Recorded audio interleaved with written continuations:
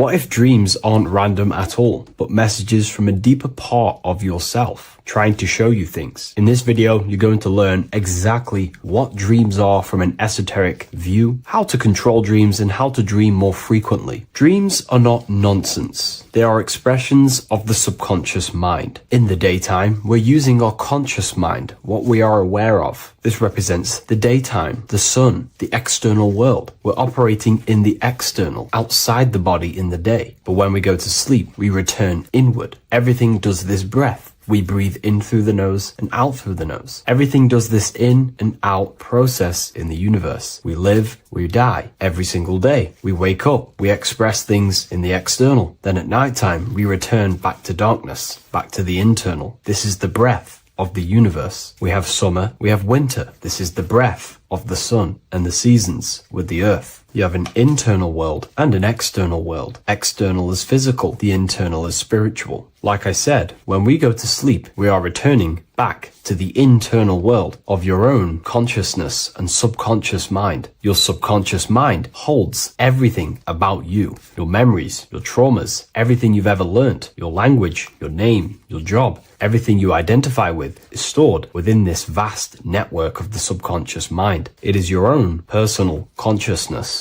Therefore, when we dream, we return back to the subconscious mind, and we are in fact thinking, but in a subconscious way. The subconscious does not speak the same language as the conscious mind. The conscious mind uses language, thoughts, and all things that are very logical and very easy to understand. The subconscious is the complete opposite. It is very indirect, metaphorical, and symbolic. The subconscious communicates and works in symbols. Ultimately, symbolism is the language of consciousness. This is why in occultism and esotericism, it is filled with occult symbols, because symbols are used to communicate directly with the consciousness within the subconscious mind, and the subconscious mind is ultimately connected to the collective consciousness. We are all connected and tapping into the mental plane, where we receive thoughts, ideas, depending on what we attune our mind to. That's why we call it a mindset. But getting back on topic, the subconscious mind is your own personal network. It is like a net, an interconnected web of your thoughts, memories, traumas, emotional blockages, and all the things you identify with and have experienced in your life is stored within this network. It can be seen as a web. One example of the subconscious mind using symbolism is this next story I can tell you. Let's say I was in a very traumatic car crash as a young child. I experienced a lot of emotional trauma in that car, and that deeply impressed my subconscious mind with that trauma of emotion that I felt. Therefore, every time I see a car in my external world, that car is now a symbol that represents the state of consciousness I was feeling in that particular time of the traumatic car crash. The car is a symbol for a state of consciousness within my subconscious mind. Just like when you see a word, that word triggers what you believe that word to be in your subconscious mind. Symbols are the language of the subconsciousness. Therefore, when we dream, we are basically seeing symbols of our own personal subconscious mind. Our higher mind, which is basically our subconscious, the higher version of you that exists beyond your human thinking mind, communicates using symbolism. The higher mind does not speak human thoughts, human language. It speaks the language of symbolism. Therefore, when we dream, every event, every person, everything that happens, and everything you see is your own personal subconscious mind materializing within the plane of the astral plane. This is a dimension that sits just above the physical world that everything is pulled out of. For example, look around you. Everything you see around you was thought, then imagined. Imagination is the astral plane, and this astral plane sits above the physical world. As above, so below.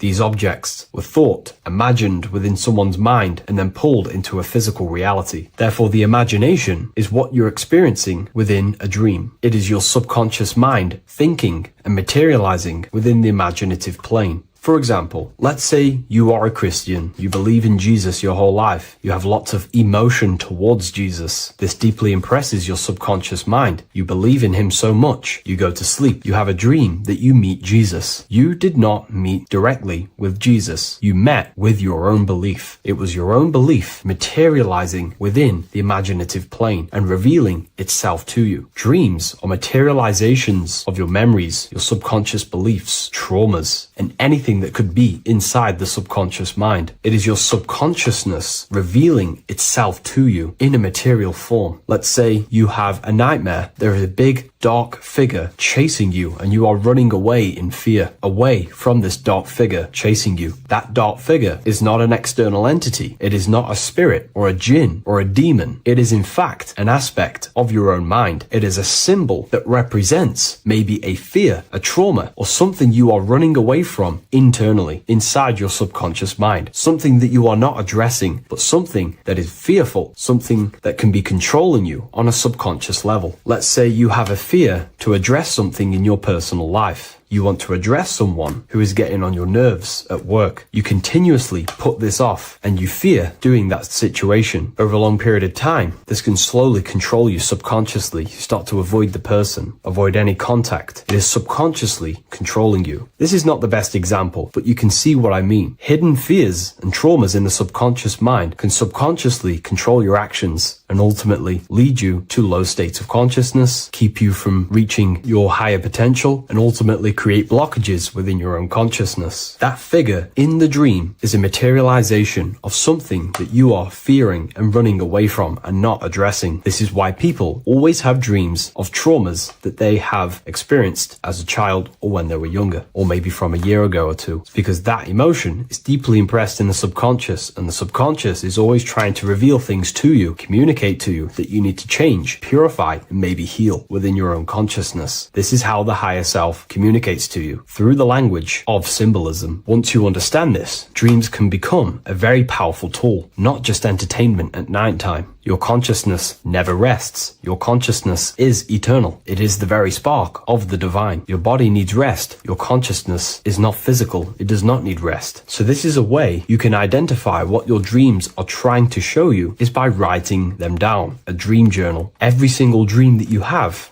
a book placed near your bed. Every time you wake up, first thing you should do is pick up the book and write every single detail that you can remember about the dream. The people that you met are all symbols or aspects of yourself. Maybe it is a friend you saw in your dream. That friend represents a state of consciousness that is within you and is trying to reveal something to you. It's about making the subconscious into the conscious, to become conscious of the unknown. Write down every detail, everything you saw, every event that played out, even the details of the clothes that they were wearing. Everything is symbolic within dreams. Write everything down and then analyze the dream. Don't analyze it from a logical mind. Analyze it with the right hemisphere of the brain, which allows you to see metaphors, read between the line. Try and gain the message that it's trying to show you. What does this overall mean to you? And what could this reveal about aspects of yourself that you need to heal or maybe take action in your life and world? Because your higher self is always guiding you towards awakening and fulfilling your mission in the manifested physical world. Dreams speak in symbols, not logic. Ask about your dreams. What is this trying to tell me? Don't take things literally. Look for an emotional tone and symbolic resonance. With practice, you'll begin to understand the personal language of your subconscious mind. Now that you understand that, again, please leave a like or a comment on this video. This is now a technique for lucid dreaming and dreaming more often. This is not going to happen overnight. This is not an easy method. It simply takes practice and dedication. Every morning, choose 3 time slots. For me, I choose 4:30, 5 a.m. and 6 a.m. 3 alarms that are going to go off at these 3 times, half an hour apart from each other. Each time you wake up, stay awake for 5 to 10 minutes. Turn off the alarm. Try and keep your conscious mind awake, but drift back into sleep. There's no other better way for me to explain that. It's very difficult, but try and keep the mind awake, but the body falling back asleep. More than likely, you will drift off back to sleep. Then the next alarm will go off half an hour after. This will wake you up again. Guaranteed. You will probably drift back to sleep by repeating this process. After the 3 alarms go off, each one of them times, you're either going to have a dream or a lucid dream, but definitely you will have a dream. And if it doesn't work one time, keep trying it. I've been using this method for a very long time, and I can tell you 70-80% of the time it triggers a dream, and a very vivid dream. And it's ideal for lucid dreaming, because keeping the conscious mind awake while letting the body fall asleep, you can become conscious within these subconscious realms of your mind. But when you are conscious inside the dream world, you can do what you want, but you also want to let the dream naturally unfold. If you try and take too much control,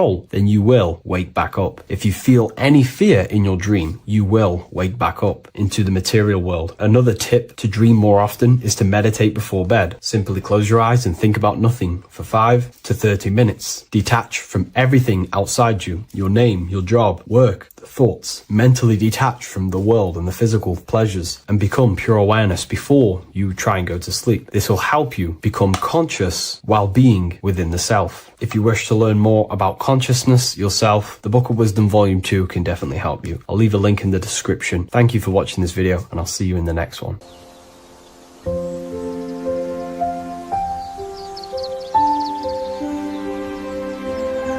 bookofwisdom.com. Visit today.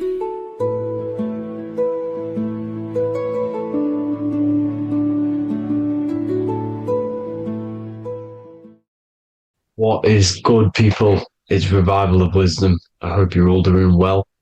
Now, this video is how to raise your holy oil or your kundalini. Let's get straight into this. So this is a monthly cycle. Every month, when the moon is in your zodiac sign, this oil is released. Now, the moon is in control of monthly cycles. For women, it's the menstrual cycle, and as well, this holy oil cycle. The moon changes sign every 2.5 days and passes through the zodiac signs in 27 days. So the moon tells the day, the sun tells the time, the stars tell the month. This reality is a massive clock, if you like to say. It's a cycle. Okay. The moon controls the night, emotions, water, fluids, and the mind. Okay. So this oil is produced in the claustrum. It's produced in the claustrum, which is here, right? This is where you get Santa Claus from. Now, the claustrum is at the center of the brain, and it is next to the pineal gland and the pituitary gland.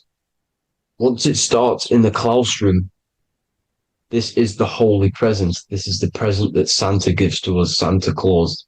And it goes to the pituitary gland and the pineal gland. And what's connected to the pituitary gland and the pineal gland is the Ida and the Pingala. The Pingala is the pineal gland's nerve, which is the honey, which is the positive charge, electric.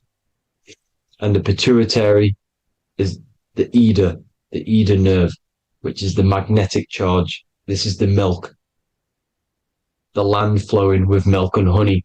This is the brain, the heaven, okay?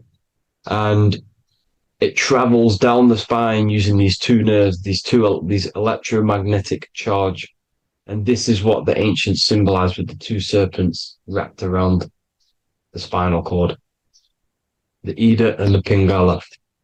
And this travels down to the sacrum or the solar plexus. Okay. So once it's here, okay, the spine is an elongation of the brain. So the spine is pretty much the brain. It's an extension of it. And it's kind of a microcosm of how we descended from heaven to physical reality, to physical matter, which is our consciousness has done. Our consciousness has descended from heaven into physical matter, and this is a microcosm of it. Okay. So once we're in the sacrum bone, this holy oil, like I've just explained, this holy oil starts in the Santa claustrum, goes down the chimney to the sacrum. This is the sacrum, the solar plexus. and drops the present off at the sacrum. Now, once we're at the sacrum, we need to raise our vibration to take this oil back up the spine. Okay. And the River Jordan symbolizes this in the Bible. King Herod wants to kill Jesus in Nazareth, which is here, this is the River Jordan, is Nazareth. He goes to be born in Bethlehem and then goes back up to Nazareth to Joseph and Mary. Joseph and Mary, the pineal gland and the pituitary gland. The Bible is huge symbolism. It's all metaphors for this sacred process which goes on inside of your body. You are the Temple of Solomon. You are the Holy Land. The Holy Land is your brain. Once this oil is at the sacrum, you need to raise your vibration in order to take it back up. Once this oil has gone back up to the pineal gland, it activates the crystals which are wrapped around your pineal gland. Your pineal gland is this tiny little beam here. This is the claustrum. This is the pineal gland. And it's wrapped in crystals. And when this oil travels back up the spine by raising your vibration, back to the upper room where Jesus met the 12 disciples, or the 12 cranial nerves in the brain, and it activates and it turns on this pineal gland. And once it's turned on, it illuminates all the cells and the nerves in your brain and turns them all on and activates the higher God man, the God consciousness, Christ consciousness. And it regenerates the whole body. This is the secret to regeneration. It regenerates all the cells in the body. And this is how the ancients lived for thousands and thousands of years, as talked about in ancient texts. They lived for hundreds and thousands of years because they knew this secret. And this fluid, this brain fluid, the secretion, or the Christos in Greek, which means gold, because this is the alchemical process from turning lead to gold. Your body is the alchemical furnace. Now, the ancients knew about this center of the brain because they symboled it. This is the eye of Ra, and it's the brain. And this is what's wrapped around our consciousness. Our consciousness isn't wrapped around the brain. The brain is built around the consciousness. We are the consciousness. You don't have a soul, you are the soul. Okay? Now, the head, heaven, hell, heel at the bottom of your foot, that's hell. Head is heaven and hell. Simple. Now, the pineal gland produces DMT, which is dimethyltryptamine, which is known as the spirit molecule. So, let's move on. Now, when this oil travels up, back, the spine, the chimney, it crucifies at the top, which is called the vagus nerve. So when it reaches here, the optic thalamus, it crosses and crucifies once it's raised back up. And this is why Jesus dies at 33. He was crucified at 33. Because you have 33 vertebrae on the back of your spine. And then it's crucified by the cross of the vagus nerve. When this oil crosses the vagus nerve, this is the crucifixion at 33. And it symbolizes the death of the physical consciousness. You then become spirit. You then become God consciousness, activating the Kundalini, regenerating the body and the mind. Okay. The Garden of Eden. You are the Garden of Eden. The land of milk and honey is upstairs. The pituitary, which is the milk, the pineal gland, which is the honey, which is DMT. It even says this in the Bible. As he brought us into the place, and he has given us this land, a land flowing with milk and honey, which is also symbolized as the sun and the moon. The Bible also says, the light of the body is the eye, not the eyes, the eye. If therefore thine eye be single, thy whole body shall be full of light. This is the activation of the pineal gland by raising this oil. back up to the pineal gland, to the center of the brain. Neither shall they say, see that here, or see there, for behold, the kingdom of God is within you. So he's saying, don't look out there. Nothing is out there. It's all inside of you. Everything's inside of you. You're the universe. Now, how to raise this oil back up to the pineal gland? Every month, like I said, the moon controls the cycle. The moon controls monthly cycles.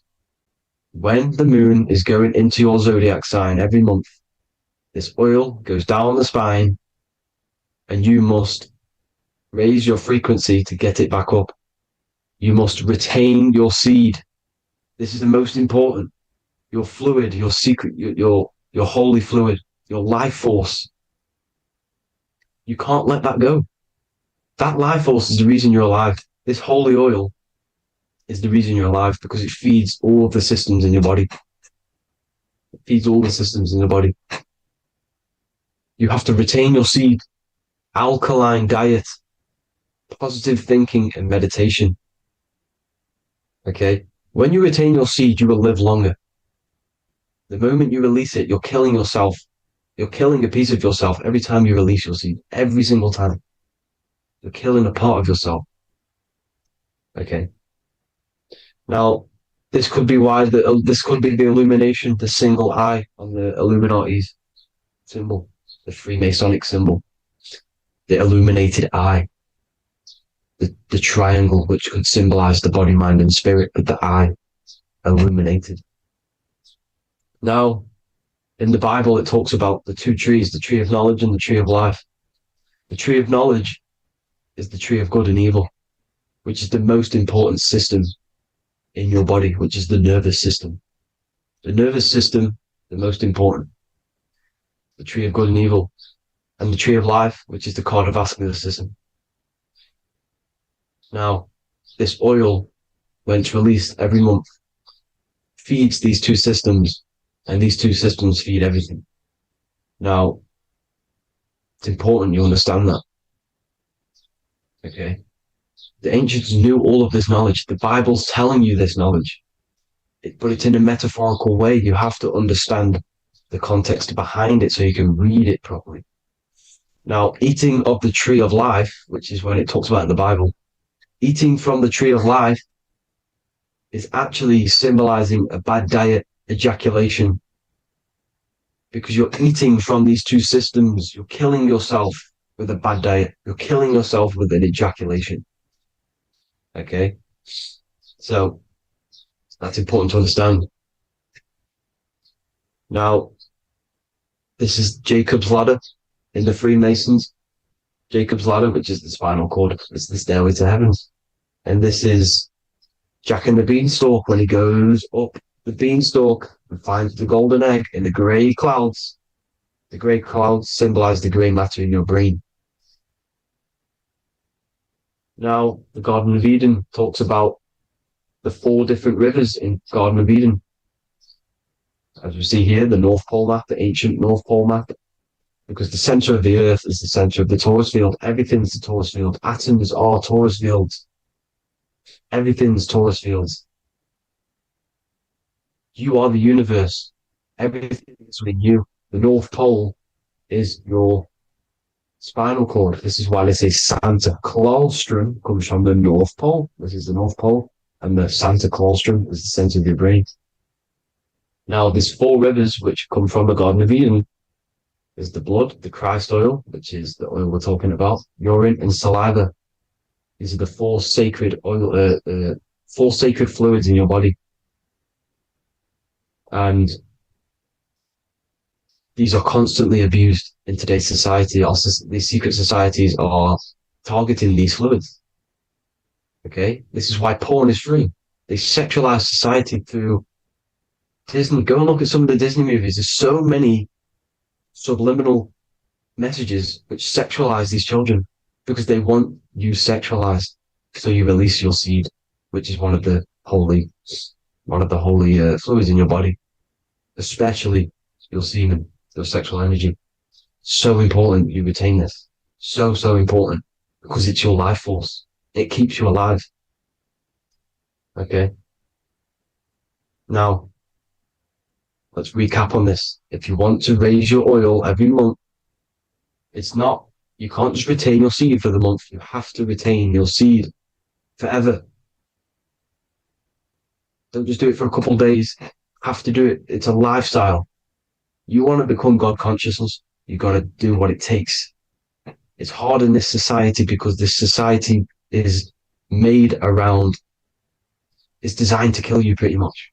It's designed to keep you in these lower states of consciousness with all the bad food, the chemicals in the food, the chemicals in the water, the sexualized TV programs, sexualized adverts, sexualized TikTok and apps, videos, subliminally stimulating you because that is your weakness, sex. It's your weakness. Now, you have to retain your seed, meditation, and an alkaline diet. Why alkaline? Because acidic is low vibrational. This is the color spectrum. And what's the highest vibrational color? Violet. It's the lowest, red. You have to have an alkaline body in order to raise this oil. When you drink, when you have a bad diet, when you drink alcohol, when you smoke, this destroys the oil. It destroys the oil in your sacrum and it can't be raised again, can't be raised up. This is why it's so important. Without that oil, you don't live. That oil makes you live. It feeds everything in your body. It's crazy how we're not taught this. It's insane. But that is how you raise the oil, people. I hope you all gain some knowledge out of this video. And I hope this assists you on your journey, your spiritual journey. And please like and share this video. We need this knowledge out to the public to wake up humanity. Thank you all, people. God bless.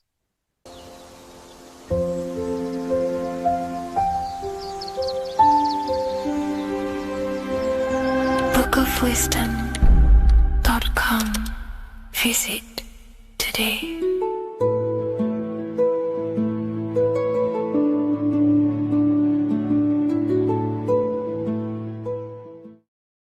How are we all doing, people? It's Revival of Wisdom from the Wisdom Academy.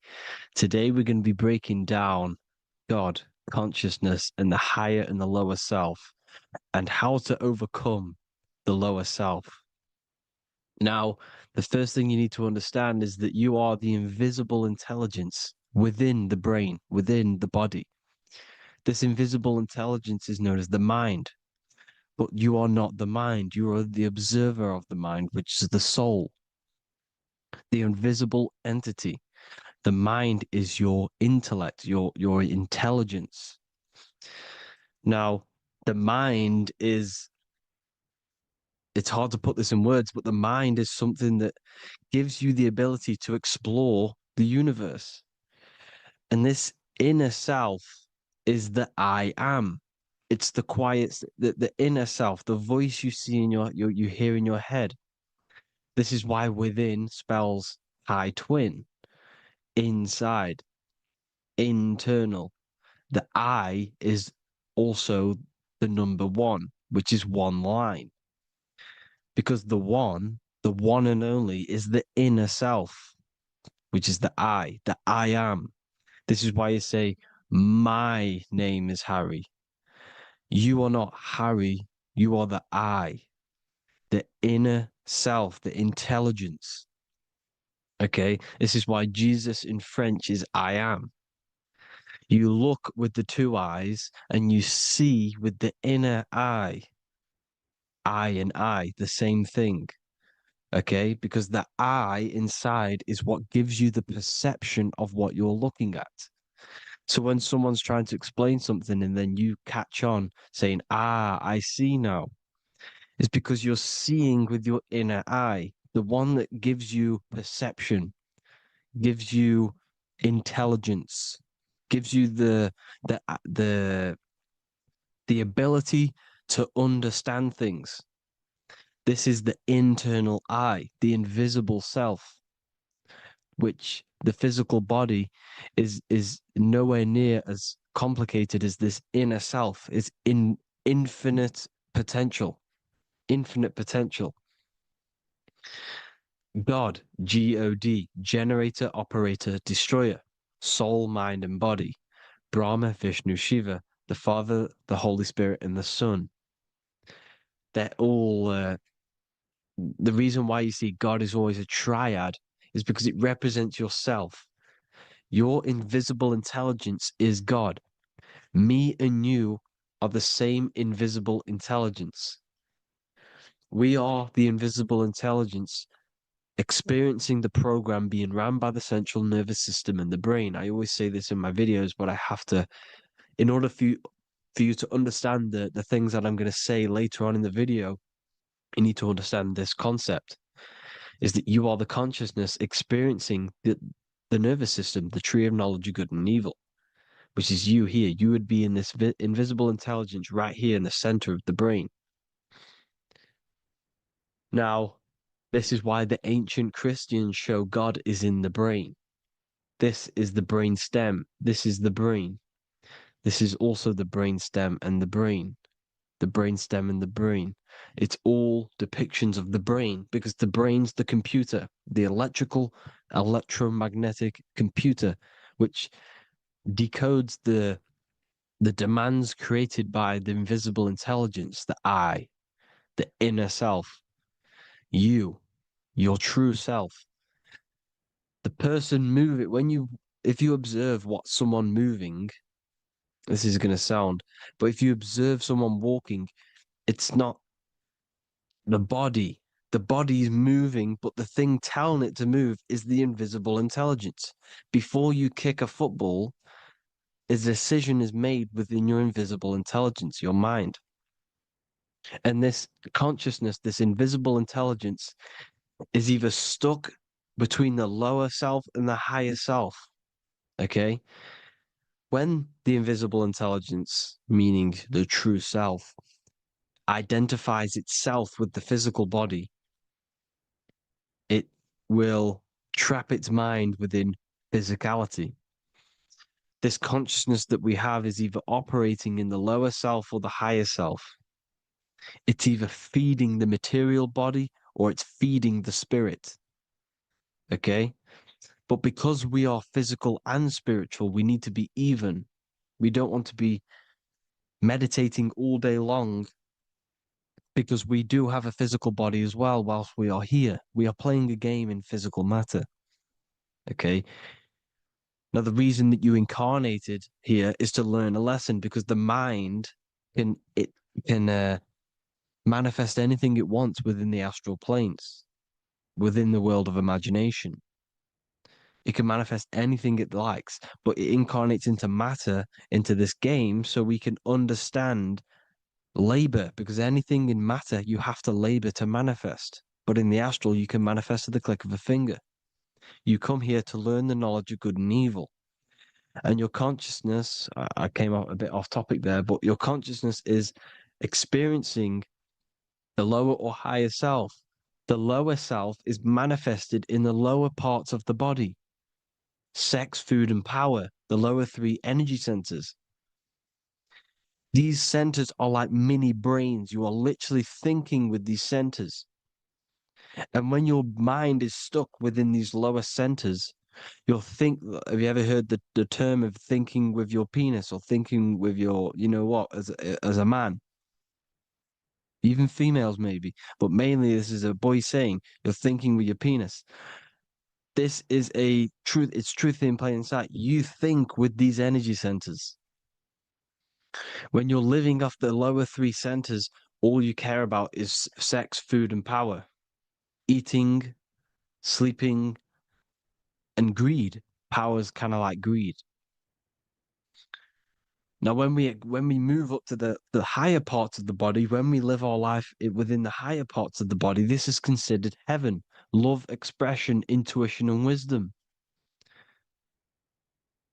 This is what we need to be aiming to do, moving out of the lower half of the body and living our life within the higher self, the higher parts of the body, thinking with the higher energy centers, thinking with love, expression, intuition, and wisdom. spreading love, expression, intuition, and wisdom to others. Heaven is even. This is why Jesus is pointing at the heart chakra, always pointing at the heart. Earth rearranged his heart because in earth you're manifested as a physical being. You're in the heart, good and bad. You need to be balanced between the good and bad. Because love can be a demon too. That's a whole nother video, but love can be a demon. Now, the seven chakras are known as the seven seals in the Bible. When the Lamb opened the seventh seal, there was silence in the heaven for about half an hour. This is a verse from the Bible. The Lamb is Aries, which is the higher brain, the cerebrum, Ram, Aries. Because when the Ram opens the seven seals, you enter the kingdom of heaven. Because these chakras seal your invisible intelligence. They seal your true self. You are behind these seven seals, your true invisible self, your true consciousness. Because behind these seven seals, you do not think about anything materialistic. Your intelligence is not material. It's not physical. It's not from the physical world.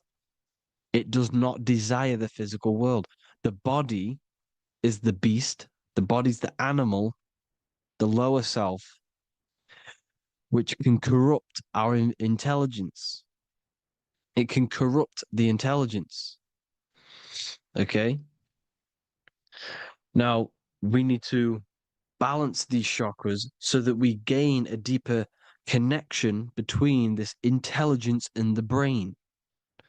Because when there's a strong connection between the brain and the intelligence, your body and the intelligence, you have a strong connection. Therefore, you can manifest what the intelligence is saying at all times. Meaning, when, for example, your higher self, this is intelligence, the higher intelligence is always speaking to you. It's always guiding you. It's always telling you the right thing to do. You can feel it when you're doing something wrong. You can feel that you're doing something wrong because this higher self, this intelligence knows what it needs to do here. And when there's no connection between the body and our intelligence, our true self, when we strip away, when you close your eyes for long periods of time, you will figure out you are this invisible, infinite, creative being. There's no words that I can't describe what it is, but it's the voice inside of your head that you can feel when you close your eyes. You are this being inside of the heaven, because this is heaven, this intelligence. And when there's a strong connection between the body, you can manifest everything it's saying.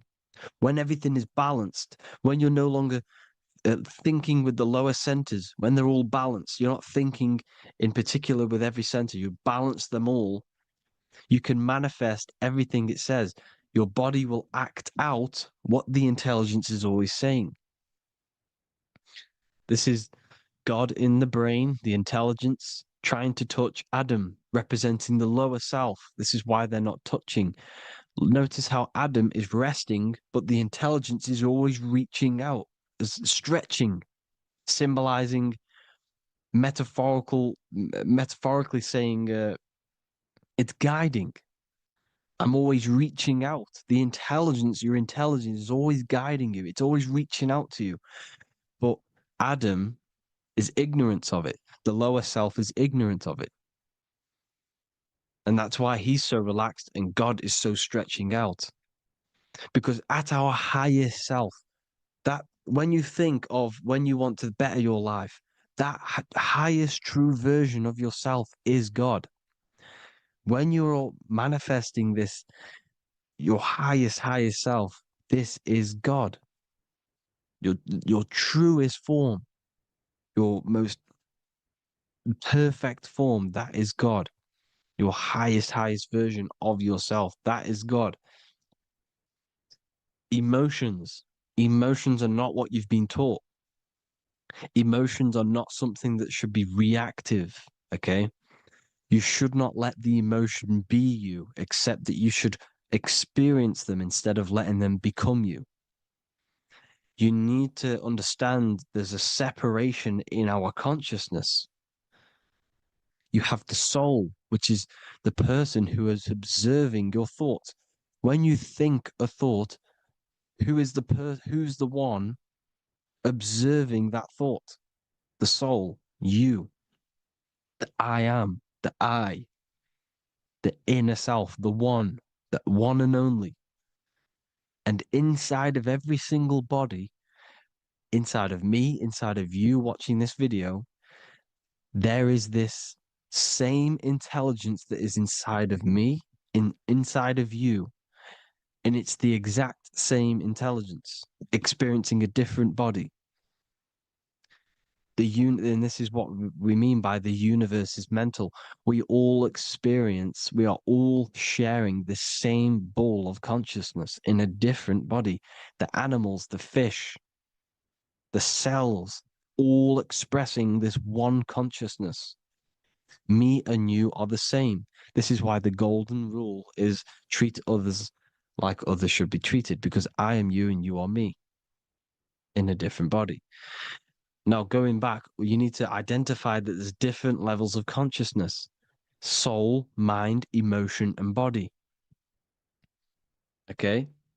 Your emotions are on a separate layer than the body, the mind, and the soul. So when you identify there's a difference between all of these, you do not let them become you. You do not let your mind rule you, because your mind can be corrupted. Your soul is the one that is pure good, pure love, but your mind can be corrupted. Okay? Your emotions can be corrupted. The body can be corrupted, but the soul can never be corrupted, only layered on top. You can only throw piles of programs within the subconscious, layering the soul down, but deep, deep down inside of it, every single one of you, there is a loving being. Because love comes from the heart. Love is the universal emotion, expression. Now, your thoughts can become bondage, your emotions can become bondage. Now, what do I mean by bondage? By conquering the lower self, we need to conquer our own mind, because the mind is what's manifesting the lower self. When you're thinking with the lower half of the body, when you're becoming your emotions, you need to experience the emotion, not become the emotion. Do not let the emotion become you. Do not let your thoughts become you, because your thoughts are tools that you can manifest. Your thoughts are the idea. Your emotion is the energy that you can use to manifest that thought. Your emotion is energy in motion, emotion. You use emotion to manifest, to feel as if you already have the thought. Therefore, you become that vibration. Therefore, your emotions are actually a creational force that is given to you to manifest things, because you're a human, a manifester. You're here to manifest things. You're a creator. You are a god. Your inner self, your intelligence, your I am, the one and only inside of you, the inner self, the quiet one, the one that's deep down, the invisible intelligence, is it's creating things all the time. All the time. Speak no evil, see no evil, hear no evil. This is the astronauts, they're Freemasons, but they understand this, because thinking, seeing, and hearing can corrupt your mind. And when you have a corrupted mind, you'll have a corrupted subconscious. The subconscious will manifest into the body, because 90% of your behavior comes from the subconscious mind. So you got to speak, see, and hear no evil. A sin, what is a sin? To overcome our lower self, to overcome our lower self, the 7 deadly sins are not something that goes against an external God. A sin is something that goes against your inner guide, your inner conscience, the inner self that is always speaking to you. It's always telling you the right thing to do. A sin is something that goes against this inner guide. And this is why you can feel something where you can feel you're doing something wrong. Because the inner guide is speaking constantly. And when you commit these 7 deadly sins, which are 7 internal states which keep your invisible intelligence bound to your physical body. Because evil, right? Evil love bondage. This is why they stay in this realm and they control this realm, because they love the bondage of the body. They like matter. They want to stay in matter for eternal life. They don't want to ascend back into the heavenly realms where you do not have a physical body. You can explore the universe within the astral planes. They stay bounded to the body, bounded to the 3D construct of the physical world. They have greed, lust, envy, gluttony, wrath, sloth, pride. They want all of this. And if you want that, that's okay. But deep, deep down, you don't want that because your soul is always telling you the right thing to do. Your soul knows what to do to get out of here. It needs to detach from the external world. Detach from all of these 7 internal states which bound you to your lower self, your lower centers. That's what a sin is. You know, you have a left and right brain. The left brain is always analytic. The right brain is metaphorical. So the right brain is producing a holistic view of reality. Now, what do I mean? And not view, perception. When you see, because your eyes are parts of the brain, so when you look at something and you look, that image is produced in the back of the brain in the visual cortex. And then the right brain produces a perception, a holistic, it breaks down what you're seeing into a holistic image, a holistic perception. So, for example, if you're in a woods, the right brain sees the whole woods as one big woods. The left brain is breaking that perception down into individual trees, branches, and leaves. So the left brain's to do with duality, the right brain's to do with wholeness, unified. The left brain's dualistic, analytic. This is necessary so that we can pick things up and manipulate them and break things down.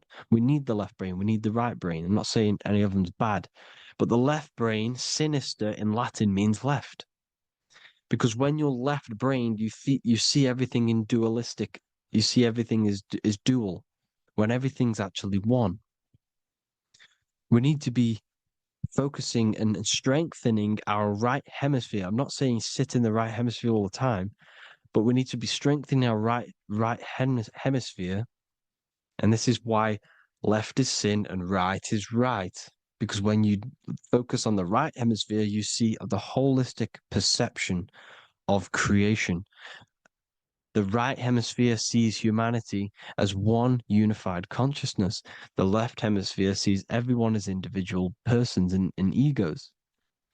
Because the left hemisphere is dualistic. And this is why the Bible says, cast the net onto the right side of the ship and ye shall find.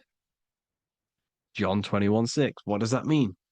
Cast your energy, cast your perception into the right hemisphere of the brain, and ye shall find unified consciousness. You shall find your higher self, the one and only.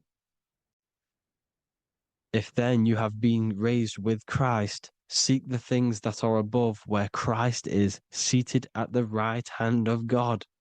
Wow. Powerful. What does this mean? Seek the things that are above where the Christ is seated at the right hand of God. God is your consciousness, your invisible intelligence between the 2 hemispheres. The right hand of God is the right hemisphere.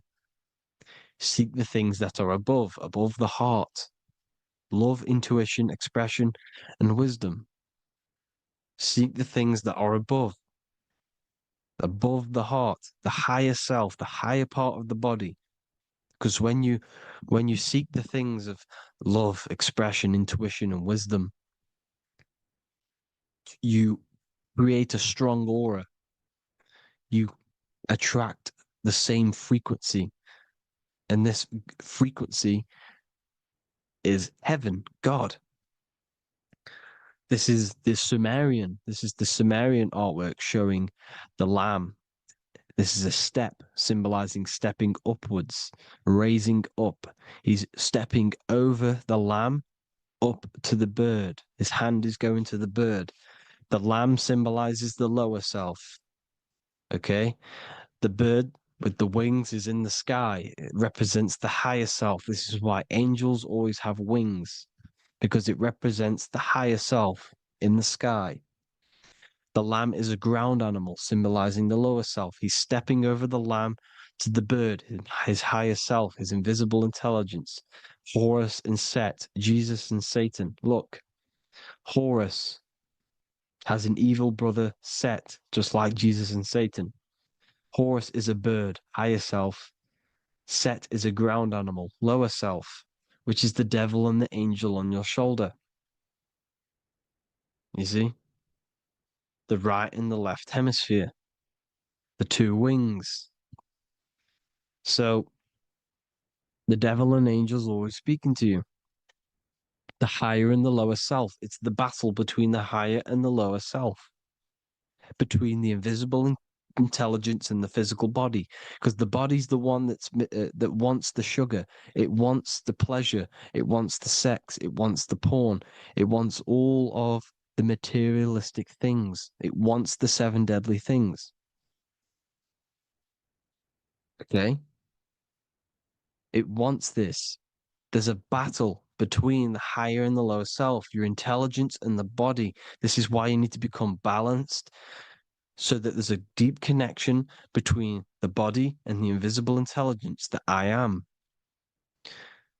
You need to master your mind with discipline, and you gain a connection between the brain, the body and the intelligence. Resurrection, transmuting sexual energy. Okay, this is important. Res is Resh, which is Hebrew. The early Hebrew Resh symbol is the head. This is the head.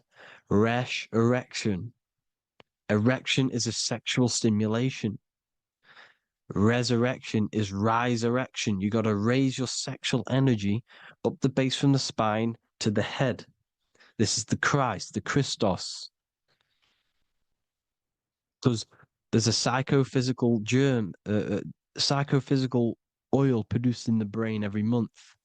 Go and watch my other video on raising the chrism. Okay? And every month there's this fluid produced in the brain, which takes 2 trips, because one's produced by the pituitary, one's produced by the pineal, magnetic female, magnetic and electric charge. And it takes 2 trips down the spine to the solar plexus, the bread of life in the Bible, or Bethlehem in the Bible, because the River Jordan's your spine. Goes down to Bethlehem. It gets born in Bethlehem, just like Jesus. Because when this oil travels to the solar plexus, it creates the seed, the seed of life, and it feeds the body, all the central nervous system, all the cells. It regulates the blood, does all sorts of good things for the body, this oil. Now, when you save your sexual energy and you raise your resurrection, you awake the Christ, you raise it from the solar plexus or the sacrum bone up to the brain, you activate 100% of the brain, and this is the true resurrection of Christ. Instead of wasting the energy and giving away your sexual fluids, because behind the fluids is the energy. So when you release that fluid, the energy is out there. You've released the energy. Your sexual energy is the most potent emotional force a human could possibly feel. Same with any animal or anything. The sexual urge, the sexual emotion is the most powerful, potent emotion that you can feel.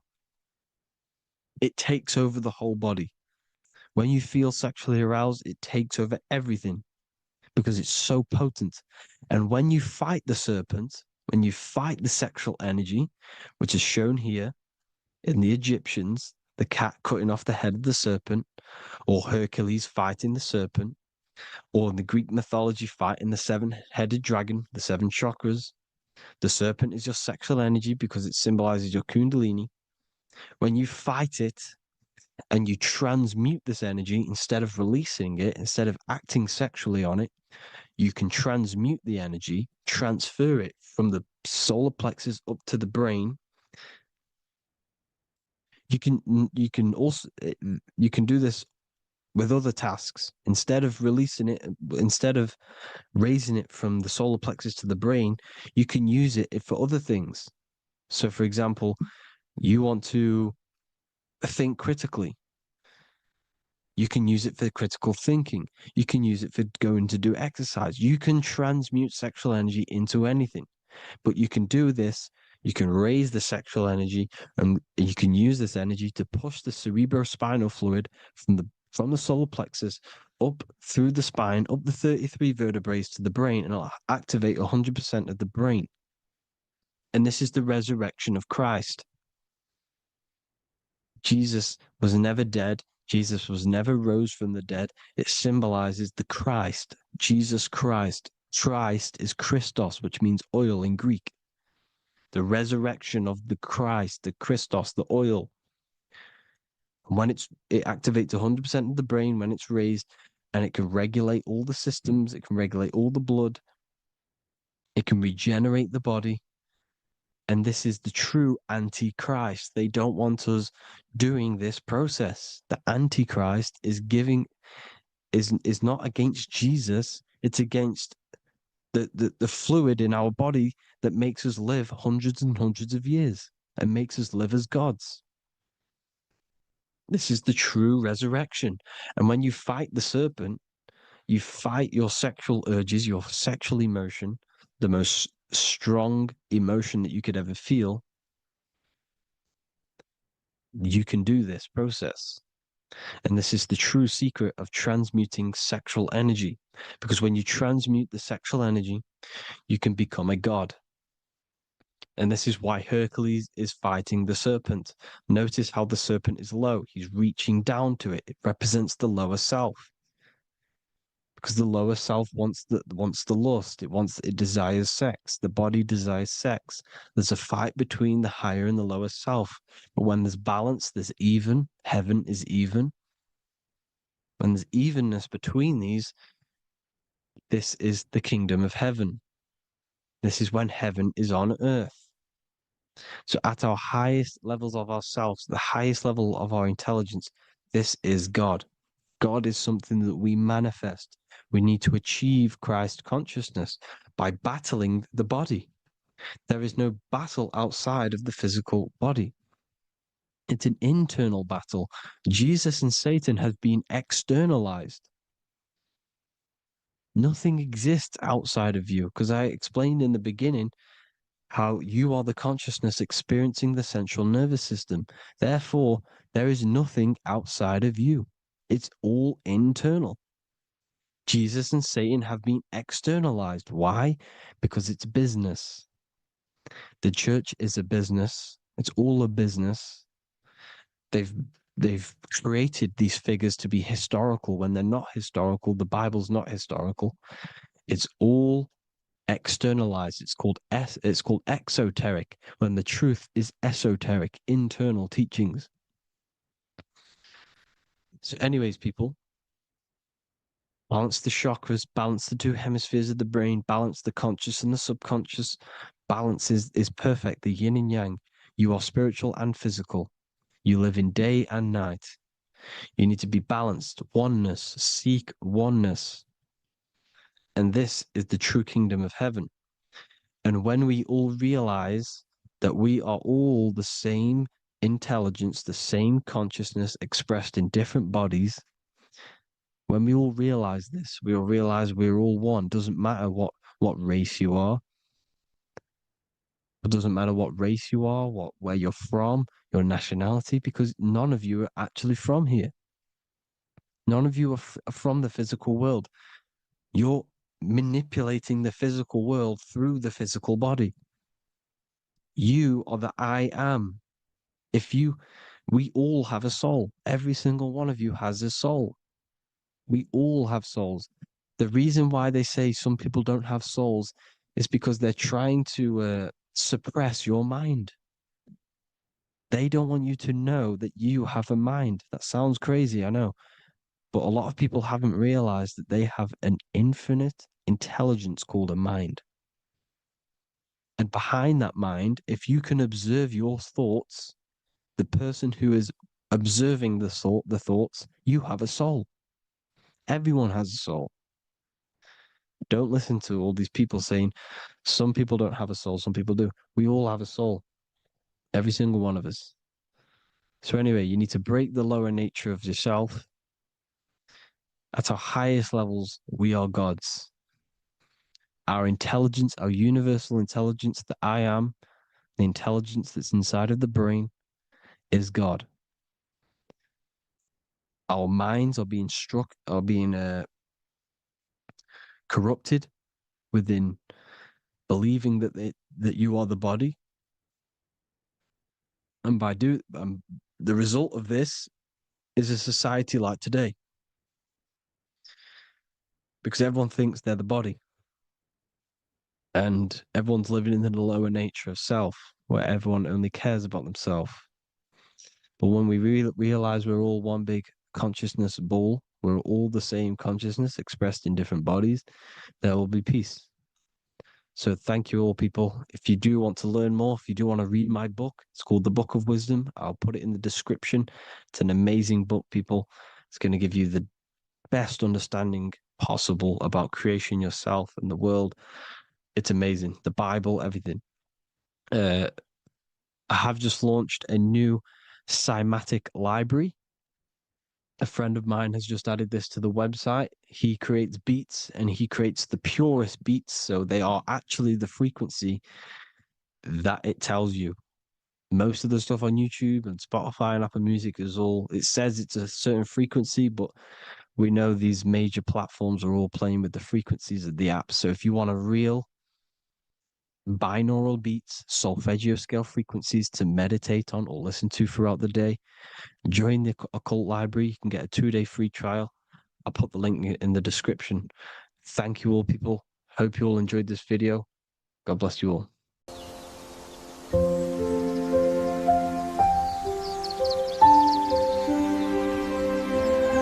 bookofwisdom.com. Visit today.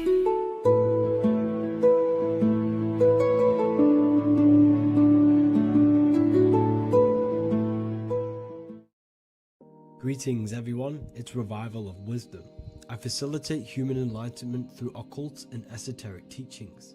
I hope this video expands your mind into a new field of thought. In this video, we're going to be discovering the true esoteric meaning of the 7 planetary energies. So let's jump straight into this. In order to fully understand this, you must understand the esoteric teaching of as above, so below, and as within, so without. Our inner world is mirrored into our external material reality. We have a physical voice, which you are hearing right now, and I also have an inner voice, which no one else can hear.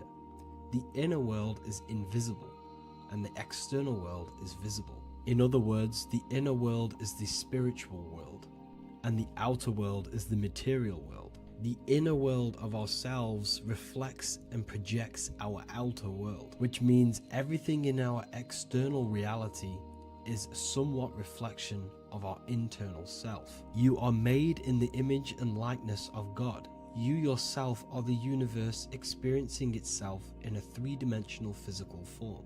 The Newtonian science has programmed you to believe that you are a physical being inside of a physical universe. They did this to limit your mind to only believing there is a physical universe and that you are separate from the universe or God.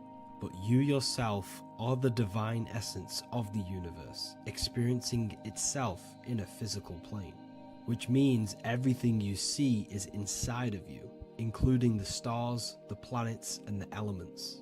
As above, so below. As within, so without.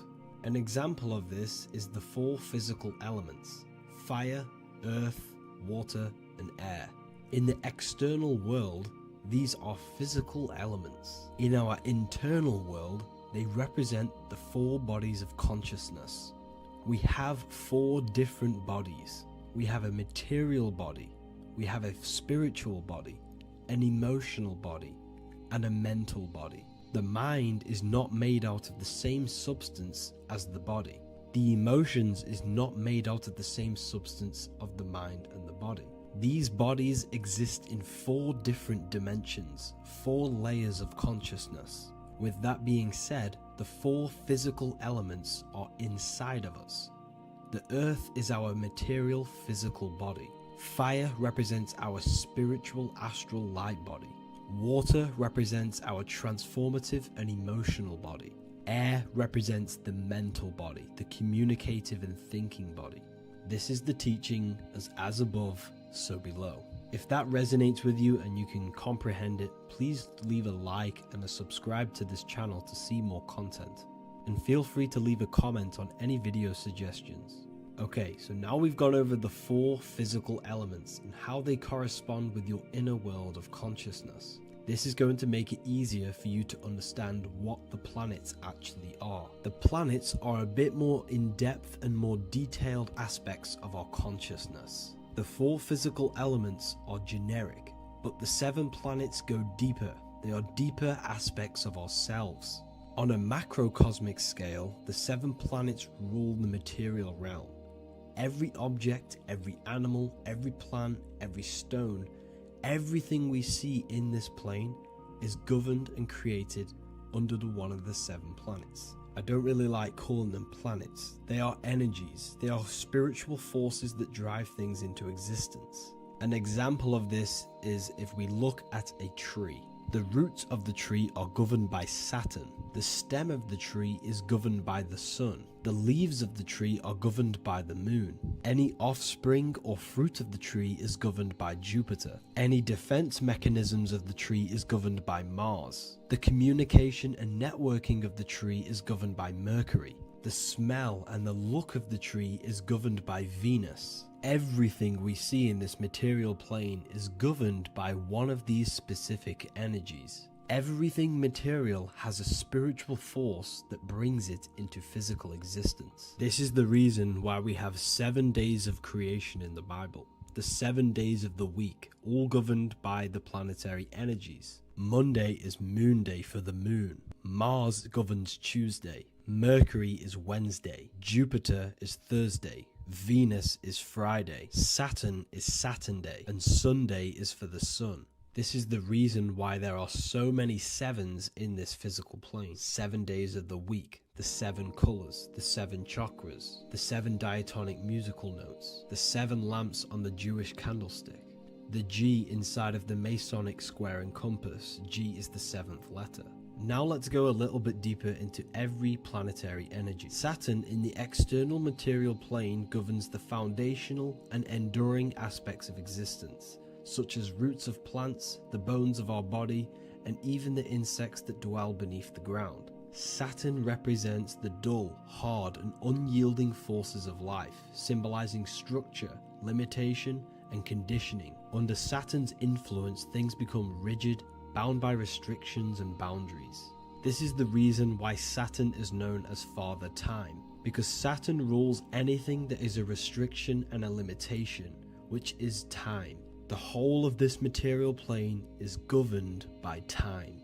You will be born and you will die. This explains why there is so much Saturn symbology in this material plane. Saturn is one of the most important planetary energies. You are a spiritual being in a physical body. Your light, your consciousness is bound to the physical body until you learn how to escape the physical body. The body is a limitation for our infinite minds and spiritual bodies. Our infinite mind is stuck in this material body, governed by Saturn's limitation of time, matter, and space. Now let's dive into what Saturn means to our consciousness within our internal world. We've gone over what Saturn means in the external world.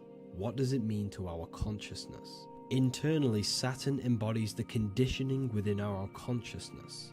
When the Saturnian aspect of our consciousness dominates, we become overly rigid, fixated, and restricted in our thinking and actions. For example, Saturn's influence is strongly felt in today's world, where many people's minds are confined to societal norms and conditioned responses. Saturn is the aspect of our consciousness, our minds, such as limiting belief systems and limiting thoughts and emotions. This is the negative thought that you can't get rid of, that's holding you back.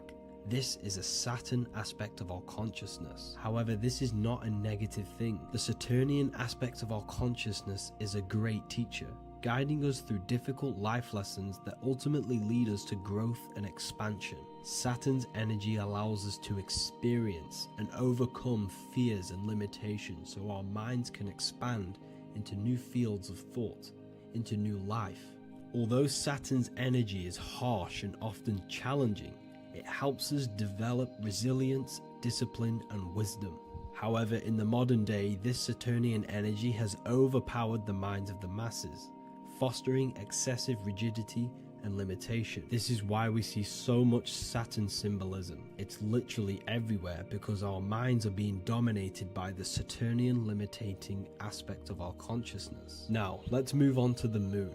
The moon, or lunar energy, in the external material macrocosm plane governs the elements of water, influencing the natural cycles such as the ocean tides, which rise and fall in harmony with the moon's phases. Beyond water, the moon also guides instinctual behaviors such as animal migrations.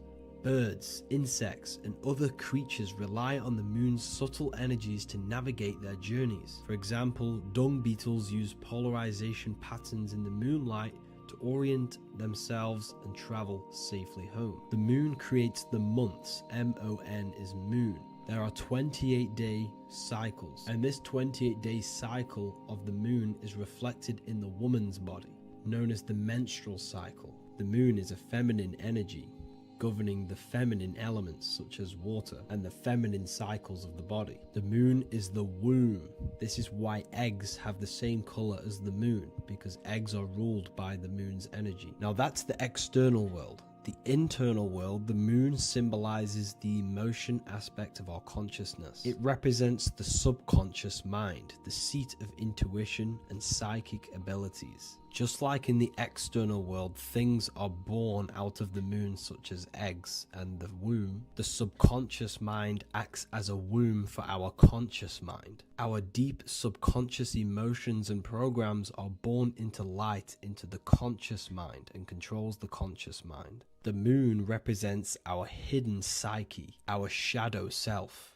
Now let's go on to the sun. The sun represents the life force. In the material external world, the sun is ruling over pretty much all life. The sun gives life to all things. Without the sun, animals could not exist, the human body could not work, and plants would not grow. The sun is the life force. It's the soul of the world. Now, in our internal world of consciousness, the sun represents our passion, our drive, our conscious mind. The aspect of our internal world that wants to drive things and give life to physical manifestation. Now we go on to Mars energy. Mars is well known for being the god of war. Mars energy manifests into the material plane through anything that seeks to protect or defend itself. For example, the holly tree. The holly tree leaves are very sharp and they defend itself. Anything that is protective in the material world has Mars energy and is governed by this specific aspect of consciousness. For example, any predators or animals such as hedgehogs with spines on their backs for protection. Mars represents all things that is driven by conflict, aggression and defense. Now, internally, inside of our inner world, Mars symbolizes the aspect of our consciousness that is focused on self-preservation and protection. Mars governs our ego, the instinctual urges of anger or maintaining reputation. Mars is not evil. It's necessary. Sometimes it's necessary for us to protect ourselves. Mars is the aspect of our consciousness that is anger, rage, the desire to fight or conquer. When this energy is activated within our consciousness, we become defensive, assertive, and even combative, ready to dominate others and destroy obstacles in our way. Now let's move on to Venus energy. Venus in the external material world manifests its energy through the aesthetics of creation. This planet governs the beauty and harmony found in nature, including the nurturing environment of a mother's womb where life begins. Venus embodies the essential love, not only in romantic relationships, but also in the bonds between family members and all living beings. Venus represents relationships. We have relationships between plants, animals. They all depend on each other to give life. Plants provide food and medicine, while living creatures contribute to their own growth and pollination. Internally, Venus represents the aspect of our consciousness that yearns for relationships and connections with others. This is an aspect of our consciousness that encourages to care for our physical appearance and embracing beauty. Aesthetics play a role in our interactions and self-expression. This is why there is a beauty brand called Venus. Now let's move to Jupiter energy. Jupiter in the material plane manifests its energy as forces of fortune, abundance, and wealth. This energy manifests itself as plants, as fruits that we can consume and eat in abundance. Anything that is nourishing and cultivated by the earth for humanity and animals. Jupiter embodies the giving energy that provides for and sustains life, fostering growth and ensuring that resources are available to all. Its influence is seen in the natural cycles of abundance, where fruits must grow and ripen before they are enjoyed, symbolizing the importance of effort and patience.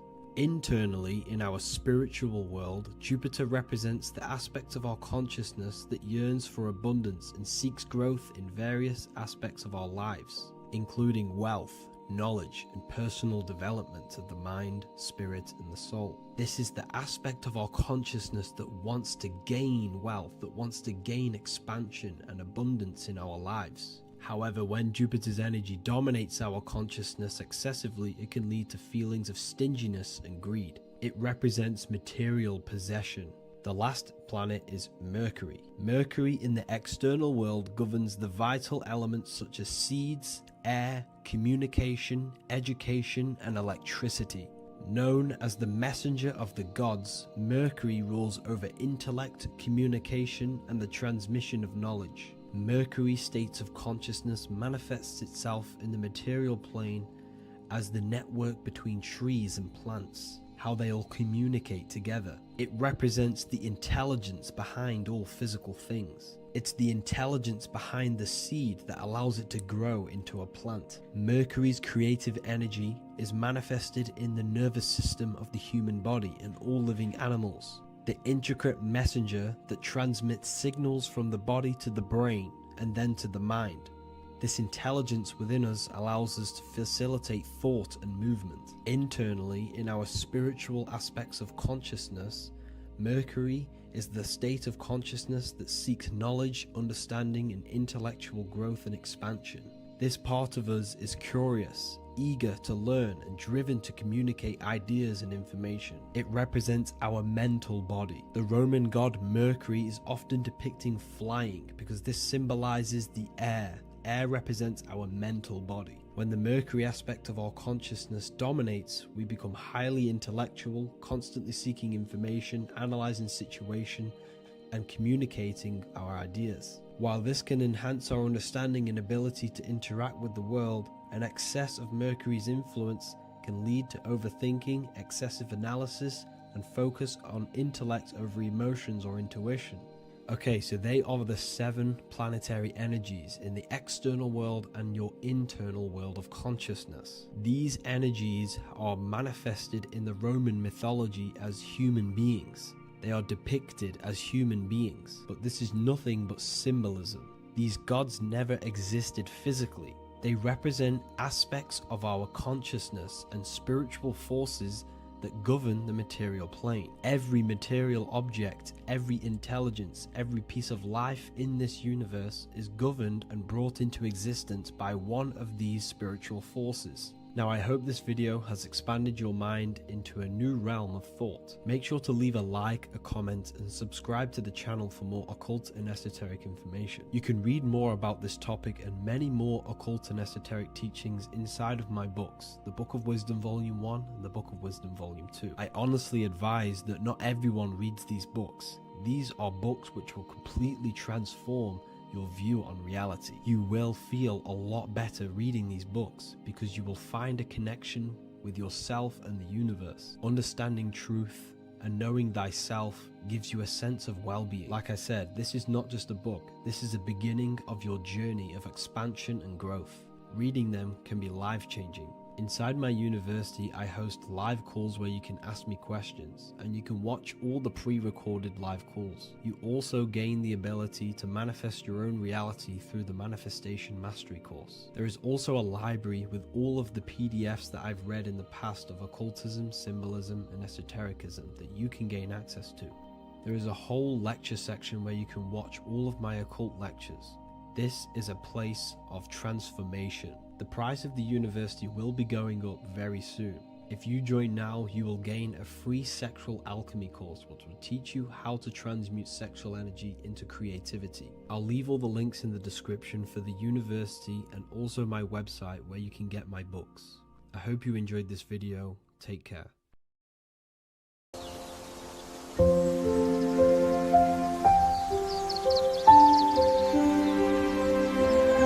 bookofwisdom.com. Visit today.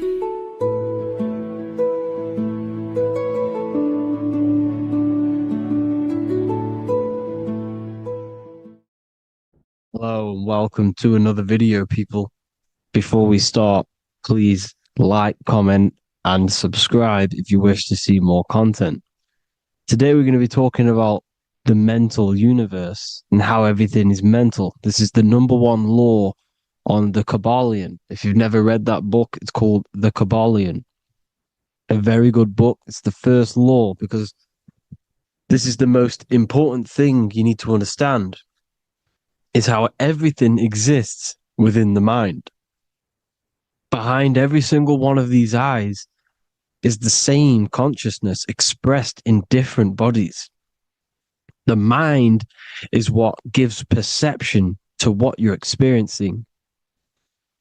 Behind every single one of these eyes is the exact same consciousness, but the brain that they inhabit is giving them a different perception, a different being, a different body.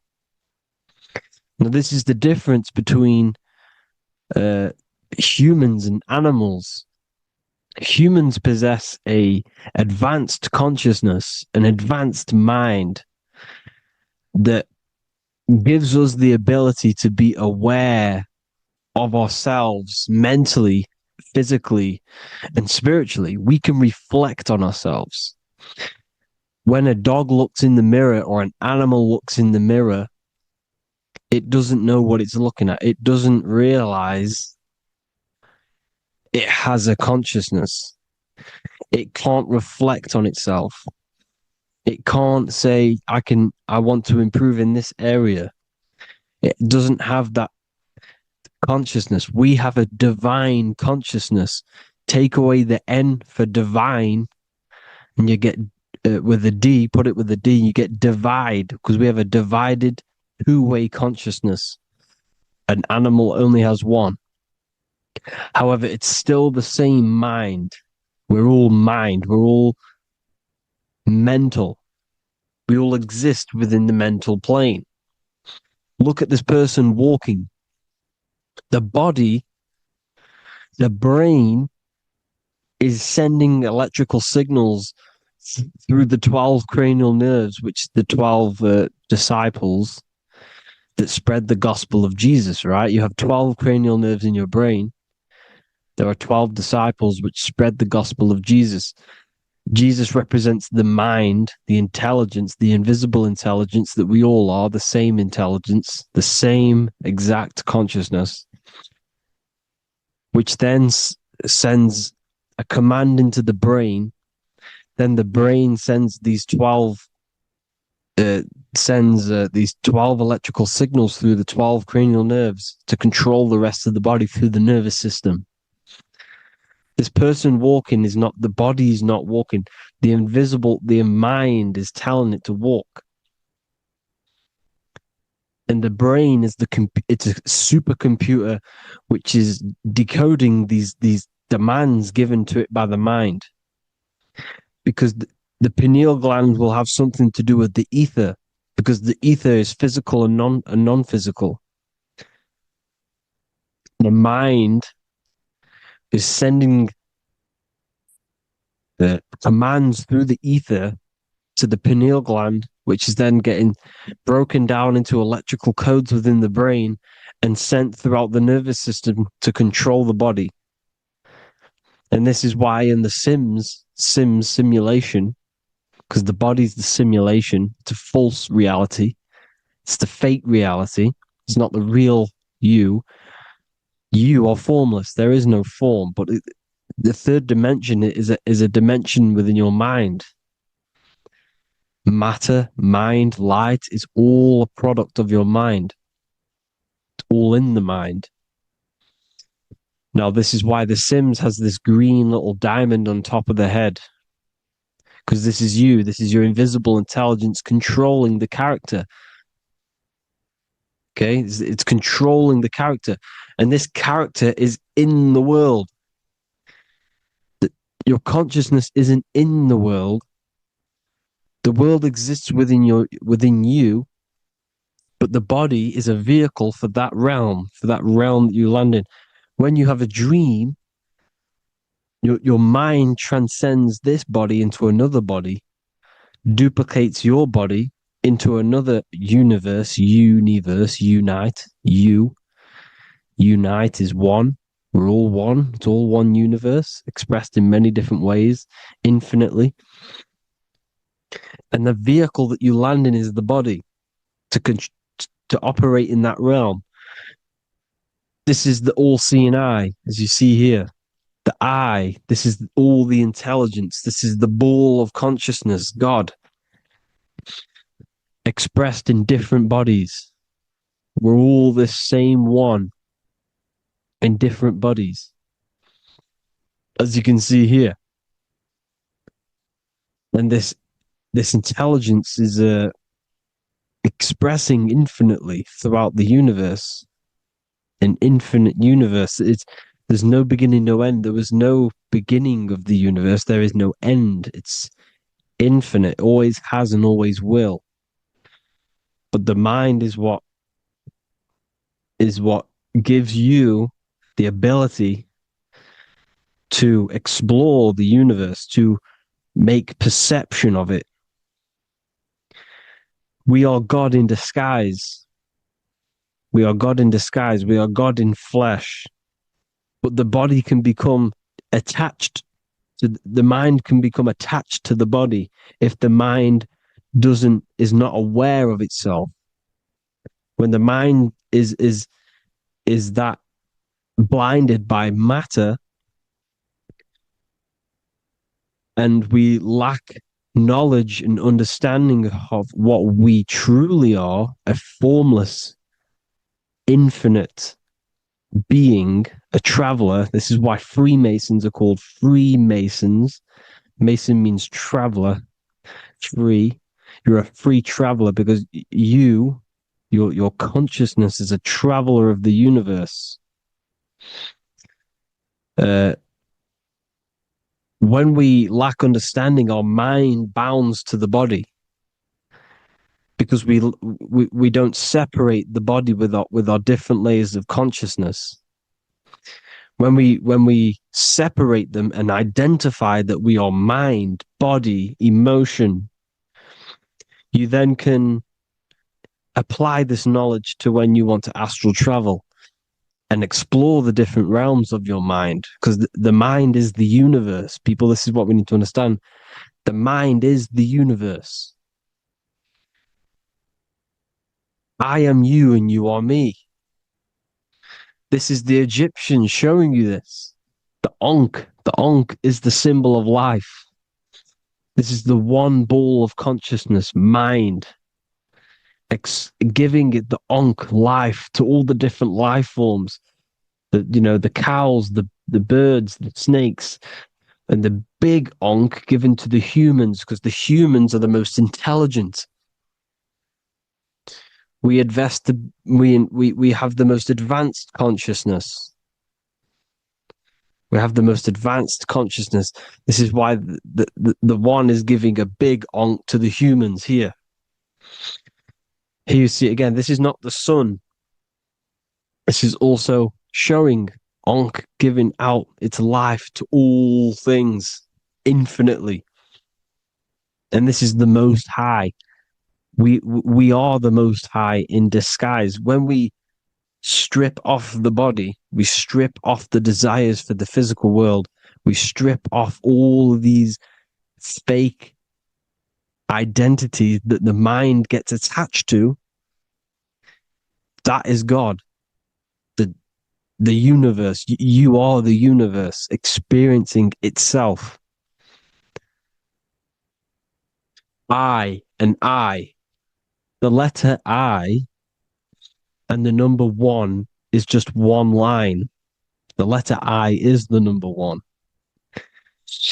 Because your I am, when you refer to yourself as I, every single one of you who's watching this video refers to yourself as I, which is the one. We are all the one. We are all intelligence. We are all invisible. We are all the one. One is the only number. 1, 2, 3. Everything goes up in ones because there is only one. Doesn't matter how far you go down the line with numbers, all of their numbers are created by one because there is only one. It's me and you are the exact same consciousness expressed in different bodies. Mind. Cause. There is only one cause. There is only one mind. There is only one being. But because we lack understanding of this, we think we are the bodies. And this causes division because the physical world is the most illusionary world. It's an illusion. It's all an illusion. Now you see with the two, you look with the two eyes, but you see with the inner eye, the mind. Okay, the mind is the mental plane is a shared plane, and it gives perception to what you're looking at. The mind. I'm affecting you when I speak because the mental plane is shared. We all share mind. We all express mind. When I'm speaking to you, I'm affecting you because we are mind. So the words that I'm saying, which are being manifested from my mind, are being manifested through my body into vibration, is affecting you. I'm affecting you with what I'm saying. And these words are having an effect on your mind because we're all mind. This is why you need to be careful what you're listening to, music and all sorts. Because music can also create thought loops within your mind. Because the chorus, we shouldn't be listening to choruses. Choruses are loops. And what they're saying in the chorus is being looped. And this can create thought loops within your mind. Go and listen to an old song that you used to listen to about 5 years ago, 10 years ago, 20 years ago. Go and listen to an old song, and you guess what? You will get nostalgia. Why will you get nostalgia? Because that song will trigger the thoughts that you were thinking in that time of listening to that song. So songs with choruses create thought loops, and they reprogram your subconscious mind. It's important why music is very powerful. Mind and mind, same word.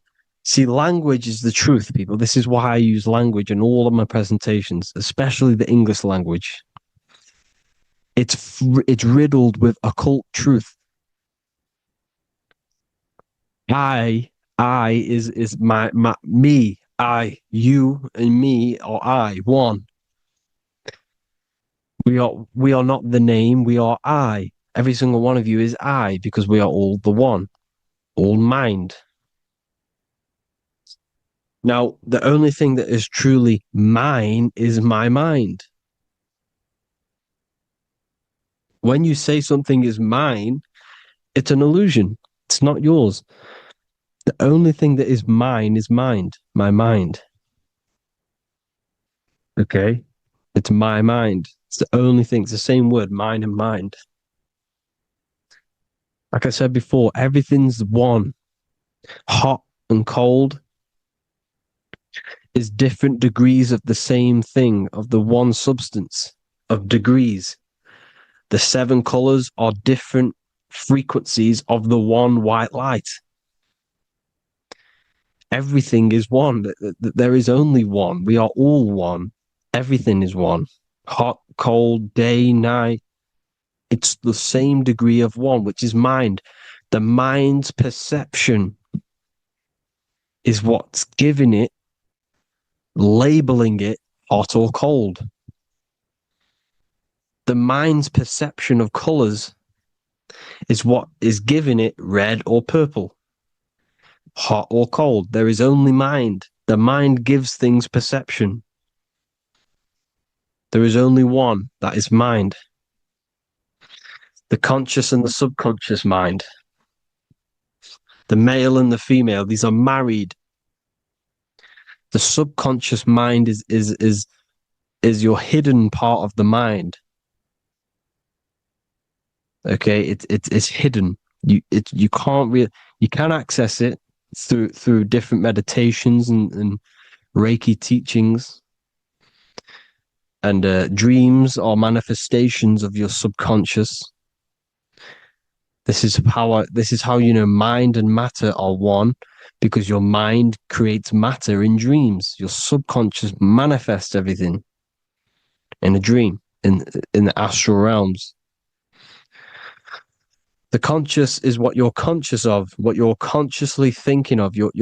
So me, I am conscious that I am speaking into this mic and creating this video. My subconscious mind is the hidden part of the mind, which is speaking to my heart, telling it to beat.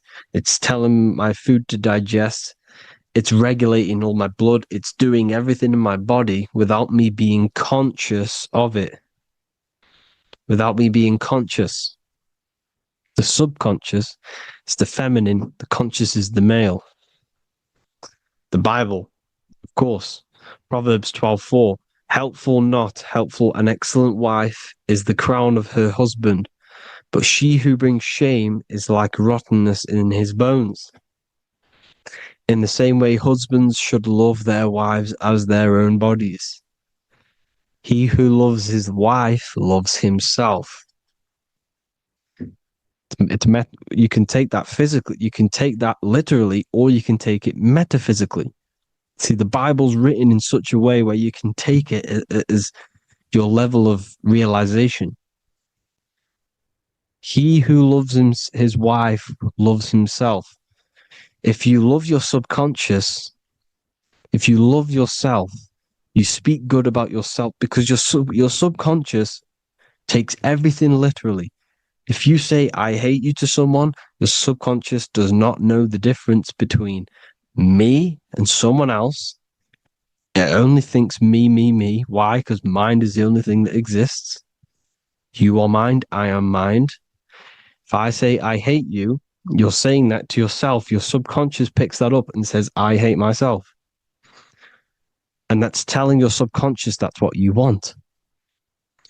Because your subconscious manifests 90% of your behavior. The programs within your subconscious, tying your shoelace is a program. You don't need to be conscious of it. You can just do it because it's a program. It's deeply interwoven in the subconscious. Driving your car, texting on your phone, you don't have to think about what letter, you just do it because you know where the letters are. It's a program.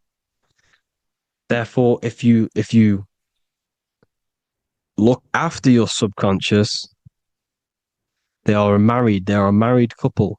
It's your wife. Your subconscious is your wife. And it manifests 90% of your daily basis thought patterns, actions, behaviors, emotions, all the things that you all the trauma that you've experienced is stored within your subconscious, which is affecting you. So let's say you were in a car crash 10 years ago and you had a really traumatic event, you really hurt yourself, and you had a very, very, very strong emotion that you felt of pain. That will still affect you today. And why? Because it will manifest into your behavior. How? Well, you'll be cautious of what cars to go in and who. You'll be cautious because of that event that stored within your subconscious, because of that feeling you felt was so painful and so strong. It's still manifesting into your behavior today. For example, you won't go in certain cars, you won't go with certain drivers. The subconscious stores everything, all your memories, the programs, and everything. So if you trick your subconscious, that's how you manifest your life. If you trick the subconscious, you already have something. And therefore, it will manifest into your life, into your behavior, thoughts, and actions. This is why the golden rule is to treat others like you want to be treated. Because I am you and you are me. We are all subconscious. We all have subconscious. Whatever I do to you, I do to me. Because my subconscious picks that up and thinks I'm speaking to me. Mind is very powerful. Whatever I do to you, I do to me. Treat others like you want to be treated. The golden rule. That is the only rule we need in this realm, in the universe. If everyone understood this rule and how the subconscious works and how karma works, we'd live in heaven on earth, the Garden of Eden, the golden age. As a man thinketh in his heart, so is he. Proverbs 23:7. Where your heart is, there will be your treasure. Your heart's the emotions. The storehouse of emotions is where you feel emotions. You have to let your emotions move through you, not become you. You can't let your emotions become you.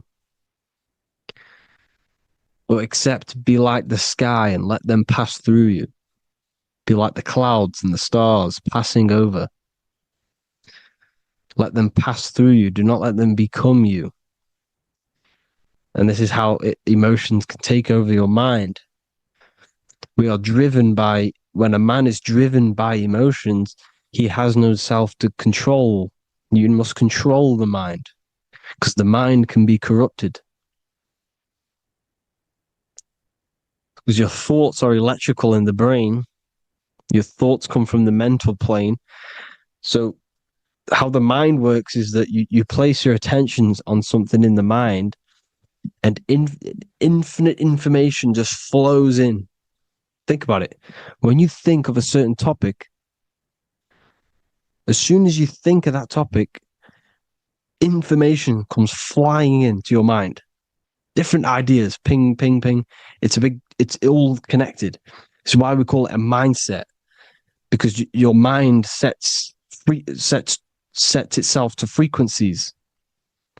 And when we think of something, we tap into that frequency and just the universe, the mind, the mental plane just flows in information based on that frequency and that thought. The universe is just information. All of the information out there, nothing is new. It's all there. You just have to tap into it. You can tap into these different thoughts, and it's all there. Everything already exists within the mental plane. You don't think anything, you receive thoughts. We all share the mental plane. We affect each other. I'm affecting you. Speaking, listening to me is affecting your mental plane, your mind. The physical plane is the lowest plane. It's the world of effect. Everything you see in the physical plane is the effect of mind. Like I said, the person walking is the effect of their mind telling the body to walk. The physical plane is the lowest dimension of your mind. Mother Earth, we are in a mother. We're in the womb still. The Earth is feminine. It looks after you. It provides you with food for free. It grows on trees with water. It's Mother Earth. It's the womb. The dome above your head is your mother's belly. Okay? Is your mother's belly. You're in the womb still. You're forever in the womb because your mind's constantly expanding. Because when the baby's mind figures out that there is a reality outside of its mother, it starts to hear the people on outside of its mother, what does it do? It figures a way out of the mother, and it becomes born again in the water, in a hospital, into the other world. It's the same with our minds. When our minds figure out there is other worlds beyond this physical, we explore them. The astral plane, for example. You figure a way out of the body. Because when you're the firmament, look at the word firmament, meant at the end.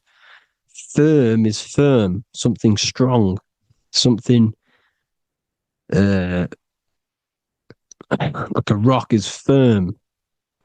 If your mind is firm like a rock, you will be stuck under the firmament.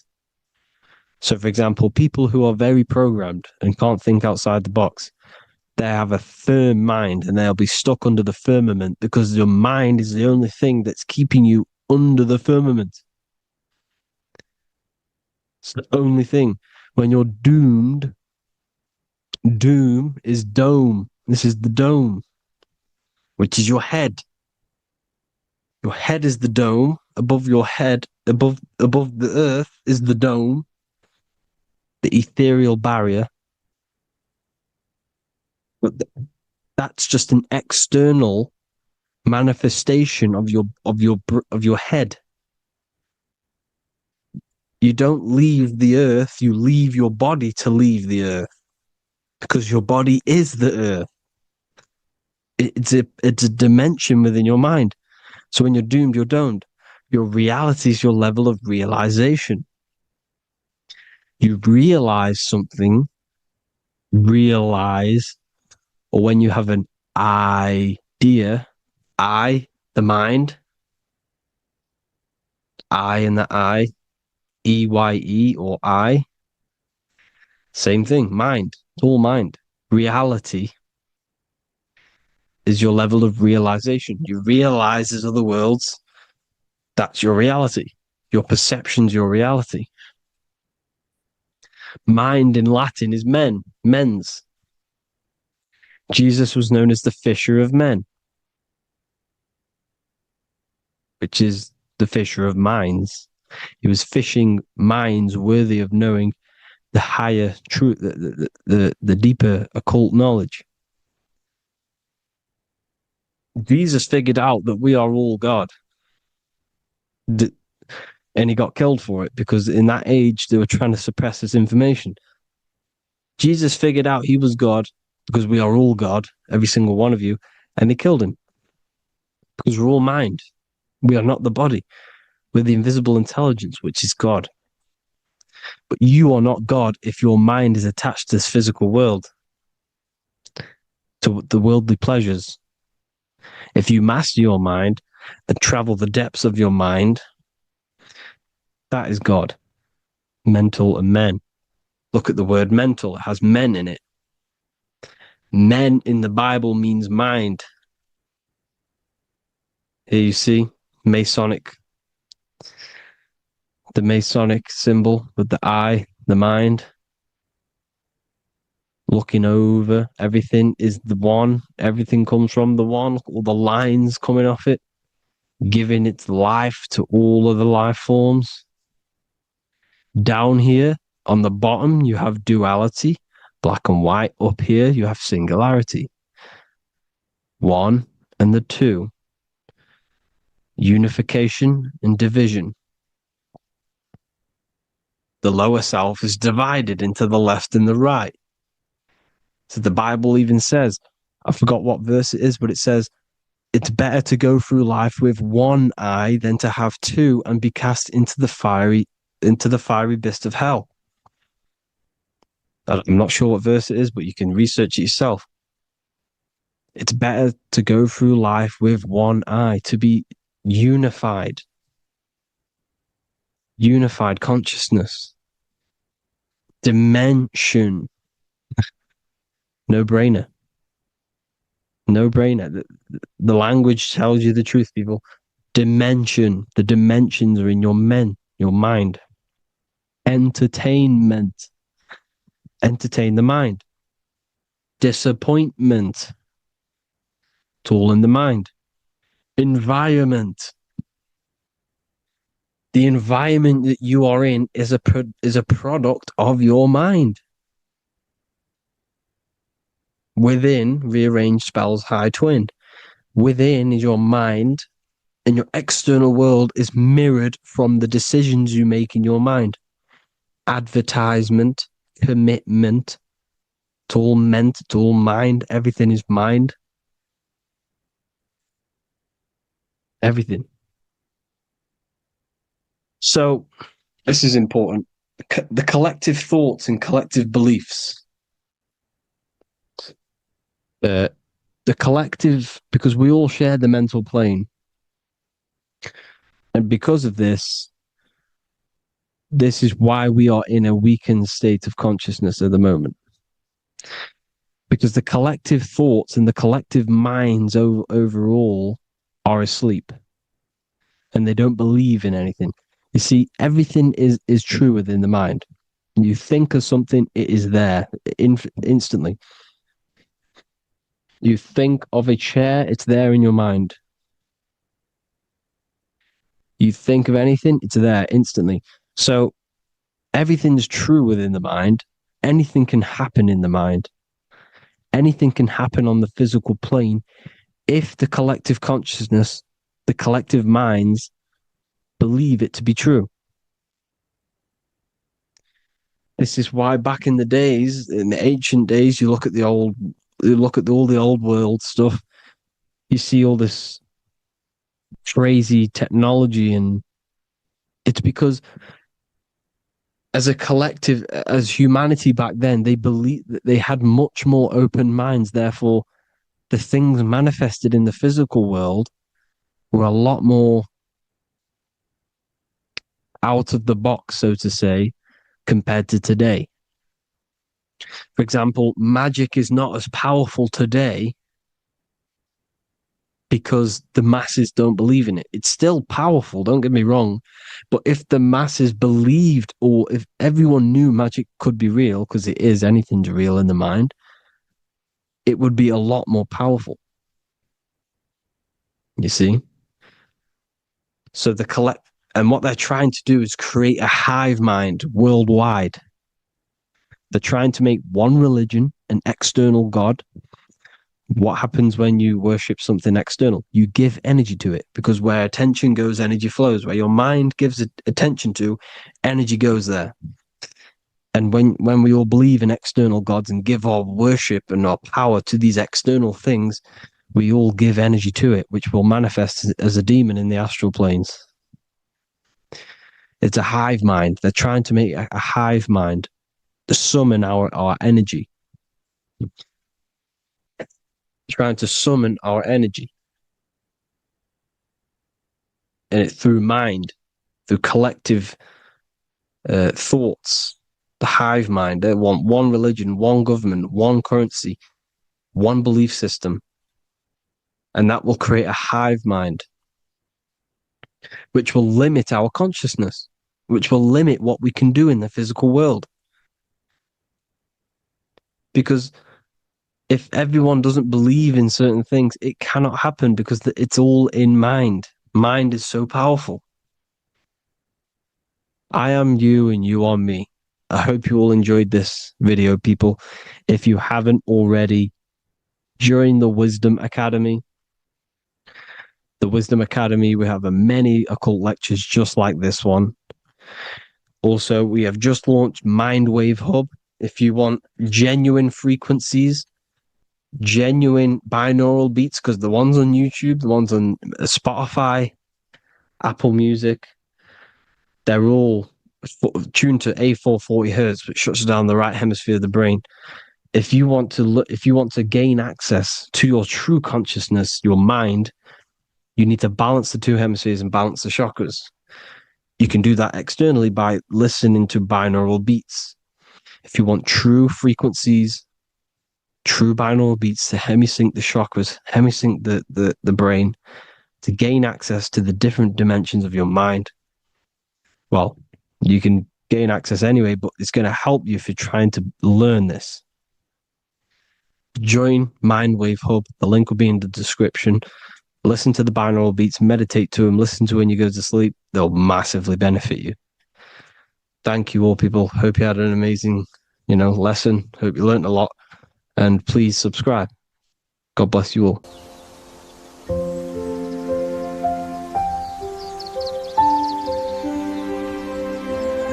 bookofwisdom.com. Visit today.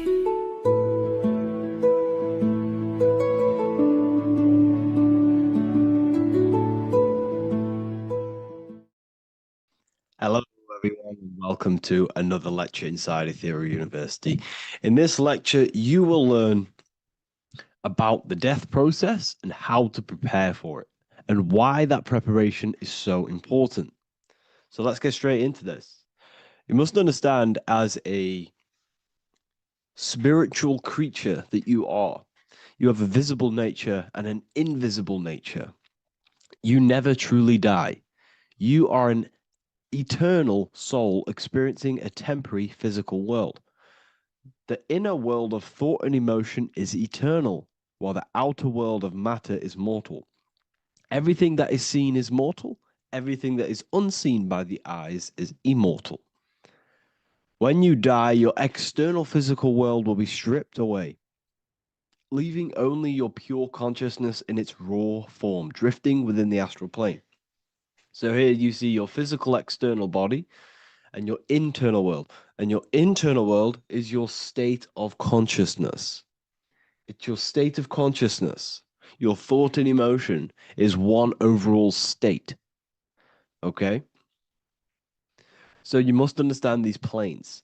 You have the physical body, the etheric double, an astral body, a mental body, and the Buddhic body. When you die, you leave the physical plane.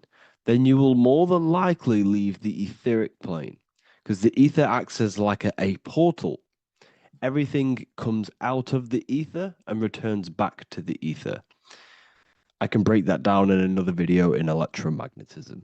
But electromagnetism is ether, energy coming in and out of the ether. You will, every single day you die, every single day. There's a cycle of life and death occurring all the time. Every single day, you go to sleep, you go back, your consciousness slips back through the ether, and then when you wake up, your consciousness comes back through the ether into the physical plane. Death is just a bigger macrocosm of the microcosm cycle of life and death. So you will return back to the astral, which is the realm of imagination, infinite possibilities, and this is where thought forms start to manifest. Okay, so depending on how advanced you actually are mentally and emotionally, will depend how long you stay in the astral. Now, what we must understand is that there is many different components to the astral, We have the higher astral, the middle astral, and the lower astral. These are all vibrational states. So if your mind and soul is operating in lust, lust, desire, hate, food, physical addiction, smoking addictions, then these are quite heavy. These are quite heavy attachments to your consciousness, and they're quite low level desire, which means they have a low vibration. You will manifest in the lower astral when you're stripped from your physical body.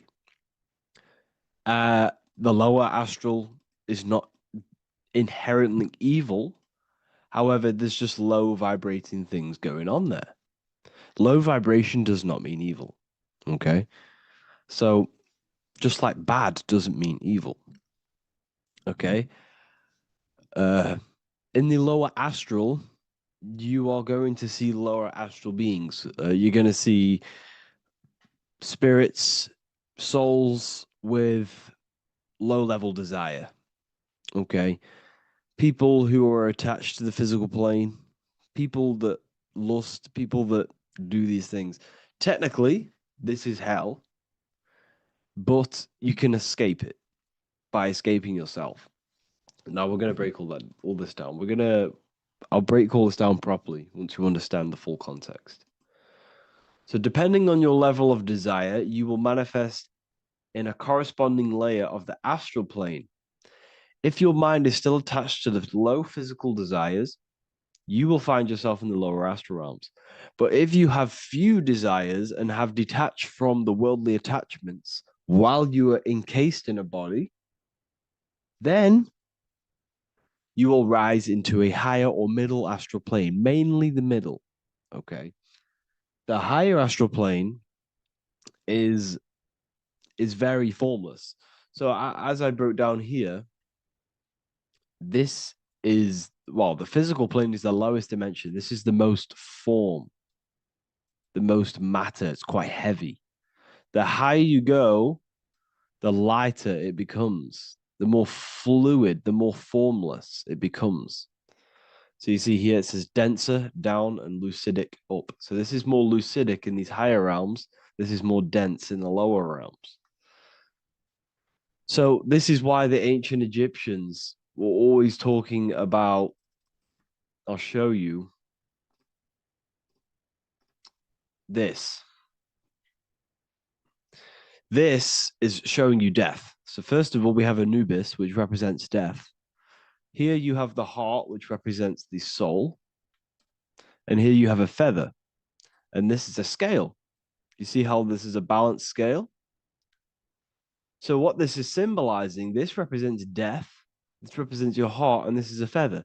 So when you die, your heart must be as light as a feather, which means your emotions, your soul, should have no attachments to the world. It should be light. It should be detached. This is why the word light and light are the same. Light is in heavy and light is in very bright. Because when you're less attached to the things, your soul shines. You're authentic. You're light. You're very bright soul. And you have no attachments. Your light is in not heavy. So you must detach from the worldly desires. We have to detach from the smoking, the food. This is why we should fast. Smoking, this is why we should detox. We should also meditate. We should also be able to sit with ourselves for long periods of times. Okay? I'm going to break all this down properly. But that's why the Egyptians show you the symbolism here. Okay? So you're stripped of your material body. So that state of consciousness you're in right now, your inside world, if you shut your eyes, that state you're in, that is what you're going to experience when you die. Okay? And you're going to be manifested into the astral. In the physical plane, you can mask or hide almost anything. But in the spiritual realm, you cannot. The astral body, your thoughts and emotions directly shape your spiritual body, your astral body, revealing your true inner state. So your desires that you can hide in the physical plane, your emotions, your thoughts, you can't hide any of that in the spiritual plane, in the astral plane. that will directly shape who you are, your color of your astral body, and your astral body as a whole. So here we have Kim Kardashian. If you could see this lady's astral body, you would run so far that you would be horrified for the rest of your life. If you could see their spirit, their astral form, it would be horrific because their mind is so attached to, physical things, so attached to desire, money, fame, worship, power. These people do not want to die. These billionaires and millionaires will never want to die. They will do whatever they can to stay alive because they understand what when they die, they have to face themselves. They have to face their inner world. And their astral body, their true authentic self on the inside, is horrible and horrific and so low vibration. So this is where it comes in. You must be as light as a feather. This is what the Egyptians are showing you in their artwork. Your soul must be as light as a feather. In order for the soul to ascend to a higher plane and not look at that physical plane and say, I want to go back or I want to desire things down there, you must detach now and prepare for death. Hell is not a place, it's your own personal suffering born from within. If your mind and soul are deeply attached to mental fixations, emotional wounds, and physical addictions tied to the material world, that pain will follow you into the astral. This is your true judgment day. You judge yourself when you die. You see your authentic self. There's no hiding. Right. Imagine right now that that everything you cling to was stripped away. No matrix, no electricity, no food, no TikTok, no phone, no possessions, no distractions, no one else. Could you sit alone with yourself for just 1 hour? Could you sit alone with your thought and emotion? That moment of truth is what you must begin to prepare for. Could you sit alone with yourself? Can you sit alone for long periods of time and just think? And if you cannot, then you're running from your internal world. You're running from your thoughts. You're distracting yourself from your thoughts. This is what we must address. Now, don't feel bad if this is you. We've all have problems. We all have internal problems. But this is what we have to face directly in order to prepare for life after death. We must meditate for long periods of time. Not even meditation. We should be able to sit with ourselves with no distractions and just think. This is what the people of the past used to do when we had no technology. People would sit and think for hours. This is what we need. Because if you cannot sit with yourself, imagine sitting with yourself with no physical body. That's the level that's going to happen. And we need to prepare for that. The soul and mind must become as light, as weightless, as radiant as a feather to ascend to a higher plane and move beyond the physical life.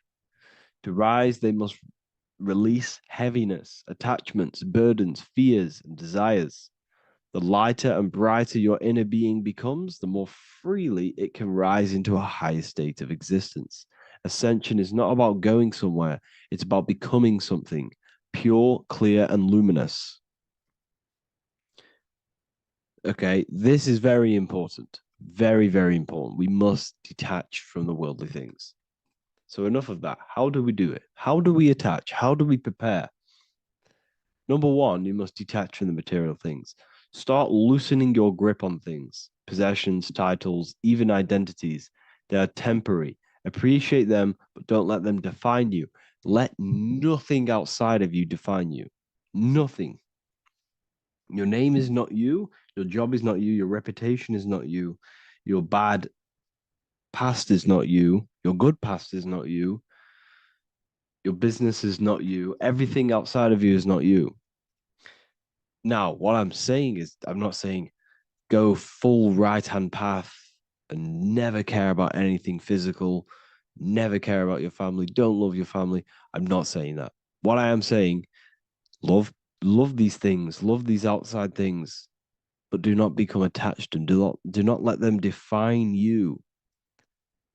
You must be okay with losing anything that is outside of you.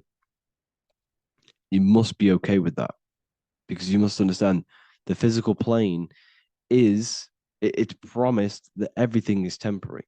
Everything is temporary in this plane. So don't ever think it's going to be there forever because it's not. And you must remind yourself, not remind yourself, but I think about this sometimes when I start becoming a bit attached to work and stressed. Uh, I just remind myself that I'm going to, this is temporary. I'm going to leave this world one day and I'm not going to care. So you must have the balance. Okay. The balance is key. You can go down that right hand path and just fully cut off from the world like a monk and shave off your hair, disconnect from the physical world. You can do that. That's not wrong. There's different paths in life. You have the left hand path, purely physical. You have the middle path, which is balance between the physical and spiritual. Then you have the right hand path, which is monk mode, where you fully disconnect from the world. They shave their hair off to disconnect from the physicality. They meditate for long periods of time. This is what they're doing. They're preparing for death. Monks prepare for death. They understand this. They understand that you don't die. Your inner world is the true world. The inner world is the only world that exists. Everything outside of you is an extension of you. Number 2, cleanse the mind. Watch your thoughts. Are they rooted in fear, anger, regret, or craving? Meditation, mindfulness, and inner reflection help purify the mind. The cleaner your thoughts, the lighter your spirit. So your astral body is formed by your thoughts, it's formed by your emotions.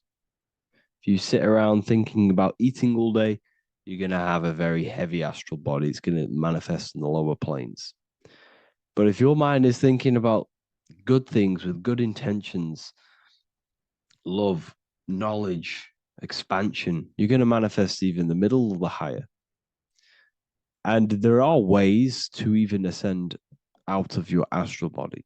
Yes, you can ascend out of your astral body and out of the mental body, but that's all very advanced, and I'm not going to teach that yet.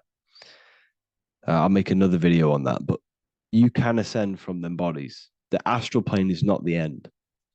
You can keep ascending as a soul until you're left with just the pure essence of the soul. But we're going to, anyways, cleanse the mind, reprogram the limiting belief systems, let go of mental attachments. And the way you do this is by getting a piece of paper and writing down every single attachment that you have. And you're going to realize that there's more than you think. Okay. We have to detach from these. We have to. 4, practice presence. Can you sit in silence with yourself?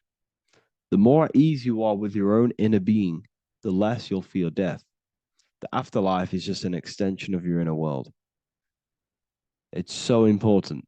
This is so, so important. Can you sit with yourself? If you cannot sit with yourself, you have some inner work to do.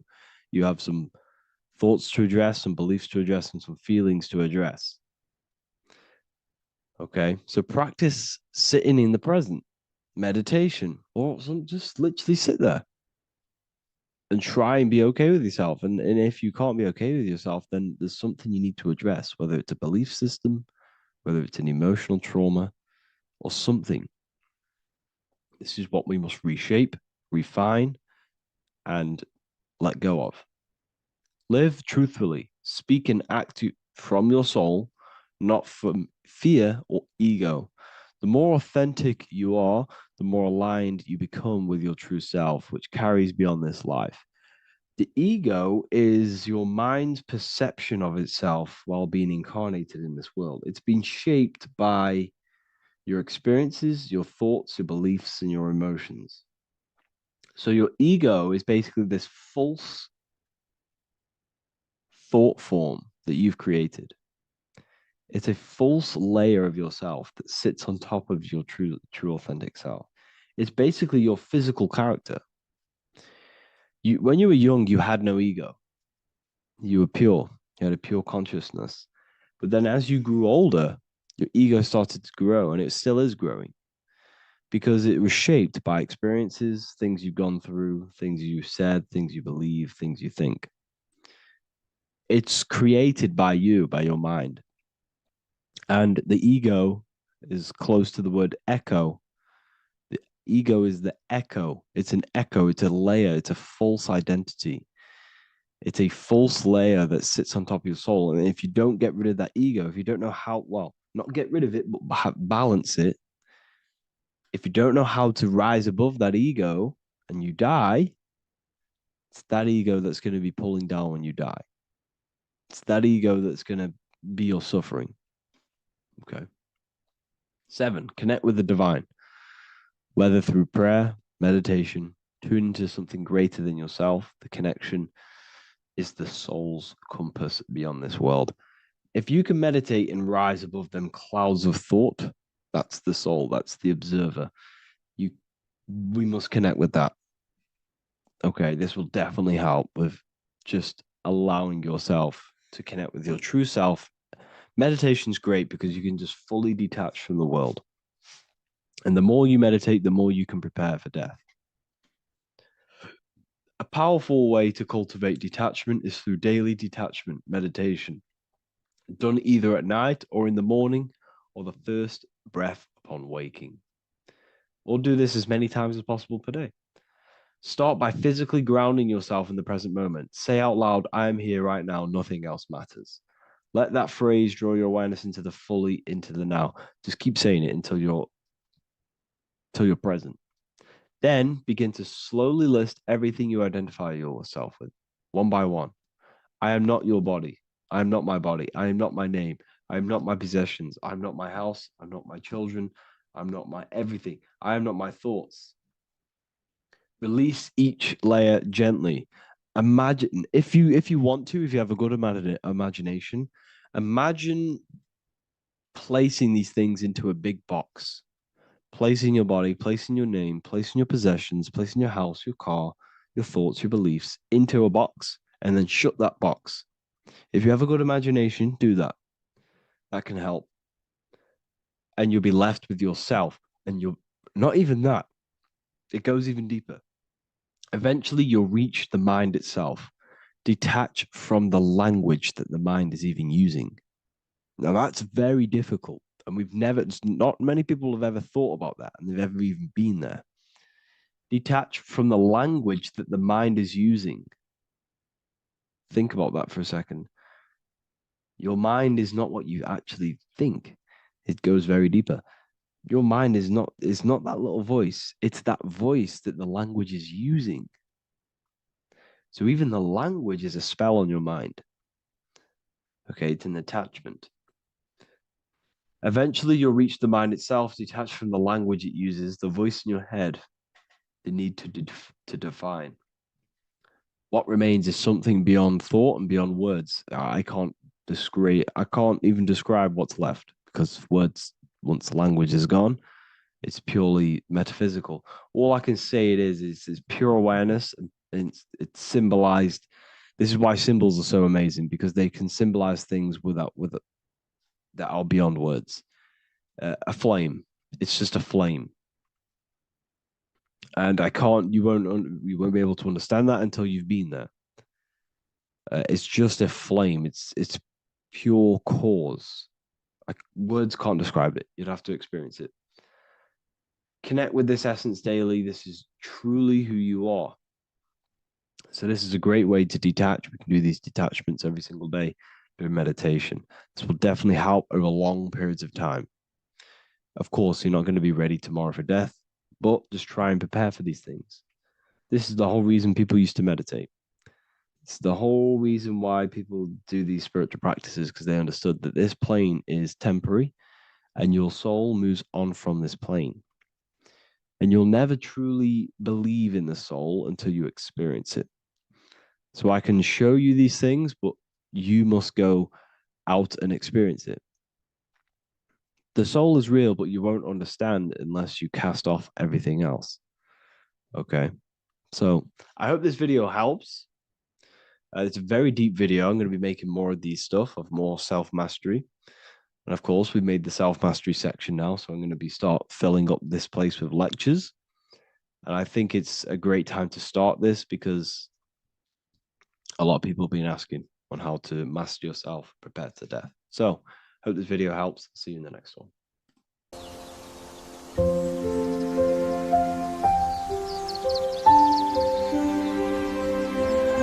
bookofwisdom.com.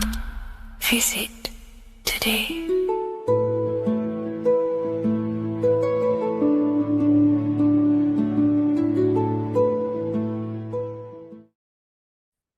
You are not breathing correctly. 98% of people only use a third of their lungs capacity, which is shallow breathing, which ages you, lowers your brain capacity, and also lowers your state of consciousness. So it's essential that you breathe consciously on a day-to-day basis, because this is what truly elevates your consciousness. I am going to give you the key for you to raise your consciousness just through breathing alone. Such a simple thing, but yet the most effective way for raising your state of consciousness and becoming more spiritually and mentally advanced. So tune in for this video, and I'm going to show you exactly how to do it and the symbolism behind breathing. Air is more than just air. It carries electromagnetic energy. So now I'm going to give you the science behind this spiritual truth. This invisible force is what sustains all physical life, providing the life force energy essential for existence. Electromagnetism. Everything is fed off electromagnetism. Your body is an electromagnetic battery. Now, we can prove that air carries electromagnetism just by doing a simple test, a simple scientific experiment, by getting liquid oxygen and pouring it between a north and south magnetic pole, two polar opposite magnets. We see that the liquid does not fall straight through it. It is sucked, it is magnetically attracted to these two opposing forces, opposing magnets. This is proof that air, liquid oxygen carries electromagnetism. When you are breathing electromagnetism, the essential life force behind all living beings. This is known as energy or prana, chi, ether, or spirit. This is all the same thing. Air is not just empty space. It is energy. It is prana. It is life force. It is spirit. It is ether, chi, prana. You are an electromagnetic being. Your consciousness is in direct correlation with your electromagnetic aura or biofield around your body. Your state of consciousness is mirrored within this field around your body. Now, your breath, when you breathe in, you're breathing electromagnetism or life force. Breath is the vital link between the physical and the spiritual, bridging the body with the soul. Through breath, we connect with both tangible world and deeper, the unseen realms of energy and consciousness. Breathing deeply and properly elevates our consciousness, enhancing the brain's functions, heightening the sensitivity of our five senses. It also brings a profound calmness to the mind, creating a state of clarity and inner peace. Like I said earlier, breathing properly is the fastest way to elevate your consciousness. It is the fastest way because breathing, when you stop breathing, what happens? You lose physical consciousness. Your body will shut down if you do not breathe in this vital electromagnetic energy in the oxygen. If your body does not get this for 5 minutes or however you can last without breathing, this makes you lose physical consciousness. Your body will not survive without this essential life force energy. Therefore, air is one of the most overlooked things. This is why we see the symbolism of Buddha having a big belly. Why does he have a big belly? Because it's symbolizing breath work, proper spiritual breath work, the, the certain teachings of breath work, of when you breathe in through the nose, you have to breathe in through the nose. You don't want to breathe in through the mouth because the nose acts as a filter which catches dust particles and filters out the air before it enters the lungs. The mouth does not do that. The nose is for breathing inward. We breathe in through the nose, and when we breathe in, we breathe into our belly, not our lungs. When we breathe into our belly and our belly expands outwards, we are then moving this energy down through from the nose down the spinal column. And when we breathe back out, the belly goes in, which is raising the energy up the spinal column, back out through the mouth. This is the true way of breathing because when we breathe, we are moving energy. We are moving electromagnetic energy. When we breathe in through the nose, the energy travels down the spinal column. And when we breathe out, we are raising this energy back up the spine, some of it going out the mouth, and some of it reaching the brain, activating dormant brain cells in the brain. But when we breathe, we need to make sure we are using 100% of our lungs' capacity because the lungs is what transforms this special energy into consciousness, physical consciousness. So this is why Buddha has a big belly. It's not because he was fat. It's not because he was overweight. It's symbolism. It's symbolism of breath work. So try this. Do this for 2 minutes while you watch this video. Breathe in through the mouth as hard as you can until you no longer can fill any more air into your lungs and belly. Breathe it into your belly, not your lungs. And breathe out through the mouth.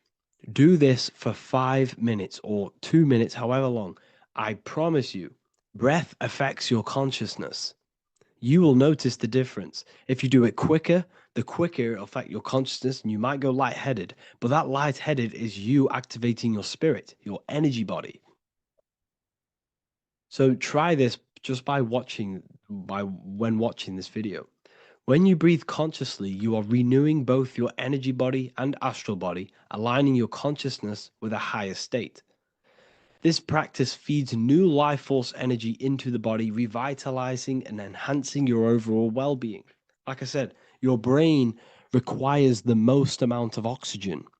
When we have shallow breathing, this is reducing the brain's capacity.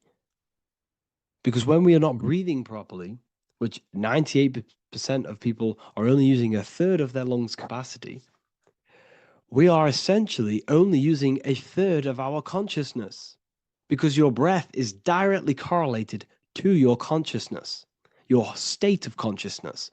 When you breathe in through the mouth, out through the mouth, out in through the nose, out through the mouth, consciously and deeply for 5 minutes, you will notice that your senses are more powerful and sensitive. Your brain is quicker.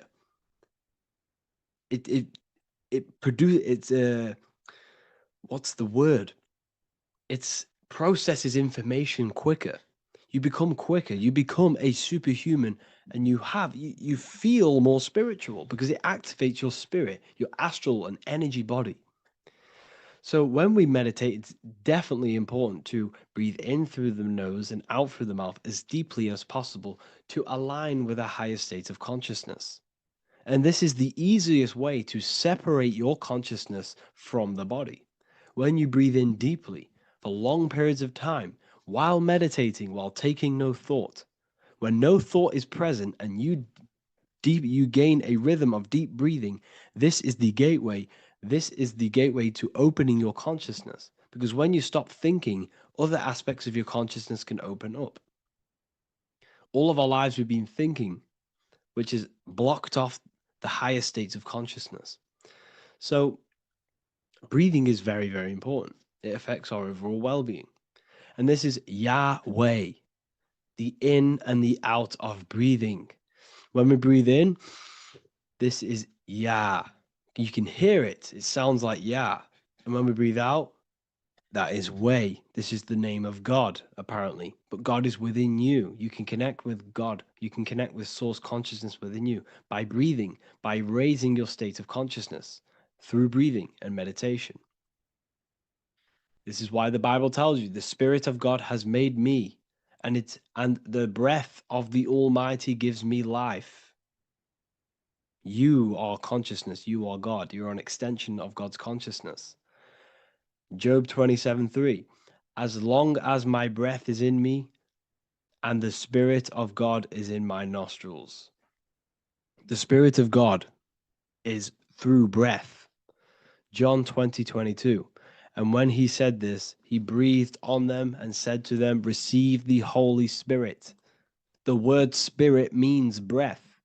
In Greek, Hebrew, Latin, it all means breath or wind or air. The Holy Spirit is a certain way of breathing, a breathing technique that elevates your consciousness, that syncs you up to a holy consciousness, an elevated state. That is the Holy Spirit. That's why it tells you in the Bible, when he said this, he breathed onto them. He breathed onto them and said, receive the Holy Spirit. You must breathe to receive the Holy Spirit. When you breathe, you are renewing the body's energy. You're taking in new life force, which is regenerating your cells, regenerating your brain, nervous system, and also connecting with consciousness, pure consciousness. This is not something that we should be doing during meditation. Yes, it is. We should be doing it during meditation, but this is something that we need to apply all of the time. This is the fastest way you can raise your consciousness. I just want to say, all of this knowledge is inside of the Book of Wisdom, Volume 2. Make sure to give a like and a comment on this video to help the algorithm. And let me know what you think about the last book or this book if you have read them, to let the new people know what they're looking at with this book. This is truly life-changing, the Volume 2 and Volume 1 is truly life-changing. You can get them in a bundle also. Learn hidden knowledge inside of the Ethereal University. This is where truth seekers belong. I'm not here to try sell you this, but this is the place for truth seekers. And if you are serious about your spiritual journey and serious about gaining knowledge, which gives you the advantage over life, join Ethereal University. This will definitely help you. Thank you for watching this video. Please leave a like and comment. Make sure to give me any suggestions on videos you want me to make in the future. Thank you all.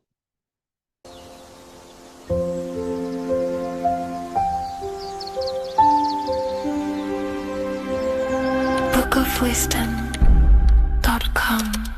Visit today.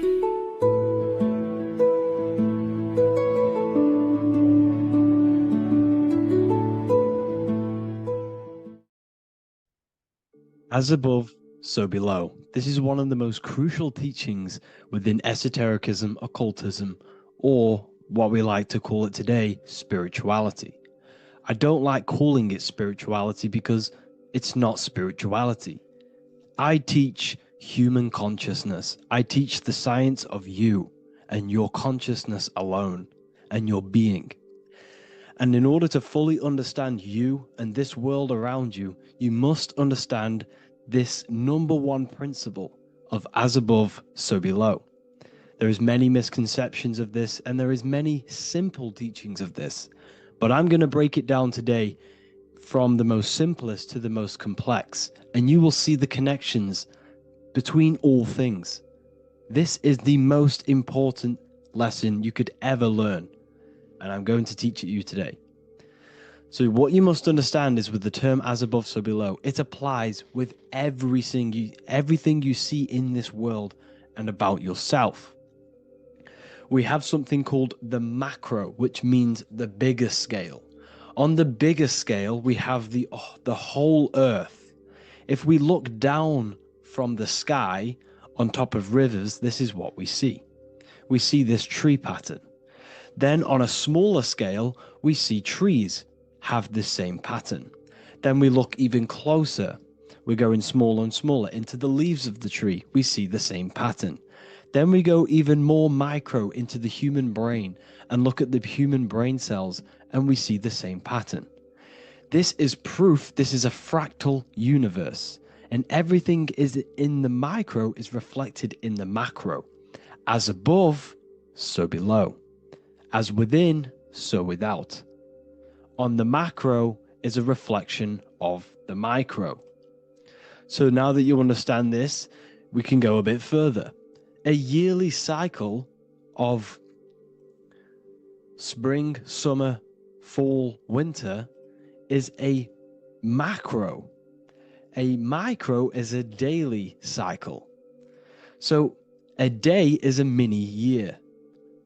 The summer is the midday. Autumn is the evening. Night is the winter. And spring is the morning. This is a macro, a reflection.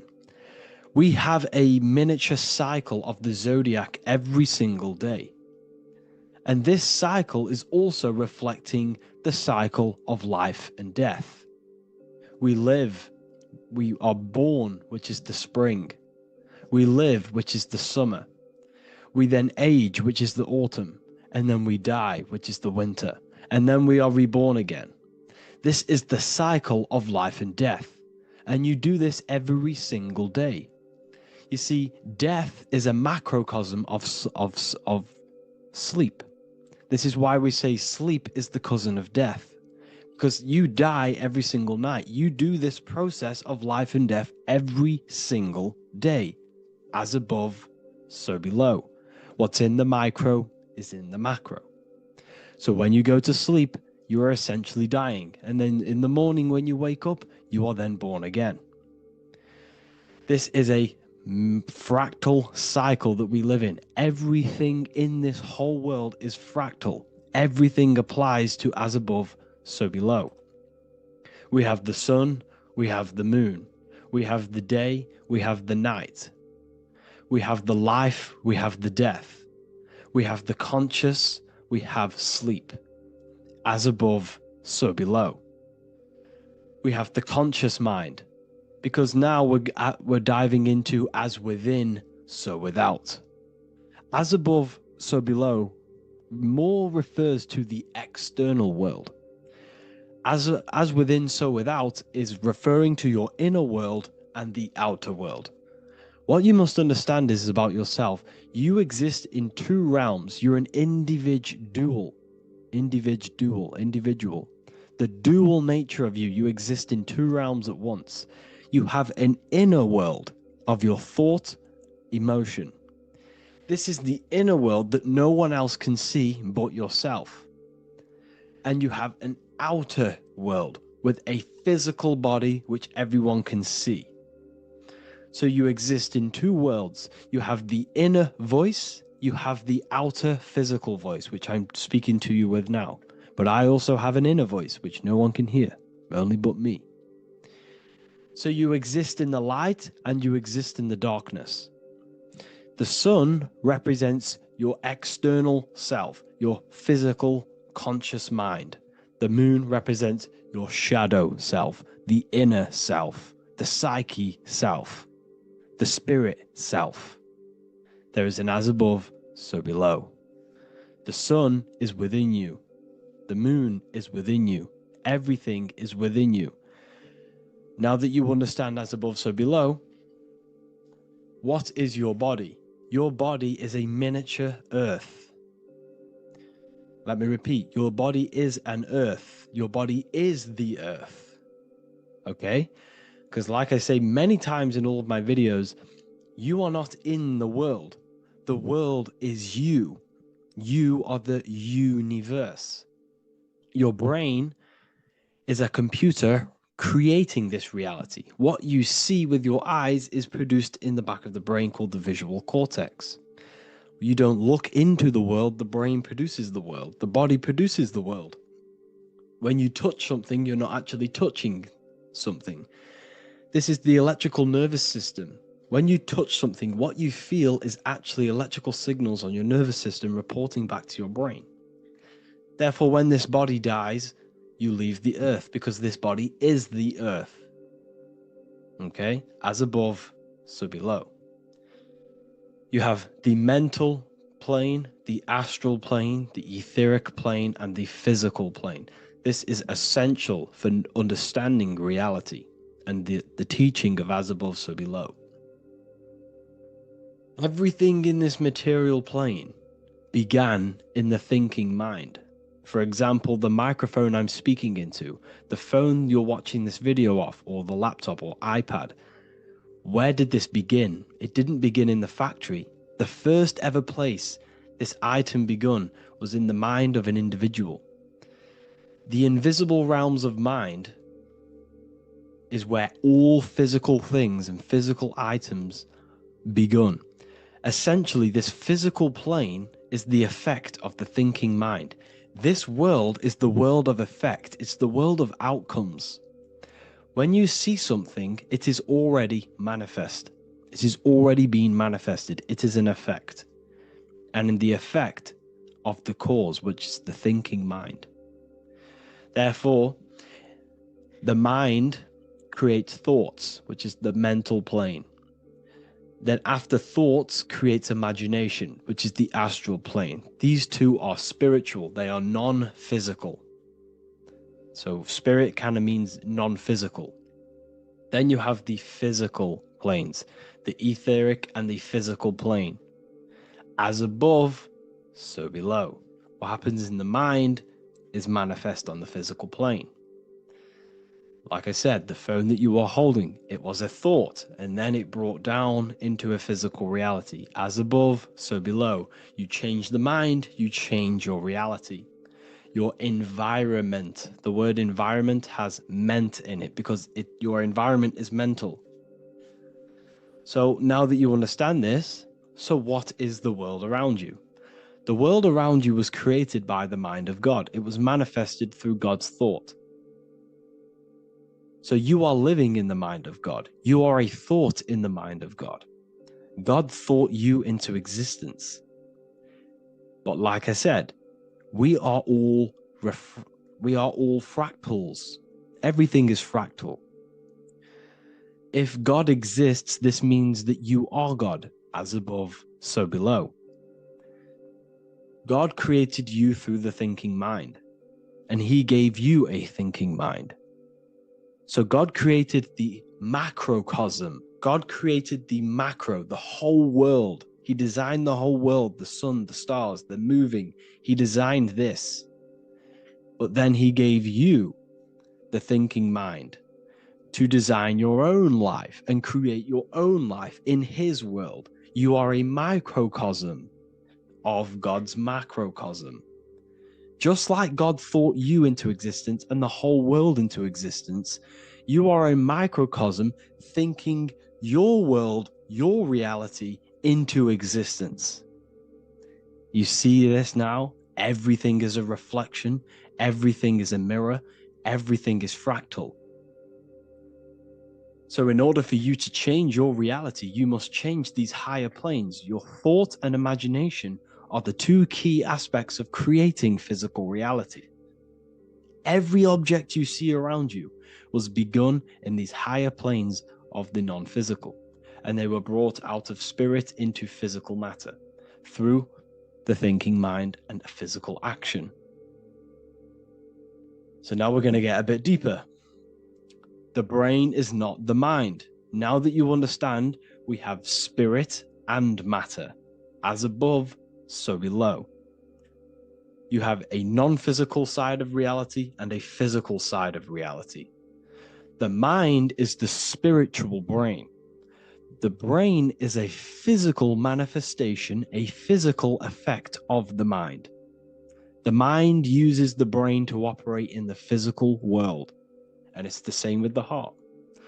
The soul manifests itself physically through the heart. The heart is a physical manifestation of the soul, of the emotion, thought and emotion, the mind and the soul, the brain and the heart, heaven and earth.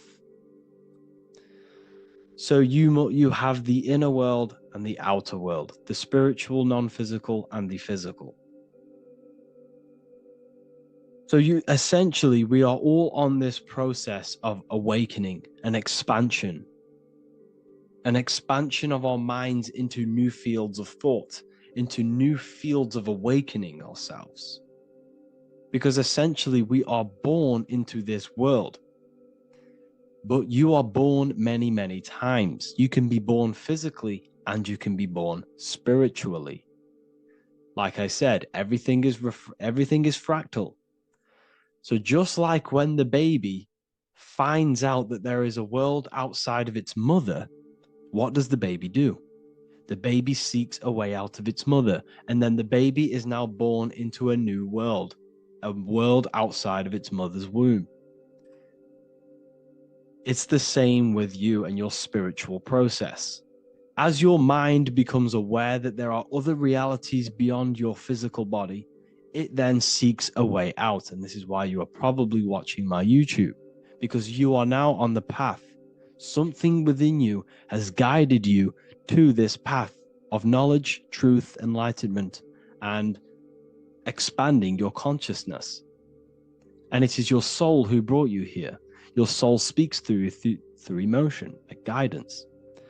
Emotion is the language of the soul.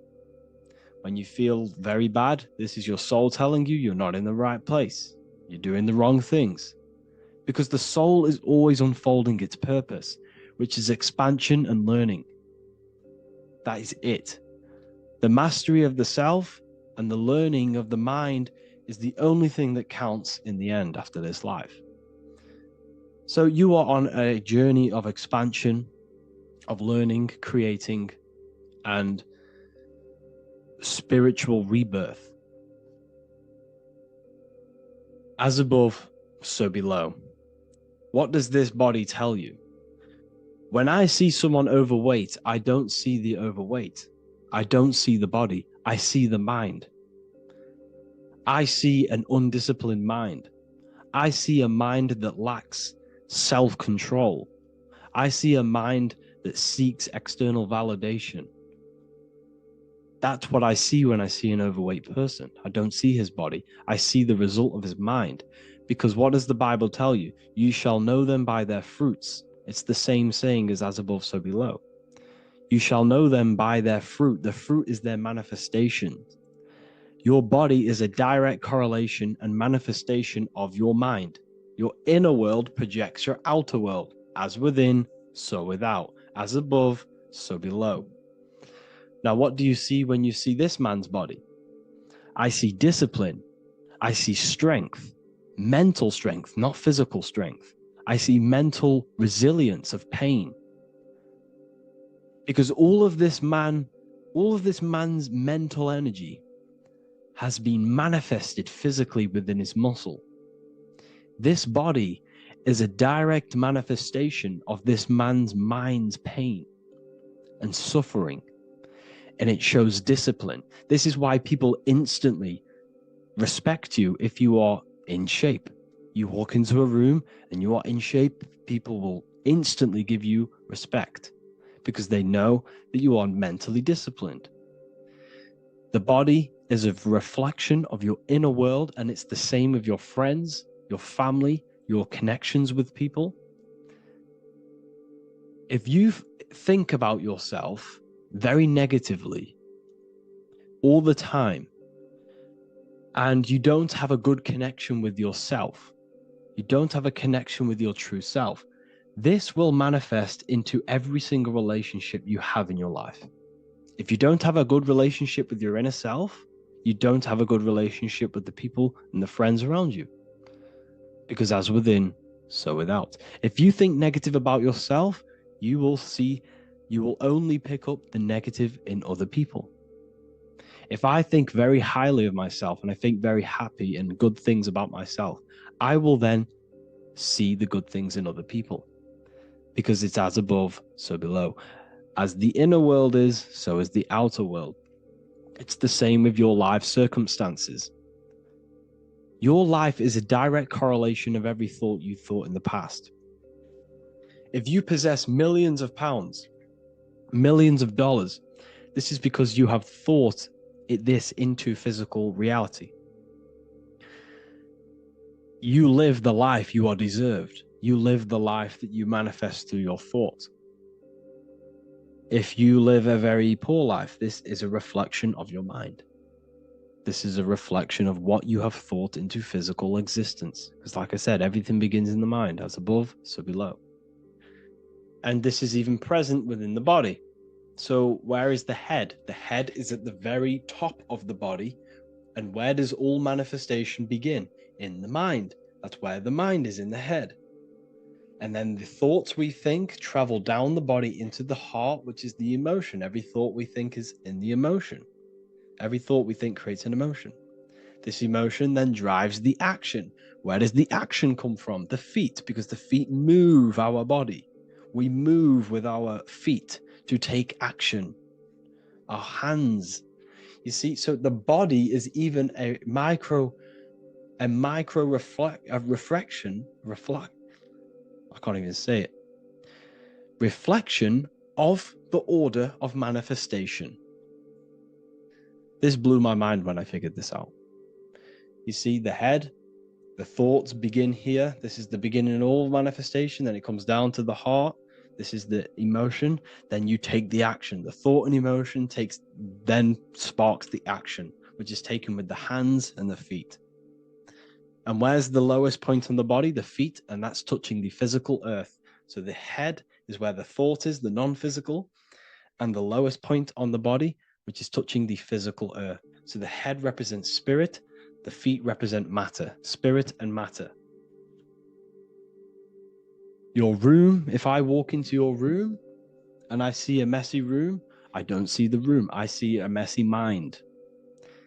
The room is a reflection of the mind. If you have a messy room, this is your mind. It's an externalization of your unsorted mind, undisciplined mind. So like I said, we are all God, and we must find the God self within us. And I teach all of this inside the Book of Wisdom, Volume 2. This is not just a book, this is a revolution. This is the beginning of a new age with this book. If you have read it, I congratulate you. You should feel very proud of yourself if you have an open mind. You should feel proud of yourself for watching these videos, because not many people have an open mind. Remember this, people. You are special if you're watching these videos. You have the mind. You have the ability to see through the illusion. And I take my hat off to you. You want to take this to the next step? Read the book. Or if you want to take it to the serious levels, join the university. The university, you gain access to every piece of my material that I've ever done, all of my books, all of my lectures that are hidden from YouTube, that are hidden from everywhere else, the lectures that give you real power. And if you feel alone on this journey, we have a conscious community where you can connect with like-minded individuals, because I've been there. I've been there when you feel lonely, because you feel like no one else is thinking the way you are feeling. You can't talk to people about these things because people just think you're crazy. That's why I put together this, so we can connect, so we can unite, so you can connect with people, so you don't feel crazy about thinking about this stuff, learning about this stuff. And if you truly want to level up your life, people, and take your studies serious, this is for you. We do live calls, we do lectures. There's a whole library filled with books you can read. It's the perfect place for the truth seeker. I thank you all for joining. Please leave a like, a comment, a subscribe. Let me know any future videos you want me to make in the comments. Thank you all. Have an amazing day.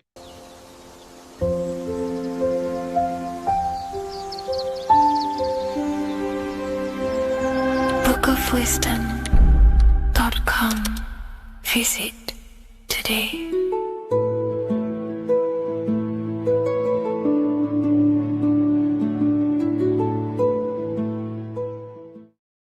Creation demands destruction. Every time you release your sexual fluids, you're destroying a part of yourself to create an extension of yourself. For example, if you want to create a business, you have to destroy your time, attention, and energy in order to create the effect of the business. All creation demands some sort of sacrifice or destruction. This falls under the law of polarity in the universe. It's the same with your sexual fluids. Your sexual fluids, especially as a man, contains minerals, all the minerals in your body. It contains your vitality. It contains your DNA. It contains the blueprint of you, and it can create a whole new human being. You are literally playing with the power of creation if you are releasing your sexual fluids too much. Sexual fluids also extend beyond the physical plane. They contain astral forces because all physical creation is a mental creation. We live in a mental universe. Everything begins as a thought in the mind, then the thought takes the form and the body of imagination, which is an astral force. Imagination turns into etheric emotional energy. Then the etheric emotional energy turns into the physical action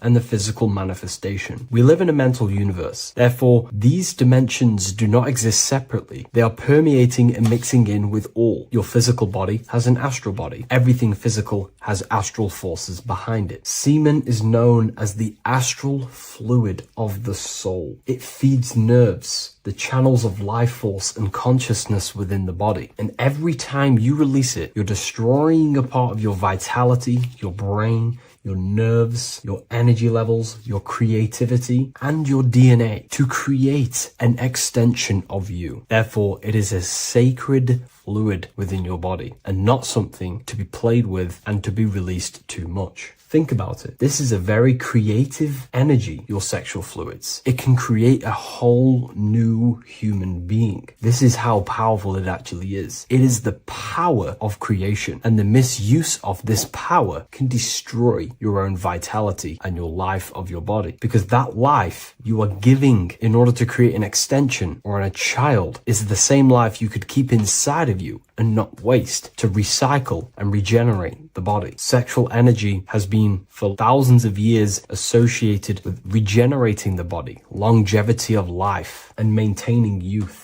Not only that, every time you release your sexual energy, it floods the brain with dopamine. Dopamine is the brain's reward system, created within the middle of the brain. It releases every time you've achieved something. However, sex or an orgasm is the most powerful feeling you can feel. It's the most amazing, intense feeling and release of dopamine you can possibly feel as a human. Therefore, if you flood your brain with this high amount of dopamine every single day, you are getting the epitome of human feelings every single day. Therefore, you will become numb to everything else in reality. You won't be able to enjoy the small things in life. And I know this firsthand because I experienced this myself. As soon as I stopped, this is when I started to enjoy the little things in life, seeing family, and I actually gained more energy, more ideas. We'll get into this a bit later. It is a creative energy. It creates a whole new human being. Therefore, if we maintain this energy, we can maintain our creative power within us, because that's what we are. We are all creative beings, moving energy from higher dimensions of consciousness, the mind, into lower dimensions of consciousness, the physical world. You hold the power to create. You are not in a world. The world is working through you. You do not possess a life. Life is working through you. You are not in a universe. You are the universe. It's moving through you. There is no past, present, and future. The present moment is you. When we release every single day or frequently throughout the week, like I said, we're triggering the brain's reward system, dopamine, which makes you feel as if you have already achieved something. And if your brain is telling you you have already achieved something by overusing your sexual fluids, then you will not have the motivation to achieve other things in your life. I know this firsthand. I became very lazy. I didn't want to work. I didn't want to do anything because subconsciously my brain felt as if I've already achieved. If we look at the symbol of the Baphomet, we notice the Baphomet has horns and a goat head. Now we look at the word horny. When you become sexually aroused, it's known as horny, which is the horns, representing the lower mind. The lower mind is the mind we use for our animal instincts. We have two parts of our mind. A higher mind, which is contained of higher thought, which chases spiritual things such as love, wisdom, knowledge, and God. Then we have a lower mind, which chases the things of the material world closely associated with the ego, chases validation, material gain, status, and physical sensation, physical pleasures. It is these physical pleasures that can keep you in an endless loop, making you feeling empty inside, because nothing material can ever satisfy our internal world. Nothing. You can achieve millions of dollars. You can achieve your dream house, your dream car, your dream watch. And if that is the only thing you are chasing, you will feel empty inside when you achieve it, because nothing of this material plane can satisfy you. Nothing of the lower mind can ever satisfy you. This is why we must sacrifice the lower mind and overcome the lower mind and the lower instincts. One thing I found amazing when I mastered my sexual urges and my lust is that my mind became a lot more clear. The thoughts and the time and the attention that I used in my mind to go towards lust, sex, and chasing these things was taking up a lot of mental space, time, and energy. But as soon as I removed it and mastered it, my mind became an open vessel for higher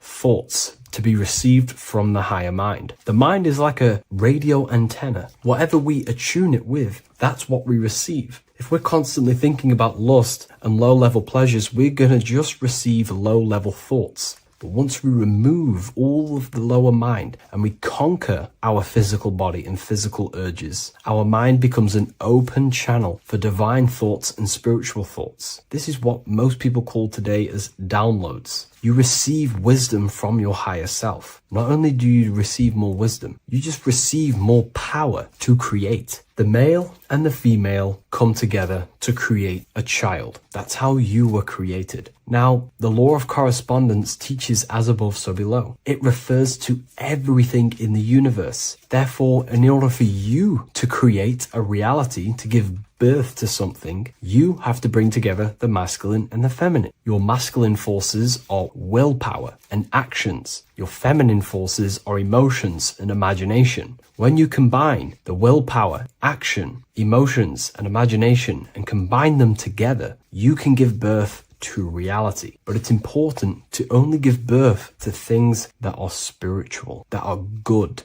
that are for the benefit of yourself and humanity, and not for the ego and the lower mind. Killing our lower mind is essential for spiritual ascension when we die. The thoughts that we give the most attention and energy to when we die are pretty much the same thoughts that we're going to think when we die. When you die, your physical body and external world is stripped and you're left with your internal world of consciousness. More than likely be resonating within the lower astral plane before you move on to any higher dimensions of the astral. It's important that we kill any addictions such as sex, food, attachments, emotional attachments to people, any desire for material things before we physically die. The Hindus taught this, Buddhism taught this, the ancient Egyptians taught this. We have to remove the desires in our heart for material and things before we physically die, because when we die, we cannot fulfill physical pleasure. Therefore, we will create our own suffering within the astral dimension. So sex is the biggest part of this. We have to remove the desire for sex or releasing any of our sexual fluids before we physically die to master ourselves. And not only that, it's going to benefit the way you feel, the way you think, the way you act towards people once you have mastered this. Porn psychologically damages you. You are quite literally the person in the corner of a room watching two other people give pleasure to each other. Psychologically, that is not good. And what happens in darkness is always revealed in light. What you do in your alone times will show in your confidence, in your eye contact, in your presence, in your aura, your energy. You cannot hide things that you do in the dark. because they always reveal themselves in a subconscious way, whether physically or through an energetic spiritual way. Sex can be known as sacred energy exchange. You are exchanging energy, bioelectrical energy. It's a scientific fact that when you hold hands with another person, your brain waves of each individual become synced. Your emotions sync. And you exchange electromagnetic energy because you are an electromagnetic being. When you have sex with someone, you are literally exchanging emotional energy. Your aura is not just an electromagnetic field. It is literally a manifestation of your internal consciousness. Your consciousness contains your thoughts, your beliefs, your traumas, your emotional state.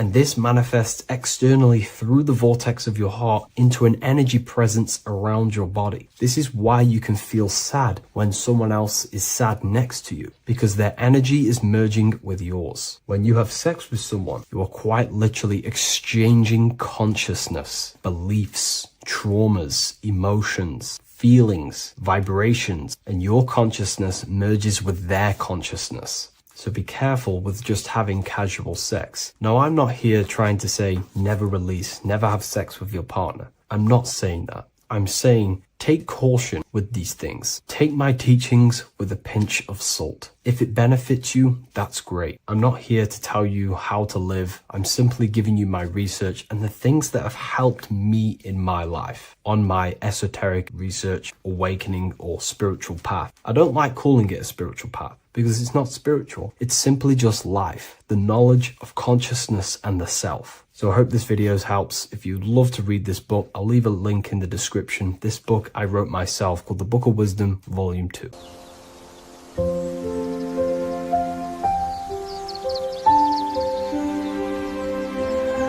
bookofwisdom.com. Visit today.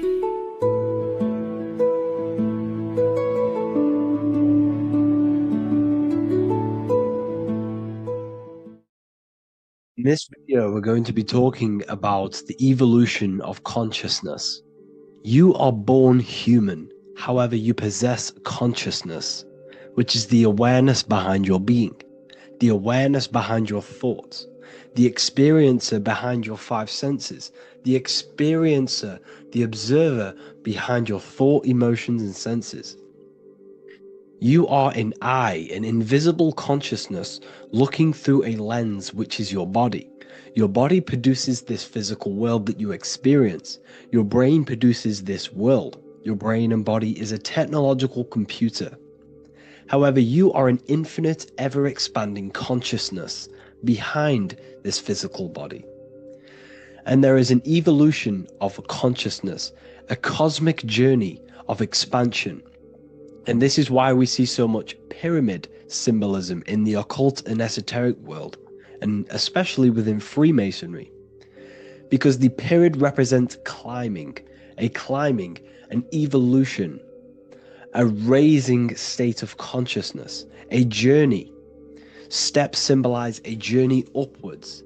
This is the raising and the evolution of consciousness, our inner world.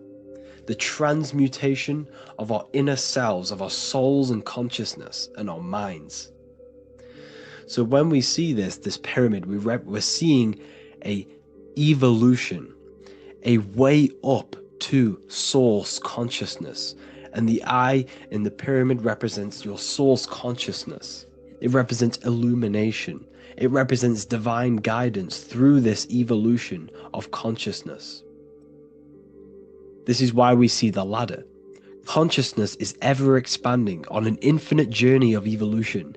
Each individual is a part of this cosmic process, contributing towards the ongoing expansion of both mind and awareness. As we evolve, we collectively explore deeper levels of existence, expanding the boundaries of thought and consciousness. The mind has the ability to expand infinitely into new realms of thought, into new dimensions of mind. The mind cannot be filled up. It is not a physical substance. The body can be filled up because it is a physical thing, but you cannot fill the mind. Therefore, the mind is constantly expanding, ever expanding into new fields of thought. So what we see in Freemasonry, the ladder, is again a journey, an elevation of consciousness. When we are born with an infant consciousness, and as we gain older, we gain an adult consciousness. Our inner world, our inner mind, and our emotional intellect changes and evolves. We are significantly different from when we were very young as an infant. It's because our consciousness evolutes, it changes, it alters like water. So, just like this evolution of your own consciousness as growing up, there is consciousness of beings existing in cycles beyond our own.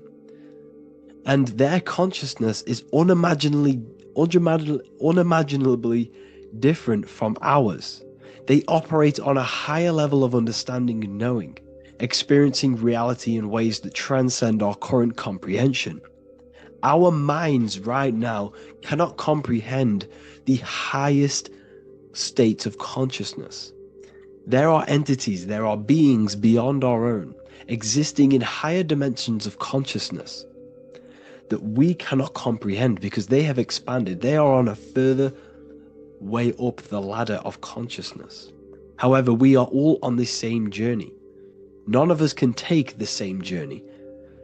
There is one ultimate goal, reaching source consciousness. However, this is always ever expanding. However, we are all on a different journey. There is one truth, one source, one goal. However, there are billions in different ways of reaching it, and we are all on these different paths to source consciousness, to this ladder, this evolution of universal evolution. Okay? Their awareness is attuned to new dimensions of existence, reflecting a more advanced stage in the cosmic journey of consciousness evolution. So when you take DMT, you are shot into these higher realms of consciousness where you meet these beings who look similar to these images. They are not speaking to you physically. They don't speak to you three-dimensionally through vibration and words. They speak to you mentally. If you have done DMT, then you know this. And if you have met these beings, then you know this. You might have even met some of these types of beings on mushrooms or any psychedelic drugs. Because ultimately, when you take these mind-altering substances, it's altering your consciousness. It's merging your consciousness with the spirit of that substance. And you are essentially attuning your mind to higher dimensions of consciousness. That's why we say we're getting high when we take these substances. Therefore, when you meet these beings on DMT, you are essentially meeting beings who are attuned to higher dimensions of consciousness, and they speak to you mentally. They speak to you telepathically through thought, because the universe is mental. Everything exists within the mind. The way you are now, your physical existence, is a state of mind. Mind, thought creates matter. Spirit and matter are two opposing ways of thinking. If we have a very spiritual mind, we have an expanded mind, we are a spiritual person through the mind. However, if we have a very low state of consciousness where we think about food, sex, lust, and all physical things, then we have a physical consciousness. Matter and spirit are two opposing forces, two ways of thinking. The mind attunes itself to different levels of understanding in different dimensions. So, essentially, this is what we're looking at. The body is a vessel for the fluidic, formless consciousness, a temple that houses the essence of our awareness. While the five senses are limited to perceiving only the physical plane, the mind transcends these limitations, capable of perceiving the full scope of reality. It is through the mind that we access deeper truths beyond the material, tapping into boundless nature of existence. Physical existence is a thin band, a thin layer of reality. It's like 0.001% of reality. And your five senses are only tuned into this layer of reality. But the five senses are, by design, only only allowed to perceive physicality. But the mind has the power to expand beyond this physical five sense state. The mind has the power to expand and evolute. It is a conscious decision whether you want to take this path or not. You can stay in a three-dimensional way of thinking, or you can expand your consciousness from within. It's not an external journey. There is no God going to save you. You must save yourself. Therefore, behind every single one of these eyes is the same source consciousness. However, we are all different cells in a different journey. The organs in your body, the cells in your body are all alive. They all possess same consciousness, universal consciousness. However, we are all on a different journey of evolution. As above, so below. As the baby is in the mother's womb, when the baby becomes conscious, there is a world outside of its mother. What does it do? It presses and seeks a way out to be born in the other world outside of its mother. It is the same with your consciousness, your mind. When your mind becomes aware that there is realities beyond the immediate surroundings, it seeks a way out. And this is exactly what I'm doing to you now. I am now expanding your mind and telling you there is other ways of reality. There's other dimensions of consciousness which you can access through inner transmutation, through different ways of thinking, spiritualism, and meditating and connecting with yourself and detaching from external things. We can upgrade our consciousness. Your body is a womb. Why Jesus says you must be born again to see the kingdom of God, because you are born physically and then you must be born again spiritually, awakening your inner consciousness. So like I said, as the baby is in the womb, it's the same principle. As above, so below. You were a baby, you were in your mother's womb, and you figured out there is a world outside of your mother, so you seek to weigh out your mother to be born in another world. It's the same now. You must do this now. This is your spiritual evolution. This is the evolution of consciousness. It's ever expanding. When you die, this is a transition. You must learn to not fear death. This is another part of your spiritual journey. You must master death. Therefore, like I said before, the mind has limitless capacity to expand into new realms of thought, continuously exploring uncharted ideas and concepts without boundaries. The mind can ever expand. It can never be filled. It can never ever know everything. There is infinite fields of knowledge, infinite fields of thought. Your current state is just one stage on an infinite pathway. You won't remain human forever. The human experience is a crucial phase where we learn to balance polarities, master the fundamental laws of the cosmos. It is a period of growth and transformation, preparing us for the next stages in our cosmic evolution. The goal is to strive for perfection, yet the true perfection is unattainable. It's like a tunnel, and there is a light at the end of the tunnel. And as you walk through this tunnel, the light is ever moving backwards. You should forever seek to meet that light, but you will never meet that light because consciousness is ever expanding. You should strive for perfection, yet knowing that perfection is forever unattainable. The journey is endless, with each step revealing deeper layers of understanding and experience. The pursuit of growth and expansion is itself the essence of our evolution.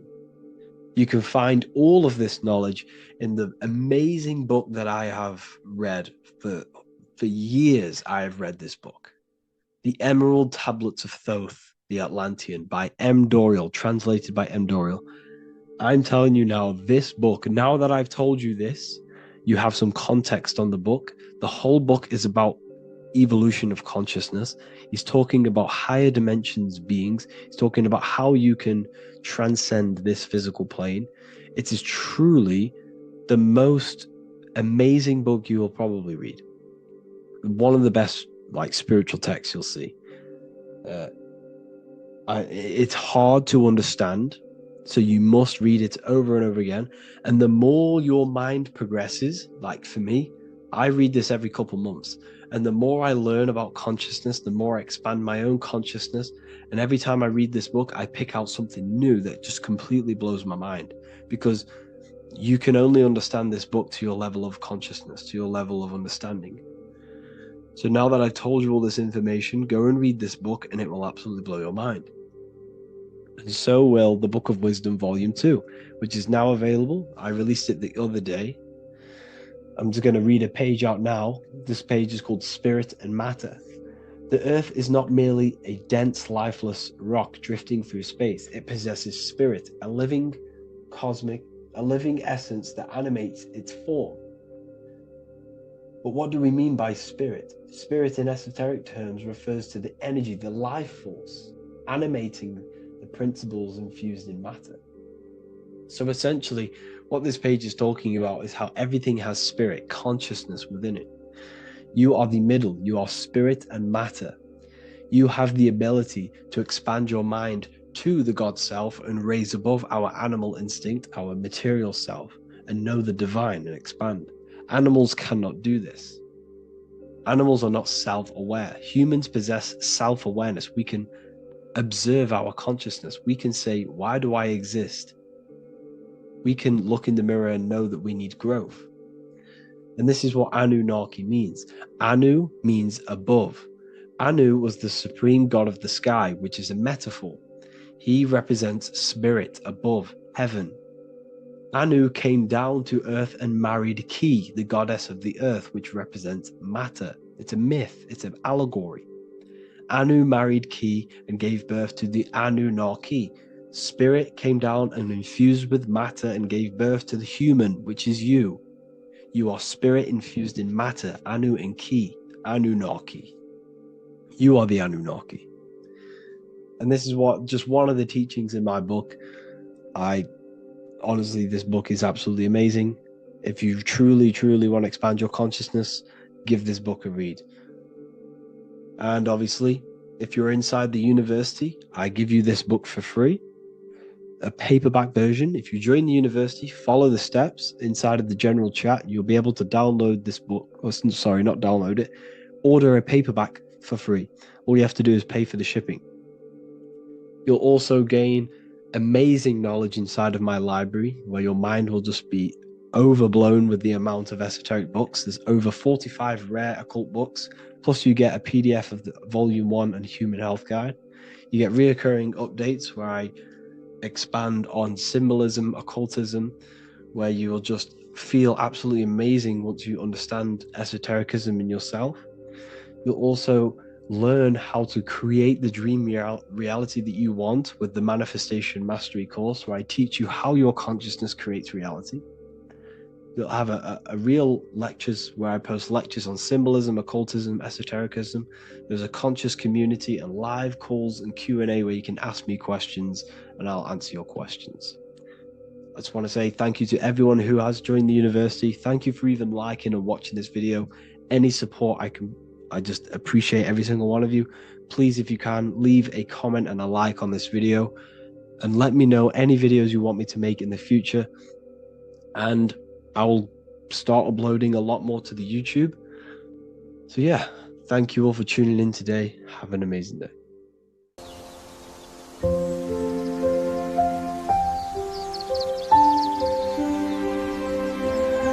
bookofwisdom.com. Visit today.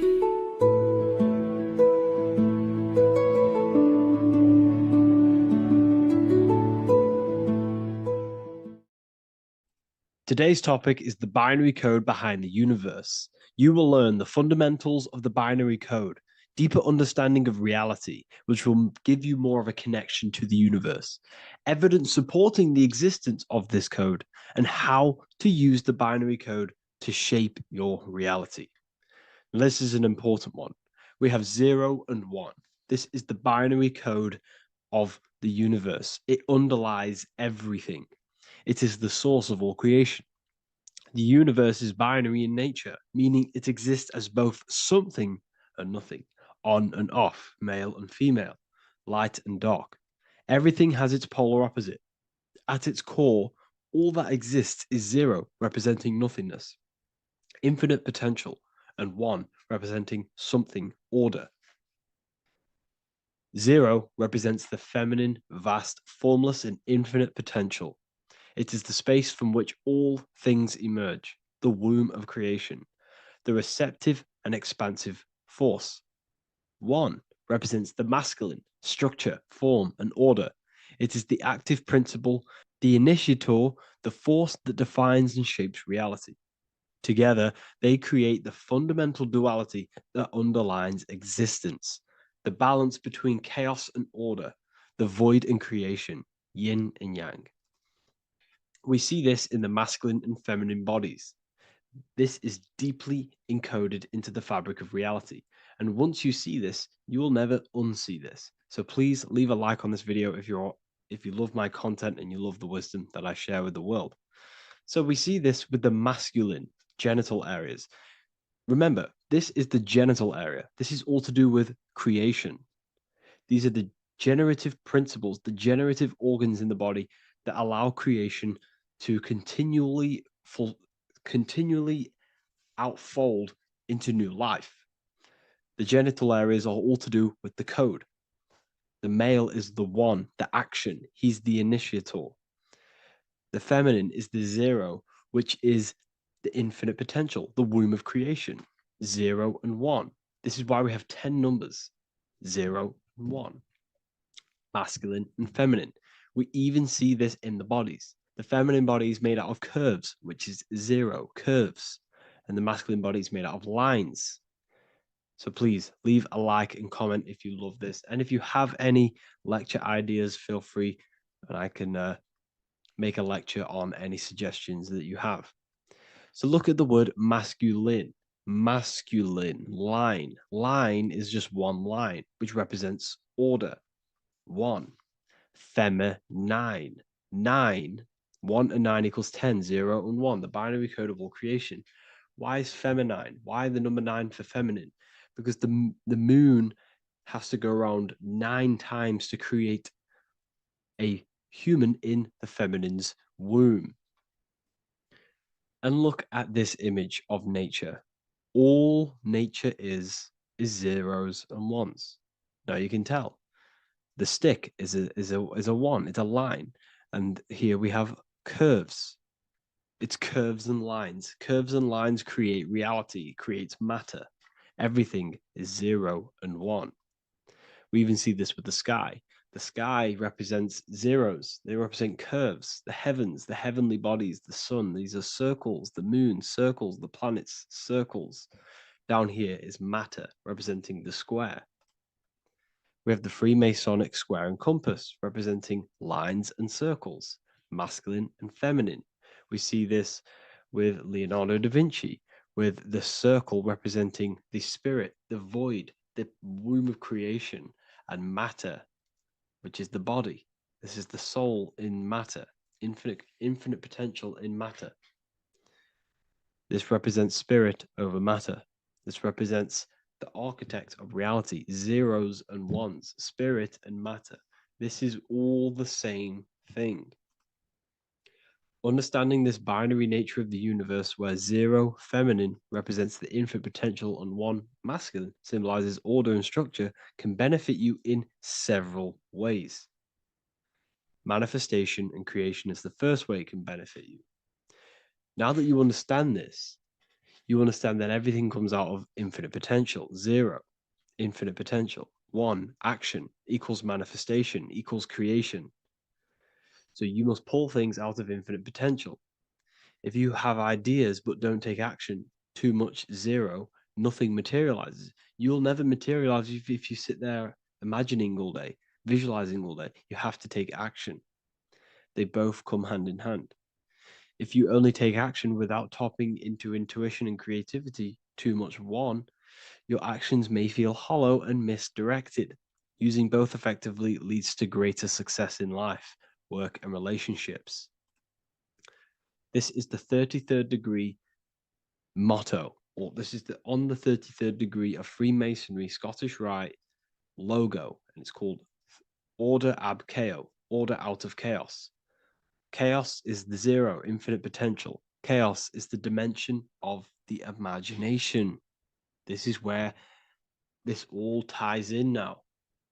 Imagination is the dimension of infinite potential, pure potential, formless creativity, and the realm of infinite possibilities.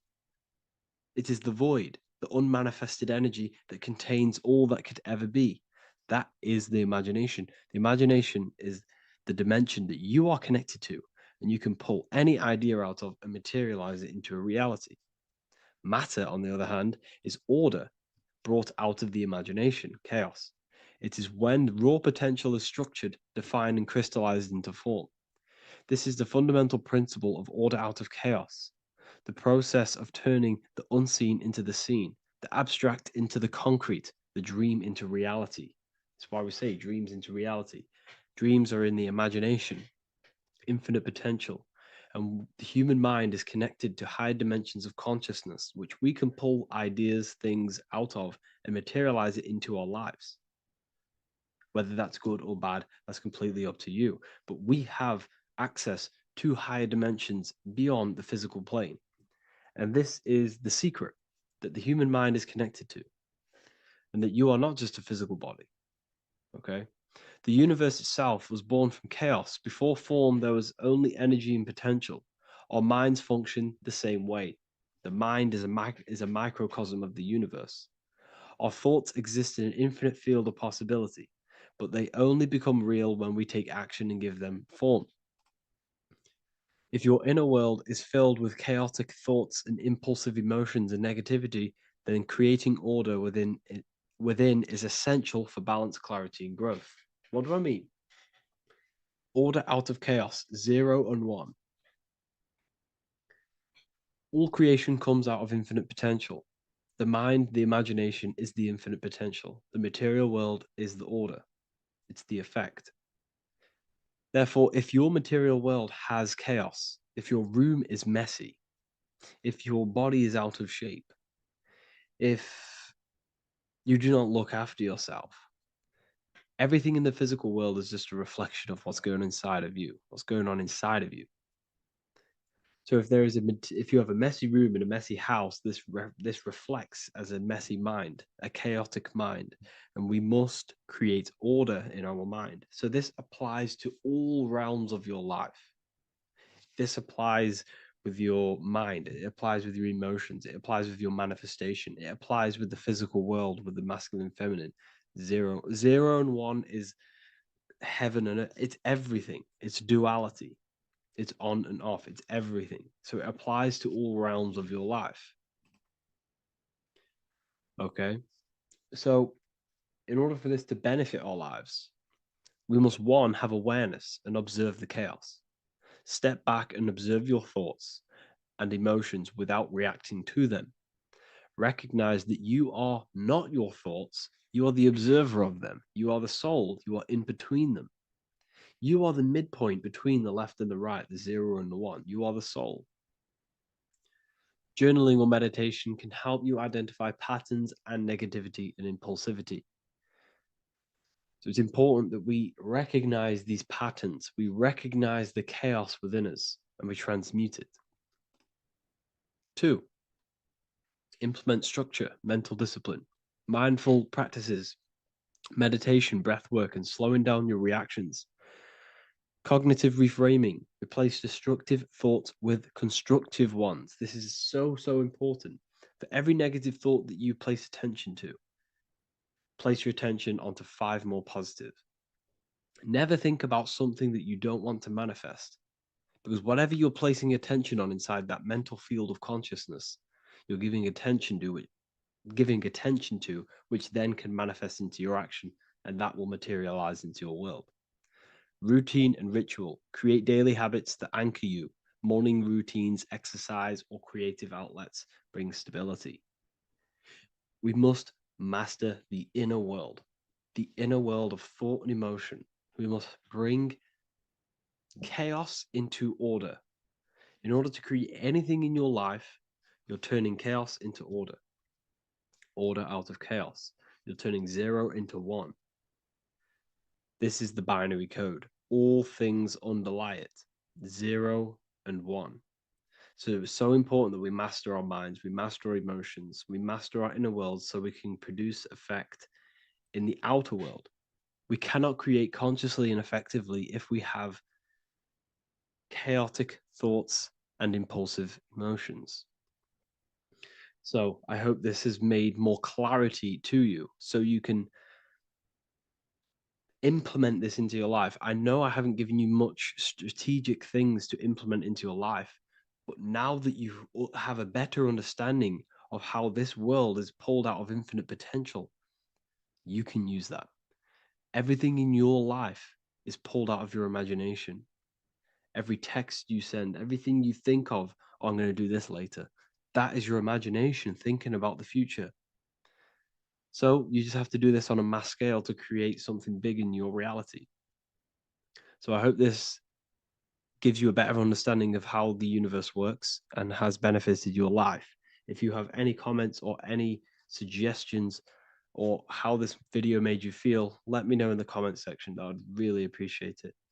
And I'll see you all inside of the Symbolism Masterclass on March the 8th.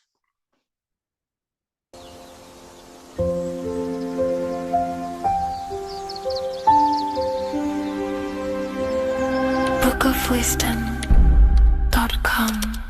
Visit today.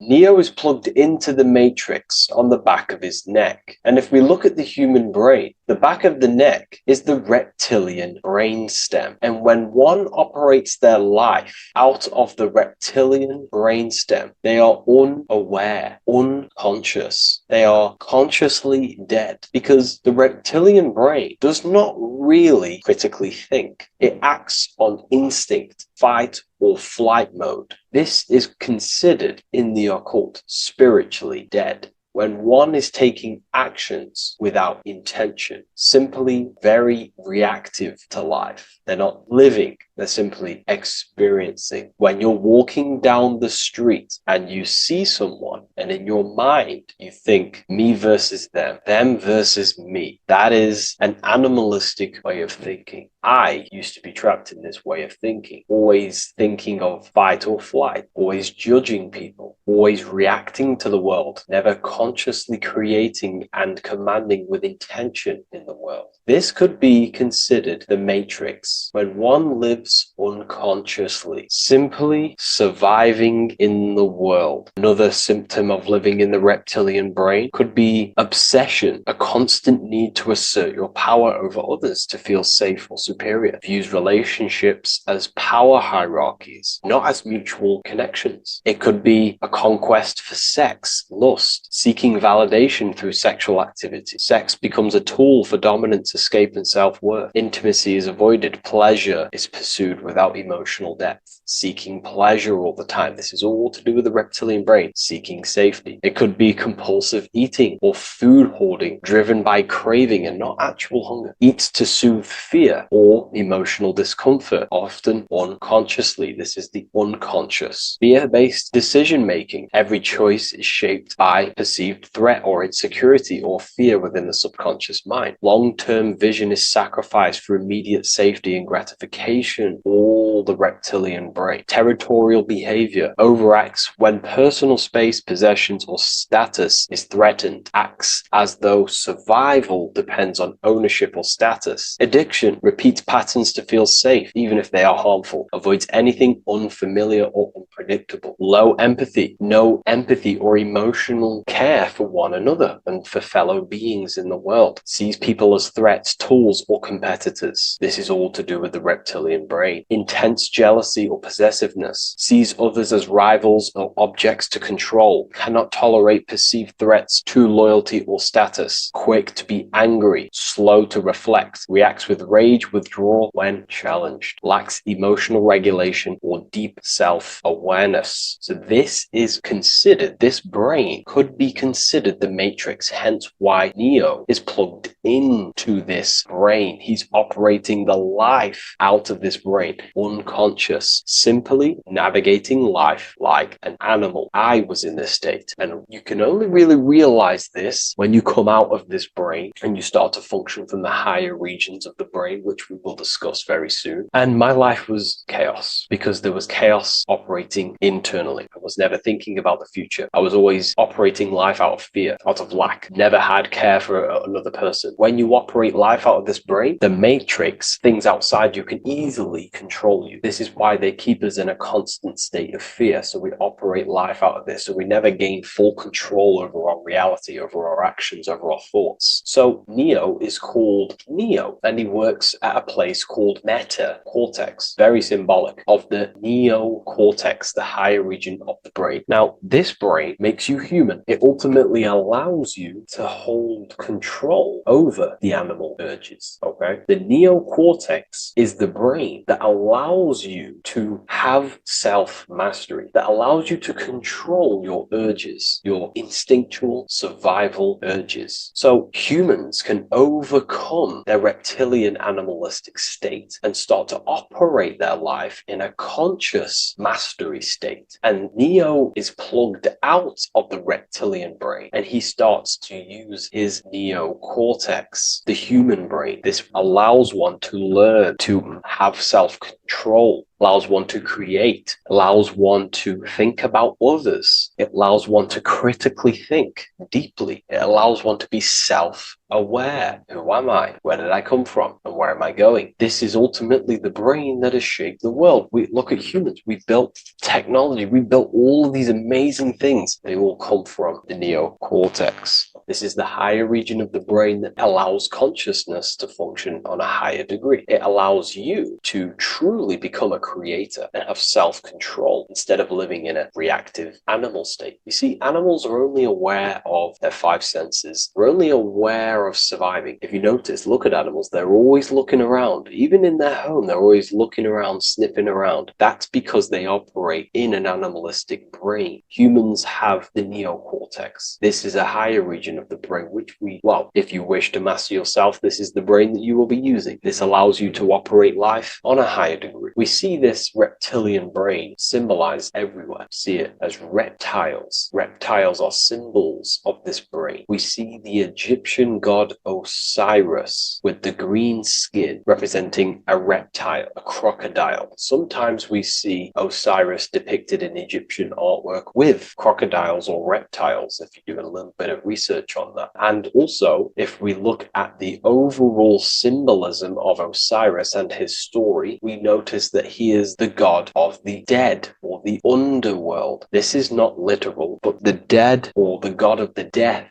the god of the death of self, the dead of consciousness, because you are a divine being with limitless potential to create. And ultimately, to create, we have to master our reptilian brain. But when we function from this reptilian brain, we are dead to our higher powers of creation, of imagination, of actually gaining control and operating life from the higher mind, operating life as the divine being as you are. But if you operate life in Osiris, he is the god of dead. You are spiritually and consciously dead. You act unconsciously. You are dead, not physically, but mentally and spiritually. So what we're looking at here in the Egyptian artwork is the reptilian brainstem. We have the left hemisphere and the right hemisphere of the brain. Notice a curve. The feminine body is very curvy. This represents feminine. The masculine body is very liney. So if we study geometry, we know that lines are masculine, hence why the word masculine, line, and the feminine body is,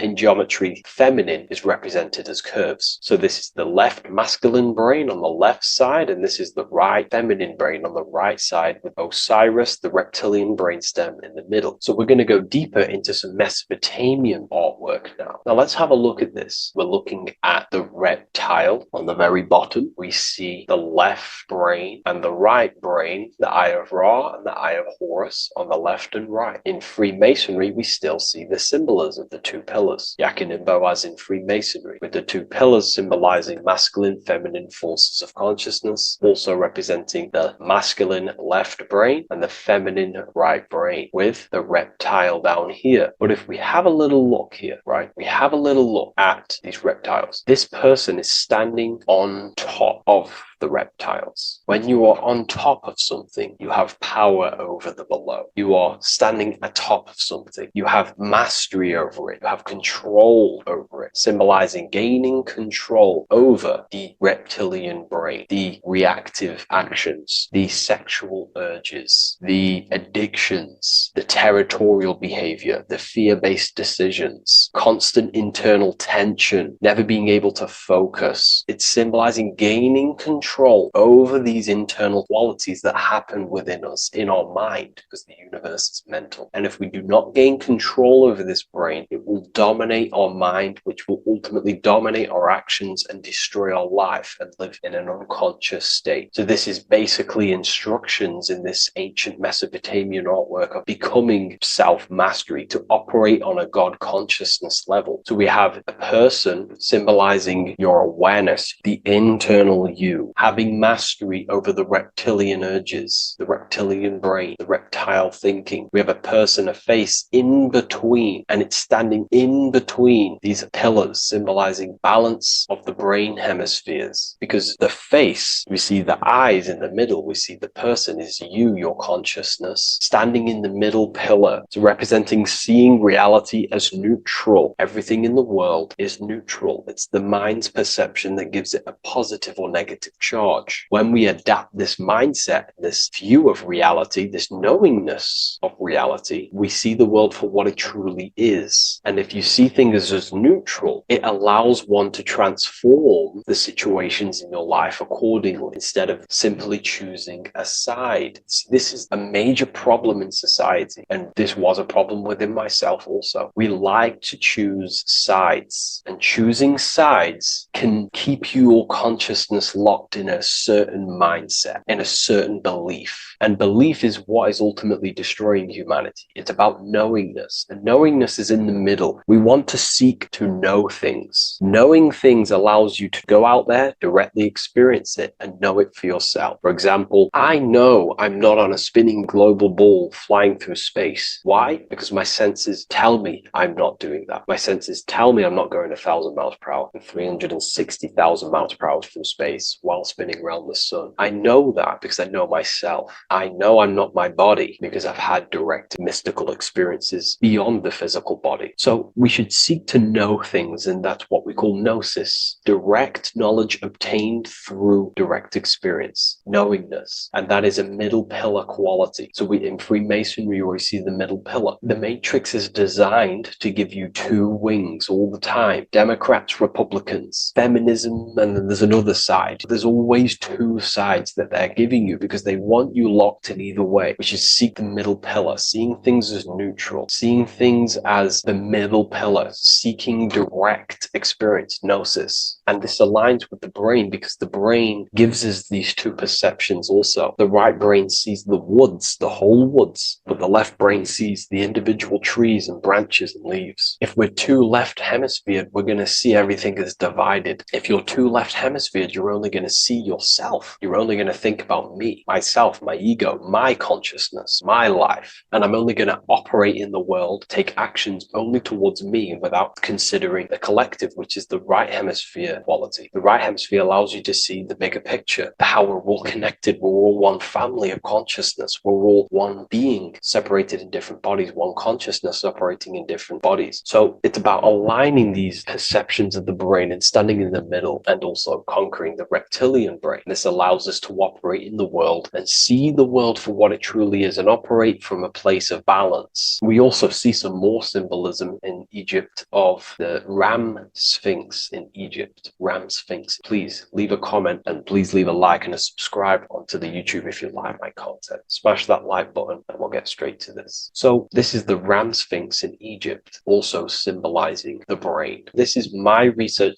These are my conclusions. You can take this this with a pinch of salt and go out and do your own research. This is what makes sense to me based off my information I've gained, my symbolism that I can read. So take what you can from it. I'm not here to obstruct anything. I'm not here to place anything in your mind. I'm simply here expressing my research. Never take anything off anyone as solid truth. I've never have said everything I say is solid truth. This is my research. If the research aligns with you, that's great. Maybe it doesn't with some people, that's fine. Simply take things with a pinch of salt, go out and collect as much research and information from many different sources and place together your own understanding of symbolism and your own perspective on reality. But like I say, seek to know and not believe. So this is the Ram Sphinx in Egypt. This is a more powerful symbolism of the brain. We have Osiris here, the god of the dead, which is the reptilian brain, and an Aries symbol here symbolizing the hippocampus in the brain. So this is the reptilian brain stem, heavily aligned with the reptilian brain stem here. We can see the connections if we look closely. So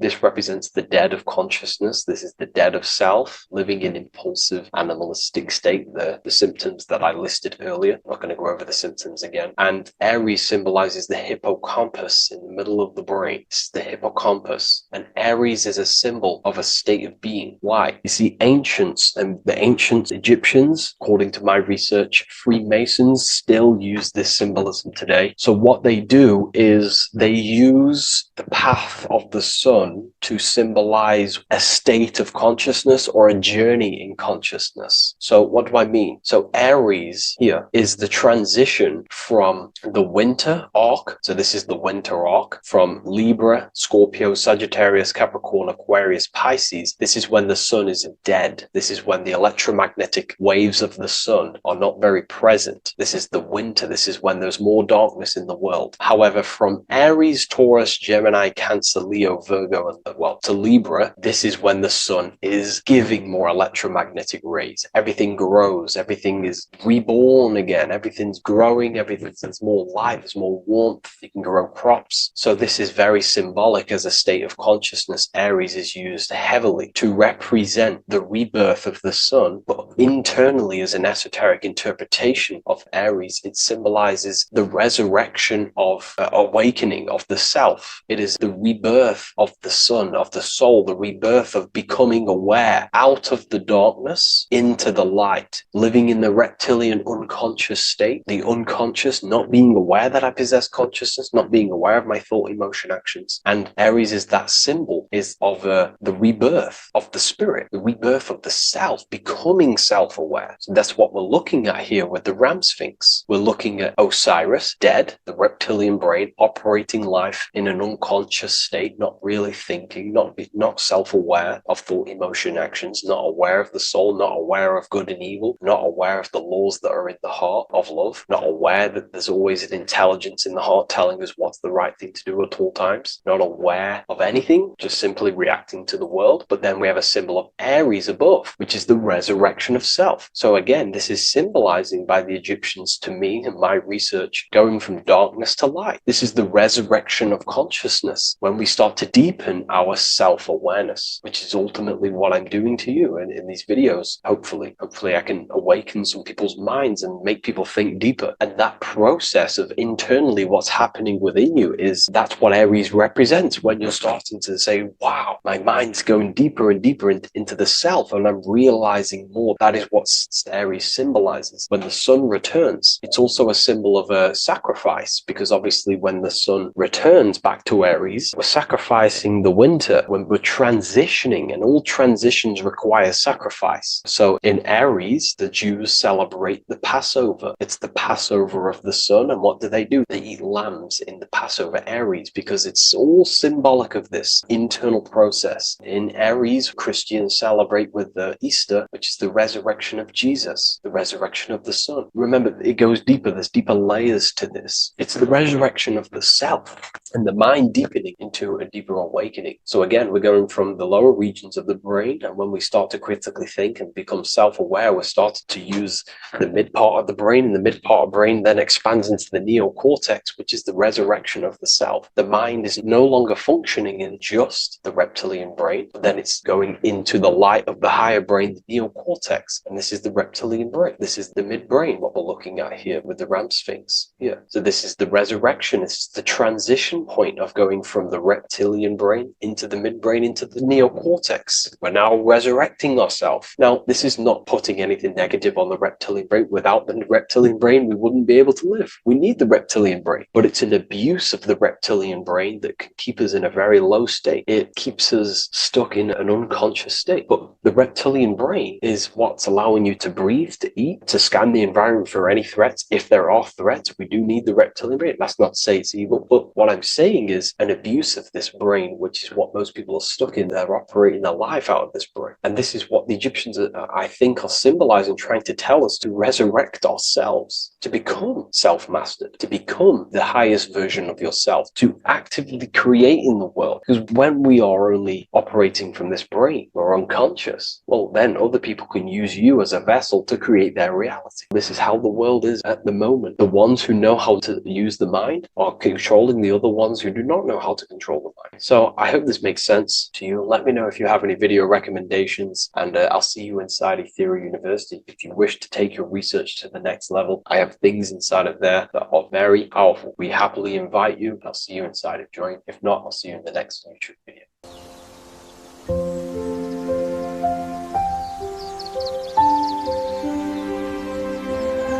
bookofwisdom.com. Visit today.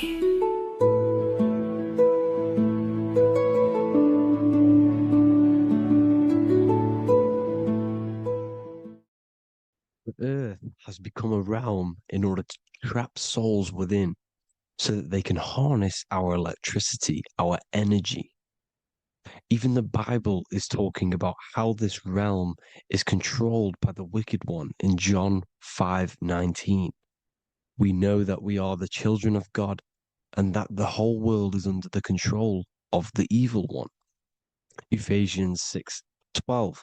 For our struggle is not against flesh and blood, but against the rulers, against the authorities, against the powers of this dark world, and against the spiritual forces of evil in the heavenly realms. So the Bible is telling us that this is not the only world. There are other worlds, there are other realms that we can go to, considered as heaven. Heaven being a higher realm where there is no evil, no darkness. This is a midpoint realm where there is good and evil. Now, we're going to explain how the soul trap is how it's working, and how your soul is being harnessed for its energy, and how you are tricked to come back to this realm after death. What you need to understand is first is that you are the invisible intelligence behind the physical body. You are the mind and soul. The soul is the true you, the good you. It is pure love, pure bliss, eternal, never dies. The mind can be corrupted, though. The mind is the intelligence of the soul. It is invisible. It has no true form. The intelligence inhabits the brain. The brain is the computer to control the electrical machine called the nervous system, which is choice, program, and action. You are the invisible intelligence behind the body, and this will prove it even more. You do not even see into the external world. You are seeing an image produced by the brain, because the light is being sucked through the retinas of the eyes. The image is produced in the visual cortex at the back of the brain. What does this mean?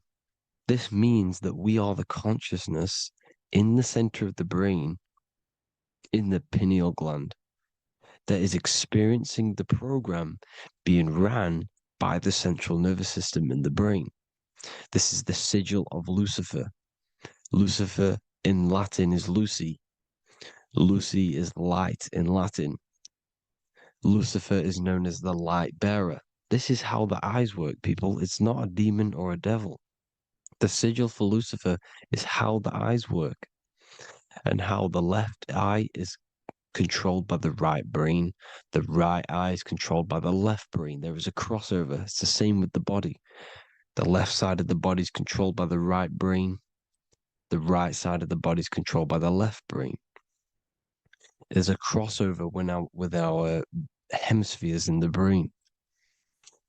Now, this empty chamber in the center of the brain is where this universal cosmic intelligence is held, known as the most holy place in the Bible, the throne of God. Okay? This is above the 33 vertebrae on the spine. As you can see here, you are the being in the center of this point. All of the nerves are being sent back to this one particular point, which is the seat of our invisible intelligence. You can see it's an empty chamber. Our consciousness, our intelligence is not a physical thing. This intelligence is the true voice inside of your head. This is why your head is heaven, your heart is earth, your heel is hell. Your head is heaven because this is the seat, the throne of God. God is in heaven because the consciousness, this divine intelligence that's controlling the body, is sat in the center of the brain. The brain is taking commands of this invisible intelligence. When you close your eyes, you can feel your awareness, your consciousness, your intelligence is all in the brain. Your awareness is not in the feet, the heart, the legs, the arms. It's all in the center of the brain. Now, if you meditate deeply, you will find that you are beyond the mind. You are the being observing the thoughts. You are the soul observing the thoughts. Now, with this being said, you are the consciousness experiencing the program being ran by the central nervous system in the brain, because you're not seeing into the external world. It's an image, it's a simulated image produced by the brain and the central nervous system. You do not experience the external world. You do not feel the external world. You feel electrical impulses on your nervous system. Your nervous system is decoding what you are feeling. So the only thing that you truly feel is the electrical impulses on your nervous system. This is why the nervous system is the tree of knowledge of good and evil, because it gives your invisible intelligence, your mind, the knowledge of good and evil. It can detect good things, it can detect bad things. If it's hot, if it's warm, if I need to go, the nervous system is doing this. It is the tree of knowledge of good and evil. Okay? Now this universal intelligence is symbolized as the single eye. Okay? Matthew 18:9. It is better for you to enter life with one eye than to have two eyes and to be thrown into the fire of hell. What does this mean? It's symbolic, it's metaphorical, people. It is metaphoric. Your universal intelligence is the single eye, the one eye. It's the balance between the two poles, between the left and the right, the good and the evil. It knows the right thing to do all the time. This is our inner guide. The inner self is the inner guide. And when you are operating your life off duality, using your two eyes, you'll be thrown into the fire of hell, lower states of consciousness. Because you're split. You need to live in oneness, even, balance. Matthew 6:22, the light of the body is the eye. The light of the whole body is the eye. You are a light being. Human. Hue means an attribute of a color. Man is the word manifested. We are light manifested into physical form. Depending on your vibration is depending on what color that you are vibrating on, which is a hue, a human. If therefore thine eye be single, thy whole body should be full of light. Again, it's talking about the single eye, oneness, completeness. When you balance the hemispheres of the brain, we'll go over that later. But anyways, the body is the earth. This is what we need to understand, people. The body is running the simulation, the program that our consciousness is experiencing. So when we leave the body during death and astral projection, we leave the earth. This is how it works.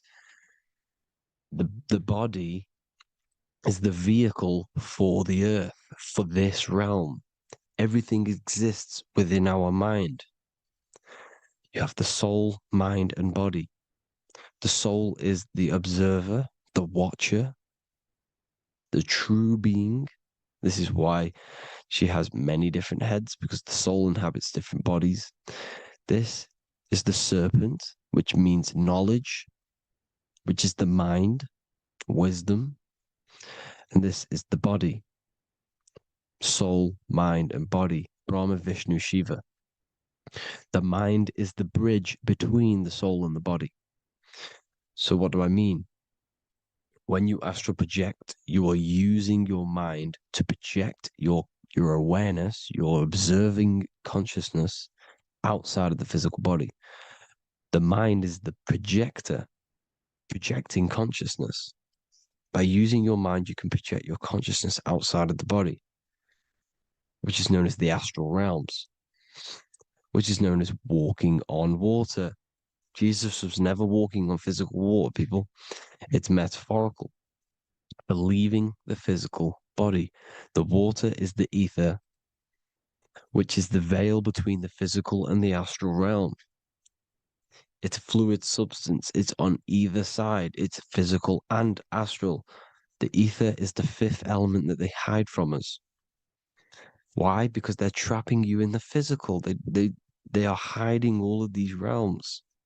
Etheric, astral, and mental. People think their mind is their brain. It's two separate dimensions. These are completely different dimensions. The mind is way more intelligent. The mind is formless. There is no form to the mind. You can think anything you want. You can manifest anything you want within your mind. It is not a physical object. The physical realm is being controlled by the mind. Everything's being controlled by the mind. Everything exists within the mind. This is why the Egyptian says the universe is mental. So when we project our consciousness outside of the physical, we go to the astral. The ether is the water that Jesus is walking on. This is the veil between the physical and the astral world. The word together has ether within it because it joins the two worlds together, together, the astral and the physical. The word either is ether because the ether is on either side, physical and astral, physical and spiritual, physical and non-physical. In the astral realm, the mind can manifest anything we want. We incarnate to restrict our minds. This is why Saturn, if you go and watch my video on Saturn, how Saturn is this simulation, okay, our minds can manifest anything we want in the astral plane in the click of a finger.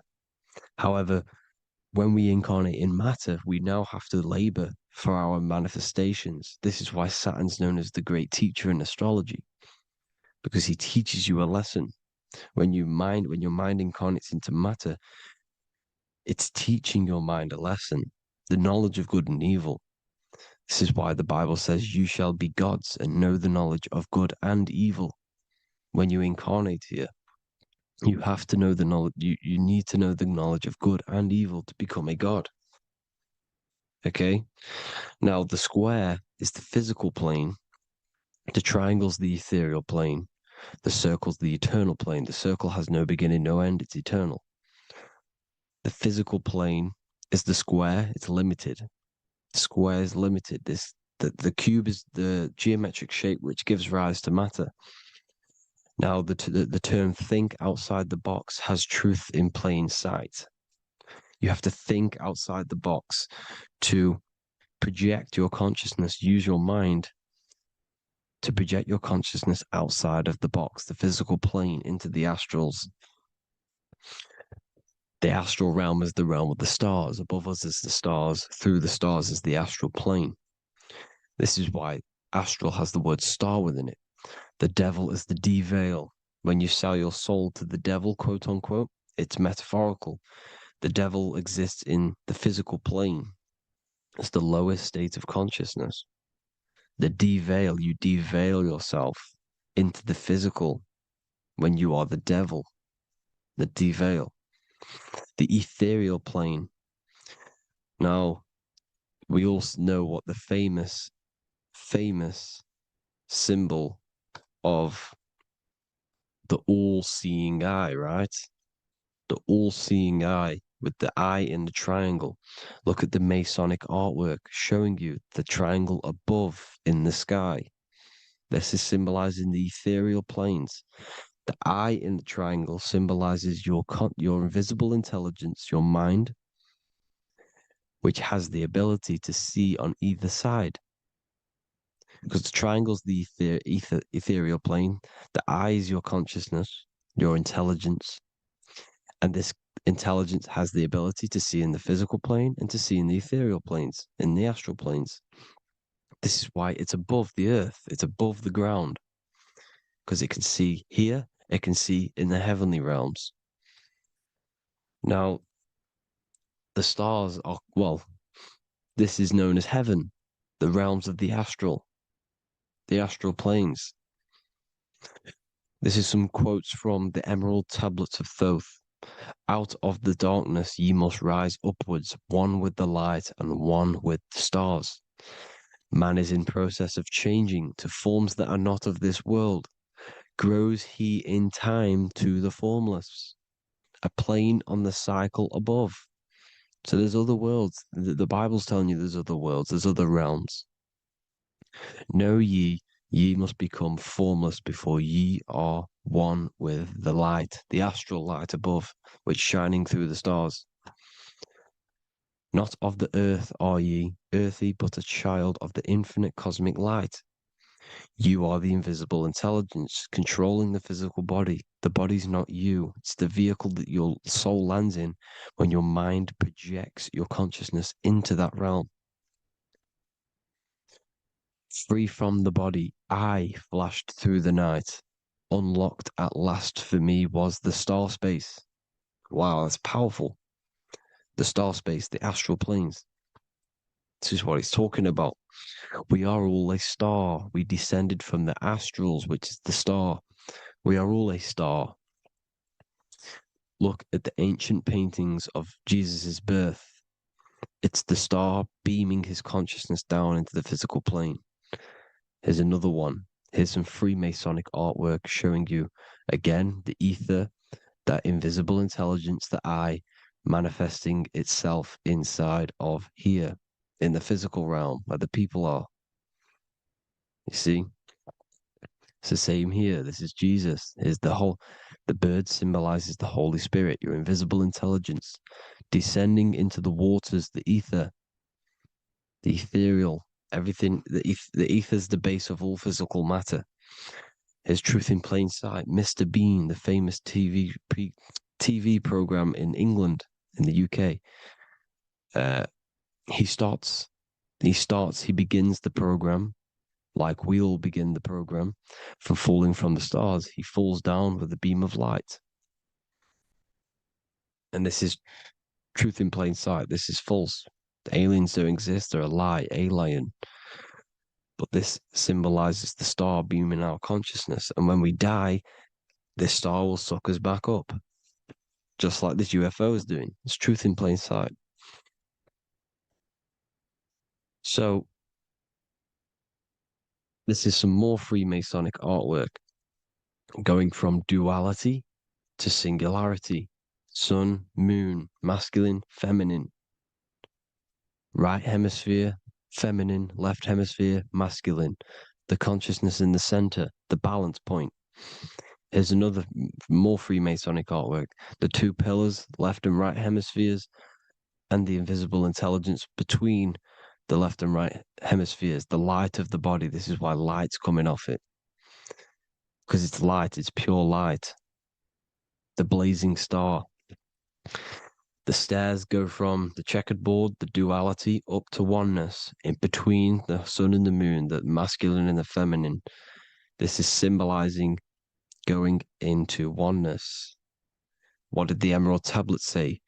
You've got to become one with the stars, one with the one with the self, balancing the two hemispheres so that you can gain, because when the two hemispheres are balanced, you can gain a more deeper connection with your invisible intelligence.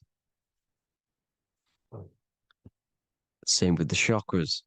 When the chakras, the seven seals in the Bible, these are seven seals because when you conquer the seven chakras, when you balance the seven chakras, you then gain a more deeper connection with your internal self because your mind is not filled, it's not being ran, it's not being dominated by these seven deadly sins, the seven seals, the seven chakras.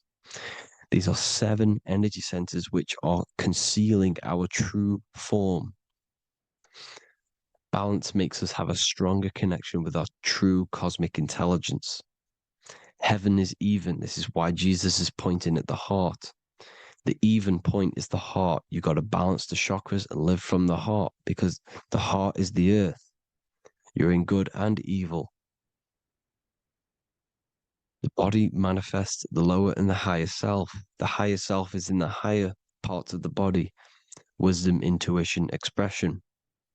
The lower self is in the lower parts of the body. Sex, food, and power. This is how they are trapping your soul, people. Like I said, the mind is the bridge between the soul and the body. So by tricking the mind, not giving it the right knowledge, and keeping the mind stuck in the lower three centers, thinking about power, food, and sex, this is low vibrating energy. It's going to keep your mind addicted to the physical realms. Okay, this is why you need to go even, balance, heaven. Okay, I will explain the soul trap in a second, how it fully works. But I'm telling you all the science behind it so you can understand. When you are doomed, you are domed. This is the dome, the firmament, the firmament, the mind. Ment is mind, firm is firm. A firmament is doomed under the firmament. You must have a loose mind, an open mind to expand your consciousness beyond the stars, beyond the ethereal barrier. You have to vibrate higher than this world. Your consciousness must be expanded more than the physical plane. You need to learn how to astral project. You need to learn how to leave the body, how to operate outside of the body, so that you, when you do leave the body, you will have recognition. You'll have knowledge. You'll have practice. But this is as above, so below. The woman's belly is the earth. It's as above, so below. It's a microcosm of the macrocosm. We are the children in the womb. We are the people in the earth being ready to be born into the heavenly realms. As above, so below. It's a microcosm, macrocosm. Everything is in everything on a bigger and a smaller and a larger scale. Now, when the baby figures out that there is a world beyond its mother, what happens? The baby starts to move around and tries to get out of the mother. Because once it starts to hear the external world, starts to hear people, it's going to wonder, what's outside of why am I in here? What's outside? So the baby will force its way out of the mother. It's the same with our minds, as above, so below. When our minds figure out that there are other realms beyond this world, we will seek a way out. This is the womb, the mother earth, mother nature. It's the mother. We're in the womb. We can be born out of this world, which is being born again in the Bible. When you are doomed, you are domed under the dome, under the firmament, the firm mind. The firm mind will keep you under the firmament. Due to the law of polarity, there has to be other realms. There has to be. Because the law of polarity works in this world, and it will work on every scale possible. It's universal laws. These are universal laws. The law of polarity means that there are other realms polarizing this realm. There is a hell, there is a heaven.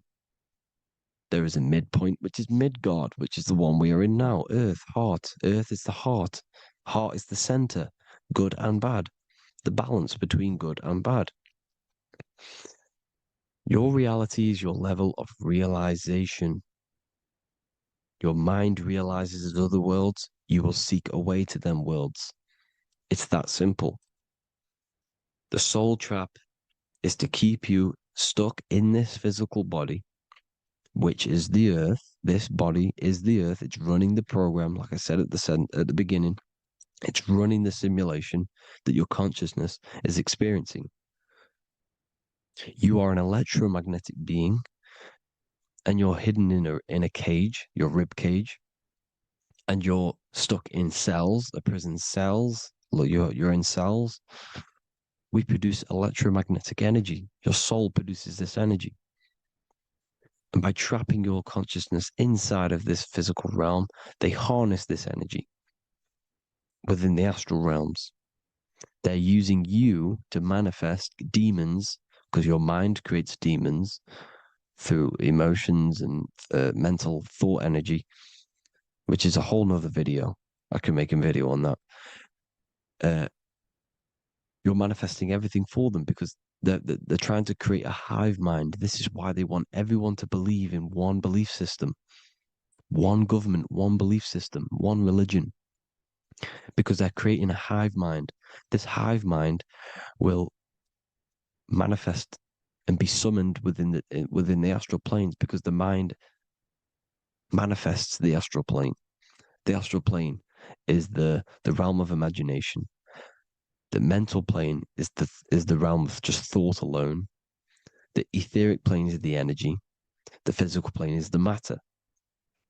So all of our minds together are manifesting these demons within these subconscious realms, the astral. Now,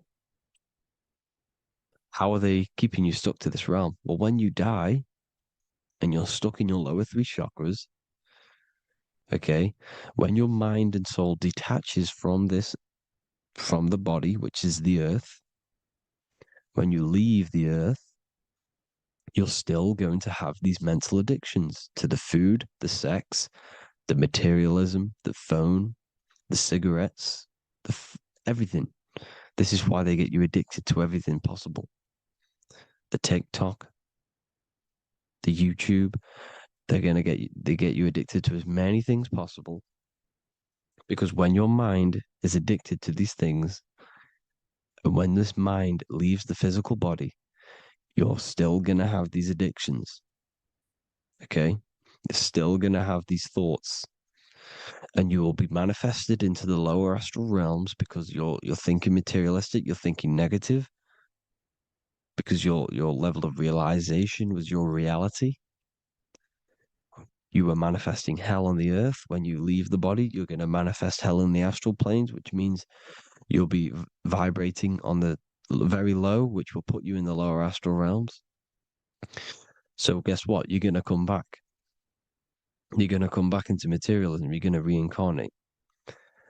Because you haven't prepared for life after death. You must detach from the external world. Okay? Moon is mind.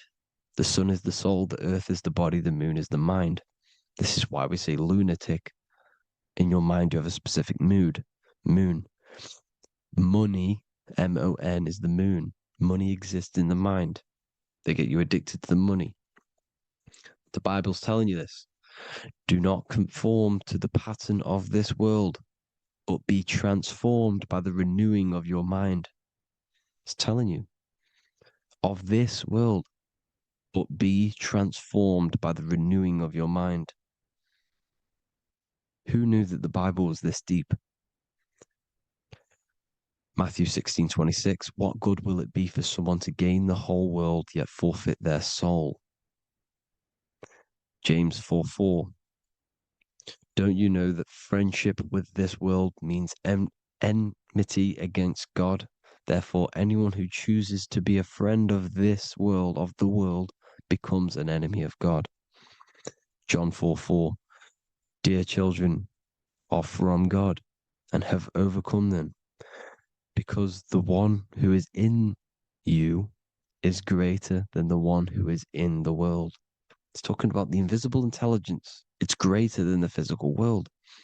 John 2:15, do not love this world, nor the things it offers you, because this world will create you to, if your mind has attachments to what this world offers, sex, money, and power, pretty much,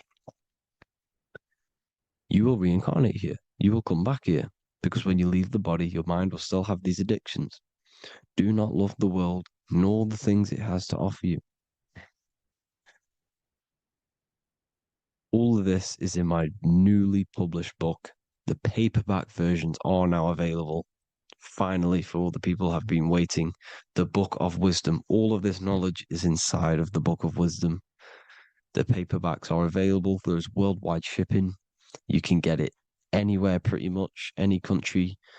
My new website, it's amazing. There's going to be some amazing products coming on the new website. But I thank you all for the support. Before I leave, I need to explain what is going on with the soul trap. Like I said at the beginning, the mind's the bridge between the soul and the body. The body's the realm. By tricking your mind with false knowledge, they are keeping your soul stuck to this realm. They get you addicted to all the physical things, and that is it. As soon as you're addicted and you die, you're going to come back. So by tricking your mind, which is the bridge between the realms, they keep your mind stuck within this body. They keep you in physicality. They deveil you, the devil, the deveil. Thank you all for the support, people. If you do want to join the Academy, all the links will be posted below this video for the book, The Academy. Thank you all for the support and have an amazing day.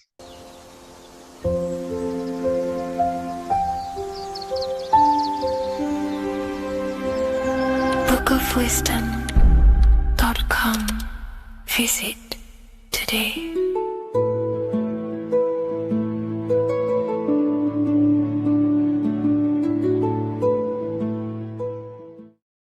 Hello, Seeker. Welcome to Revival of Symbolism, a channel devoted to the language of esoteric symbolism, guiding you to discover yourself and expand your consciousness into deeper realms of thought. I'm Harry B. Joseph, also known as Revival of Wisdom, and today we're going to be discussing the symbol of the pentagram. The pentagram is a well-known symbol inside the occult, used by pretty much every ancient tradition, Freemasonry, Rosicrucianism, Hermeticism, all the occult schools of thought. You will see this symbol, and today we're going to be breaking it down into some great detail. Now, there's a lot that goes into this symbol. It's basically a 5-pointed star. Now, if you notice that the star is one line continuously, you can draw this symbol continuously with one line without taking your pen or pencil off the piece of paper. So it's actually symbolizing one, and one expressing through 5 ways.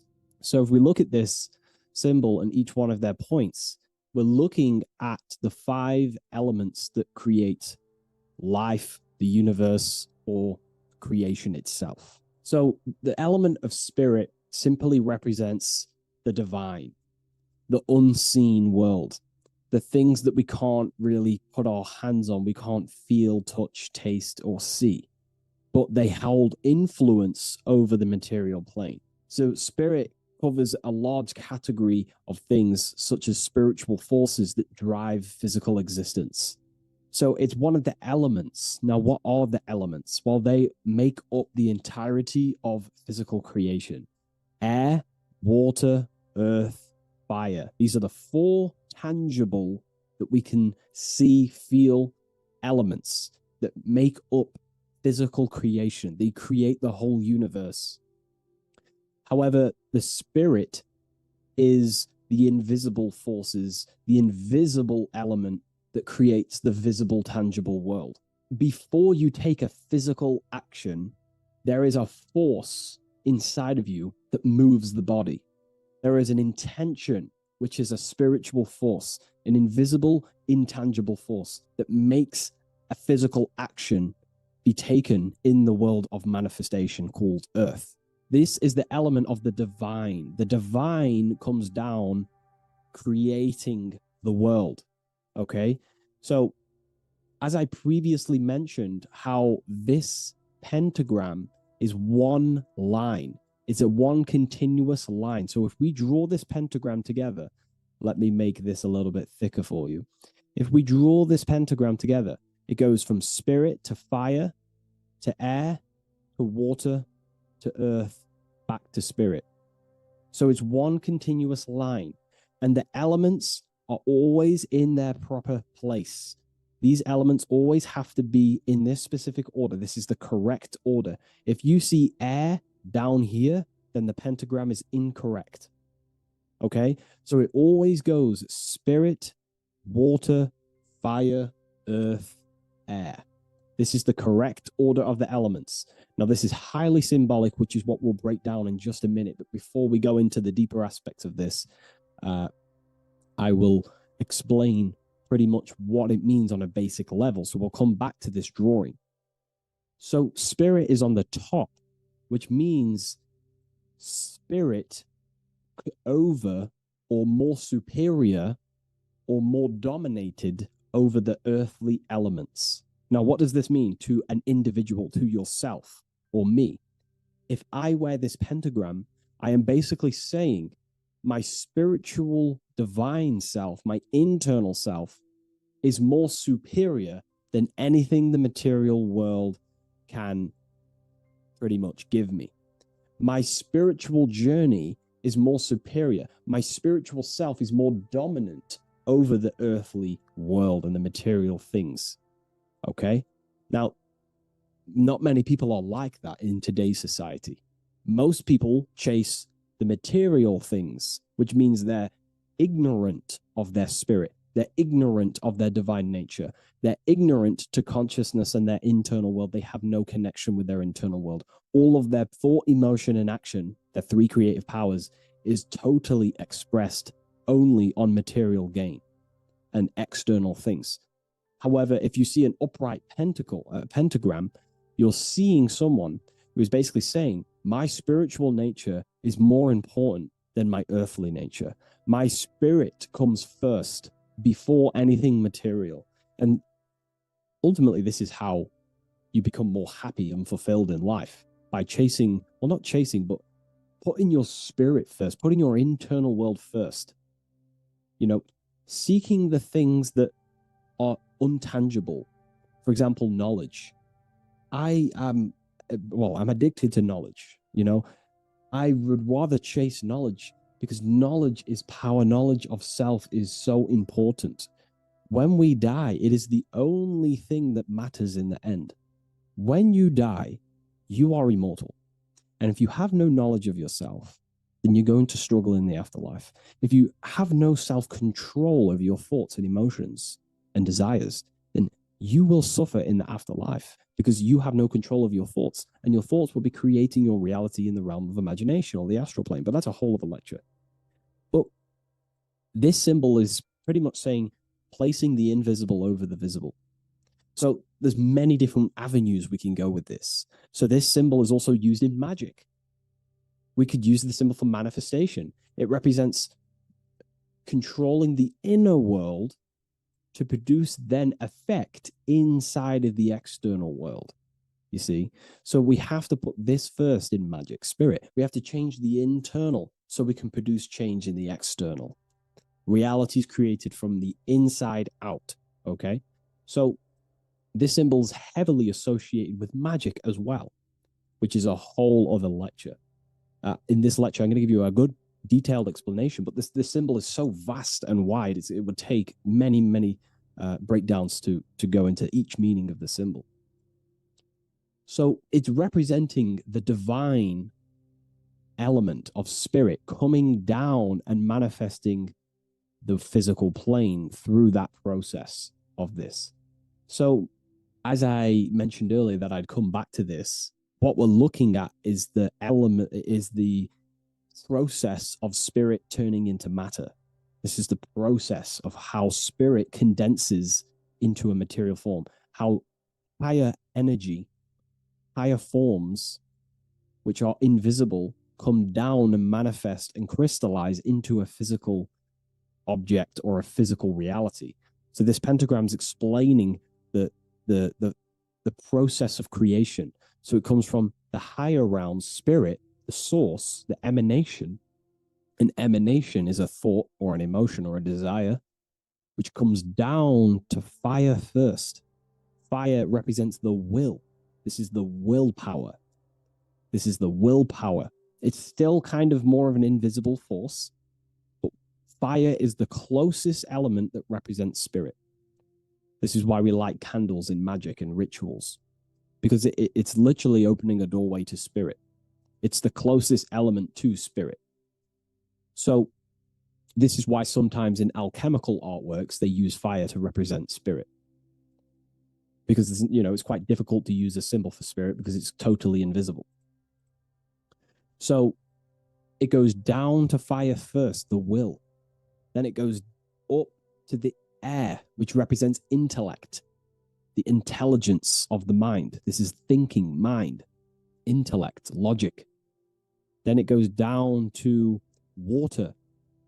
This is emotion. This is intuition. And then it goes into the earth, which is physical body action. Okay?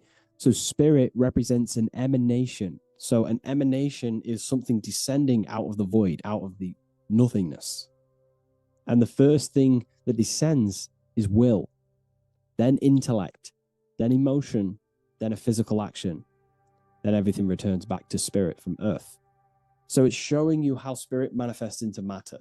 It's also showing you the macrocosm, how the world is created. So ultimately, it's a symbol of the microcosm also. It's a symbol of you. If you put your body outwards, you would see your body in this 5-pointed star shape. So it's a symbol of the microcosm, because you yourself are a microcosm. You contain all of the elements: spirit, fire, earth, water, and air. You breathe air, you drink water, fire in your nervous system, which is electricity, and earth is your physical body. So you are a microcosm of the universe. And this is what the circle, when we see the circle around, this is representing the macrocosm, the circle. So why are you a microcosm? Because you know how the sun changes the earth with its different electromagnetic rays, depending on how far away the sun is to the earth when it's rotating. Well, depending on what model you believe anyway, the electromagnetic rays produce change on the earth. So when the sun is further away from the earth, or whatever model you believe, when the sun is further away, then the electromagnetic rays of the sun are weaker, which means that's what the winter is. The winter is the death and the death of the electromagnetic rays of the sun. We still get sun, but it's just not as powerful as summertime. So nature dies. But then when the summer comes back around, the sun is closer, it produces higher amounts of electromagnetic life force rays, which increases the growth again in the summertime. But this is also not only happening on the earth, it's happening within the body. The body goes through this rhythm. The same rhythm that the external world goes through, your body's going through this rhythm. So these changes in the cycles not only change the earth, they change consciousness. These cycles happen within you. They happen within your body, your cells, your nervous system, your brain, your psyche, your emotions, your intellect is all affected through these cycles of the sun. So this is why you are a microcosm of the macrocosm. Your mind is cut out of the same fabric of God's intelligence, of God's mind. The same power of thought God used to manifest the world, to think it into existence, the same power you use to think your world into existence. You are truly a microcosm containing all the 5 elements, all the same powers of God, but just in a smaller version. It's a symbol of the microcosm. It's a symbol of the macrocosm also. It's a symbol of how spirit manifests into form. And this is why it's associated with magic, because you can use these elements in magic, this process of how spirit becomes matter. So there's so much that goes into this. And I actually broke this down inside the new book, the Book of Symbolism, on these 2 pages here. I will do another one on the inverted pentagram. This book, I've basically gone over every Freemasonic symbol, alchemical symbols, every occult society symbols is pretty much in this new book of symbolism. But again, it's not a book on symbolism. These symbols are representing forces within yourself. They represent you, and these symbols are designed to awaken aspects of yourself. So this is not a book on symbolism. This is a book on you. Each symbol will awaken different aspects of yourself to help you understand yourself. So anyways, it's a big book. It's going to be very, very soon. I'll leave a waiting list in the description. You can join the waiting list, or I'll just give you an email when it's ready. And I will see you in the next video. Please leave a like, comment, and share. And I'll see you in the next one.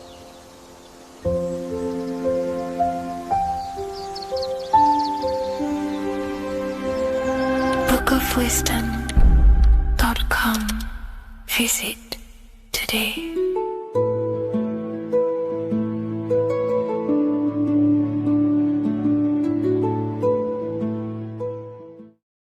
Welcome back, people, to another occult lecture by Revival of Wisdom. Today we're going to be talking about magic and how it's being used on us for the New World Order. Magic has the word mag within it, which is magnetism. Magnetism is the force. Magic is influencing forces, natural or supernatural forces, and using it for a certain agenda to gain something out of it. Now, magic is not what everyone's being thought. It's not some sort of fantasy thing. It's actually very common, and we all do it, whether you believe it or not. Magic is all to do with the mind. As I said, always say in my lectures, your mind is what creates matter. Your mind is what creates your external world. So it's all about manipulating and planting seeds within the mind, because your mind is a garden, and thoughts and words are seeds which are being planted in that garden. Your life, your physical life, the people you have in your life, your friends, your car you own, the job you have, is all a reflection of the thoughts that you've been thinking in the past. You are where you are in life because of the thoughts that you've been thinking. Therefore, your life is a direct reflection and manifestation of your mind, the Garden of Eden. Okay? The mind is what they are targeting. What you see, say, and hear has a direct effect on your mind. Me talking to you is influencing you. The words I'm saying is planting seeds within your mind. Now it's up to you to consciously act on these thoughts or these words, or to maintain these words. As above, so below. As within, so without. What's inside of me is outside of me. What comes into the storehouse comes out of the storehouse. You have the left, you have the right, you have the up, and you have the down. As above, so below. Whatever is in your mind will be expressed in some sort of way, consciously or subconsciously, spiritually or physically. The mind is what manifests everything. And this is what we need to understand. We need to understand is that the mind is not physical. All things spiritual manifest physical. All things seen come from the unseen. The words you're thinking That everything you have is coming from the unseen. The actions that you do come from the unseen mind. Another expression for as above, so below is you are the universe itself. You are a universe, a mini universe. But just because you are mini does not mean you are the whole thing. If I take a little piece of infinite, let's say there's an infinite light source. Let's say I take a little chunk of that infinite light source. That little chunk I took is still infinite because it's been taken from infinite. You are the universe. Your awareness, your mind is the universe. It's information. You are the universe experiencing itself. This is why we say we are all God. As above, so below. What is in me is outside of me. The sun, the physical manifestation of the sun is your soul. The 12 constellations are manifested in the physical body. The 5 elements are manifested in the physical body. They're manifested in the 5 fingers you have. As above, so below. This is manifested, well, this is a symbolized in Freemasonry and secret societies as the 2 pillars. The mirroring reflection, the reflection of reality, the mirror, as above, so below. What happens in the mind, what happens in the astral, happens in the physical. This is Aleister Crowley. This is all symbolism. This is the 2 pillars with the all-seeing eye and the triangle at the top. Aleister Crowley was a master magician, very powerful dark magician, black magician. There's 2 types of magic. You have white and black, just like the checkered board, the Masonic checkered board. You have white and black, you have good and evil. White magic is influencing natural forces to gain something that will help the collective consciousness, help the collective, help the earth, help other people. Black magic is something you manipulate something so you can get something personal out of it. Doesn't matter if it's good or bad. It's still considered as black magic because you're being selfish. Everything you do should be contributing towards the collective consciousness and helping others. And this is why the ancients lived in a system where everything was in unity. We understood that I am you and you are me. What I do to you happens to me because I am you and you are me. We are the same mind substance on the inside. We're all the same mind substance being expressed in different bodies. So what I do to your mind will have a ripple effect on my mind because all of our minds are connected within the mental plane. So this is why they know all this knowledge. They know all this knowledge. So yeah, this is the mirroring effect of reality, the 2 pillars, or symbolizes the number 11. The number 11. We'll go deeper into that. The technology we're using is magic. It's a form of magic. Television is tell a vision. They're telling a vision into your subconscious mind, into your memory. And when you turn on the television, you get a program because they're telling a vision to create a program within your subconscious mind. You see, the conscious mind is only 10% of your mind, which is to do with your, what you're aware of, your 5 senses. What are you consciously aware of? Well, I'm aware I'm here, I'm talking. I'm aware of what I'm wearing, the 5 senses, what I can hear, taste, smell, hear. What I'm wearing, I'm aware of what I think of. But the subconscious mind is the 90% of your mind. It's the hidden part of the mind, which is telling your heart to beat, telling your body to breathe. It's storing all of your emotions. It's storing everything you see, storing all the belief systems that you have. It has everything. It stores all of the habits you have, the values. It stores everyone's name that you know. All the words that I'm speaking right now is all coming out of the subconscious. Everything is subconscious, and it literally manipulates 90% of your daily basis behavior. Most people don't know this. What you did yesterday is what you will do today because of these beliefs and mental programs within the subconscious, stored within the subconscious. So the subconscious is what they're aiming at. They're trying to create programs within the subconscious because the subconscious manifests 90% of your thought patterns, 90% of your actions and words. They know all this stuff. So the subconscious mind is the most powerful part of the mind. Another way the subconscious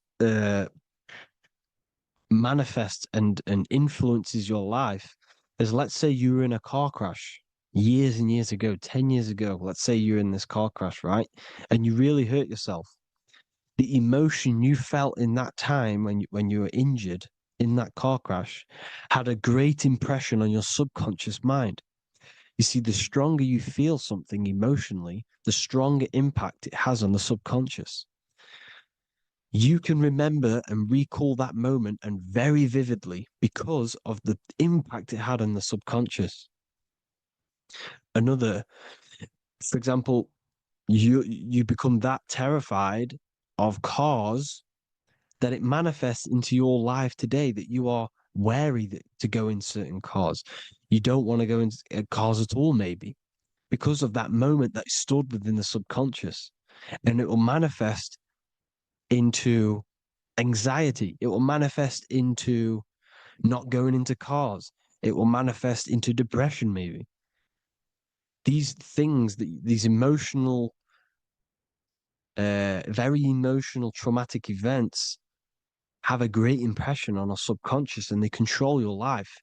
This is why you need to meditate and let go deep within yourself and let go of these internal, deep emotions that you may have repressed and keep pressing down and ignoring. But you need to address it and let go of these subconscious impressions you have, which are controlling your life, like anxiety, depression. All of these things are stemming from things that are stored within your subconscious years and years ago, more than likely. Broadcasting. They're casting spells to a broad audience, to news, north, east, west, and south. They're casting spells. No, if you watch the news, everything's red. Breaking news in red writing or the red background, everything's red. Why? Because red's the root chakra, which is all to do with survival. They want to stimulate this root chakra because they want you down there in survival mode. They want you in survival mode because you're easier to control. They control out of fear. And not only they're casting these spells as if, because most of the things they cast in the news hasn't already happened. They're constantly bombarding you with there might be a war breaking out, war this, war that, kill here, kill there, murders. It's impressing, it's casting spells on your subconscious mind. So when the event does turn up in real reality, in physical reality, you're less emotional, you're less surprised. You're not as surprised because you've already heard it before. Your subconscious has already heard it all before. If you never heard of a war and then a war broke out, you'd be going crazy. So they subtly program your subconscious mind through the words, because the words they say is impressing your mind. It has an effect on your mind, which will have an effect on your behavior, your words, your conversations you have with people. They're casting spells to north, east, west, and south on the tell a vision. They're telling a vision by broadcasting, by saying spells. This is why we call it spelling. Even the word, listen, the words we say cast spells. Bless. Oh, bless you. That's be less. The subconscious mind only picks up literal things. You see, when I say bless you, your conscious mind picks that up as, oh, thank you, you're blessing me. But your subconscious picks up as be less. You see? Because the subconscious it has no filter. It's just it is what it is. Everything is factual in the subconscious. Therefore, if I call you an idiot, your subconscious my subconscious will think I'm talking to myself and calling myself an idiot, and it will take that as true. That is truth. Everything is truth within the subconscious, and the subconscious manifests your behavior. The devices you. This is the biggest one. Black scrying mirrors, device, the devil's vice, the device. Okay. Black scrying mirrors, black screen is scrying. Black scrying mirrors were used to communicate with spirits within the astral plane in the medieval times. They're still being used now by black obsidian mirrors. And look at your phone, it's a black mirror. And there's some sort of, I'm not saying this is facts, but personally, I believe these are portals for spirits and ethereal entities to come into your life, to come into your surroundings. So this is the next big thing: the TVs, your iPhone, your iPod, all black mirrors, and mirrors are very, very powerful. Even just a normal mirror. Mirrors have an effect. Whatever you say into a mirror, what you say is energy. And when you say something into a mirror, you're saying it into yourself. It's an infinite cycle of words of energy because it's being reflected infinite times. When you say something into a mirror, it has a massive effect. You're saying it directly into your eyes, into your mind. So what you say in a mirror should be said with precaution. Never say anything negative into a mirror because mirrors are very, very powerful ways for you to reprogram your subconscious mind for the good. You can say very positive things into mirrors and it will reprogram your subconscious mind. Okay? Manifesting is all magic. It's all magic. Everything is magic. But consciously doing it is what they're doing. They hid this knowledge. Your phone is magic. It manipulates your mind. The iPhone, I. Okay. See, magic isn't all of this with wands. See, Harry Potter. Okay, that was created to give you this perception of a mystical and amazing form of magic with magic wands and all sorts of stuff like that. Yes, that stuff was true when the collective conscious minds were on a higher level and our belief systems believed in these things because the universal mind, all of our minds contribute to reality. If the masses don't believe in magic, if the masses don't believe in a certain thing, it's going to have an effect on physical reality. So when the collective minds are higher and have more open minds, things like Harry Potter can come true. See, it's all in the mind.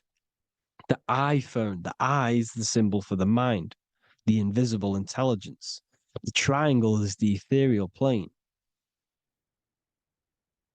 Okay. So the eye in the triangle is the eye that sees into the beyond the ethereal planes. The square is the physical plane. So the iPhone, your phone is a black box, just like the Saturn black cube. It's a black mirror. It's taking photos of you every 2 seconds. And it's your mind.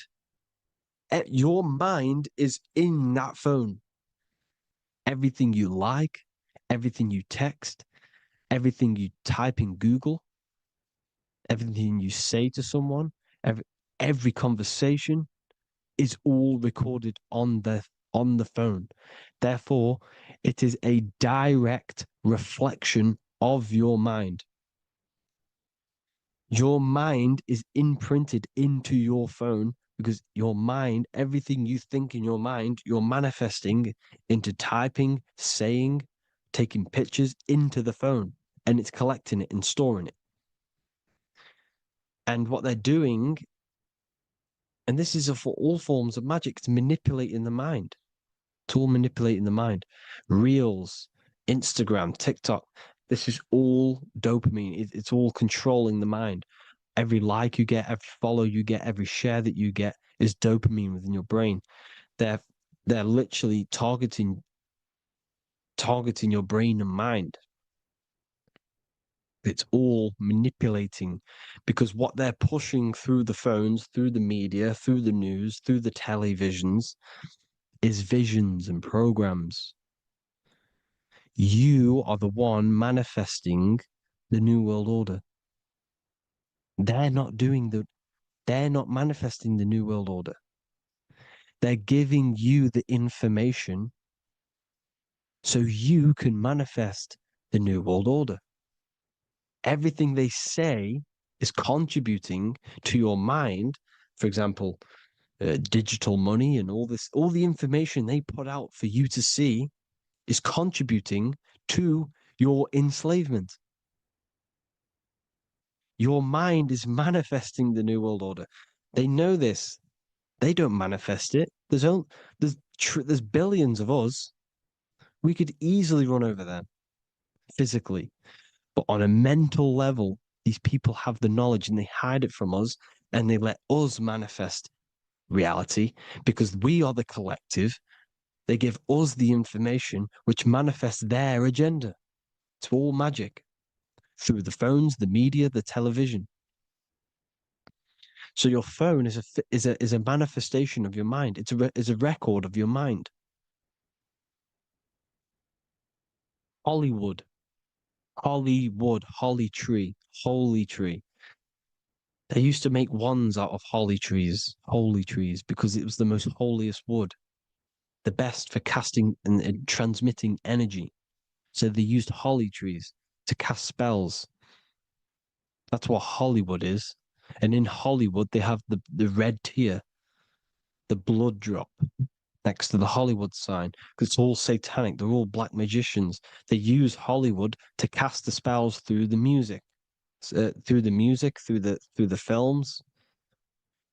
You see, music is a form of magic. All of this is magic. Everything they do is a form of magic because they want an agenda behind it. But it's not black magic. They're letting us create our prison.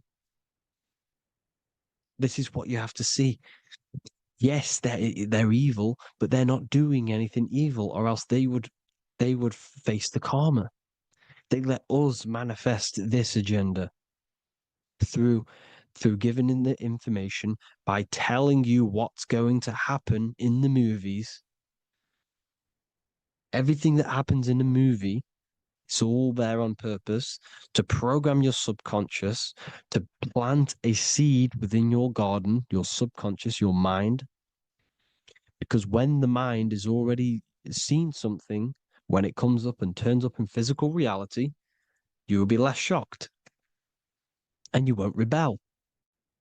So they lure you slowly. They make you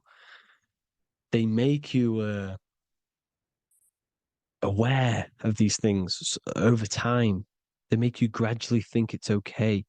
Like the technology, we never used to use these phones. How did we become so addicted and reliant on them? Well, because first they gave you a little flick phone. Well, no, sorry, they gave you a phone in your house, and then once you got used to that, they say, "Oh, here's the newest version of a little flick phone." You started texting your friends. Everyone was loving it in high school. They could now meet up without saying, "Let's meet on the weekend at this point at this time," like your parents probably did, or maybe some of you watching this, you probably had to tell your friend to meet on the weekend at a certain time because you had no way of communicating. So everyone got these phones and got addicted to them. Then they slowly got addicted to the new iPod with the touch screen. Now they invented touchscreen. Then everyone got addicted to touchscreens. Then because all of this is producing dopamine in the brain, which creates you to become mentally addicted to things and physically addicted, chemically addicted. Because dopamine's a chemical. Your subconscious becomes a program within your subconscious, and your body becomes chemically addicted to these phones. And these phones are the enslavement of humanity, technology. Without this, we wouldn't be in this mess without technology. Because they're creating a hive mind. We're creating a hive mind. So back on track anyways, uh, they program you. Look at the films, 9/11, 9/11, all produced by Hollywood. Here's the 11, like I said at the beginning, the two pillars which reflect reality. What happens in the mind happens in the physical. What happens in the astral happens in the physical. Okay, what happens in the physical happens in the mind. It's the two pillars, the mirrors. 9/11. 9 plus 1 is 11. Flight 11 was hijacked. New York is the 11th state. New York adds up to 111. This is not a coincidence. It's all a form of magic. It's a ritual, energy harvesting ritual, because your mind produces energy. Your mental attention produces energy. And they're feeding off this energy in the astral plane, these demons. Music is the most powerful. Personally, I think the music is one of the most powerful forms of magic they're using. Okay. Music is hypnosis. It puts your brain in a hypnotic state. It influences your electromagnetic field through vibrational energy. It reprograms your subconscious mind. Why do you think you remember the lyrics? You see, your subconscious stores all of the memories. Remember, the subconscious manifests 90% of your behavior. So therefore, the music you're listening to is manifesting your behavior. You wondered why some people wonder why they have drug addictions and they can't get out of violence and they can't get out of all this negative mind space. It's because the music they're listening to is creating a negative mind space. The words you listen to have plant seeds within your mind. So the reason you remember the lyrics is because that song created a program within your subconscious. Yes, that is what happens. You can use magic to reprogram your mind, but you can use music to reprogram your mind because it's all forms of magic. It's using natural mental energy forces to manipulate the physical reality. You manipulate your mind, you manipulate reality, physical reality. Okay. So the music, another very, very big one. When you turn on the radio, it's just all talks about alcohol, drugs, and sex because they want you down in the lower three chakras. They want your mind attached to matter when it's mind over matter. Your mind's not physical. You see, the word spirituality is the new trend. It's not about your spirit. It's not about your spirit. It's about your mind. It's not about, you know, uh, spirituality and looking after your spirit. And they've got you focused on your spirit. Why? Because they hide your mind from you.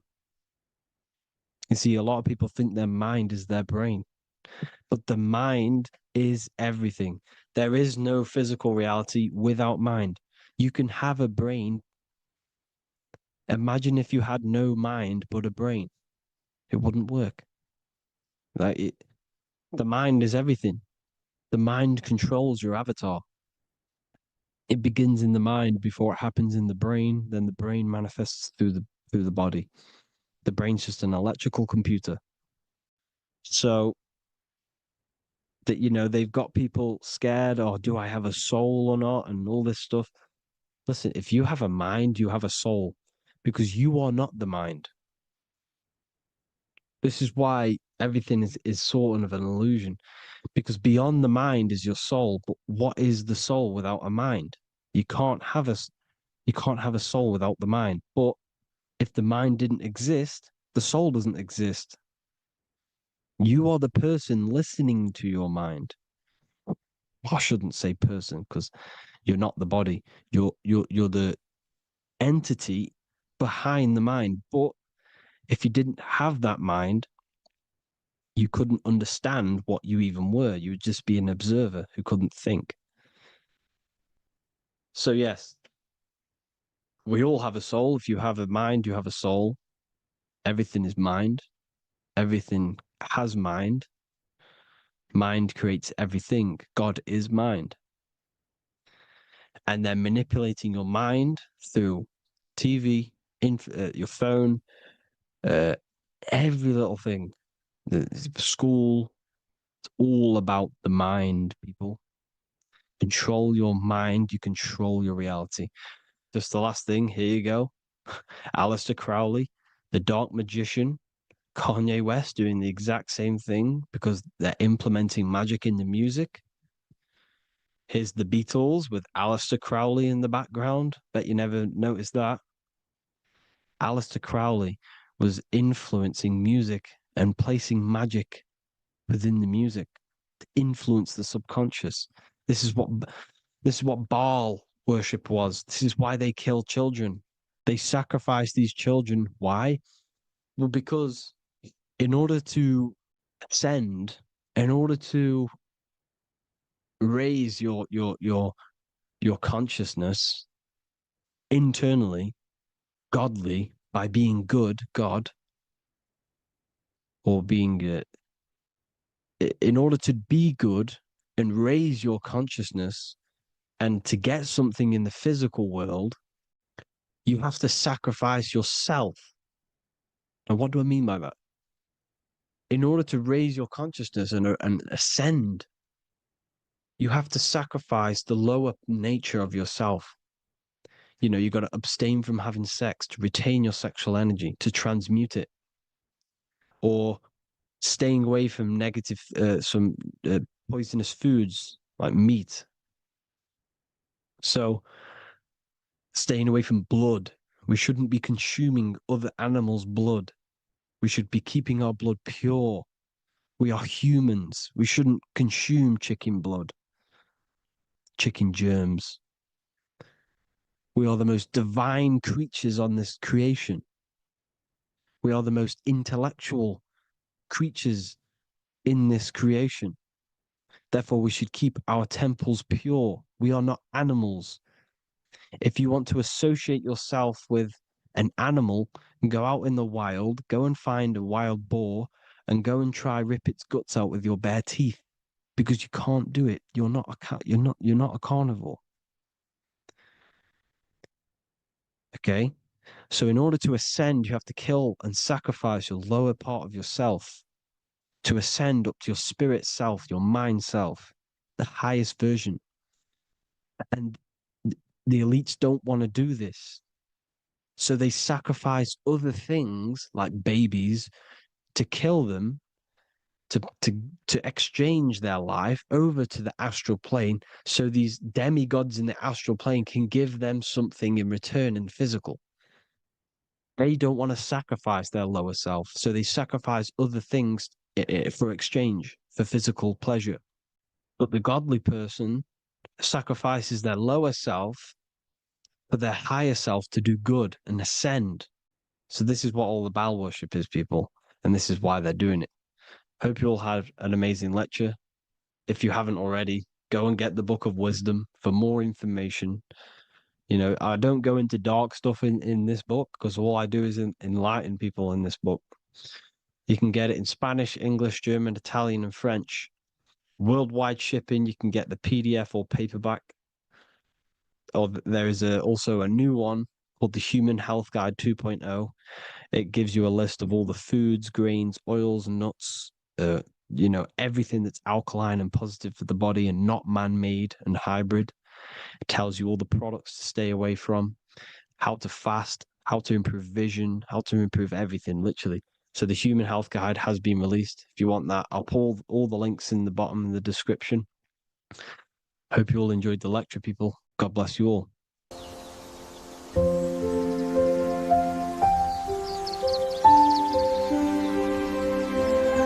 bookofwisdom.com. Visit today.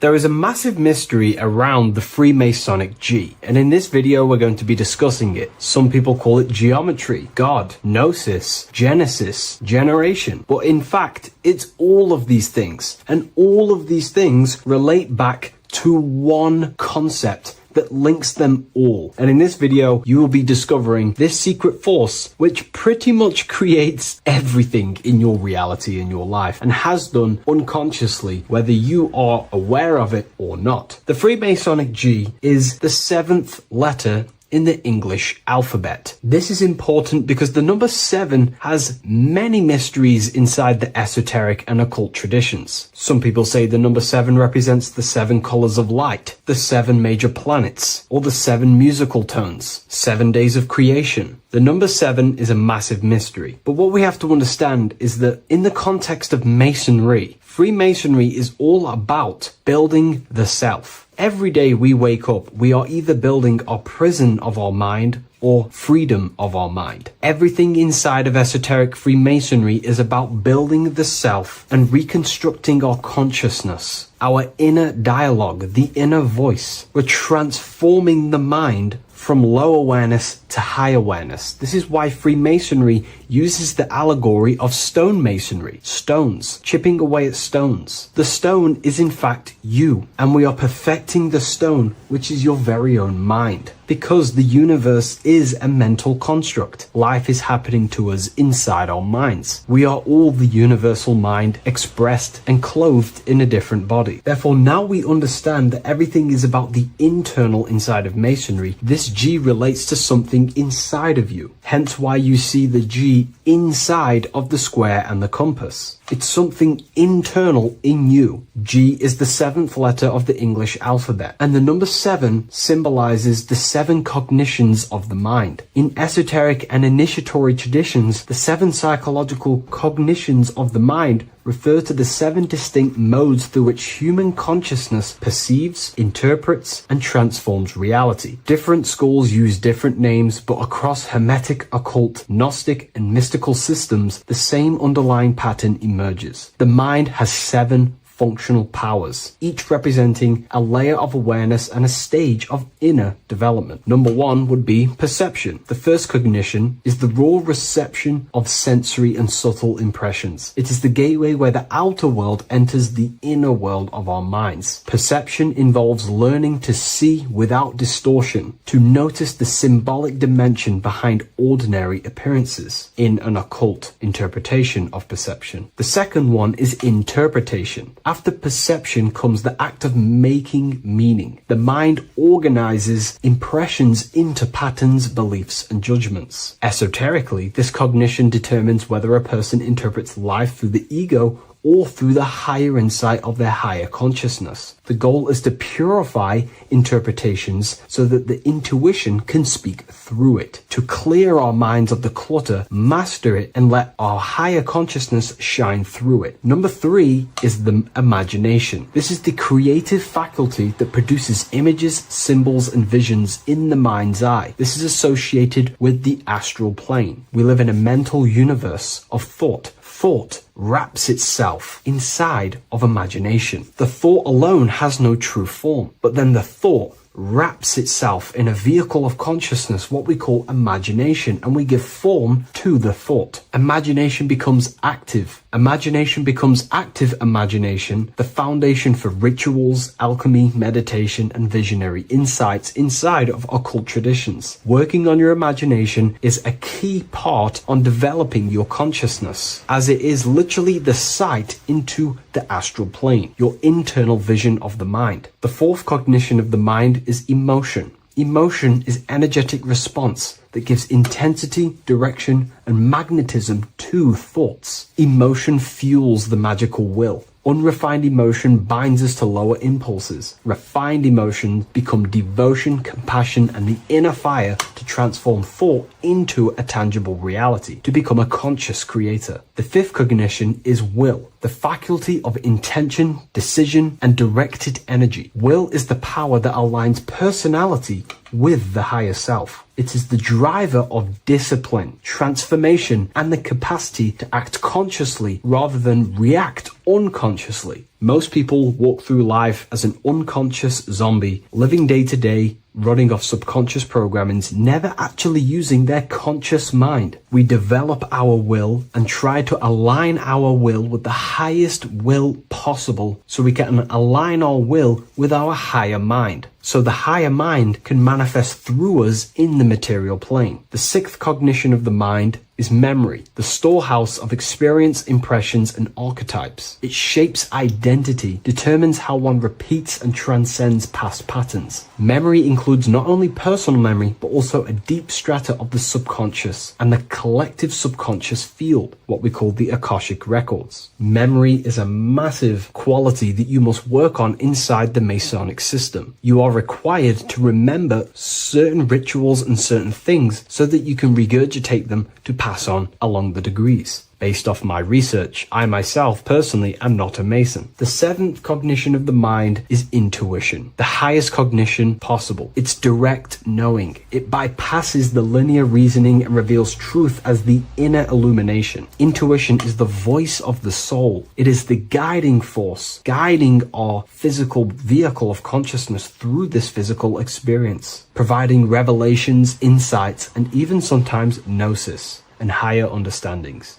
They are the seven principles and cognitions of the mind that we should work on. Sometimes they're symbolized as seven luminary planets, because lumen is light. The planets are light. Light is consciousness. Consciousness is light. Now moving on to the true understanding of the G, the higher understanding of the G, as I mentioned previously. This is what we call the generative principle, the care principle, the human heart principle, the female aspect of consciousness within yourself. All creation is built upon a care. All action is built upon a care. You only act on what you care about. You care about paying the bills and staying inside your house and looking after your family, for example. Therefore, you take the action to generate the reality and generate money to pay the bills. Them actions are driven by the force of care. If you care about a plant, you take the action to water the plant and it grows. If you care about your partner or relationship, you give them attention and care and love, and you grow the relationship. As soon as you stop providing care, watch the relationship crumble and the reality destroys itself. Care is the generative force of reality. This is the generative principle that generates your experience in this world. We are in a continual state of becoming. Each cause gives birth to an effect, and that effect gives birth to a new cause. The G is the generative principle that drives creation in the present moment. Reality is creating, unfolding in the present moment, and the G is the force inside of you that generates your experience. You're watching this YouTube video right now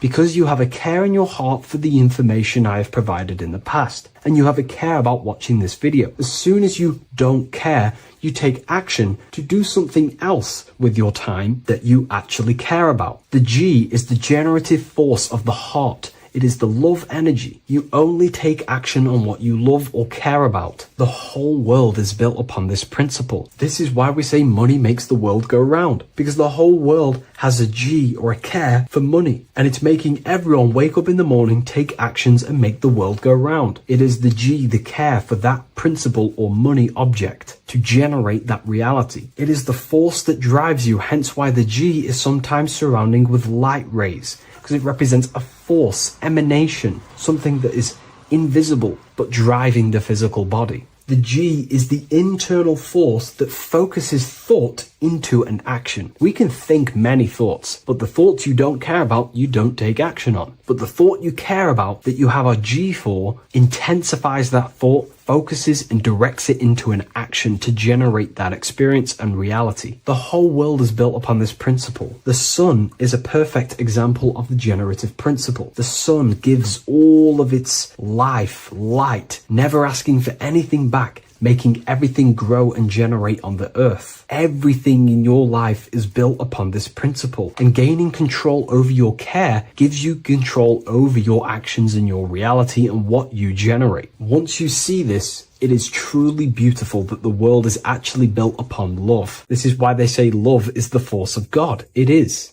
Truly. This is the reason why God begins with a G. It's about Genesis. Genesis means creation. G, generation. Anything that generates and creates is all to do with a care or a love energy. But don't get me wrong, people can love sick and twisted things, and they act upon them sick and twisted things. This is why purification of ourself is important by understanding this principle, as it is a very powerful principle to understand. This is the reason why the word gift begins with a G. You're giving something. I care, I'm going to give you something, a gift. Or guidance. This is what guides you into becoming something, what you love. This is why also gnosis begins with a G. Gnosis is not actually knowledge. Gnosis is knowledge attained by direct experience or through direct experience. For example, you're not believing you're watching this video right now. You know you're watching this. Gnosis, same phonetic sound. It's about knowing. Gnosis is about gaining knowledge of the self. Self-knowledge through direct experience. Instead of believing in God, I seek to know God through direct experience, by altered states of consciousness, transcendent meditations, understanding human anatomy, understanding the laws that govern my mind, understanding creation. That is direct gnosis, knowing that God exists instead of believing he exists. By going within the self, questioning the self, and gaining a deeper relationship with the inner observer, you start to gain gnosis, self-knowledge through direct experience. And in order to gain gnosis, you have to care, because gnosis requires action. It requires you to meditate and go within yourself. It requires you to study yourself. It requires you to go within yourself. And in order to do that, you have to care. If you don't care about knowing yourself, you won't take the action to generate the gnosis. If we take a look at this piece of Freemasonic artwork, we can see a whole lot going on here. But if we focus down here with the temple with the letter G on, and when you walk through the temple, there is a pathway leading up a hill towards the light. The light reveals things. If something is in darkness, you can't see it, but the light reveals something. It's symbolizing truth, the light of gnosis, knowingness. And in order to walk this path, you have to go through the temple, which means entering in yourself. This is symbolic of the path. The Masonic path is about the self, reconstructing and learning about the self. In order to walk up that hill, it takes a lot of effort. It's not easy walking up a hill.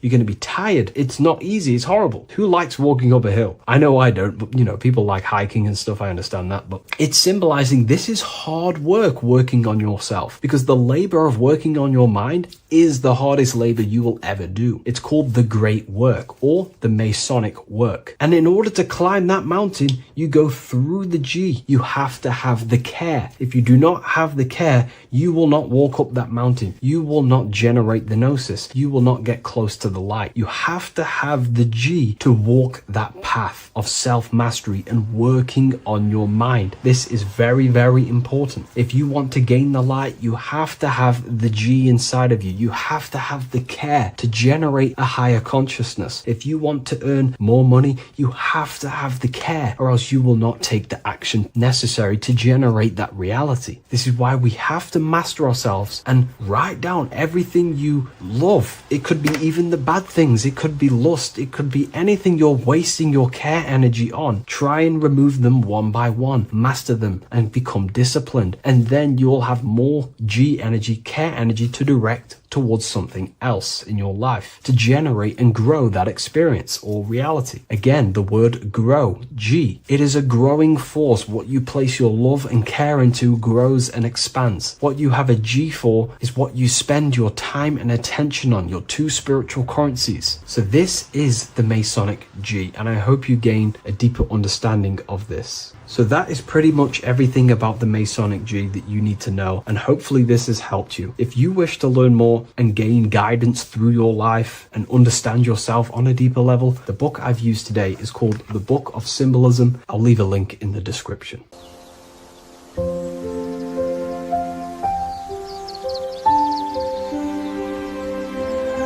bookofwisdom.com. Visit today.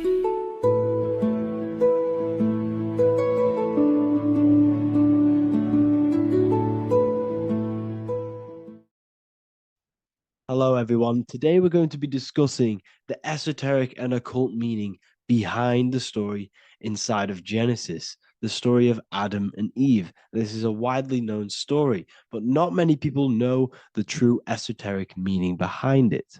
Okay, so today we're going to be breaking this symbolism down. Before we get into this, please leave a like and a subscribe on the channel. I would greatly appreciate it. And please comment below any lectures or anything you wish to know, and I could maybe make it in the future. The first thing we must understand about the Bible is that it is an esoteric and occult book. It is written in allegory. It is written in such a way that we understand the book compared to our level of perception. Now, what do I mean?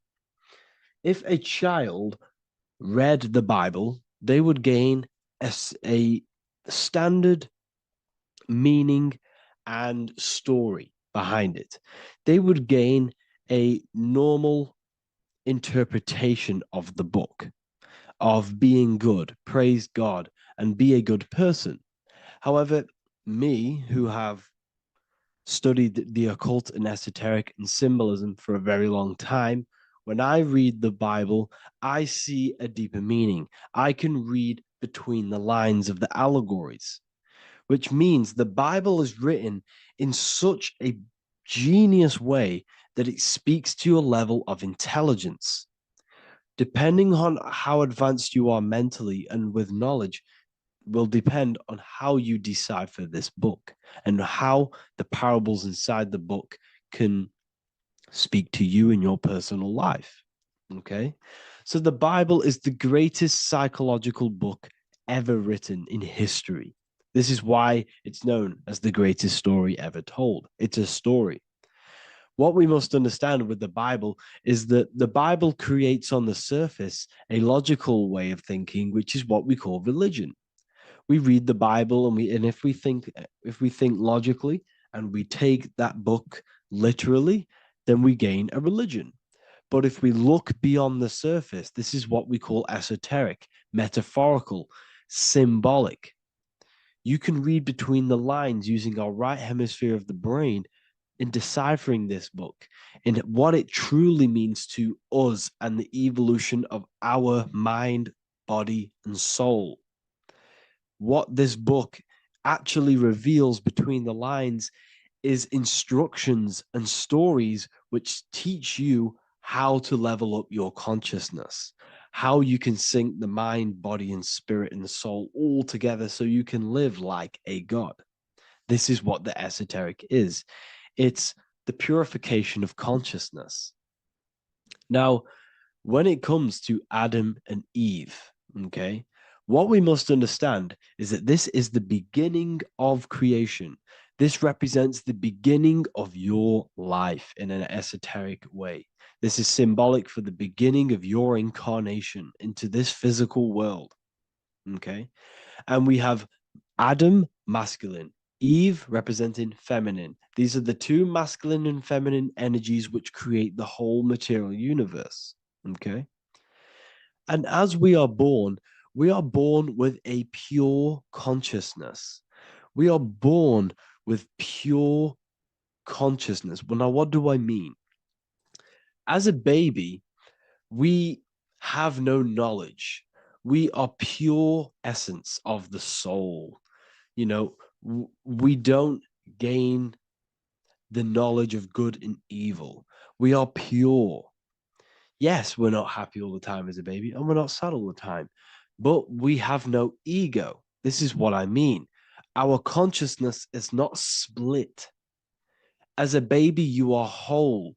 You have a whole consciousness. You are yourself. You have no false identifications, no limiting belief systems, nothing. You are pure awareness and the pure soul and the pure mind. Now, this is what Genesis is representing. As we grow older, the more experiences we gain, the more thoughts we start to think, the more knowledge we gain of this world, the more impure our mind, our heart, our soul, our spirit becomes, the more impure our body becomes.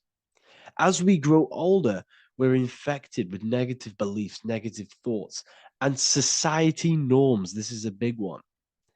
As we grow older, we are molded by society. We shut off areas of ourself and we push them away so that we fit in with society. We all know this. We all did this in school. We pushed away parts of ourselves to act cool or to fit in, whatever it may be. Whatever type of person you were in school, we all went through this because society and culture is programmed. So as we grow older, our consciousness splits. We gain a persona, an ego, and we gain a shadow self, the subconscious, and we gain an ego. Now, the ego is what you show to people. It's that character that you show, that you put on to your culture, to your family, to your friends. This is a false identification. And we also gain a shadow self. The shadow self is gained through experience. This is the subconscious. Our ego is created through experience. And so is the subconscious and the shadow self. Okay. So as we gain age in this material body, we fall from the Garden of Eden. We gain the knowledge of good and evil. This is what the symbolism represents of us leaving the garden, us eating from the fruit. Now, the fruit represents the knowledge, it represents the insight, the experience, which splits our pure consciousness. Our soul splits. Okay. We lose connection with the divine. We lose connection with our pure self through material experiences. We may lose ourselves in material experiences. We may lose ourselves in lust and material gain, wealth, and all of these lovely things that the material world offers. We lose ourselves in this. Okay. And not only that, there's another symbolic thing that we're missing with being a child. There's another symbolic meaning behind this tree in this story of Adam and Eve. And this is sexual energy. Okay. As we are a baby, we have no ability to create another human life. We have no sexual urges. We have no desire for the material things as a baby. Nothing. As we grow older, our sexual energy cultivates around the age of, it's like 10, maybe earlier for some people or later for some people. This is what we call puberty, when our sexual energy activates. This is when the masculine and feminine energies are present within the body. And we are now given the ability to create human life. We're now given the ability to bring in a soul into the material world. Now, this is what we believe and know in the esoteric world. That is what sex is. You're bringing a soul from the astral into the physical. Okay. So as you grow older, you gain this ability to use the power of creation. You gain this force within you that allows you to open a portal in the astral and bring in a soul to the material. Now, this power can be misused. This power is very powerful and should not be misused. In occult and esoteric teachings, we teach and learn sexual transmutation, how we transmute sexual energy into different areas of our life so we can grow and create. Because sexual energy is creative energy. It creates a whole new human being. So if we retain it, we can transmute it into creativity. So this energy is kind of corrupting us as well. And now I'm not saying growing up is evil, all this thing is evil. This is a natural cycle that we must go through. The soul of us must go through this cycle so that we learn, so that we overcome it, so that we gain mastery over ourselves, so that we expand ourselves. I recommend you watch the Evolution of Consciousness lecture that I did on my YouTube. An amazing lecture. Talks about the evolution of consciousness and how we're on a never-ending cycle of life and death and expansion. So leaving the Garden of Eden is symbolic. You see, Eve represents emotion. She's feminine. Adam represents action. That's why he bit the apple. You see, Eve takes the apple and tempts Adam because she's the emotion. She's the sexual desire. And Adam eats it. He releases, he misuses the power of his creation. He misuses his consciousness because of material illusions and material desires. This is natural. Okay. As we grow older in this life, our soul has to experience sin. We have to experience negativity. We have to experience evil. Okay. And we have to misuse this power within us to learn about it so we can overcome it and gain control over it. Now, this is why the Bible says in Genesis 3:6, for God doth know that in the day ye eat thereof, then your eyes shall be opened. Ye shall be as gods, knowing good and evil. This is very, very, very symbolic. We come into this world to experience a dualistic way of reality. We come into this world to challenge ourselves so the soul can grow, because the soul comes from pure love from God. But we come into this world so the soul may know what it's like to be evil. You see, we are like a seed. Our soul's like a seed. And when that seed grows, okay, and it's planted, them roots must grow to hell in order for the top of the tree and the roots to grow to heaven.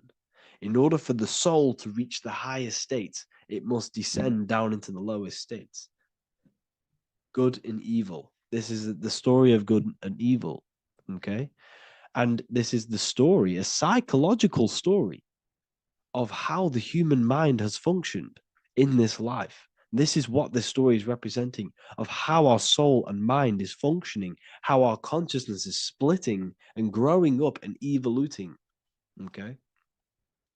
Like I said, snakes represent sexual energy. They represent, when you've been snaked. This is why we say you've been snaked, because it represents a temptation of sexual energy. This is why the Kundalini is symbolized as a snake. This is the serpent within us that we can rise to activate dormant brain cells in our brain. Now that's called the Kundalini awakening. I'm not going to get into that into this video, but this is what it symbolizes: the tree and the knowledge of good and evil, because our body is the tree. Our central nervous system is the tree. The snake is our sexual urges and this false temptation that tempts us to interact with sin, the material world, okay, and go against our higher divine self. This is what it represents. Now, it's very, very symbolic. Not everyone is going to agree with this, but this is my interpretation of Genesis based on my research of occultism, symbolism, metaphors, and me studying the Bible. This is my interpretation, and I hope it resonates with you. It might not resonate with you, But this is what makes sense to me, and this is what has made sense to many other occult researchers who are in this space as well. Okay. So please leave a like, leave a comment, leave a subscribe. I'd greatly appreciate if you could, just give me some support on this channel. We're nearly at 100,000 subscribers, which is insane. I just want to say thank you all. And yeah, I will see you inside the university if you join. I'll look forward to mentoring you, connecting with you on the live calls. There's a new symbolism course which is going to be available very, very soon. And yeah, if you join the university, you also get a 30% discount on all of my products, astrology readings, one-on-one calls, all of my books. Yeah, so I hope you gain some insight on this video, and I'll see you in the next video, and I'll see you inside the university. Have an amazing day.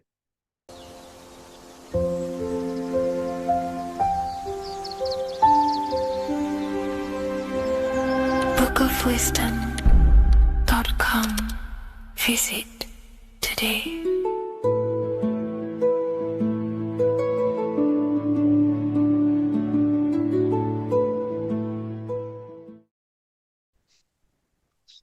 Matthew 21:1, Jesus went into the temple of God.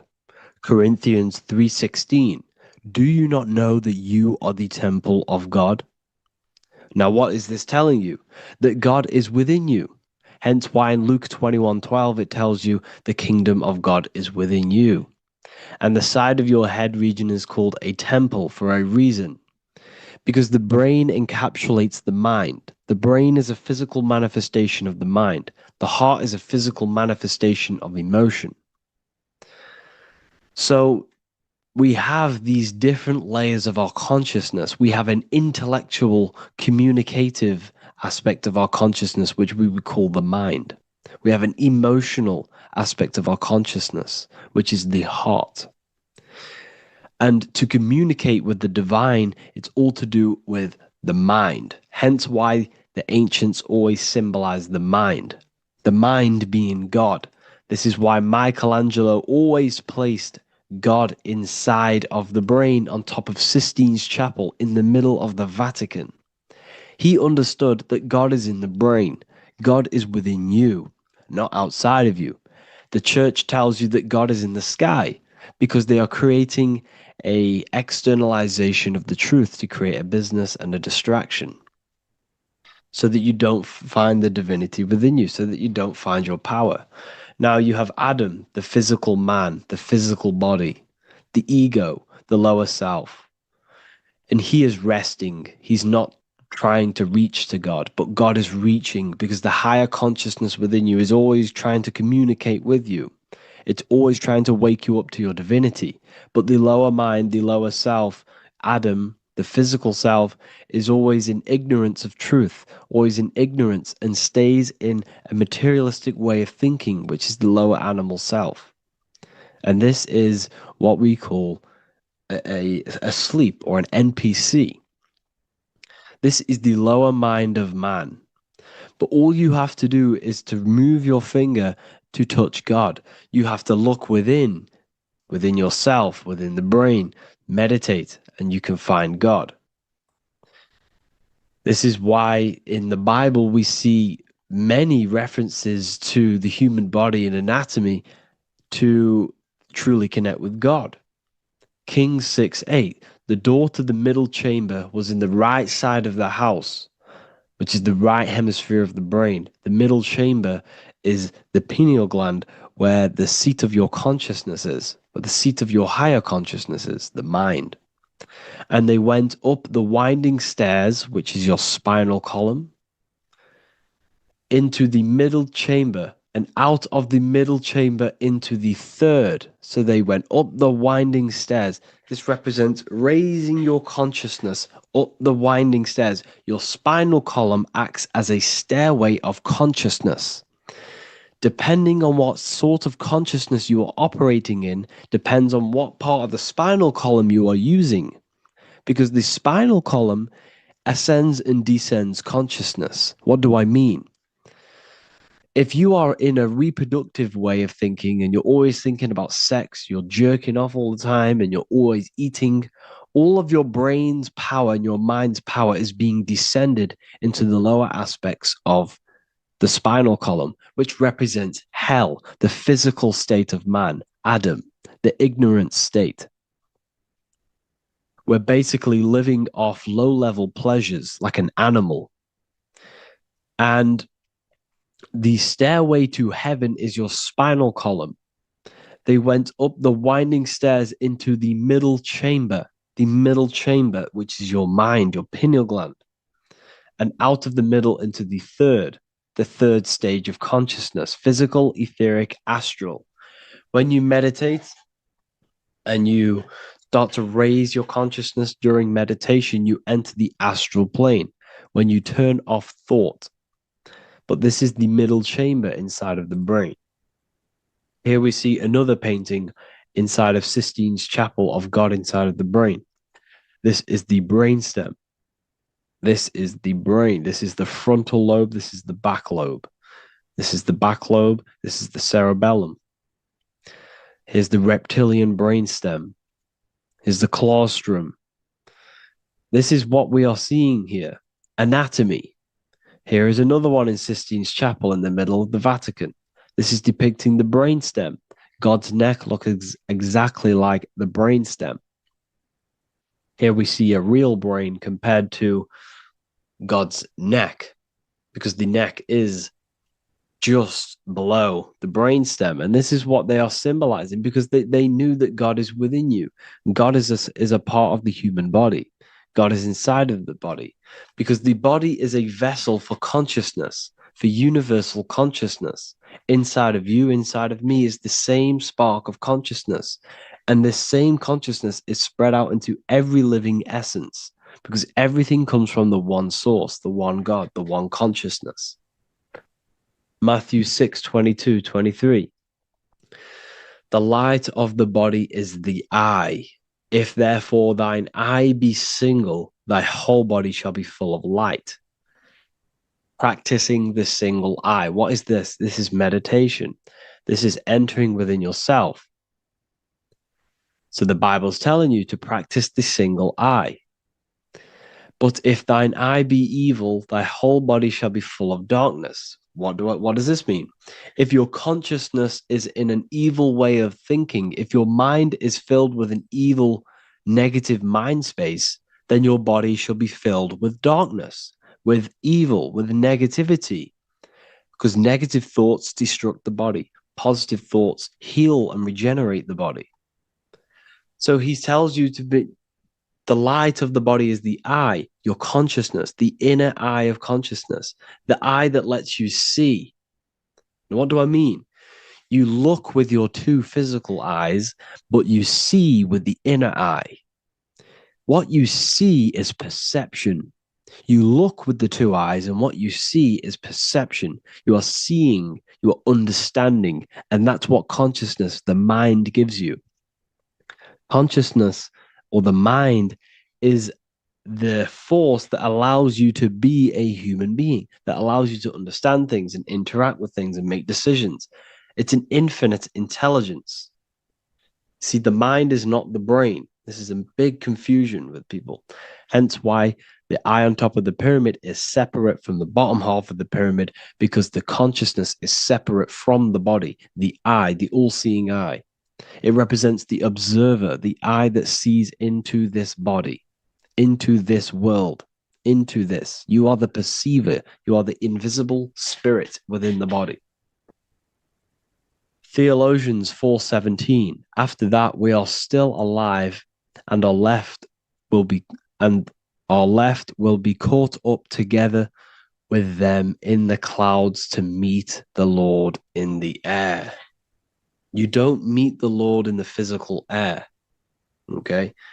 This symbolism of the ancient Christian artwork is showing you this is symbolic.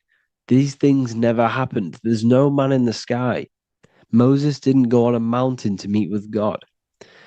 The air represents the mind. This is why you say you're an airhead when someone's very stupid.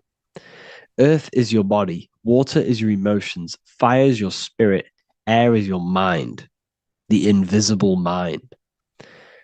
So Anton Mengs, an ancient Christian art worker, is showing you anatomy of God in the clouds, but this is anatomy of the human body, raising yourself to the mind and turning the mind inwards on itself during meditation. And that's how you meet the Lord in the air. You meet the Lord in an elevated state of consciousness. The air represents an elevated state of consciousness because the air is up. You have to raise your consciousness to meet the Lord in the air. This is why Moses went on a mountain to meet with God.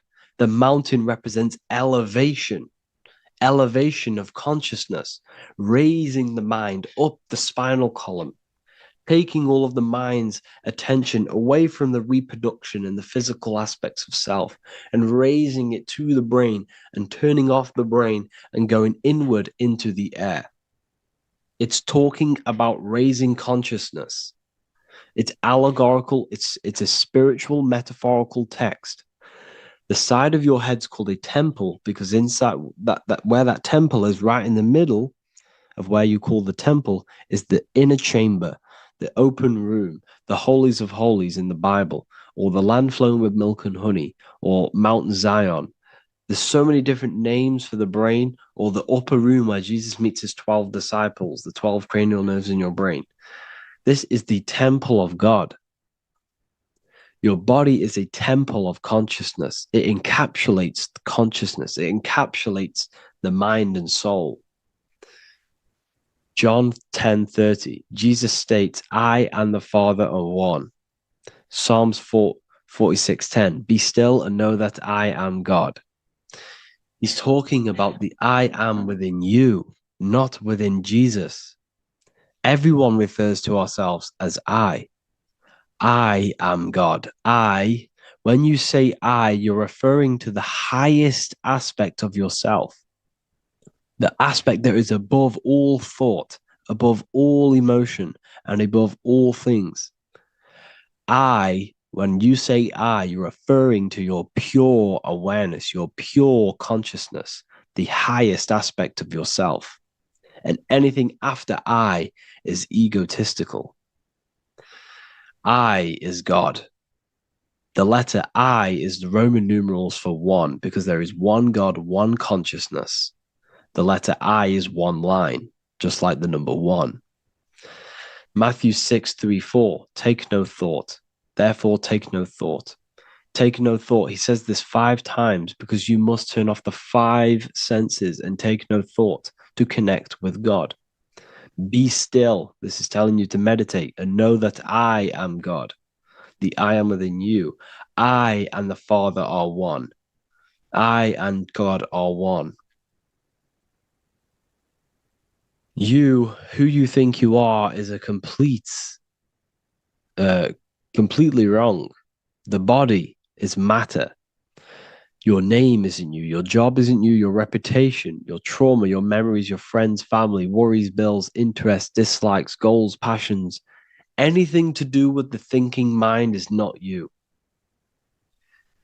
Who you think you are is a part of your thinking aspect of consciousness. But once you remove thought, you are no longer your name. You are no longer your body. You're no longer your reputation. You are the I. You are pure awareness, pure consciousness.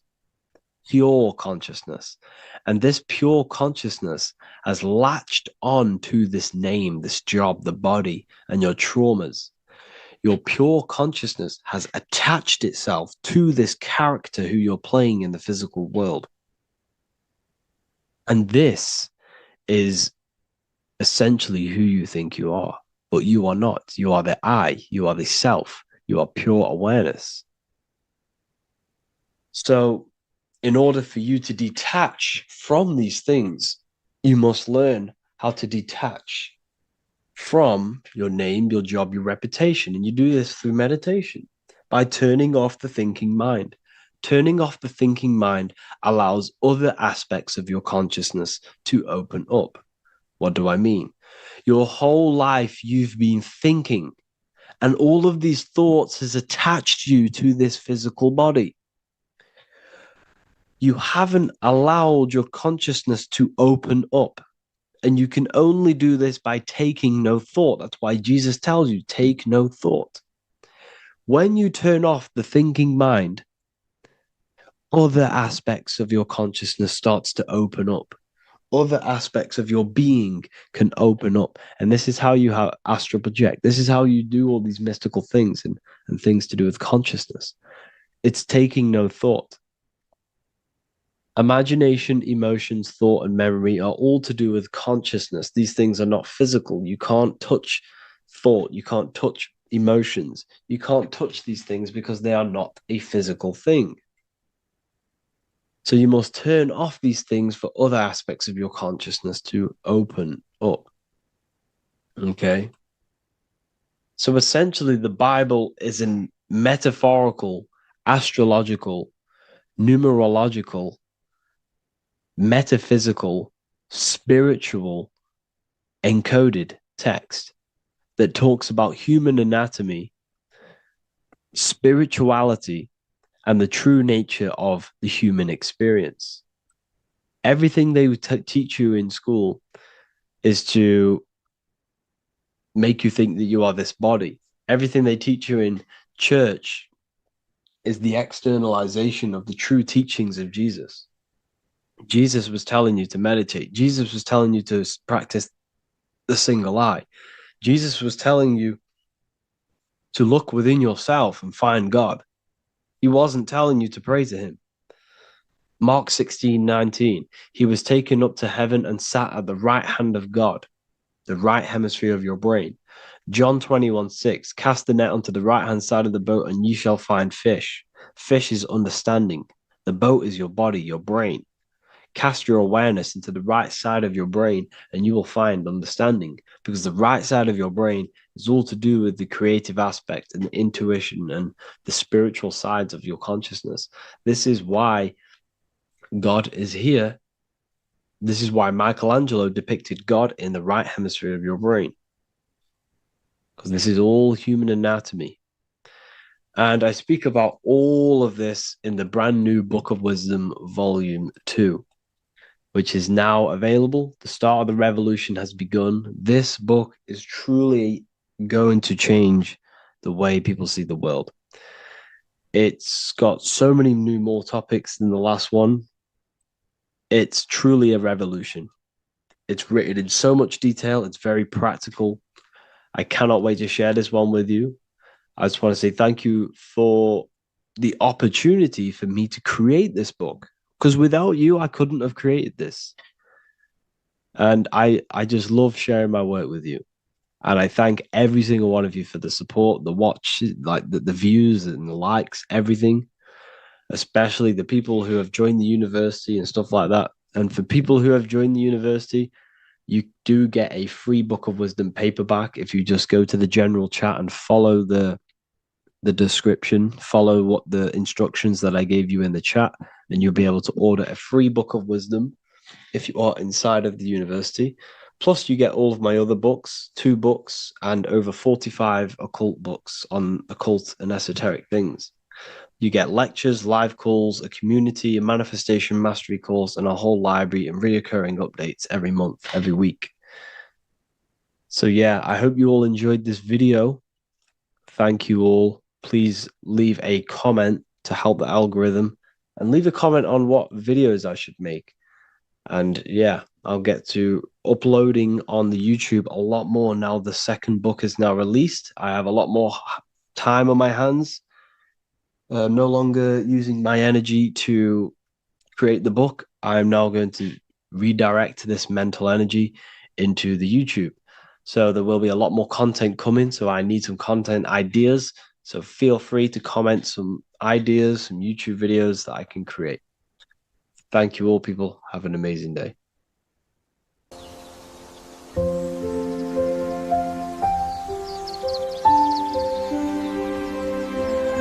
bookofwisdom.com. Visit today.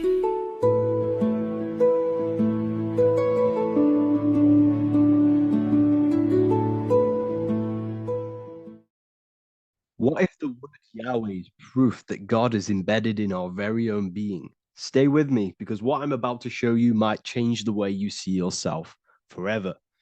Today's topic is decoding the mystery name of Yahweh, the sacred name of God from the Hebrews. By the end of this video, you'll uncover the true meaning of the word Yahweh and how your connection to it unlocks your own personal power. When we look at the word Yahweh in Hebrew, we flip it on its side. We're actually looking at the human body. These are the legs, this is the torso, here are the arms, and here's the head. So if we actually switch this on its side, we see the human body. The Hebrew name Yahweh often translates to I am. The I am. Now, what is the I am? The I am, when you say I, you're referring to your highest self. Everything with the letter I in the beginning, most of them words are referring to our inner self, inside, intelligence, internal, in. The I represents the inside self, the invisible self. You cannot see the I am because this is the spirit, this is our consciousness. It's the intelligence controlling the human body. When you say I, you're not referring to your name, your job, your reputation, your ego, or your thoughts. You're referring to the observer who is beyond the thoughts, the one who's observing the thoughts. That's the soul. Look at the word Yahweh, Yahweh, the sacred name of God. Yahweh can be observed in the natural rhythm of the human breath. When inhaling, we subtly hear Yah. When exhaling, we hear Way. Do this yourself. Breathe in through your nose, you'll hear Yah. Breathe out, you'll hear Way. And in fact, the letter H, H, when it's pronounced, it carries the soft sound of wind or breath, a gentle exhale that mirrors the very essence of life, giving air. Breath is the spirit of life. It's what connects us with consciousness. If we stop breathing, we lose consciousness. The body shuts down. We're breathing the spirit of breath. We're breathing in the spirit of life. It's the very essence that gives us physical existence, and we're constantly staying connected to this breath at all times. Now let's look at Yahweh. 1, 2, 3, 4. There are 4 letters.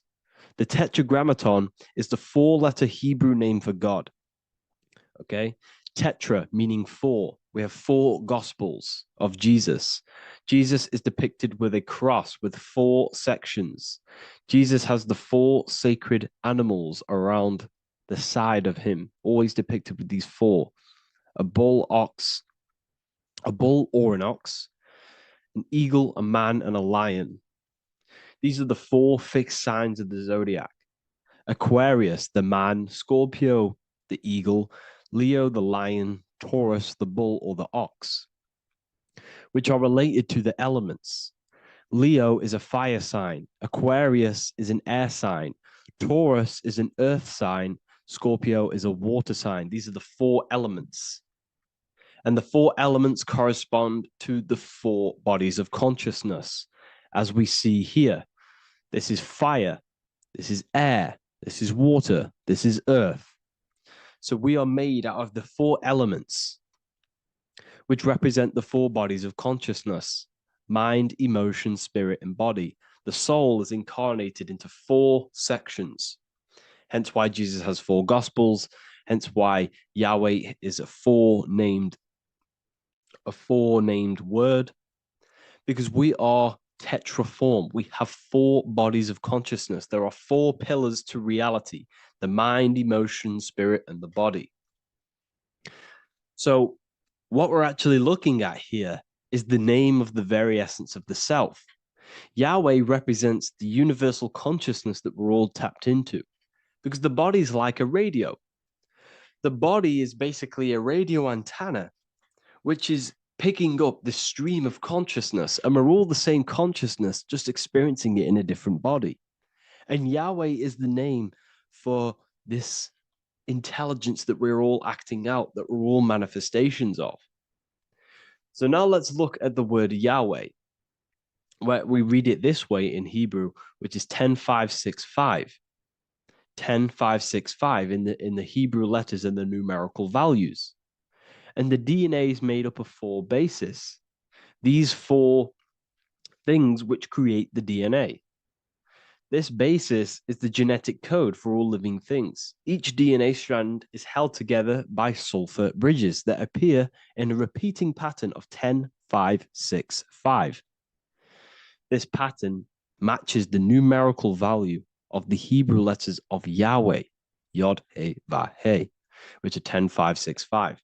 This means the structure of DNA, the code of life, follows the same number sequence as the sacred name of God, Yahweh. This is a factual observation. So we're looking at 10-5-6-5. So let's look over this one more time. Yahweh represents the breath. Yahweh translates to I am. It's written in our DNA. The word Yahweh on its side looks like the human body. Now, this is where things get a little bit deeper. 10-5-6-5 adds up to 26. The number God, well, the word God adds up to 26. Allah adds up to 26. There are 206 bones in the human body. 26. 26 adds up to 8. 8 is the number of infinity. We are all the infinite consciousness. Consciousness will never die. It's immortal. It's infinite. We are all infinite. We are not these skeletal structures. We are Yahweh, the universal consciousness. The creator of all things is our essence. We're all God with individual identities, but the highest versions of ourselves is God. The ego is our own personal experience of God. Does this make sense? So, in conclusion, Yahweh is not the name of a separate God from us, but rather the reflection of the divine consciousness manifesting through the human form. The human body is like a receiver acting as an antenna that tunes into the infinite intelligence and life force we call consciousness or God. This means that rather than being external, the divine presence is within us, expressed through our very existence. It's very interesting when we look into this. And what religion has done has flipped all of this knowledge. All of this sacred knowledge has been externalized. They've externalized God so that we worship God and we view God as something separate from the human experience. They do this so that we don't find the God within us, so that we don't find that we have the power of creation. The mind is the creative force of God. The body is the will to act out that thought. They don't want us to figure out that we are creators and we're all creating our own earthly experience. We're all projecting this reality. And they don't want us connecting with the divine intelligence within us because they want to be the creators. They want to keep this knowledge. They don't want the masses to wake up to this powerful knowledge. So what they've done is that they've taken the scriptures, they've externalized it so that we start worshiping and giving away our power to these external things. And when God is external, we start to fear God because we start to think that God has power over us. He can send us to hell or heaven. So this is what's going on. They've been externalizing this for thousands of years to keep us in a suppressed state. Okay. Humans are very advanced because we possess self-awareness. We possess the ability to move our awareness and our thoughts outside of the instinctual nature. For example, a cat or a dog. These things can only live in their instinct. They live based on instinct. They smell, they eat. That's pretty much what they do. But humans, we have the ability to rise above that nature and turn to our infinite selves, our higher selves. We can move beyond our instinctual nature and create very advanced things. That's why humans are made in the image of Yahweh. We are literally God in human form. So this is what we all need to realize. And I hope this video has helped. Please leave a like, a comment on inside of the description. I'll have some links to my books and my university. The people who have read them have just absolutely changed their lives. You could probably see that in the comment sections if someone leaves a review of the book. We also have Trustpilot. But yeah, I thank you all, and I'll see you in the next one.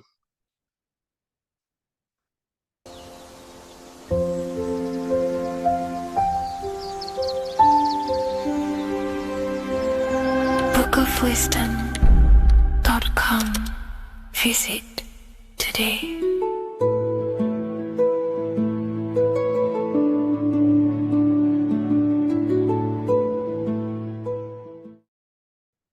Left and right hemisphere, and what are they doing? How does it contribute towards your perception in this world? And this is what we're going to be talking about in today's video. We're going to be breaking down the two hemispheres of the brain and how they function in your life. So first, we have the left hemisphere. This is the logical hemisphere. This is the analytical, divided, scientific, or verbal hemisphere. The right hemisphere is creative, wholeness, artistic, symbolic, and metaphorical. The right hemisphere does with non-verbal things. It produces a holistic perception. It is more to do with creativity. Because what you must understand is that we are not in the external world. The world is produced by our brain. We see with our brain. Our eyes are a part of the brain. What we touch is the brain's interpretation of electrical signals on the nervous system. What we smell is the brain's interpretation of smell through the nose. What you taste is your brain's interpretation of chemical reactions on your taste buds. So what you are experiencing is the brain. The brain is a computer creating a simulation. And you have two hemispheres which breaks down this reality. So essentially the brain is the perception creator. It creates perception. So if the brain is creating this, who is the one experiencing the brain? Well, that is you, the consciousness, the mind, the all-seeing eye. You are the all-seeing eye experiencing the brain, the observer behind the brain, behind reality, behind the emotions. So if you're walking through a woods, this left brain sees individual trees. The right brain sees the whole woods. It sees the biome. It sees the bigger picture. So when you are walking through this woods, the right brain picks up a holistic perception of reality. It creates the woods as one unified woods. The left brain's job is to break this down and analyze it so that we can see individual things. And this is also necessary for humans to have the ability to break things down and manipulate things in this world. So without this left hemisphere, we could not manipulate things and break things down. So this right hemisphere is important because it sees the whole woods. It sees humanity as one unified consciousness. However, the left hemisphere sees individual egos. So the left hemisphere is the place of the ego because it only understands it sees the world very divided. Okay. So, for example, here's another example of the left and right hemisphere. If someone pulls out in front of you in traffic, your left brain's going to start going crazy and analyzing them, calling them names. The right hemisphere, however, sees the bigger picture. Maybe he didn't see you. Maybe it's just a mistake. Maybe he's in a rush. You see how the two brains are very different. They do the same thing, but they function in different ways. The right hemisphere is feminine, the left hemisphere is masculine. So, like I said, this person pulls out in front of you, you start to think with the left. If you start to perceive that in the left brain, you're going to start analyzing them, you're going to start going crazy and calling them names because you're analyzing it. You're not seeing the bigger picture behind it. You're not seeing it from his perspective. So there is a crossover. So the left hemisphere of the brain controls the right side of the body, the right ear, the right eye. Everything to do with the right side of the body is connected to the left hemisphere, and the right hemisphere controls everything on the left side of the body, including your eyes, your arms, your legs. So everything is crossed over, and even your visual field is crossed over. So this is your visual field, as you can see here, and even the left side of your visual field goes to the right brain. There's a crossover. No one really knows. There's not really a reason for this. However, this is how the human body is designed. As we all know, the human body is the most advanced piece of technology on the face of the earth. They cannot replicate the human body. And they tell you it has no creator. This is crazy. People are that brainwashed, they can't even understand that their body is the most advanced piece of technology. Your body is so advanced, the computers that you use are mimicked of the body. Everything they create is mimicking nature, but they don't show you how intelligent nature is because they don't want you to understand you're in an intelligent design. So, anyways, let's get back on track. There is a crossover in the brain, and this is why they teach you to write with your right hand.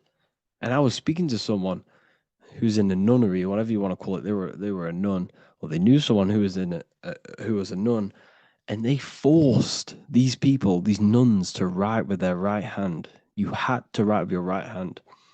This is why, I'd say at least 70% of the world or 80% is right-handed and right-legged, because they taught us this to activate the left hemisphere more because of this crossover that happens in the body. So when we are using this right side more, we are using that left hemisphere more. Why? Why are they doing this? Well, they also called it writing.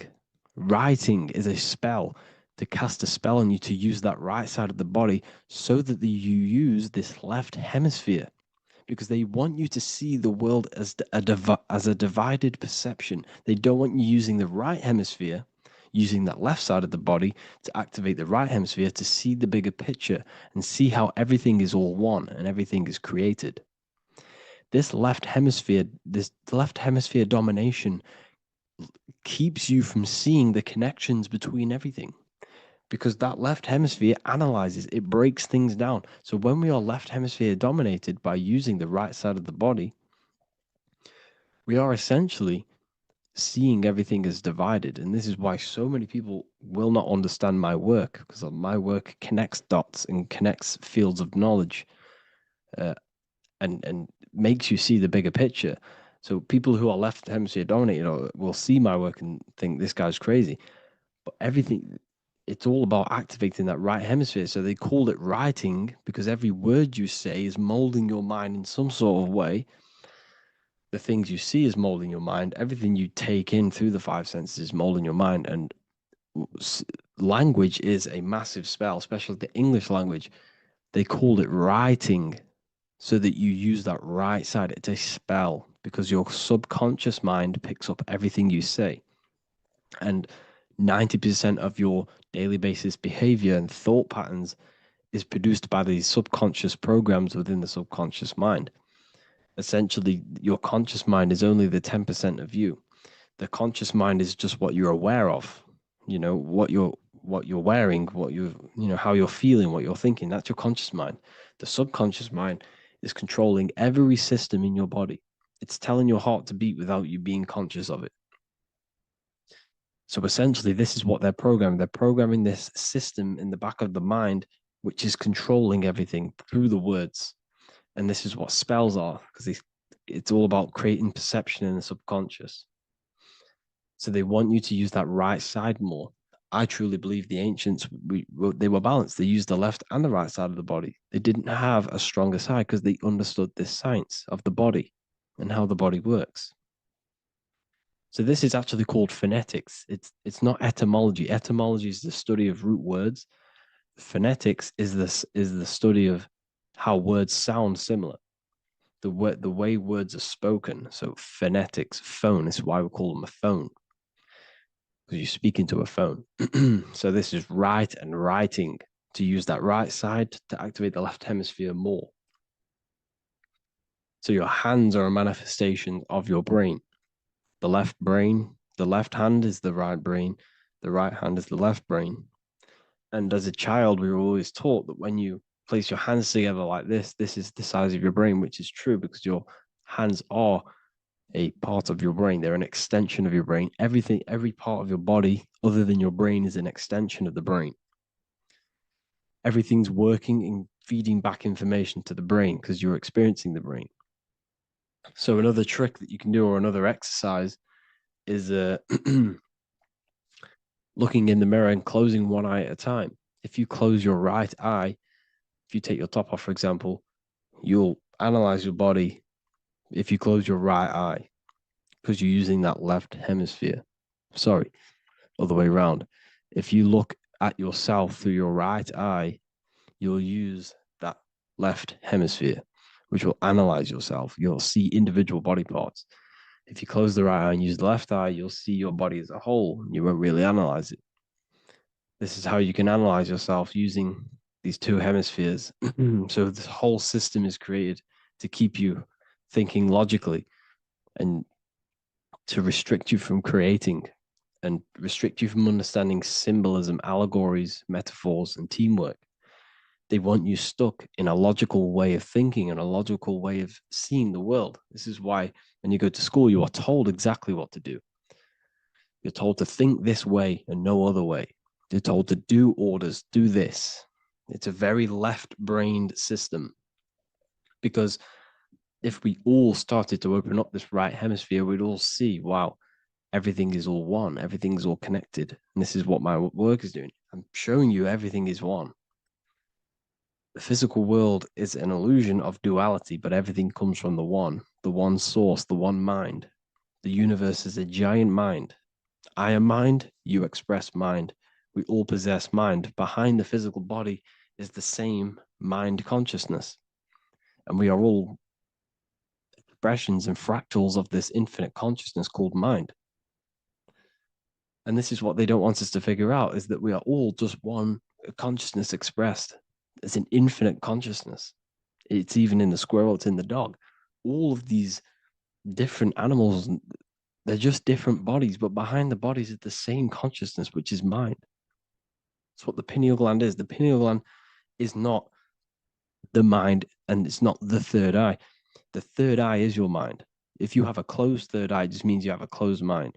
If you have an open third eye, it just means your mind has expanded from beyond physical things through astral projection and mystical experiences.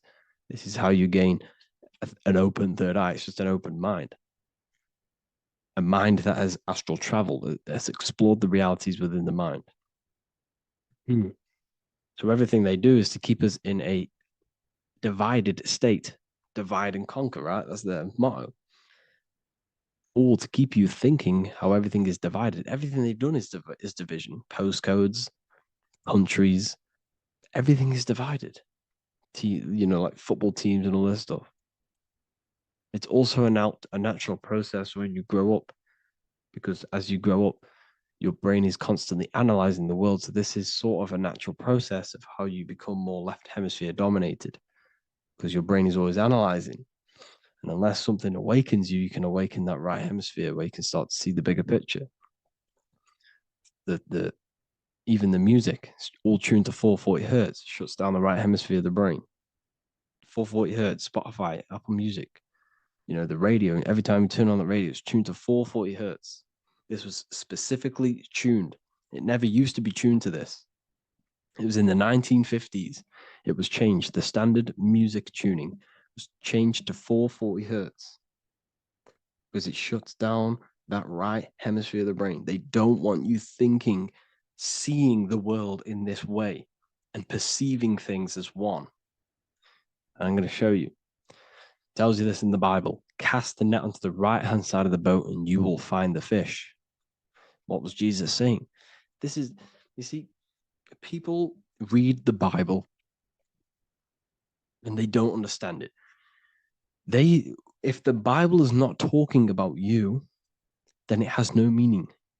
The Bible, everything you read in the Bible is about you and how it can better your life. It occurs to you. So if Jesus says, cast the net onto the right-hand side of the boat, this is an allegory. The boat is your body. Cast the net. It's the awareness, the perception onto the right hemisphere of the brain, and you will find the fish. What's fish? What do fish do? They swim deep in the ocean. It represents the knowledge, deep knowledge. Cast the net onto the right hand side of the boat and you will find fish. You will find the wisdom. You will gain understanding when you cast that your awareness into that right hemisphere. You will see that I am you and you are me. We are all one consciousness. You will see everything. You'll see that the trees are the same patterns as the nerves in your body. You'll see everything is connected. Everything is a fractal of the one infinite consciousness. And how many fish did they catch? 153.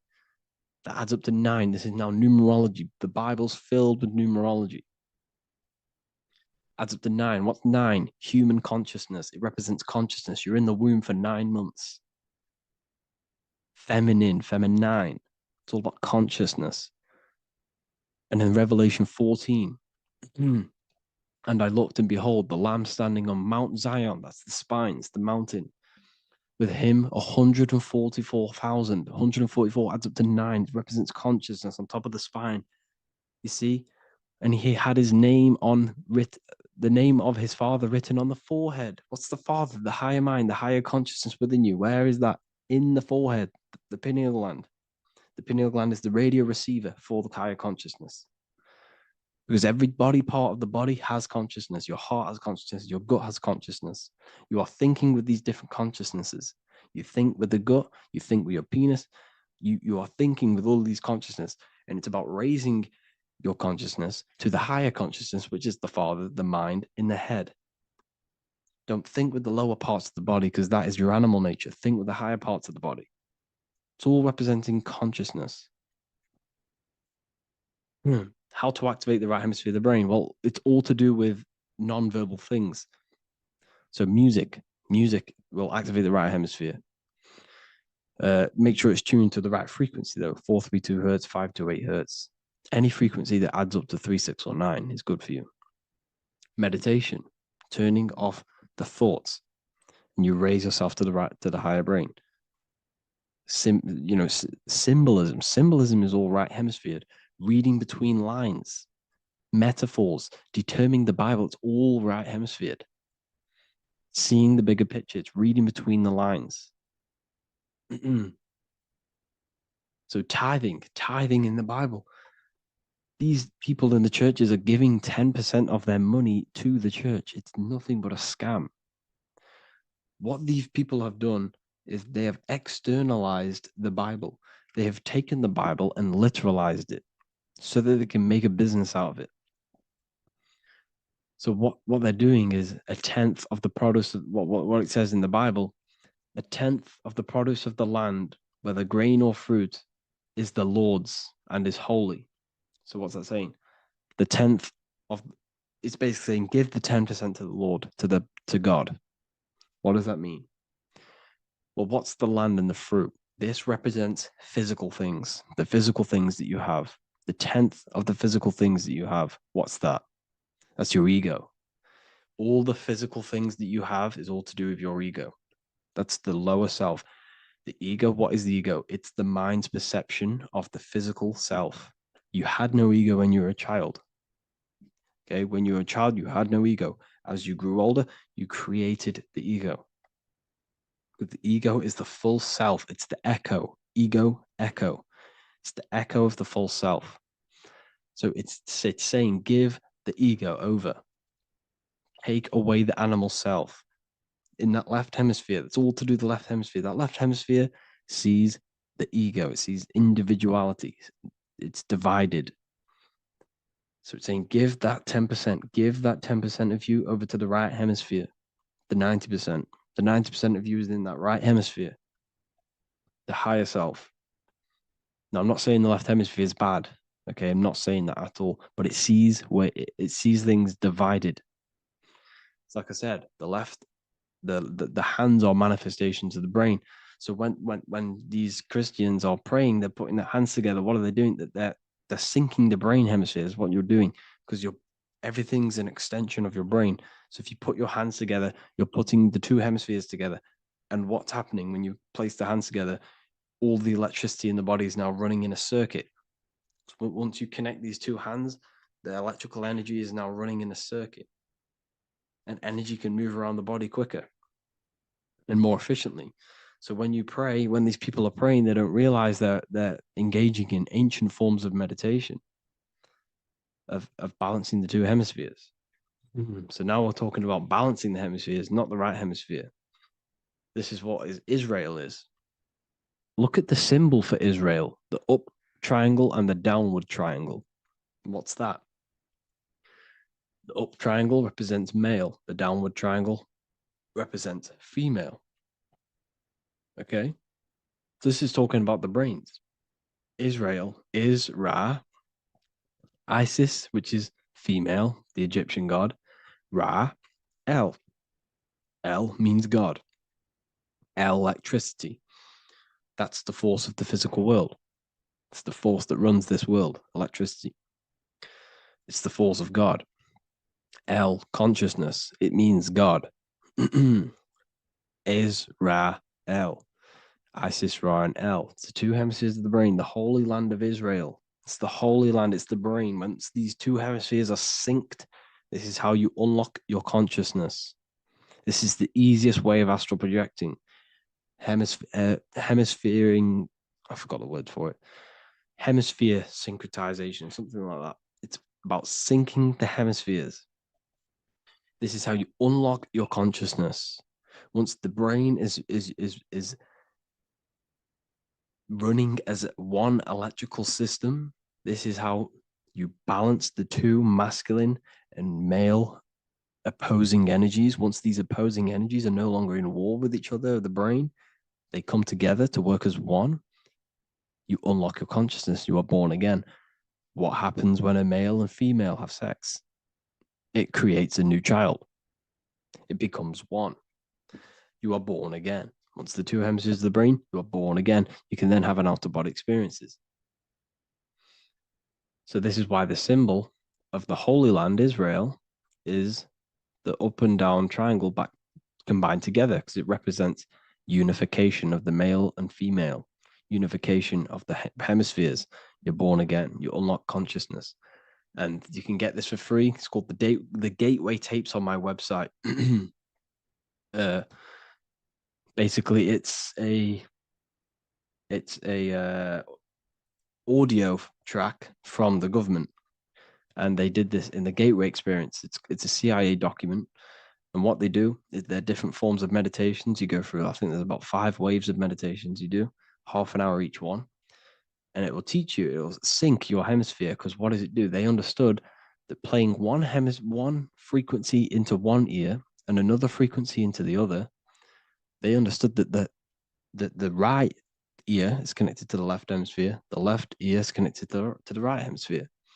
So when you play 2 different frequencies into both ears, what happens? The brain picks this up, the 2 hemispheres of the brain picks this up, and it syncs it. It syncs these 2 hemispheres, these 2 frequencies together. So now the brain is working as one to sync this frequency. So this is how you can sync your hemispheres, through listening to these frequencies. Okay, you can get them for free and do the meditations yourself. This will definitely help you. This is an easy way to astral project. So it's all about syncing the hemisphere and seeing reality from a unified perception. We should all aim to get out of that left hemisphere. I'm not saying don't use it, but we should now start to see. We should now start to read between the lines of the Bible, read between the lines of the symbolism they're showing. Study symbolism, study allegories and myths. What are they trying to tell us through these allegories? And, this is how we start seeing things in a better way. Once we understand that we are all microcosms of an infinite consciousness, we can all come to one, because love is the unifying force of this infinite consciousness. We are all divided. We are all disconnected from our hearts. Once we all connect with our hearts and see that everything is one, we can all start to love and come together as one, because love is the unifying force of consciousness. So if you haven't already seen, I now have launched the Ethereal University. I will be doing lectures like this one, but even better, deeper, and even releasing knowledge that I can't talk about online as they are censored. I'll be doing lectures every single week. I'll be doing live calls every single week. You also gain access to my library, which is filled with over 45 occult books, filled with knowledge. Okay, I'll show you now. Plus, you get my book, The Book of Wisdom, PDF form, and the Human Health Guide, PDF form. You also get all of this stuff, the health section, Q&As, Ethereal meditations. We've got some celestial studies, cosmology, numerology coming soon. You also get the brand new Manifestation Mastery course, plus the library. And there'll be new books, new lectures, new live calls every single week. Or you can get the Book of Wisdom, use the code WISDOM in all capital letters to gain 40% off. This sale will be ending very, very soon. So if you're watching this, be very quick to get yourself a physical version or a PDF of my book. You can get it in all these languages. Hope you enjoyed this video, people. I'll see you inside the Ethereal University, the real university. Have an amazing day.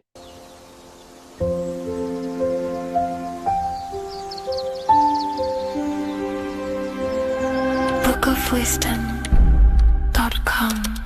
Visit today.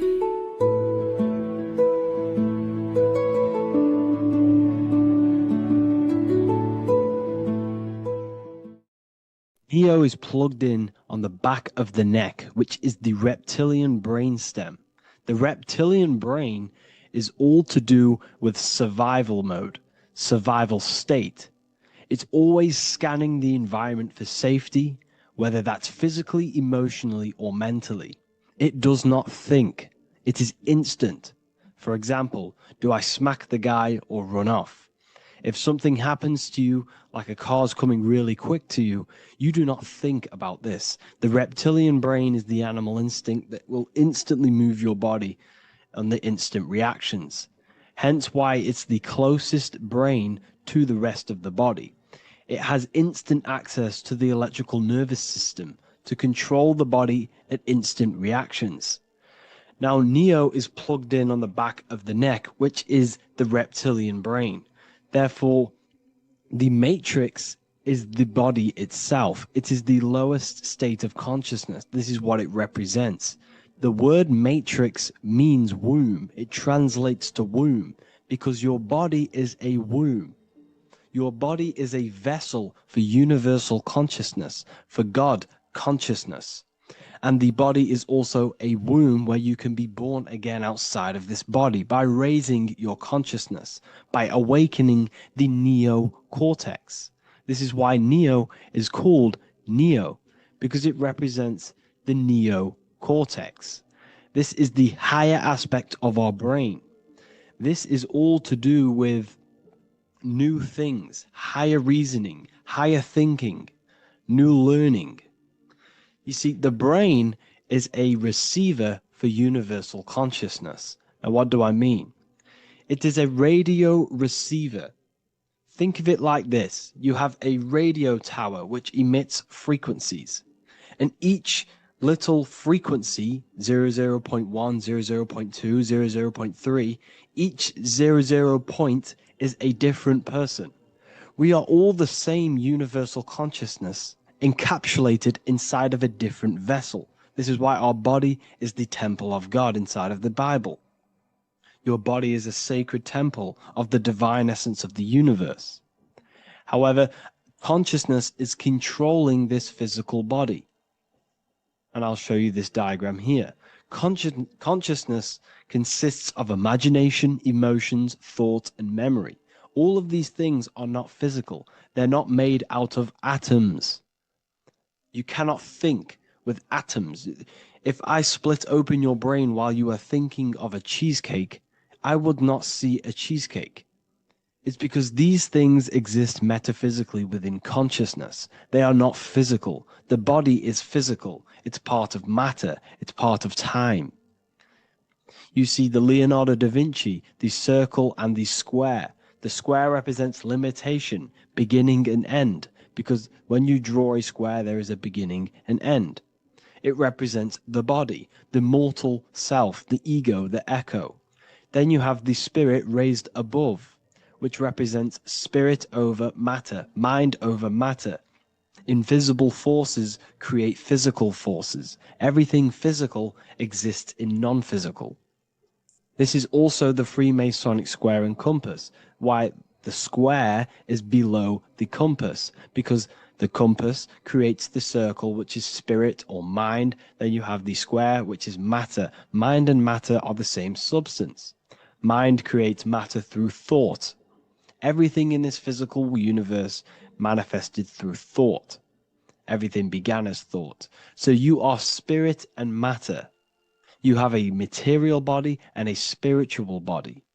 And you are right in the middle. This is why humans are very, very important. Because we have an animal nature, the reptilian brain, and a higher consciousness, the neocortex. And we must awaken out of the matrix, which means womb, which is the body. And neo is waken up from the lower self, the reptilian brain, and moves into the neocortex. Because the brain is a radio receiver for consciousness. Now, what do I mean? I went over this before. Your consciousness is controlling the brain. The brain is a computer. And when our consciousness, our imagination, our emotion, our thoughts, and our memories are all contributing towards just survival things, food, safety, fear, all of these things, and our consciousness is locked into a survival state, we are using the reptilian brain. We're no longer thinking. You don't think with the brain, but the consciousness is thinking, which activates the different parts of the brain. When we think for higher reasoning, we use the neocortex. It stimulates the neocortex. When we think about survival, we're using the reptilian brain. So therefore, when Neo wakes up, he wakes up to the higher aspects of consciousness, which is only utilized by the neocortex, by learning new things and expansion of the mind and expansions of consciousness. Okay? So the whole matrix is to keep you designed, well, the whole matrix is designed to keep you in a survival state, in the three-dimensional awareness.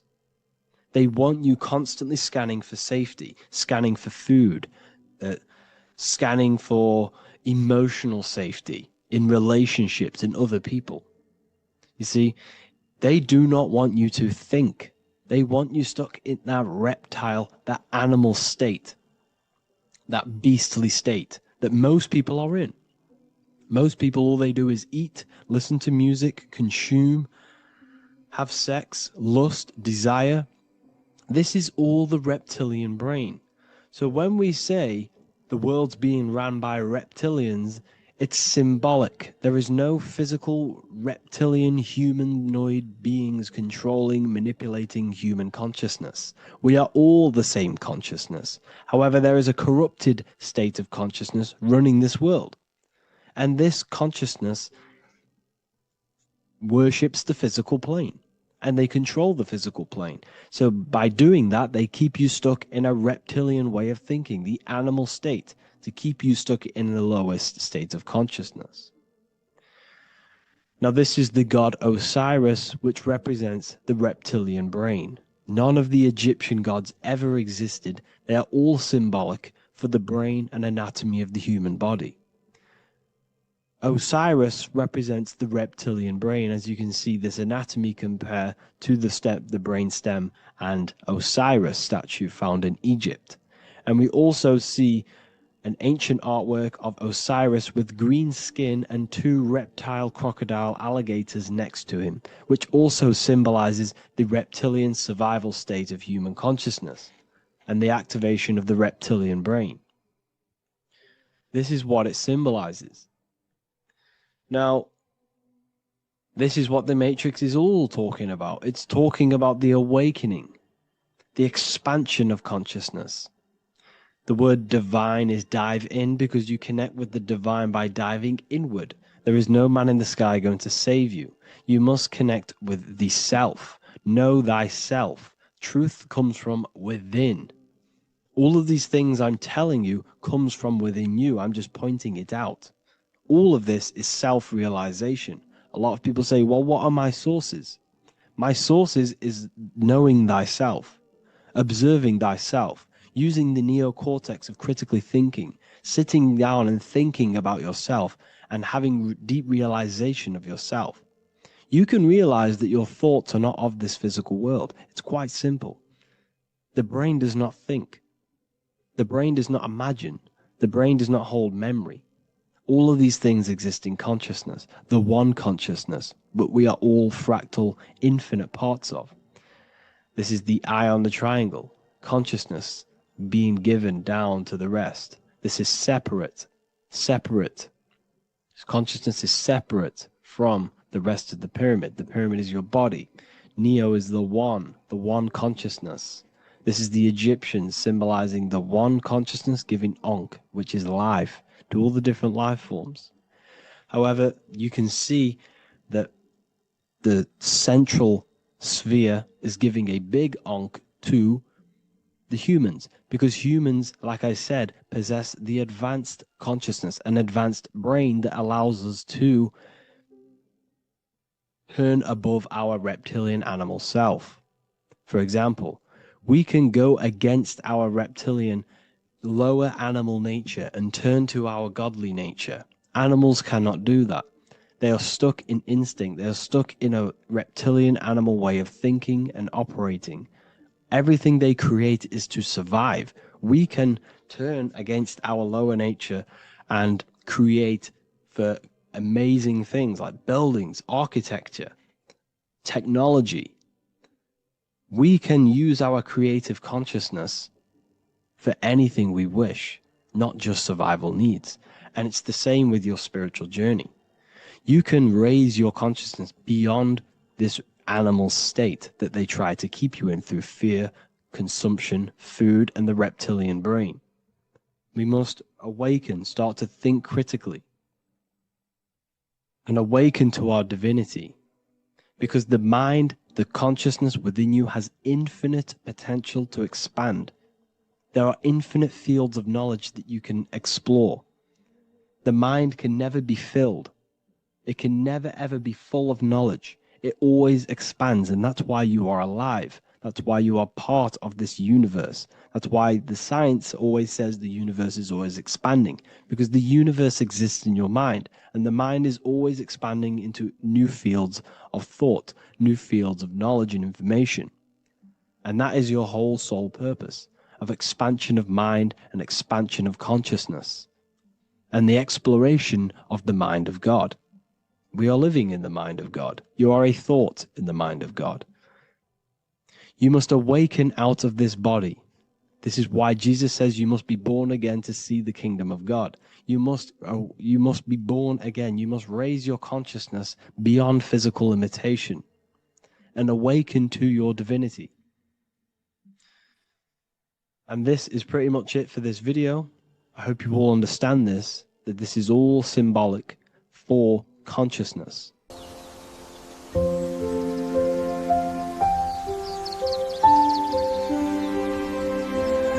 bookofwisdom.com. Visit today.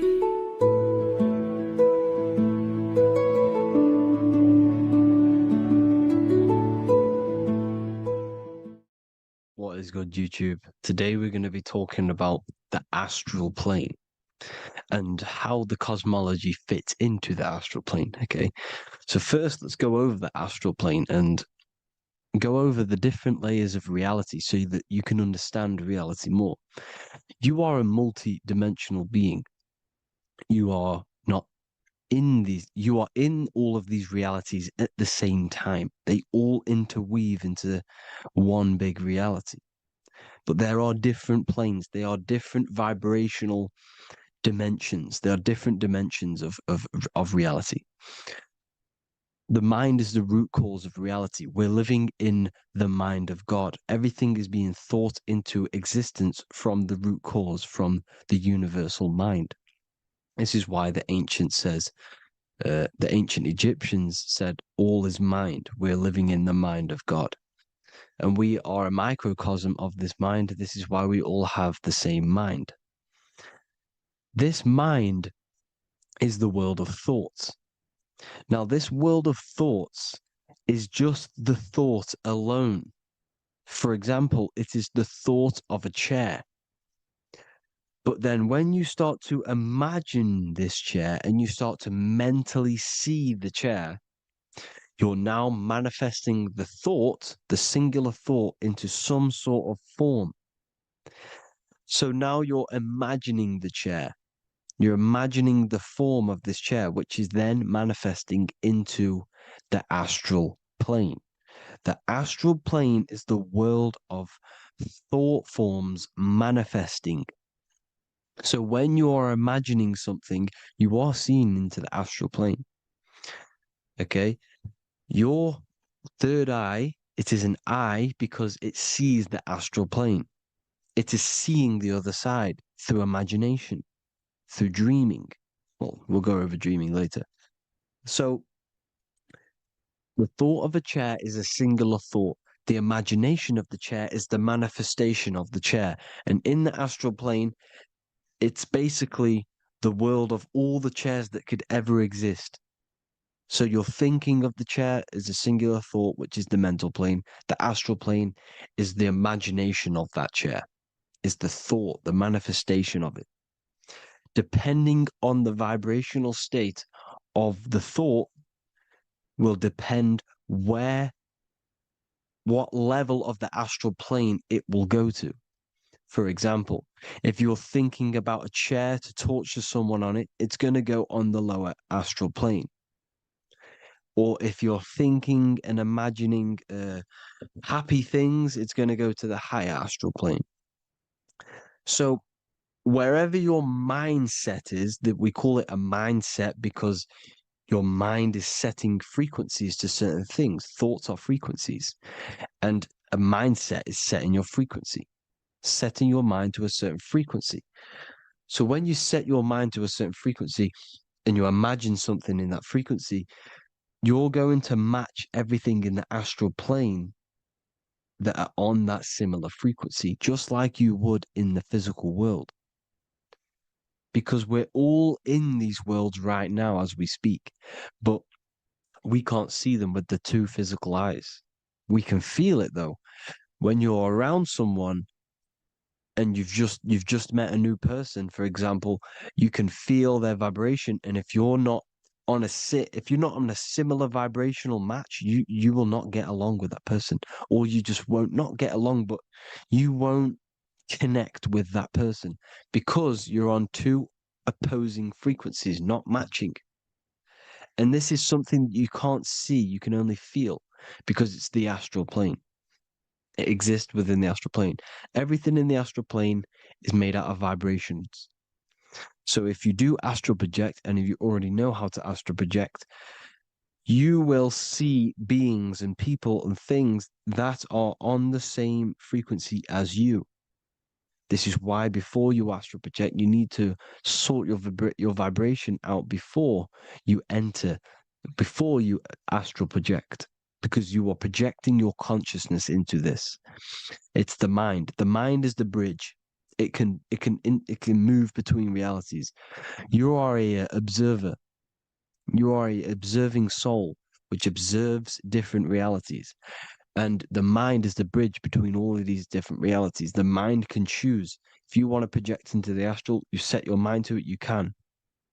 Okay? So let's not get off track. The lower astral plane is where demons are. The higher astral plane is where heavenly beings are. Heaven and hell are kind of a real thing. The etheric plane is a powerful substance, the ether, the fifth element that they don't tell us about.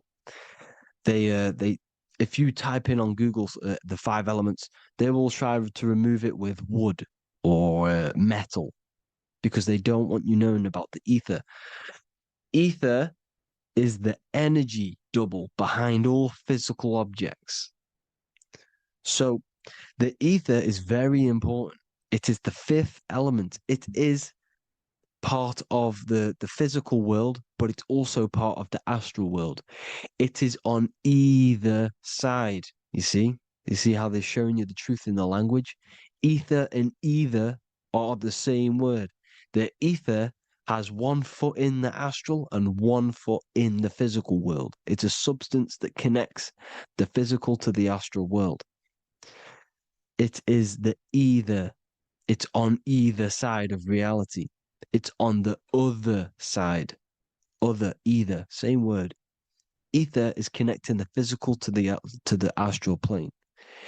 It's the world of frequency.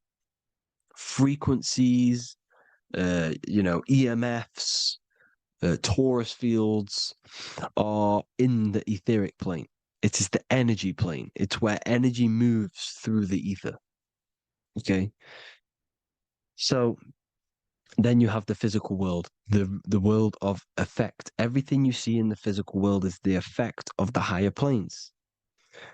Each plane is a product of the plane above. So, and it melts into each plane. The physical plane is the lowest plane, it's the most densest, and the highest is the most fluid. This is the most fluid, this is the most dense. This is where we get the saying, as above, so below from. As above, so below comes from the different planes of reality. And magicians understand this. This is why magicians always say as above, so below. Because they understand if you manipulate the higher planes of reality, you manipulate the lower planes. Because the astral plane is a direct copy of the physical world, but in the astral plane. It is mirrored.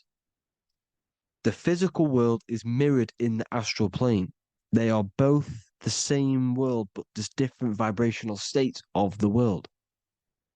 Kind of. It's hard to put this in words, people. So just try and understand. The astral plane is the double. It is whatever happens in the astral plane happens in the physical plane. This is why magic works. This is why demons work. This is why spirit communication works. Because if you manipulate the higher planes, you manipulate the lower planes. As above in the astral, so below.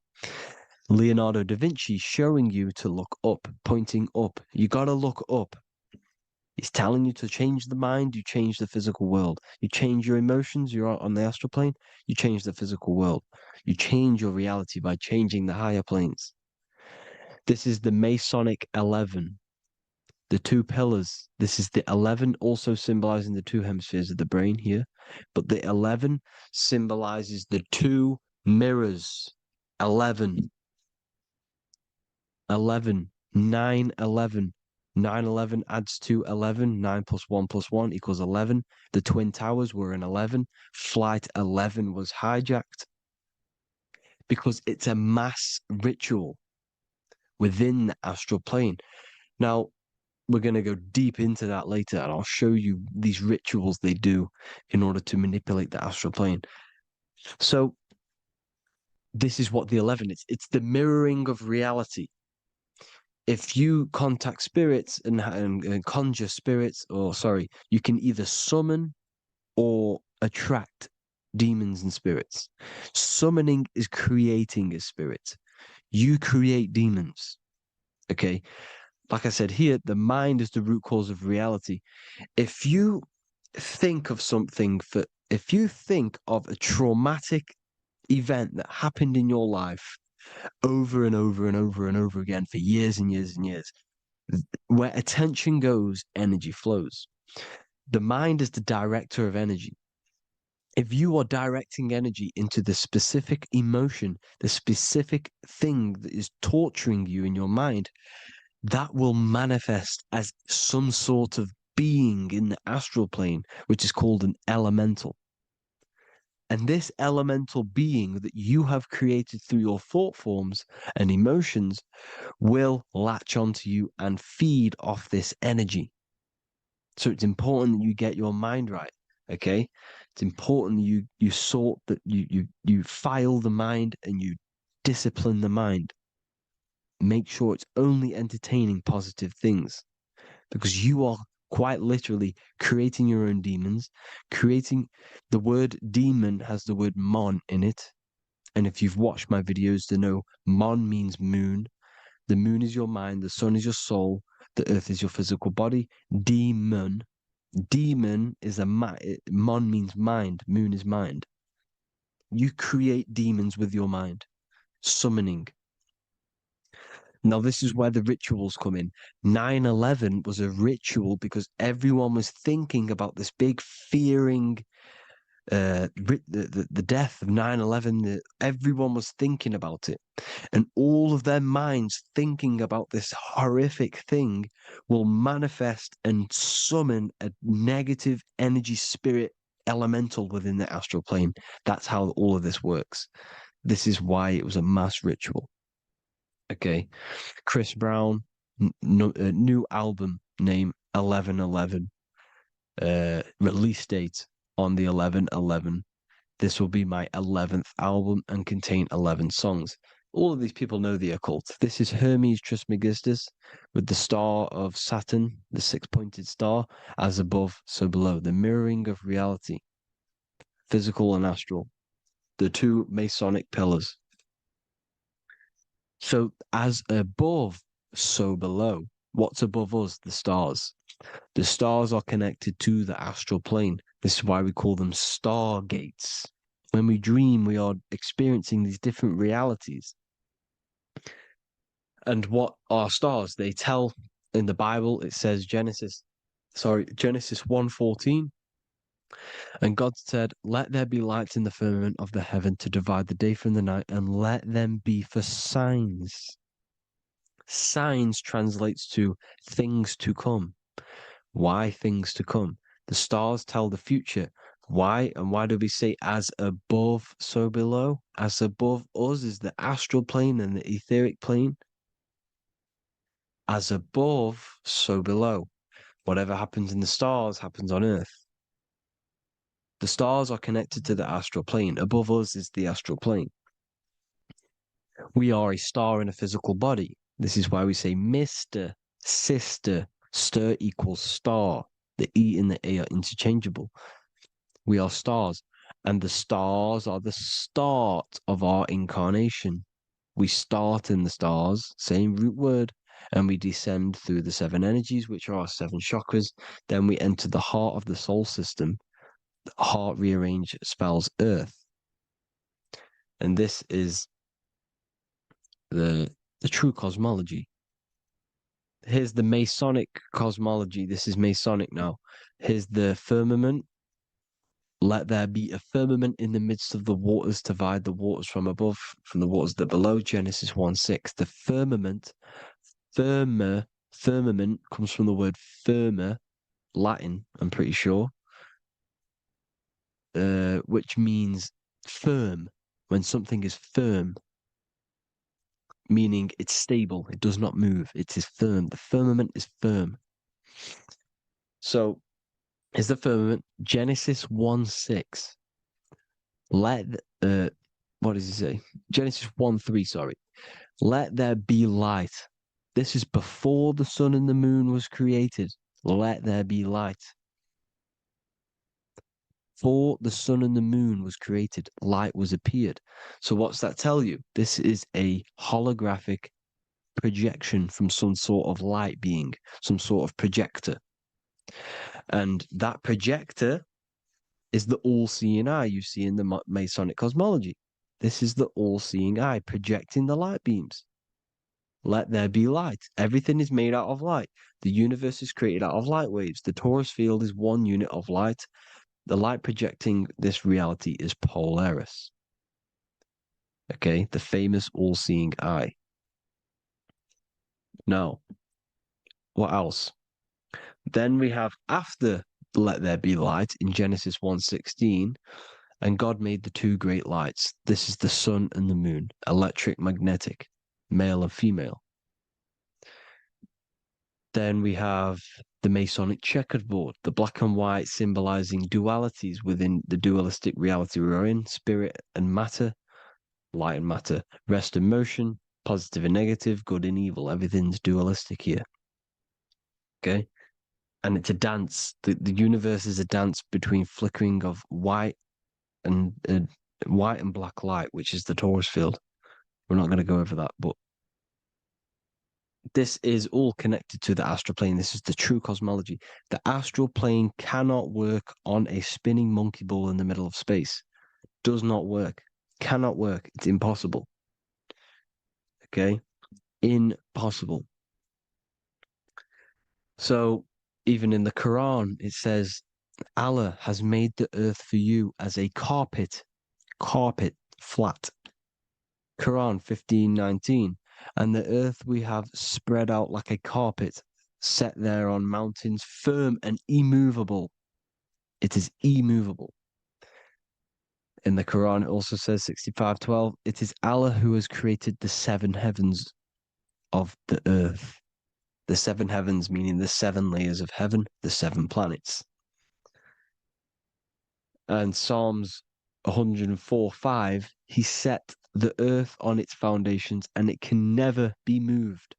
Never. So here you see in Isaiah 40:22, he sits enthroned above the circle of the earth, and its people are like grasshoppers. He stretches out the heavens like a canopy and spreads them out like a tent to live in. We live in a tent. This is the tent. The projection of light.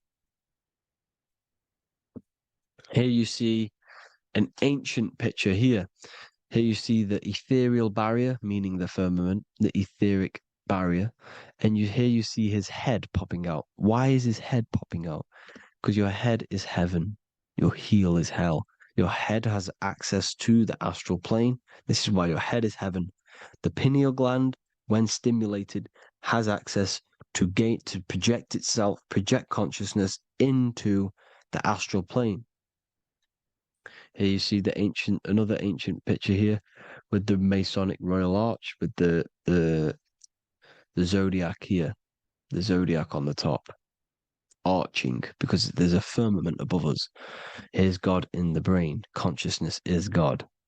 Here you see the Masonic Royal Arch, symbolizing the firmament. George Washington above the Masonic Royal Arch. These are the stars. This is Polaris projecting reality. Here's ancient churches with the dome. Polaris projecting reality with Jesus. Disney World is under the dome. The seven layers of heaven, ancient paintings, all depict if you go and look at the ancient paintings, they'll all depict the firmament, the arch above us. This is where we get interesting.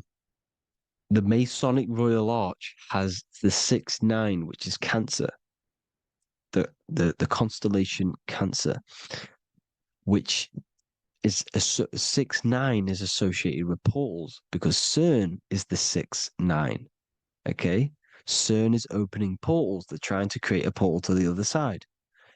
Cancer has the word CERN within it, so there is a link between Cancer and the opening, the firmament opening above us to ascension. Here you see the Masonic Arch with the Royal Arch and the light and the opening. Here you see the light and the opening. This is the opening of the firmament. Here's the Hebrew cosmology with Sheol, the underworld, and the opening. So Cancer is definitely some sort of portal in and out of this reality. I'm just connecting dots here. Now, we're going to go change a bit now. These celebrities that you are seeing they have not sold their soul to Satan, okay? They have not sold their soul to Satan. Satan is a demonic, low vibrational energy that has been summoned over the thousands and thousands and thousands of years of evil occult arts. So since Babylon was summoning this demonic energy, and this demonic energy in the astral plane will grow and grow and grow. It has no form. It has no physical form. okay? But you can see it in the rappers. If your third eye is open, you can see clearly that these people are demonic. You can sense the energy that they're manifesting. Selling your soul is not what you've been told. It is gaining, because your soul is pure love, okay? Your soul does not want to do anything bad.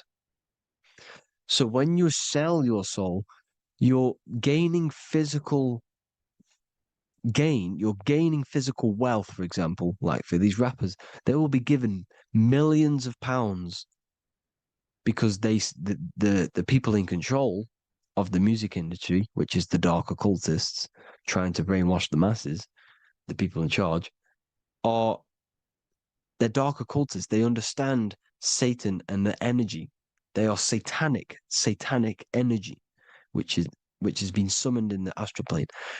They see that they have influence over the masses, so they will go to them and say, "I will give you this amount of money forever if you manifest this satanic, demonic energy through the music and through social media to blind the masses, to brainwash the masses into this demonic energy." Because when you listen to music, music is frequency. Whatever you listen to, you become that frequency. So if you're listening to these people, they're throwing energy, this demonic, satanic energy that they sold out to. Sold, soul, same word. When you sold something, you've got your soul involved. They have exchanged money, physical gain, so that they manifest this satanic energy within the astral plane and through the music, through the videos, through social media to keep us in this vibrational frequency, in this low state of consciousness.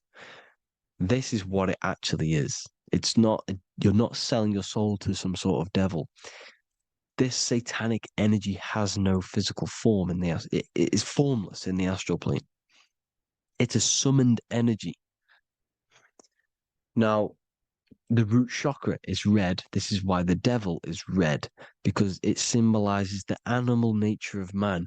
When you are operating off your root chakra, you will kill, you will fight, you will do anything to survive because it's all about survival mode in the root chakra. They want you keeping in that fighting mode, that surviving mode, so that you are manifesting this low vibrational frequency, this satanic energy, this demonic red energy. This is why the devil is red. And the devil has a tail with the red arrow pointing down because it symbolizes your light body. This is your Merkaba. Your Merkaba is your light body. Mer equals light, Ka equals spirit, Ba equals body. Merkaba, this is the devil's tail pointing down, the descension, your heel, up to your heel, hell. Ascension to heaven, head. You see? This is the all-seeing eye with the illumination coming off it. Your head, when you're illuminated. The Merkaba is your celestial sphere to portray different planes of reality. It is the vehicle of ascension. It's your light body. It's in the word Kabbalah. Kabbalah. Ka, spirit. Ba, body. La, light. Same thing. Kabbalah. Merkaba. Same thing. It's all about the light body. This light body sees different realities. So when you see the goat in the music industry, it's this satanic summoned energy that's been summoning for thousands of years within the astral plane. When it becomes to the physical plane, it will manifest through different things. A goat, an owl, Satan, Moloch, Baal, same deity, same demonic energy that's been summoning in the astral plane. And this is why the Baphomet has a goat head. Drake's new album is the goat. The Polo G, the Masonic G, with the goat. And here's Rilo Rodriguez in the mirror with the goat in the mirror and him in his physical body. It symbolizes, the mirror symbolizes the astral plane. because he's manifesting the goat, the demonic energy. He's sold out to the demonic energy, and in the physical plane, he's his physical body. The mirroring, the Masonic 11, the mirroring of reality, the astral and the physical. And what do you call them when they're an amazing rapper, the best rapper? You call them the goat. Because you're the goat because you're manifesting the goat energy, the satanic, demonic energy within the astral plane. So Baal, Moloch, all the same thing.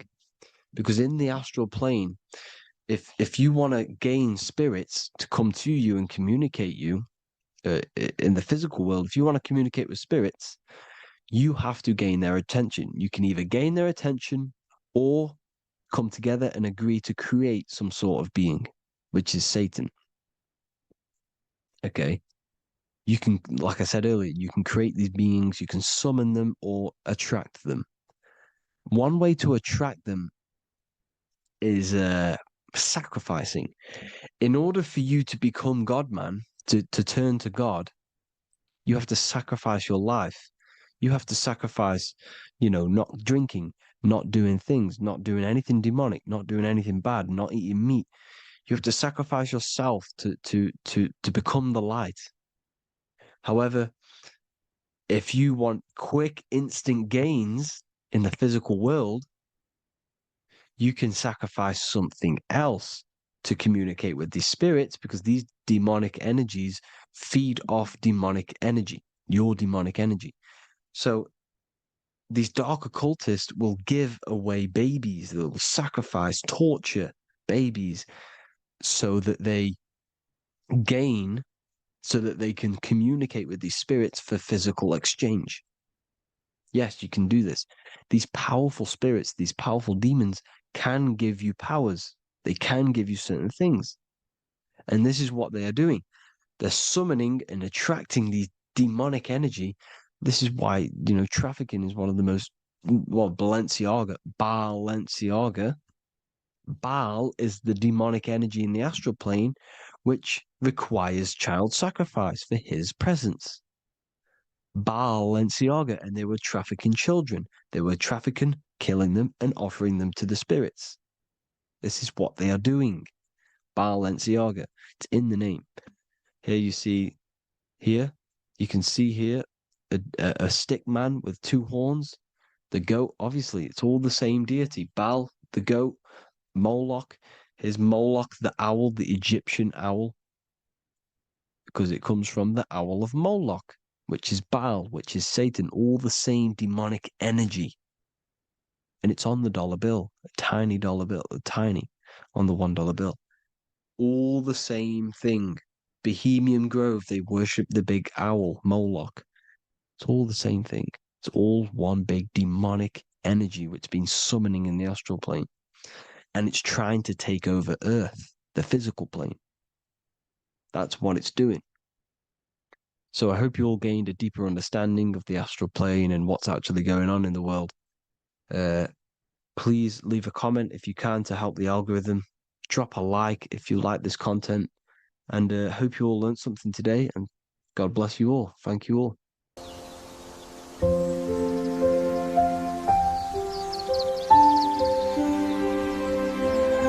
bookofwisdom.com. Visit today.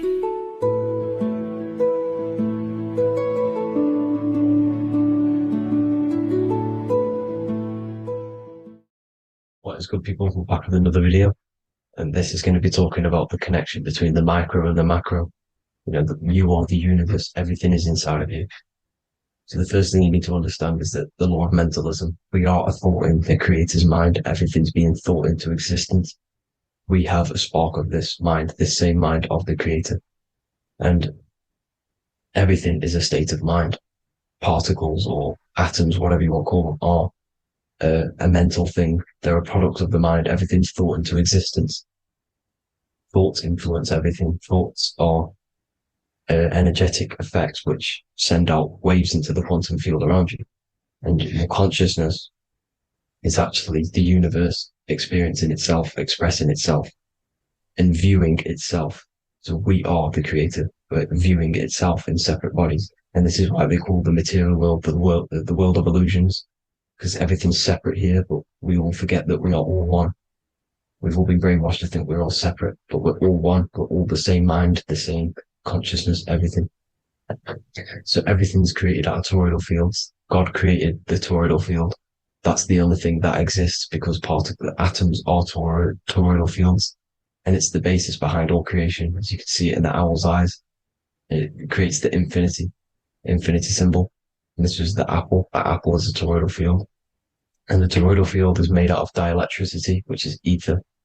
Ether is black light, and this is counter space. This is another realm. This is what creates God to be omnipresent, to be everywhere at one place at all times. He is everywhere because ether is everywhere. Ether's infinite potential. It connects everything together, and that's what energy moves through. It moves through the ether, and that's black light. Everything is light, as it says in John 4:2. God is light. Everything's a vibrational state of light. So the torus field is made out of dielectricity, ether, black light, magnetism, which is white light, which is the center of the toroidal field. And magnetism radiates, it has no vibration. And then when white light splits, it turns into electricity, which is physical material, and that has a vibration. This is the Holy Trinity, the sun, the moon, Saturn. Saturn, the god of materialism. If you've watched my videos on Saturn, you know that Saturn is crystallizing everything into physical matter. And that's why his old name was El. The ancients called him El. And this is why we get El electricity. This is where El electricity comes from. Because El electricity is only a product of the physical world, which is redshift, blueshift, Adam and Eve. And this is what creates the redshift, blueshift is what is a product of magnetism. When magnetism, white light splits. And this gives us vibration. And this what creates the toroidal field, which is the basis of all physical creation. The sine wave is created out of the magnetic wave and the electric wave. The electric wave is the blue wave, and the magnetic wave is the straight wave, which is radiation. This is vibration frequency. So the magnetic wave is straight, and then you have longitude and amplitude, which is depth, which is dimension. You see how the electric wave has depth and a dimension. This is why you get the cross. This is the cross of Earth. This is the symbol of Earth, of bondage, of physical matter, because it consists of magnetic wave and depth, which is electric wave. I mean, this is where you get the sun cross or the earth cross, whatever you want to call it. It's the cross of physical matter, and the ancients knew this. This is why they used that symbol. Redshift, blueshift, which is the toroidal field, is the basis of all creation, physical creation. And this is why you have the police siren is red and blue. The Matrix movie, red pill, blue pill. You have red blood and blue blood in your body. The Democrat and Republic, the two parties, red and blue. Like your taps on your taps, you have a red and blue tap. One's generative and one's destruction. Fire, destruction, water, generative. So this is the basis of all things. And electric wave has dimension, like I've already said, depth, material, and it's measured in hertz. It's measured in hertz because it hurts you. It decays because the electric wave has a vibration, and vibration always has to go back to a standstill point. This wave cannot go forever, but the magnetic wave will go forever. It's radiation. Magnetic is radiation. It radiates forever. It pulses. But the electric wave will at some point come back to a standstill point, and that's why it hurts. It decays. That's why our physical body decays, because we contain of electricity. This body is an electric body, and it will return back to stillness like a guitar string. If you vibrate a guitar string, you pull it, it will vibrate, make a sound, and then go back to a standstill point. It's the exact same with every single toroidal field within the body. It will decay, and this is why our bodies decay, and everything in creation decays. So we're born into sin. The sin of Eve. The sin of Eve is us biting into the tree of knowledge of good and evil, which is the systems in the body. And the sin of Eve is biting into the sine wave. We bit into the sine wave. The sun moves in a sine wave. Our DNA is a sine wave. Time is a sine wave. Everything in this creation is a sine wave. This is why the dollar bill is a sine wave. Magnetism and electric waves in one. And this is the sun doing its sine wave, which creates, when you go bowling, it kind of creates that pin that you hit over. That's the pin of the sun. The zodiac sign is a sine wave because the zodiac sign is an expression of the toroidal field because magnetism unfolds into 12ness. And that's why you have 12 zodiac signs, 12 systems in your body, 12 cranial nerves in your head, in your brain. So if you can imagine this, see where my pointer is, always starts with Aries. Aries is the head. It's the first thing that's created in the womb. And this is Aries, the ram. And this is why it's called a cerebrum in your brain, which is the first thing that creates when you're in the womb. And what's the element of Aries is fire. Fire is the first element. Fire, first, because it's the first thing on the wheel, the first expression of energy. As you can see here, my pointer, this is the center of the toroidal field. It would go Aries, Virgo, Capricorn, Pisces, Scorpio, Cancer. Then we go back to Libra. Libra would be center. But you see how the toroidal field is the expression of the 12 energies. That's what the constellations are, the energy expressions of the toroidal field. So it would go outwards, starting from Aries here, all the way back to Pisces, which is beyond the bottom half. But Libra would be the center. That's why Libra is the equinox. It's the equinox. Libra is when it goes from summer over to autumn. It's the equal.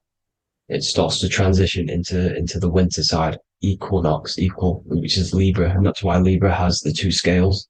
It's symbolized with the two scales. That's because of, the sun moving over. It's being judged. It's equal now, but then it's going to tip over into the winter. That's why Libra is here, the center of the sine wave. Like I said before, magnetic energy unfolds into 12ness. Magnesium is number 12 on the periodic table. It's the sacred number. And this is why the scientists are NASA is trying to bring in another constellation to destroy the holy science of astrology. So Aries rules the head, which is Mars. Taurus rules the neck, the lower head. Gemini, the two twins, which is your lungs, your two twins, your arms, two twins. Cancer, the breasts, or the chest area. Leo, the heart, which is the sun, which is fire, the center of the toroidal field. Virgo, the belly, which is the intestines. Libra, the kidneys, the two scales, the kidneys, balancing out everything. Scorpio, the sex organs. Sagittarius, hips and thighs. Capricorn, I've missed that out, which is the kneecaps. Capricorn, kneecap. Aries, which is the ram, which is the cerebrum in your brain. And then Aquarius, the calves and the ankles. And the Pisces, the two fish, the 2 feet. So everything corresponds, as you can see here. This is an ancient way of depicting it, of the folded human. And this is everything. Each constellation rules that part of the body, gives energy to that part of the body, makes you do certain things. So magnetic energy unfolds into 12ness, electricity unfolds into 7s. That's why when you get electric, the light spectrum that we see, it consists of 7 colors. Why we have 7 planets. The 7 planets give us our 7 metals and the 7 solfeggio scale frequencies. So the rotor, this is the rotor. And rotor is an anagram for Torah, the Torah, which is I think it's the Hebrew Bible. Don't quote me on that, but it's one of the holy books, which is the Torah, the Taurus. Everything goes back to the Taurus field because it's the basis of all creation. So the chief cornerstone, it says in the Bible that the builders rejected the chief cornerstone.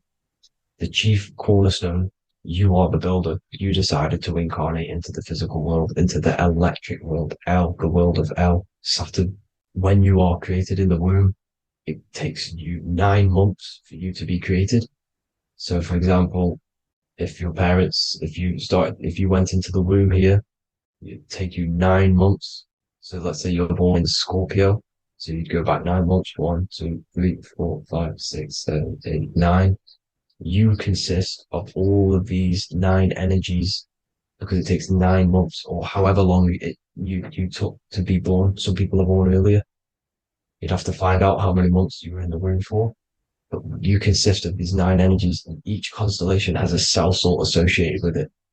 And these cell salts are vital for your health, and your cells are the optimal health of your body. So the chief cornerstone that you rejected is these three cell salts, these three constellations. So you're mineral deficient in these three constellations. For example, fluoride, magnesium, phosphate, and potassium sulfate.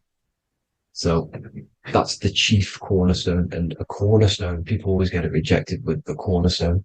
The cornerstone is not, it doesn't say the cornerstone in the Bible. It says the chief cornerstone. The cornerstone is a cornerstone of a building, but a chief cornerstone is the top of the pyramid.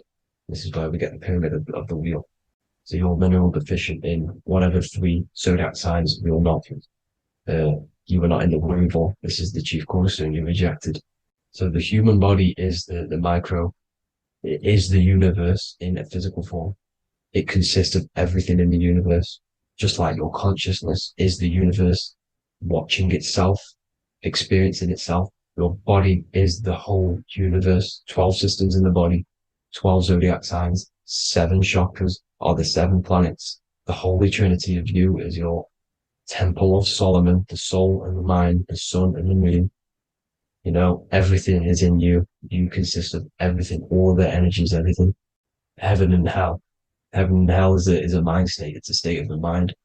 Head, H-E-A, which is heaven, and the heel, the bottom of your foot, is hell. And the bottom of your foot is the soul. So they're basically saying, well, it's wordplay. They're saying that your soul is in hell because, you know, with the elites being in control. So they call the bottom of your foot the soul, trying to say that you're in hell. The Christ is in you. And this Christ is Greek for what? Christos. And Christos is Greek for the oil. And this oil is produced in the cerebrum, the Aries, the ram, the cerebrum. It goes down the pineal. Well, the pineal and the pituitary are underneath the cerebrum. Goes down the pingala and the ida. The pingala being the positive charge connected to the pineal gland, pin, and the ida connected to the pituitary. And this is the 2 serpents going down the spinal column. And this is why Jesus goes from Nazareth to Bethlehem, and then Joseph and Mary are waiting for Jesus in Nazareth. Joseph and Mary are the pineal and the pituitary gland waiting for Jesus to come back up the River Jordan, your spinal column. So this is the oil.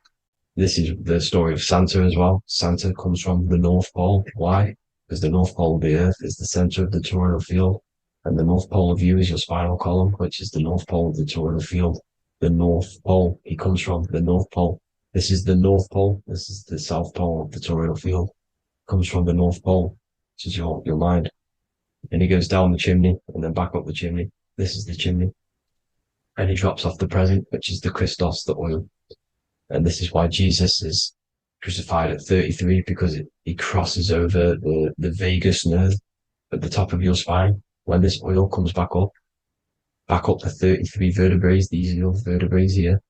When it goes up the 33 vertebrae, it gets crucified at 33 because it crosses the vagus nerve, and he's crucified on a cross at 33. This is the story behind Jesus and Santa. The Ark of the Covenant in the Bible is the 2 hemispheres which cover the vital parts of your mind, the brain side, which is the cerebrum, the pineal, the pituitary, etc. So the 2 hemispheres are the 2 angels, the Ark of the Covenant. This is the Ark of the Covenant covering the 2 vital parts of your brain. So these are the optic thalamus is another part, and it protects the Christ oil, which is inside at the center of the brain. See, the Bible is all a massive metaphor about yourself because you are the universe. You are a microcosm of the universe. Your consciousness is experiencing itself, and the universe experiencing, and your body is the whole universe. Your head's heaven. So Moses crosses the Red Sea. These are the 2 hemispheres of your brain. This is the corpus callosum, the Red Sea. So he's pretty much saying that he's uniting the 2 hemispheres of your brain, because most people in this generation are stuck in the left brain, which is just logic, reasoning, science and maths, writing. You know, this is what school teaches you to do. It keeps you stuck in your left brain. And you want to cross over to you want to cross the Red Sea, which is the corpus callosum, to the right brain, which is awareness, art awareness, creativity, imagination, intuition, insight, you know, using the higher mind, creativity, imagination. If you don't have intuition, then you can't read energy, you can't pick up on bad things. This is what Moses is symbolizing by crossing the Red Sea. And it's also the upper room where Jesus met the 12 disciples. 12 disciples are the 12 cranial nerves in your brain. It doesn't just represent the 12 zodiac signs, the 12 disciples. It symbolizes many different things. It's like I said, energy the universe consists of 12ness. So you have 12 cranial nerves in your brain. And that's the 12 disciples as well. And they want you stuck in your left brain, which is the five senses materialism. So they say in the Bible that Satan blinds the mind. Satan is Saturn. If you've watched my videos, Satan is Saturn. And you consist of the Holy Trinity, which is the sun, moon, and earth. The soul, moon, the soul being your sun, the solar, the moon being your mind, the earth, your physical body. And Satan blinds the mind. Why? Because we enter a soul system. This is a soul system, not a solar system. And Saturn is the Lord of the Rings, which is the outer ring. When your soul enters the soul system, your soul starts to materialize. It hits Saturn. Why? Because Saturn starts to materialize you. You take on the 7 virtues, which are the 7 planets, which are your 7 chakras. And to get out of this soul system, you must get out of your lower nature, your animal nature, which is lust, desire, greed. You know, the number of the beast, 666, which is Saturn, Satan. So you enter the soul system, you take on the 7 energies, which you turn into physical matter. And this is your descension from heaven to all who say hell. And then you must raise back up from matter to spirit. They say Satan blinds the mind. Why? Because your mind gets materialized. Your soul and mind get materialized. And when you get materialized, it's an intense experience. You lose the divinity within you. You forget the divinity. So Satan, which is the first planet, the first energy you take on, the material body, he blinds the mind. He makes you forget everything, your divinity. Then you must remember, ascend up Jacob's ladder, the 33 vertebrae, to heaven. And this is a microcosm of the macro, because you will ascend back up to heaven if you do this, when you leave your physical body, when your body decays. So when it talks about in the Bible, completely destroy them, the Hittites, the Amorites, the Canaanites, all the ites, this is what God says to the Israelites. It says completely destroy them. It's basically symbolizing saying destroy your lower nature. The Canaanites, cannibals. We're under a Canaanite system now, which is cannibalism. And this is flesh eating, lust, greed, all the demonic stuff, all the lower vibrational stuff. You know, the lower nature, eating, sex, and survival, the lower 3 chakras. You must get out of these lower 3 chakras and return back to spirit, which is heaven, which is spirit, love, being holy, being truthful, being passionate. Going back to Satan blinding the mind, all of the planets are made out of these 3 symbols. Satan blinds the mind, and that's why Satan's symbol, this is the symbol for Saturn, Satan, the symbol of Saturn is the cross, which is physical matter, the earth, over the moon. The moon is your mind. So the Saturn symbol saying matter over mind. He blinds the mind. Satan blinds the mind once you enter the soul system. And you must remember, in the Bible, it talks about the Genesis, which is Eve, the sin of Eve, which is biting of the tree of knowledge. With the serpent, which wraps around the tree. It says the serpent placed himself on the tree. Well, the serpent is the spinal column. It's the serpent telling you eat from the tree of knowledge of good and evil, which is your nervous system. And eating from the tree of knowledge of good and evil is doing bad things. For example, over-sexualized, overeating, eating the wrong food. That's eating from your nervous system. It's decaying you, and it's preventing you from achieving the God self, the God consciousness. This is the symbolism of, you know, the tree on the serpent, telling you to eat from the left brain, with the left brain being the sinister. Sinister is Latin for left. That's sin. Sin is left. And left is lefty Lucy, Lucifer, right, righteousness, right, God, godly. The tree of knowledge of good and evil, which is your nervous system, because it determines good or bad. You know, that's the only thing you experience in this world is your nervous system. And then the tree of life is the cardiovascular system, and the Garden of Eden is your body. So that's it for this video, people. I hope you've got a greater understanding of how you are the universe and everything is inside of you. Just keep in mind you are the universe experience in itself, and your body is a reflection of everything. The 12 constellations, the 7 planets, everything's inside of you. This world is an expression from the inside outwards. You can't affect the outside world to manipulate reality. Everything's inside of you. I hope you got a greater understanding of this. God bless.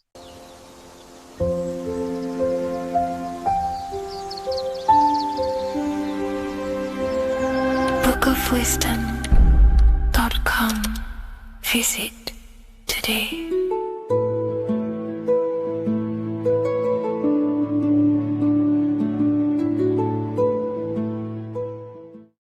Your ultimate goal is to be famous, then you're gonna do a lot to get there, like sign your name in blood in a contract with the devil. That's how I got introduced to the music industry. I swear I wanted to be like the Amy Grant of music. Yeah. But it didn't work out, and so I sold my soul to the devil. Well, needless to say, sold my soul. Alright, y'all. I'm finna sell my soul. I'm gonna hit y'all when I'm through. I'm gonna be rich as hell, alright?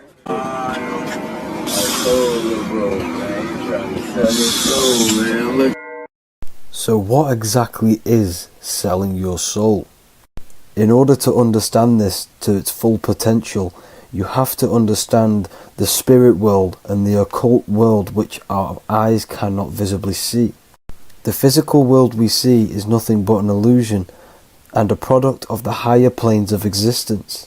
For example, you can see someone's physical body, but you can't see the complex structure of the consciousness and the thinking behind that being.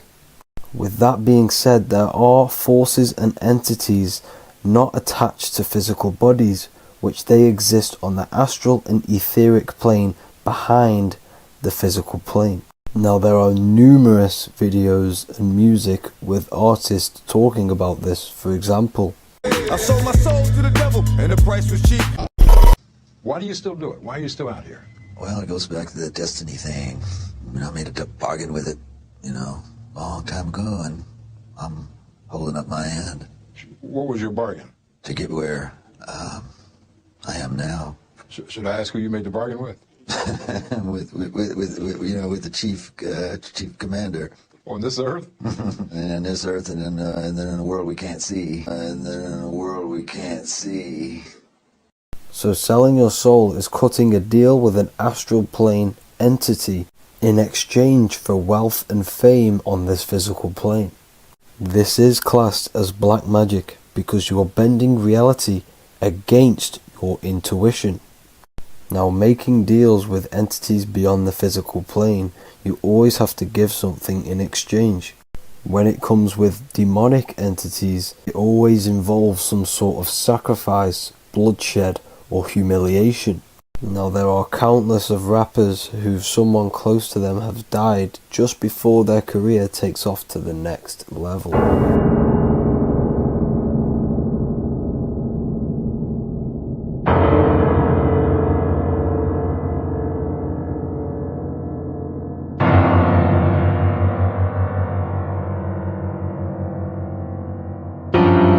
My mama was sacrificed.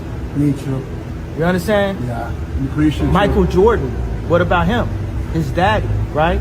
Bill Cosby, his son, right? Dr. Dre, his son. Out in Hollywood, a lot of people come up missing. So these rappers and celebrities do have to do sacrifice rituals in order to take their career to the next level. Top flight, I've been going up. It's a ritual. So the occult side of this reality is heavily connected with the music industry and the elites. This is why they are all connected to Freemasonry.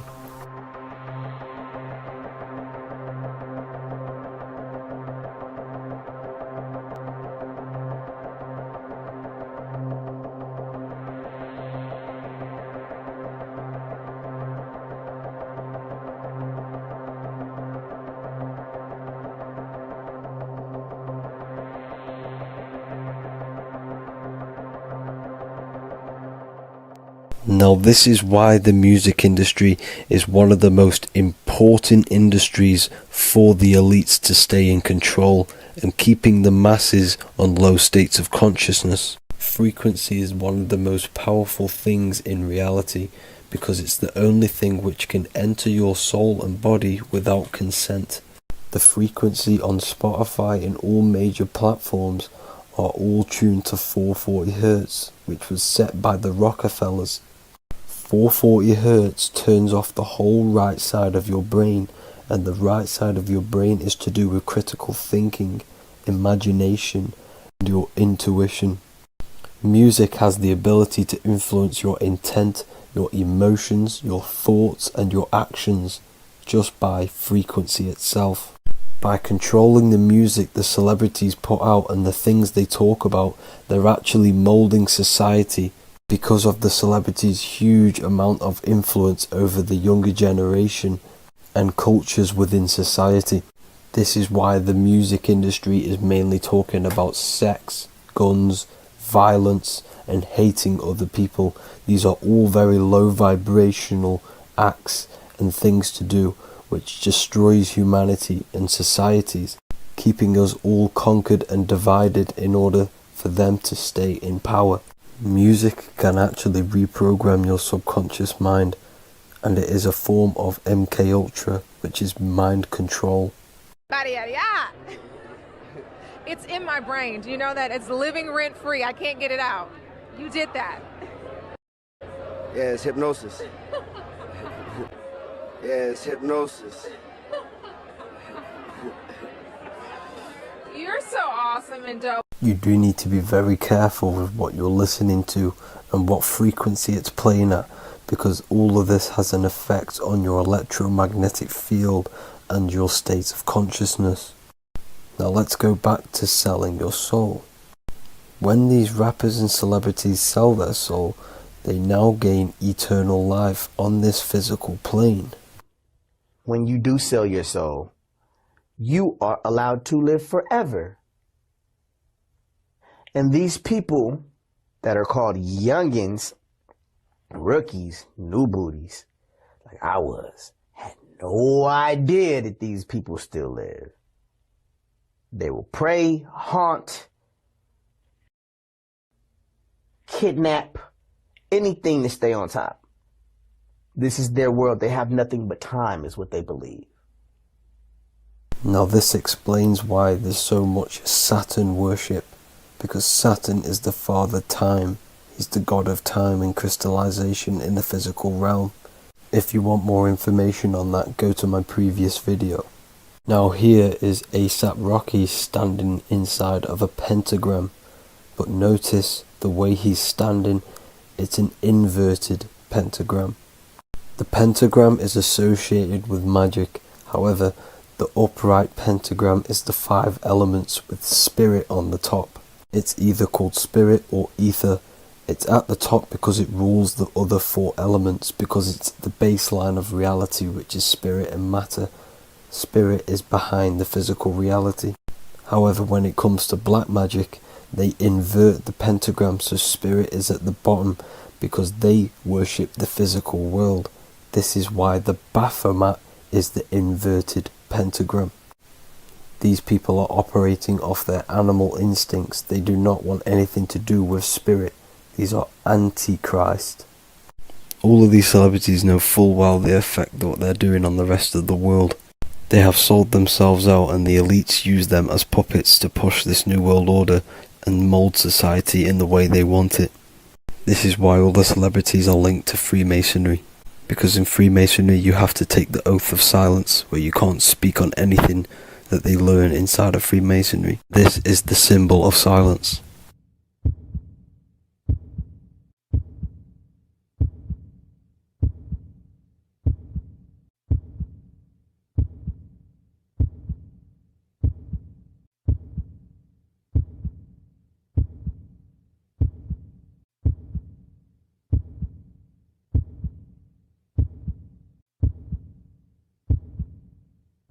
The elites need them under this oath, so they do not talk about certain topics and certain things to the public. because of the amount of influence they have on society. Now, even the name Hollywood is an occult term, because back in the ancient days when they used to create wands, they used to create them out of holly wood, out of the holly tree, because each wood has certain attributes and virtues when it comes to magic. And the holly tree was known as the holy wood, and they used to create the wands out of it to cast spells. And Hollywood are still casting magic to this day through the films and through the music to the masses. That's it for this video, people. Hope you enjoyed. Please like and comment and subscribe. Peace and much love.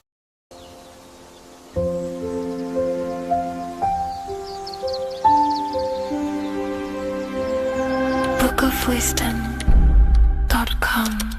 Visit today.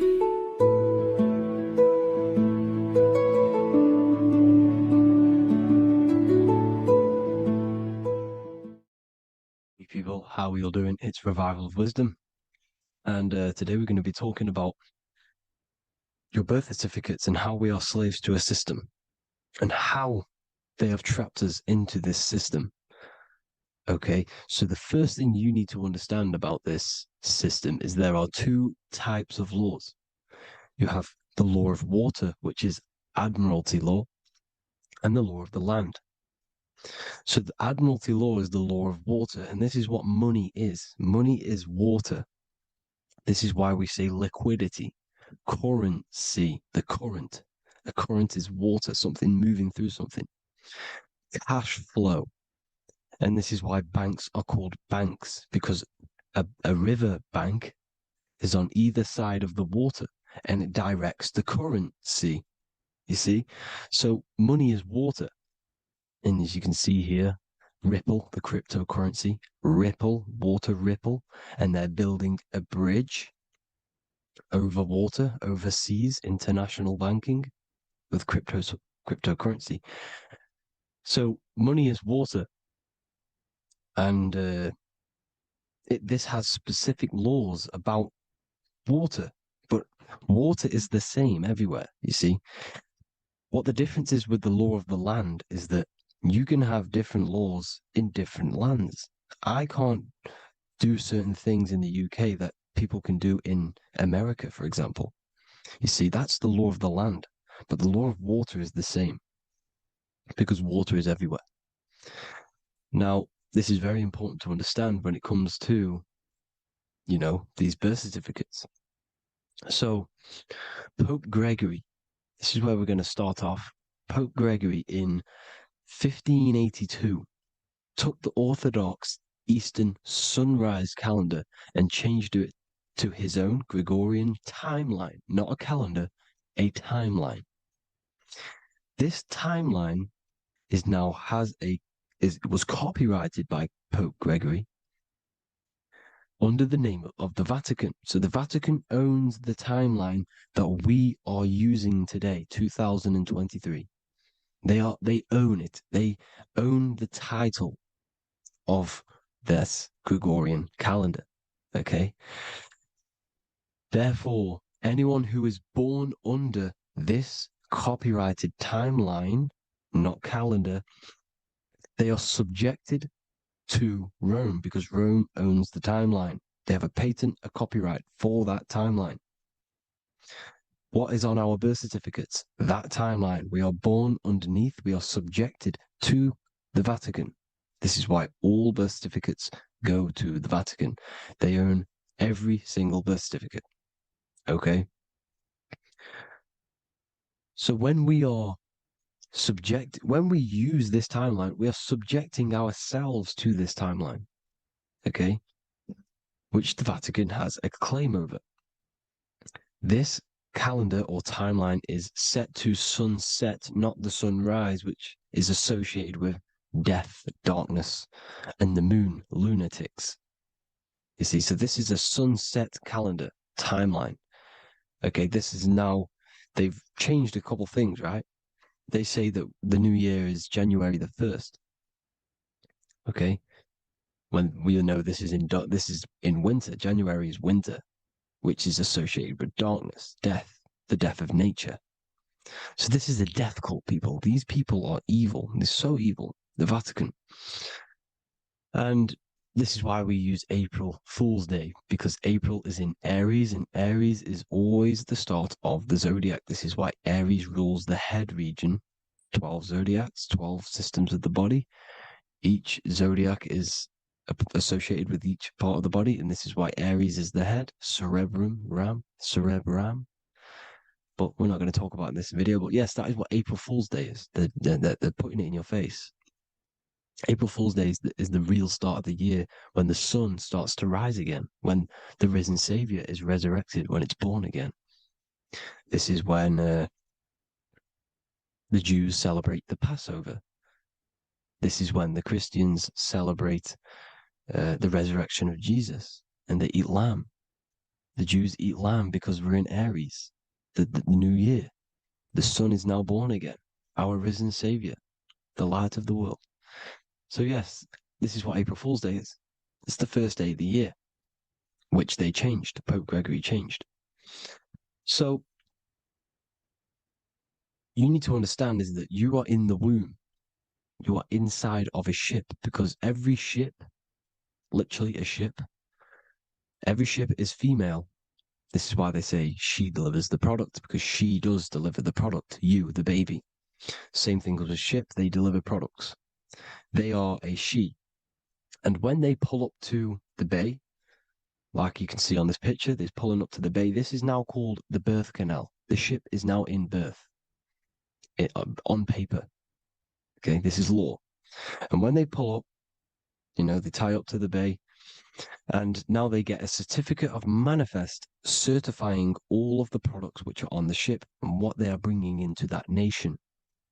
Okay, so you're bringing in this many of that, everything's on the certificate of manifest. And this certificate of manifest is also your birth certificate, because you are traveling through water when you are in the birth canal of your mother, because you are in water when you are in the womb, and you travel through the birth canal.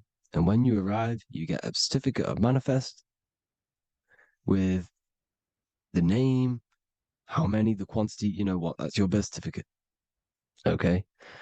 And this is what it is. We are a we're not a corporation, but we represent a corporation, which is your name in full capital letters. That is your corporation. You cannot physically tax a body, but you can tax a corporation. This is why we get charged. This is why we get taxed, because it all goes down to the corporation which our name represents, which we are subjecting ourselves to. We are my name, I am subjecting myself to this name, and that name has a corporation which I represent, which I subject myself to. You see, this is how we are attached to this straw man, this character that they have built on paper. So it's a character which is on paper. This is what we represent. So when the woman gives birth, she delivers the baby, and then she has another substance. Now I'm going to break down how they attach this name to us, how they do it. Okay. Our mother is carrying us the product in the womb, the water.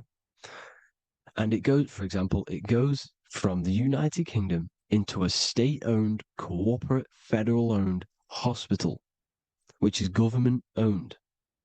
She does not declare the package when she enters the building. Aha, so keep that in mind.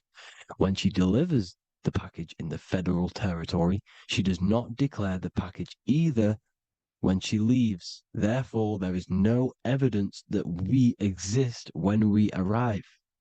On paper. On paper, there is no evidence that we came into the building or left the building. We have not been declared. So we do not exist on paper at this point. When the woman gives birth, she delivers the baby, and then she has another substance, which is called the afterbirth material. Okay?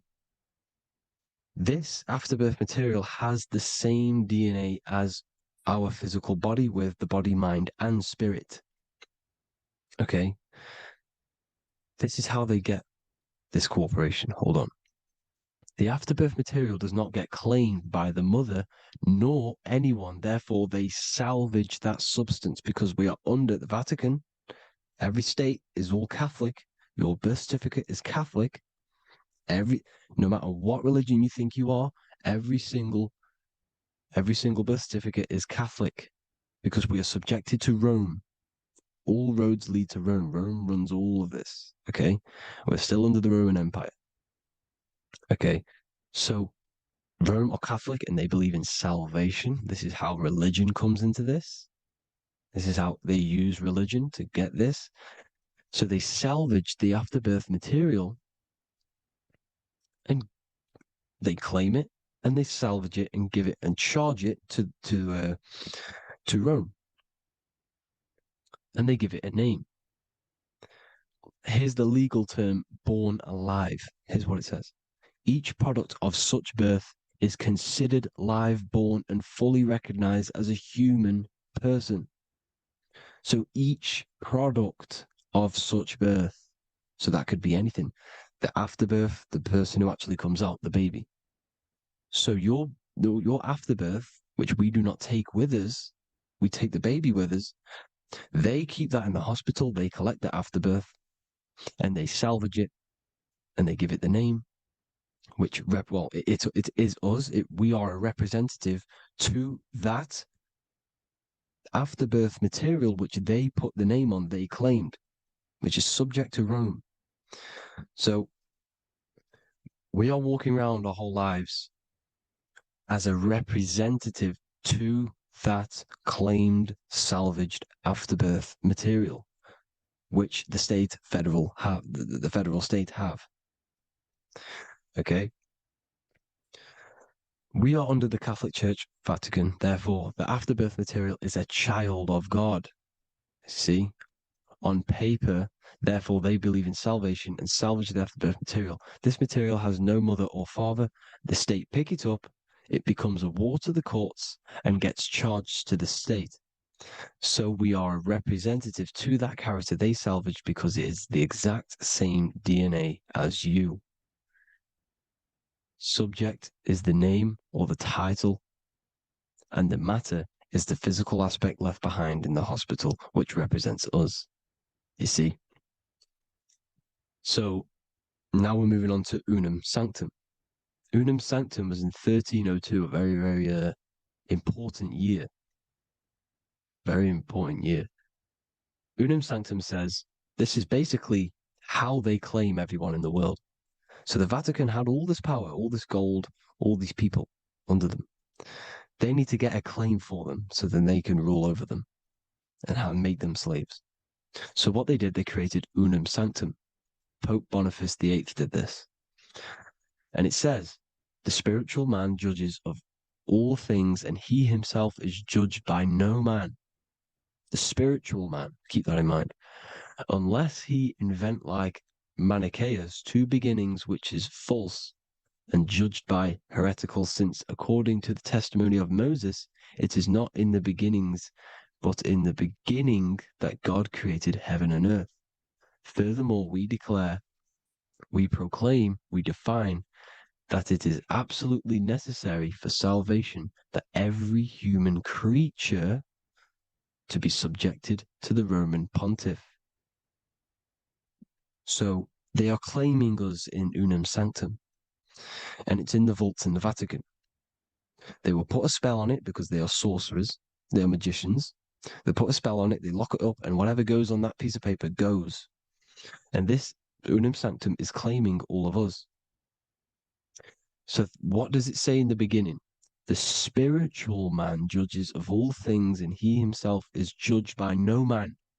The spiritual man, the man with the body, mind, and soul, the first baby that comes out the birth canal. That's you, your body, body, mind, and soul. You have the Christ, which is I am, which is grace. Grace means here, now, in the present. You have the Christ, which means I am. Therefore, you have a soul. If you can say I am, you have the Christ. You have a soul. But a creature can be anything with no soul. You see?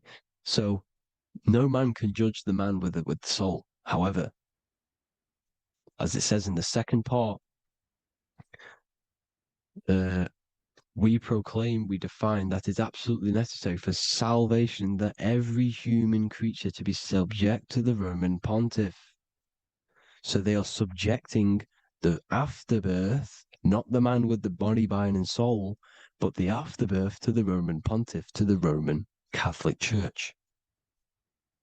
We are the ones who are claiming to be the afterbirth material, which is our birth certificate, which is our representative. We represent that because it is our DNA. This is how we are stuck. We are stuck because we represent this DNA, which is on paper, recorded. You see? So we, being untaught, uneducated in these subjects, we are subjecting ourselves to this system, to this slavery, because we just want to live. We just want to live happily, just peaceful. Think about it. Where's all this coming from? Where's all this war, all this killing, deaths coming from? We just want to live. It's coming from the Catholic Church, these evil death cult, which has subjected us, which has used us as slaves, and we are still slaves, and it's just going to get worse and worse and worse. So this is how we have subjected ourselves to be the slaves to this system. It's a lot to take in, and there's a lot more deeper stuff which goes into this. I'm just going over the surface. I'm going quite deep, but there is little details that I still need to learn myself. But this is the general how that we've been stuck to this slave system. So we are batteries, okay? This is why we get charged. When you go in a court, you get charged, okay? Because you're a biological battery. This is why cities look like motherboards, because we are feeding energy to this matrix. Okay, when we look outside of ourselves, when we give power to so-called Jesus Christ, worshipping idols outside of ourselves, where attention goes, energy flows. We are feeding the matrix with energy. By looking within, placing your attention within yourself, you are taking back your power. Because the I am is Christ. The you, the soul, is Christ. It's God. The awareness is God. Okay? However, we are subjecting ourselves to this system. We're subjecting ourselves to this system, and they're feeding off our energy. So what we need to look for the future is that, think about it, with the end goal is to change our DNA, is to literally make us robots, transhumanism, slaves. This is why we have smart cars, smartphones, smart watches, smart meters, smart cities. And all of this is going to be connected by the smart grid, which is 5G. This is why 5G is rolling out. 5G is going to connect all of these technologies to one. It's like a big net system. And you know why they're doing this? It's because all of this is going to be connected through AI, through this 5G, and that 5G is going to be controlled by the elites. So you say anything wrong, you do something wrong, you say the wrong thing online, they'll turn off your car, they'll turn off your phone, they'll turn off your smartwatch, they'll turn off your TV, because it's all going to be connected and controlled by the smart grid. And this is what the Great Reset is, people. But they're going to trap us inside of these 15-minute smart cities, so we can't leave the area, because they're going to use climate change as a tool to enslave us to not travel because of so-called climate change and the fumes that we are putting into the air, which is all BS. They're doing this to push these new cities, to push all of it. But listen, they're trying to get inside of your body. The only way they can do that is to get you addicted and using this technology. First, they got on the body with the smartphone. Well, first of all, we use the technology. We get used to it with it in our hand. The next step for them was to get on the body, which is the Apple Watch, as you see down here. They have now successfully got onto the body. The next thing is to get inside of the body. This is the brain chip. You see how they've slowly lured their way in, slowly got you addicted to this technology, got you dependent on this technology. And what they're going to do is that they're going to mold society to be dependent on the brain chip. So in order, for example, if you want to go and pay for food, you're going to have to get a chip to pay for the food, because it's all going to be digital money. And that digital money will be connected to the chip, and you'll need the chip to pay for things. You see? So this is how they're slowly transhumanizing us. These phones, these apps, these things which are all we are all using was created by Freemasons. Mason means traveler, because they travel the depths of the mind. They understand human consciousness. They understand the brain. They understand the mind. By the deepest root cause, they understand it. This is what Masonry is. It's the occult. So these technologies is designed by these people. This is why they're so addictive, because they understand how it works. They understand how to get people addicted, because they understand human consciousness, the brain, the body, and the mind. So this is the advantage Freemasons have over us. And these secret societies, which have gone through the orders of Freemasonry and progressed onto these secret societies, which are the evil side, because I'm not saying Freemasonry is evil, okay? But the societies which they go beyond Freemasonry, because you can go beyond the 33rd degree into these secret societies, and they use this knowledge for the bad, to enslave people. And this is what's going to happen. Transhumanism. So I hope you all learned some insight for today. Please do a bit more research on, the birth certificate and stuff like that, the straw man. And have an amazing day, people. Please like, comment, and subscribe. Peace.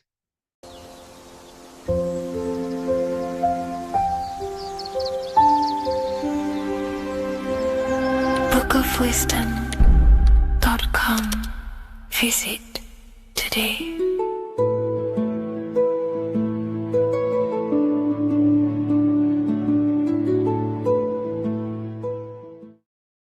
Welcome back everyone to another video. Today we're going to cover everything that you need to know about the mind, starting with the two aspects of the mind, the conscious and the subconscious. The male aspect of your mind is the conscious. This is the 10% of your mind. The conscious part of your mind is only aware of everything around you, your vision, your sight, your smell, your taste, your hearing, and your current state of emotion and thought. Every thought that you consciously think about has an emotion directly attached to it. That emotion is then impressed onto the subconscious part of the mind. The subconscious part of the mind is the female aspect of your mind. It is also a whopping 90% of your mind. Subconscious mind is controlling all of the subconscious processes which happen within your body. For example, your subconscious mind is controlling your heartbeat, your digestion of food, and all of the things that you do not have to tell the body to do. It is the hidden part of our mind which is controlling all of the hidden things. The subconscious mind is like a recording supercomputer. Everything that you have experienced in your life is all recorded and stored within the subconscious mind. One of the most important things about your subconscious mind is that it stores your mental programs. Everything in the subconscious mind manifests into behavior and actions within the body. Your daily basis routine and habits are all mental programs within your subconscious mind. These mental programs are created by mainly two ways. One, repetition, and two, emotional impact. The repetition is fairly simple to understand. The more you do something, the more it impresses onto your subconscious mind and becomes a program. That program will then manifest into your behavior. However, with the emotional programs, they work a bit different. The stronger that you feel an emotion, the stronger it is impressed onto the subconscious mind. And then that emotion becomes a program. For example, you had a very traumatic moment happen when you were a young child. The emotion that you felt was so strong in that moment that it impressed into your subconscious mind so hard that you can recall that moment like it was yesterday. That traumatic event that happened to you when you were young will still manifest into your daily basis behavior even to this day. However, it manifests subconsciously. For example, if you were in a car crash, you will be wary to enter cars with certain people.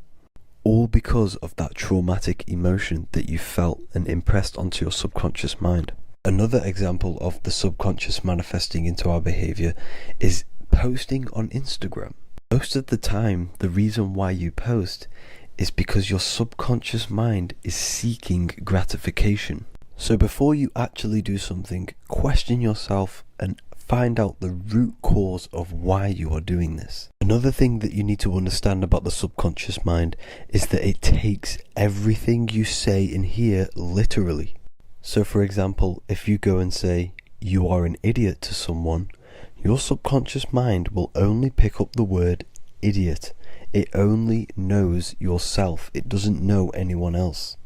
You are casting a spell on yourself just by saying that to someone else. This is why the golden rule is to treat others like you'd like to be treated. Now, you can rewrite these programs which are already in your subconscious mind. However, it does take consistency. You have to change these programs which have been running for years. And by changing these programs, you change your behavior, because these programs manifest into your behavior. The best way to do this, personally, is to listen to affirmations first thing when you wake up in the morning, and do this for 10 minutes every single morning. Then at night time, you want to think and feel that you are becoming the reality that you desire. The more that you feel this reality, the more it will become a program and impress your subconscious mind. For example, you're trying to gain financial freedom.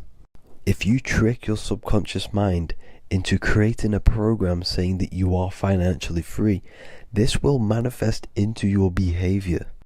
You will start doing more work. You will start looking for ways to make money. Your mind will be set on the frequency of money and financial freedom. Therefore, you will receive thoughts based around this program. If you take enough action, your life will dramatically change because of this program that you created in the mind. This is why we call it a mindset, because your mind is a frequency tuner which sets its frequency onto different thoughts, because thoughts are frequency. If you fill your mind with a specific frequency, you will gain thoughts and ideas based around that frequency. To create a stable mind, you need to master your emotions. You need to change your mindset. Everything that you experience is neutral. Based upon the mindset that you see it, you either give it a positive or negative charge. By understanding this deeply, you will then control your emotions. I hope you gained some wisdom and enjoyed this video. Please, if you can, leave a comment and a like, and subscribe to the channel if you like this content. Love and light to you all.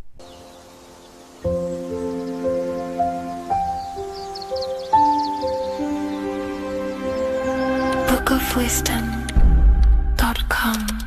Visit today.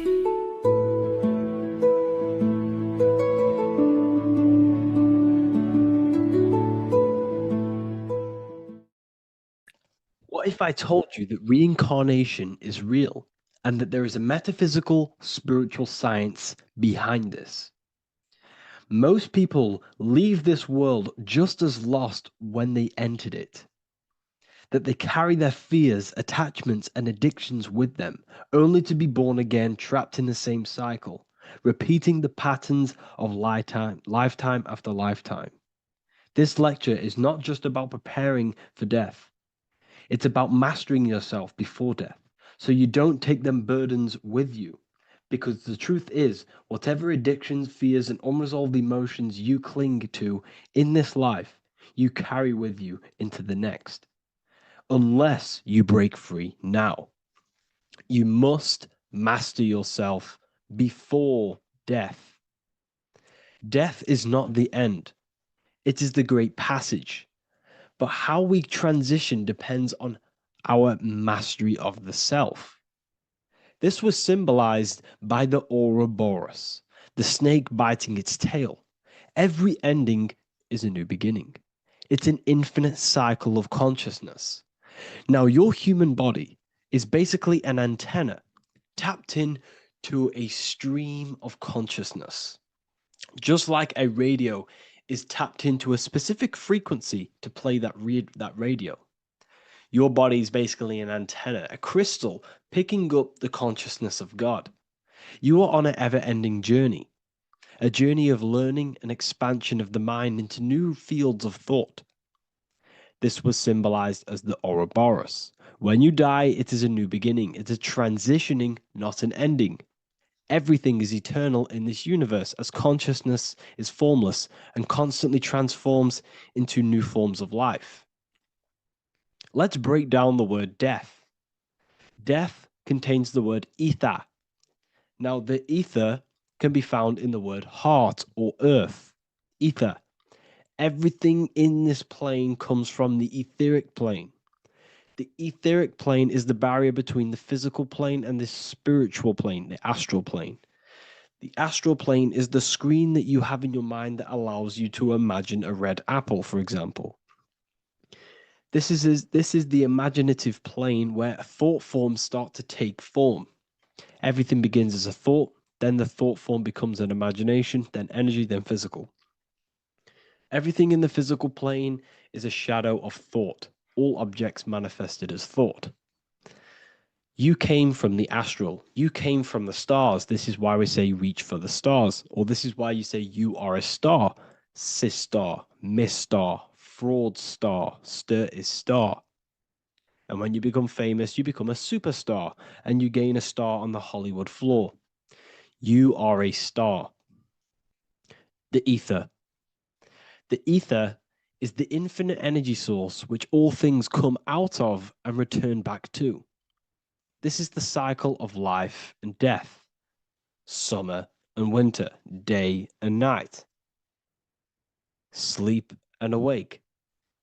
The ether is the infinite energy source which all things come from and will return back to. Okay, sorry about that little error. The ether is the boundless source of energy from which all things emerge, to which all things return to. We can see this in the cycle of the sun. The sun does this wave of creation. It rises and it falls. We have the day and the night. The daytime represents our conscious mind when we are alert. The nighttime represents our subconscious mind when we are inside the spiritual realms. The nighttime is spirit, the daytime is matter, spirit and matter. Awake and asleep, conscious and subconscious. We see this in the yearly cycle. Summer is life, winter is death. Spring is the morning, summer is midday, autumn is evening, winter is the night. Everything is a macro and a micro cycle of being born out of the ether and returning back from life and death. Life and death is manifested within the cycles of the sun and everything outside of you, as within, so without. This is why we say sleep is the cousin of death. The macrocosm is death, the microcosm is sleep. Every time you go to sleep, you are essentially it's a miniature death. You're entering into spirit and then returning back into matter in the morning when the sun rises. Everything is a reflection of the macrocosm cycles. Preparation for death. The first thing we must do in order to prepare for death, for life after death, in order to stop being reincarnated in this cycle of materialism. In order to progress as a soul, because remember, you are a soul in a body. Just like the sun gives power and life to the earth, your soul gives power and life to your body. When you say I, you're referring to the soul. And your soul can be stuck underneath layers of false identifications. Who you believe yourself to be is merely a collection of subconscious programs running within your mind. Now that's very deep. That is very, very deep. Who you think you are is a part of your thinking mind. Your name, your job, your reputation, your family, your friends. These things are not you. They're all aspects of the thinking mind. What happens if you meditate and you turn off the mind? Then all these things do not exist. You're left with the pure soul, the pure awareness, the pure observation. If you turn off the thinking mind, you're no longer your body, you're no longer your reputation, you're no longer your friends, you're no longer your job and your labels. You are the soul. That's the true you, the observation of the mind, not the thinking mind. The ego is the echo. It's an echo of your true self. The ego is your mind's perception of itself shaped by experiences, trauma, emotions, and beliefs. It is merely an echo of your true soul self. The ego is not you. Your mind is not you. You are the soul.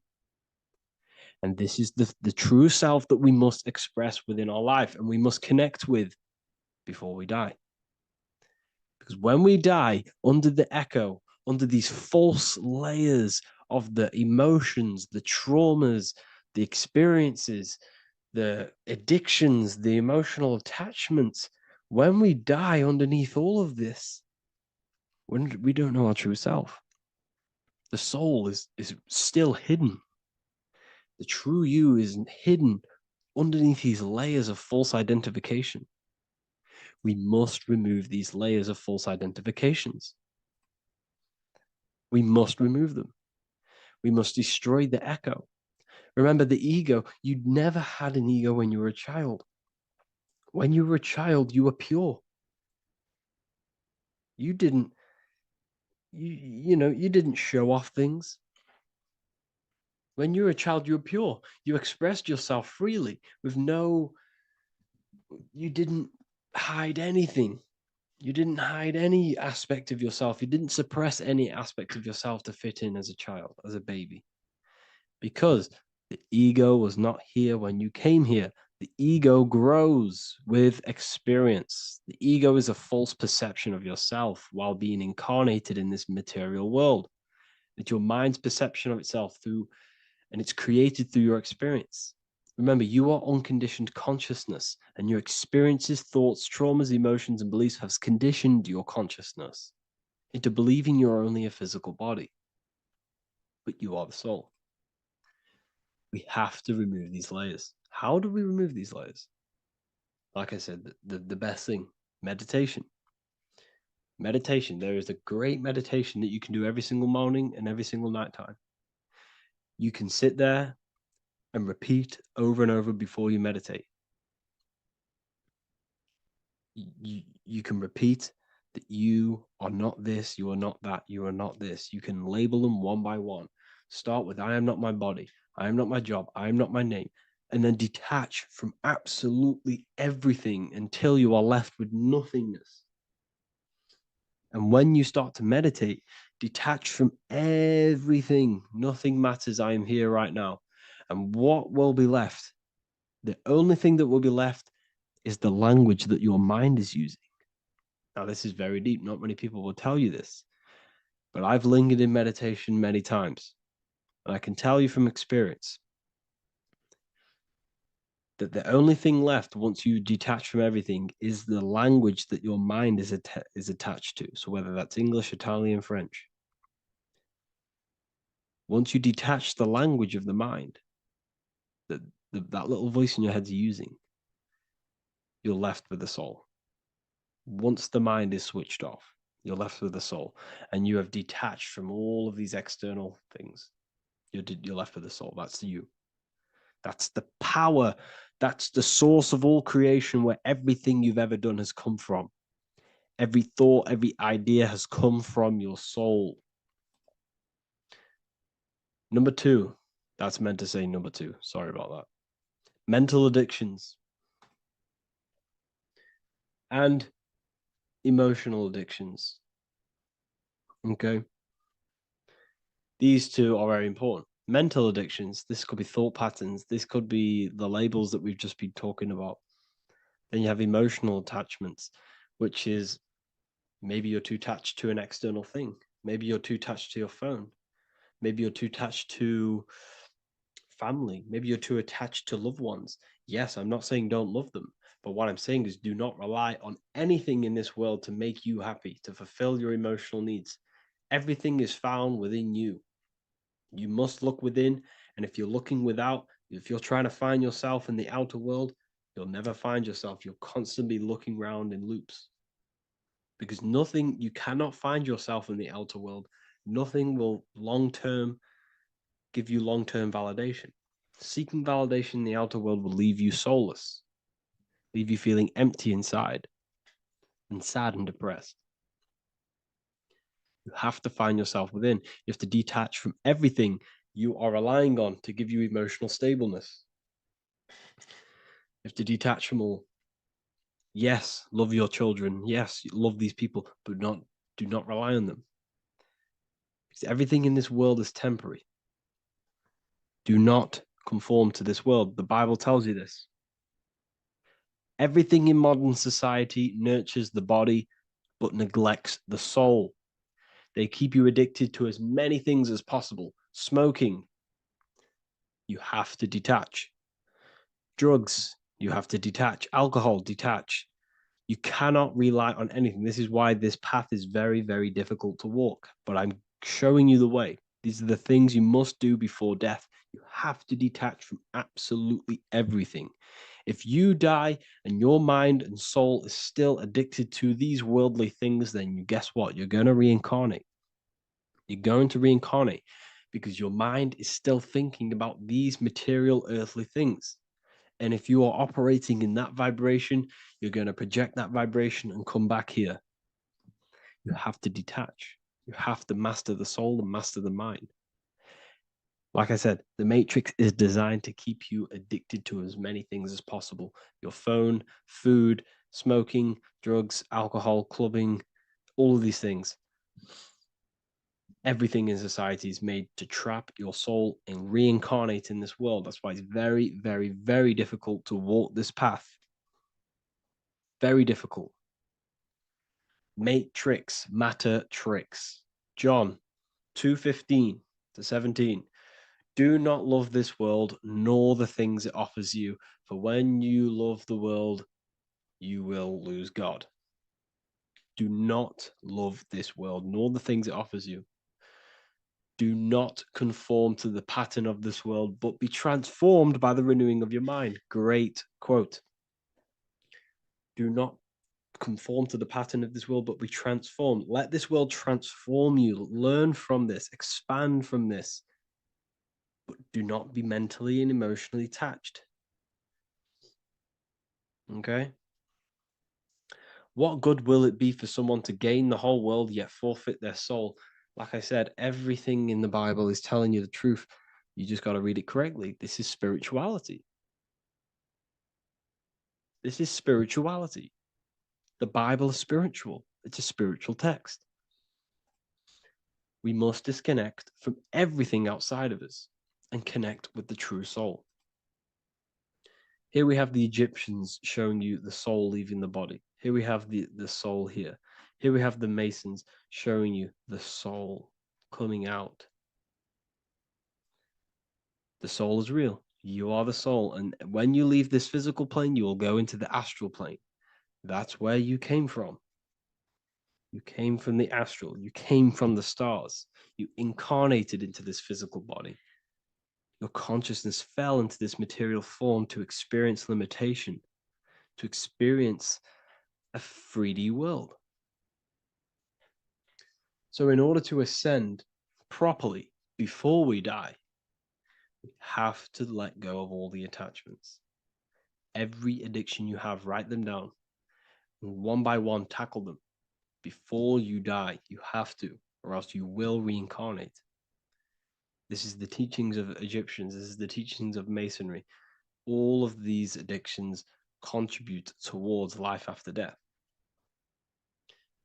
Everything must be controlled, and we must be attached to the soul. I'm not saying I'm perfect. I'm not saying I'm perfect, people. We're all not perfect. We're all under psychological operation by the government. We're all in a very difficult situation with this awakening. I'm simply pointing out what I know from my journey and what I've been learning through occultism and research and reading lots of books and many different things. I'm on this journey just as you are. Maybe I'm further. Maybe you're ahead of me. We don't know. But this is what I'm sharing with the world. This is what I'm sharing with my research. And this is what makes sense. It's common sense. Look at everything around you. Everything's made to feed the body, not the soul. So, my beautiful watchers and fans and supporters, I appreciate every single one of you, and I hope this video has supported your journey. If you're feeling lost in life, if you're searching for deeper answers, whether you're seeking clarity, looking to expand your studies, or ready for personalized mentoring, this is your chance to connect with me live and receive insights tailored just for you. Start your path to self-mastery and enlightenment inside the world's best esoteric school. Your journey starts now. Tap the link in the description if you want to join Ethereal University, or feel free to check out my books. I thank you all, and I really appreciate for 100,000 subscribers on YouTube. I love every single one of you. Make sure to drop a like, a comment, and subscribe to the channel if you're new. Let me know some ideas for, lectures, anything that you want to know. I can make lectures on them. Just drop it in the comments. I appreciate every single one of you. Take care.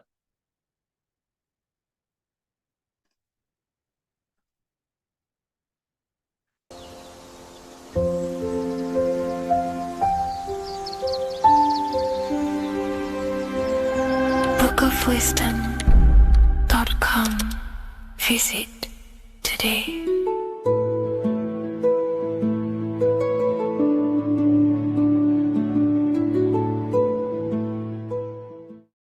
Welcome to Revival of Wisdom. Welcome people, we're back with another video. Please make sure to hit that like button, subscribe, and turn on notifications to never miss a video. The Earth is a giant torus field consisting of a positive and a negative pole. The Sun being the cathode with a positive charge and the Moon being the anode with a negative charge.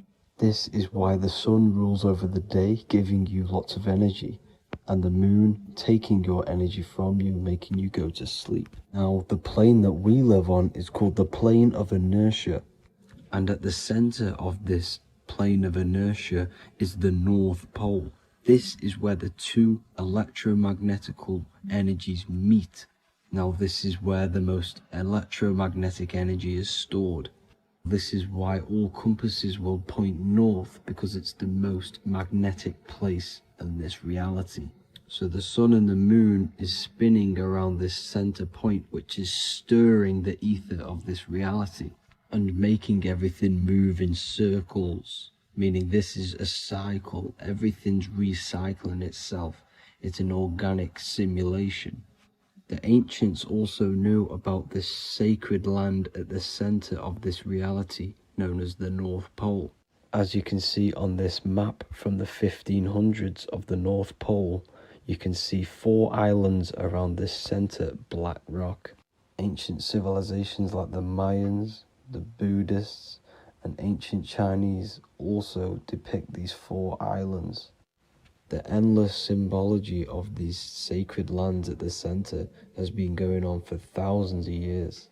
These sort of secrets are now kept by the elites, But as always, they have to show the truth in plain sight, and this is what they are doing with the Windows symbol and also the Wizard of Oz. Now in the Wizard of Oz, as you can see, there's something called Munchkin Land.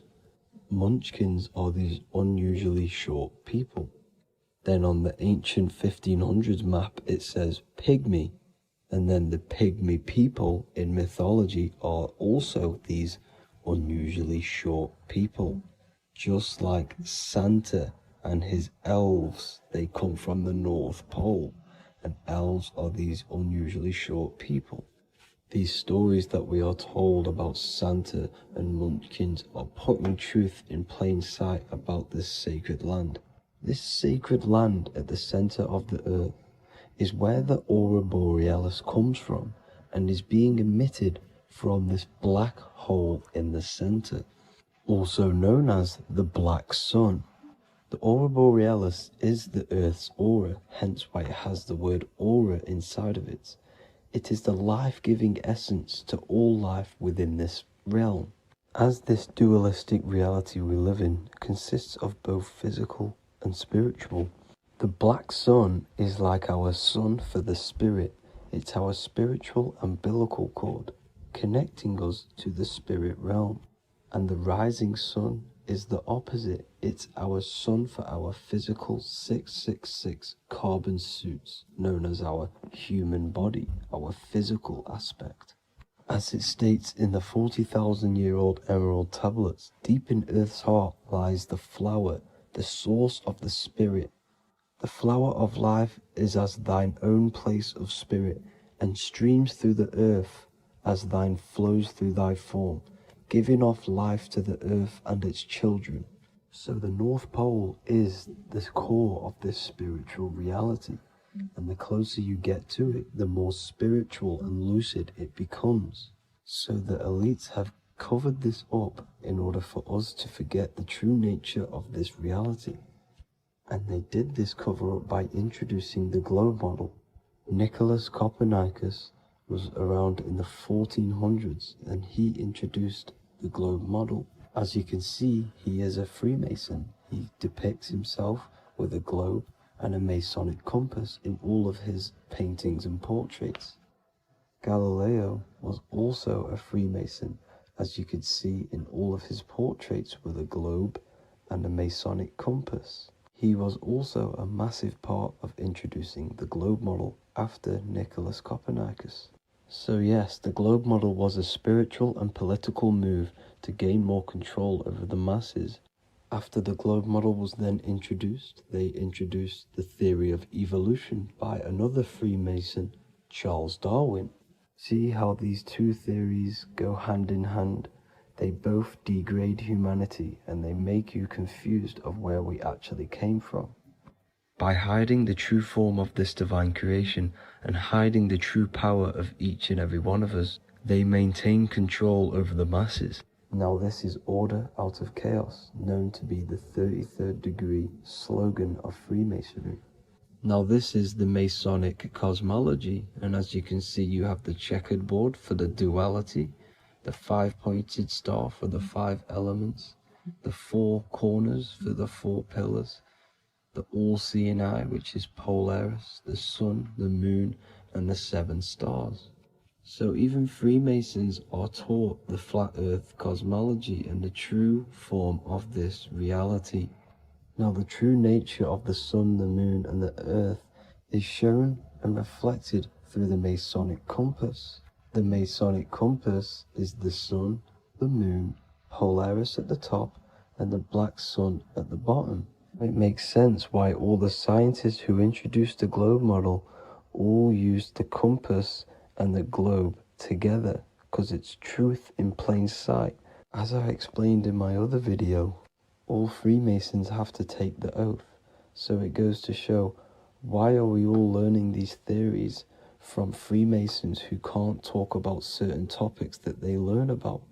Why should we believe their theories when they're holding back the real truth about this reality? Now going on to NASA. NASA means to deceive in Hebrew, and they are also funded by the government. They are not a private company. The old owner of NASA, Werner von Braun, on his grave has the Bible verse Psalms 91. The heavens declare the glory of God, and the firmament showeth his handiwork. Now, why would the owner of NASA put this on his grave? Seems a bit suspicious to me, alongside with the NASA astronauts are all Freemasons. And not to mention the countless mistakes they've made on their live videos in space stations, the moon landing, and the CGI footage of the Earth, which is obviously photoshopped. Just by tricking the masses that they live on a spinning ball, the elites gain the perception of the masses. Not only does it hide the divine creation we're inside of, it hides the divine spark within you.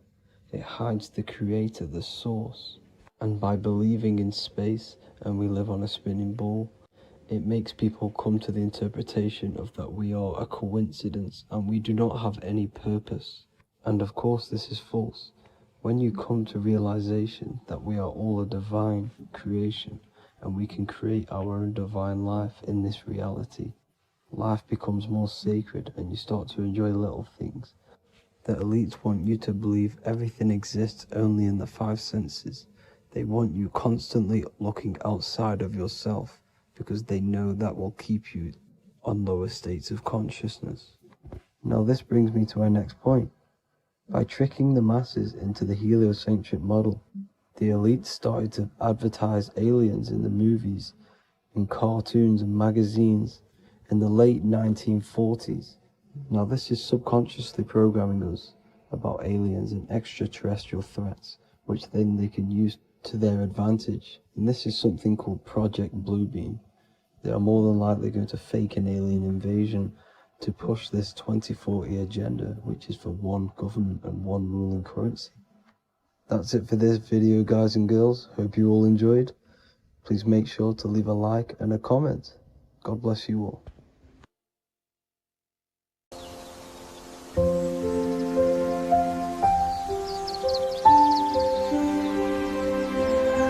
bookofwisdom.com. Visit today.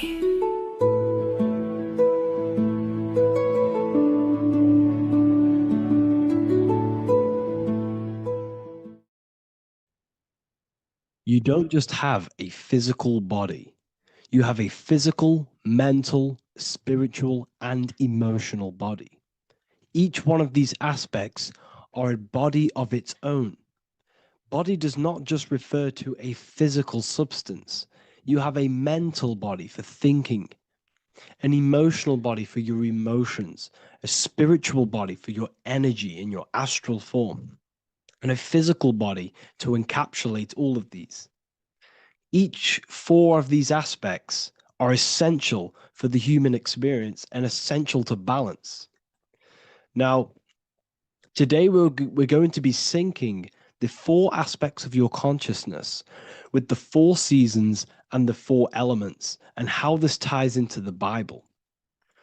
So we have four physical elements. We have 5 elements in total, spirit being the most important, but spirit is pure invisible.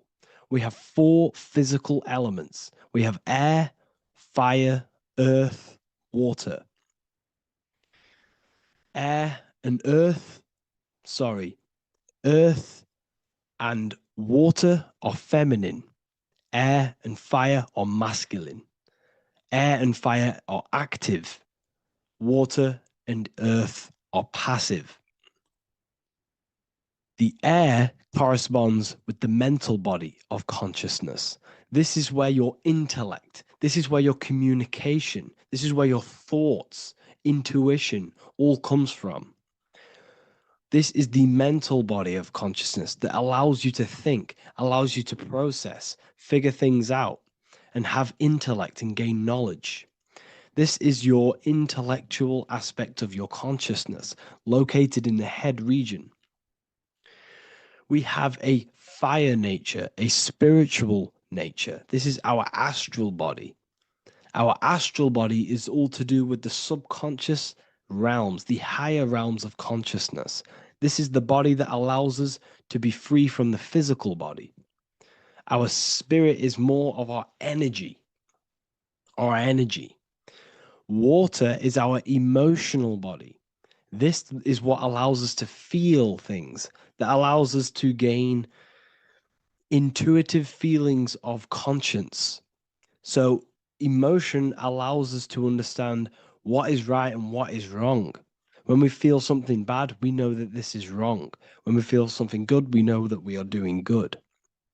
Emotions are a creational force that allows us to feel certain things to bring them into existence.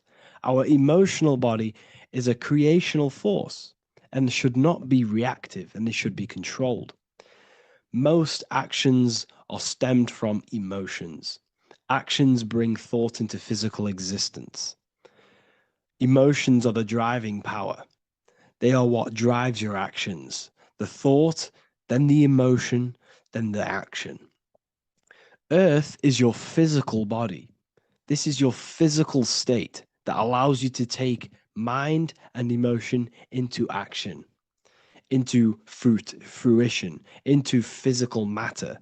This is what your physical body allows your consciousness, your soul, to interact with the physical world and bring things into physical existence. The physical body, the physical world, is an outcome and an effect of the thinking mind. All physical substance comes from the thinking mind. The pen, the phone you're holding, the microphone I'm speaking into, all began as a thought in the thinking mind, then it was brought into physical reality. Earth is the most dense. So it goes in this order: body, emotions, spirit, mind. The higher you go up, the more lucid and fluidic it becomes. The lower you go down, the more dense and dull it becomes. Air is the mind, fire is the spirit, water is the emotion, earth is the physical body. So this is why you are a microcosm. You have these four things within you. You contain of these four elements, which correspond to the four bodies of your consciousness, the four bodies of the soul. You are the soul. You are the spirit. So this is why in Theologians 4:17 it says, "Caught up together with them in the clouds to meet the Lord in the air." You don't meet God or the Lord in the physical air, in the clouds.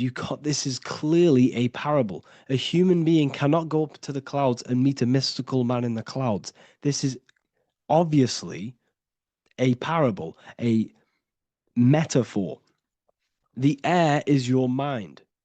You must raise your consciousness beyond the body, beyond the emotions, beyond the spirit, and enter in the mind during meditation, turning the mind inward to connect with the Lord. The Lord is the highest aspect of your consciousness, the one that exists beyond the physical body, beyond your emotions, beyond the thought. So you meet the Lord in the air, in the mind. The mind represents the air. This is why in America there's a saying called an airhead. You're an airhead. This means that you are stupid, or you don't think, or you have nothing in your mind. You have nothing in your head. When someone's very stupid, you call them an airhead, because air represents the mind. The air is elevated. The air is invisible. The mind is totally invisible to the human eyes. It is a metaphysical substance. In fact, it's not a substance at all. It's so fluidic. It's everywhere. The mind can be everywhere at all times. It can be anything. Nothing is impossible within the mind. Now, this is synced with the four seasons. The four seasons represent the four aspects of human consciousness, the four bodies of your consciousness, the four bodies of your soul. The sun is your soul, okay? And the sun travels around four seasons. Summer, when the sun is the most hottest point.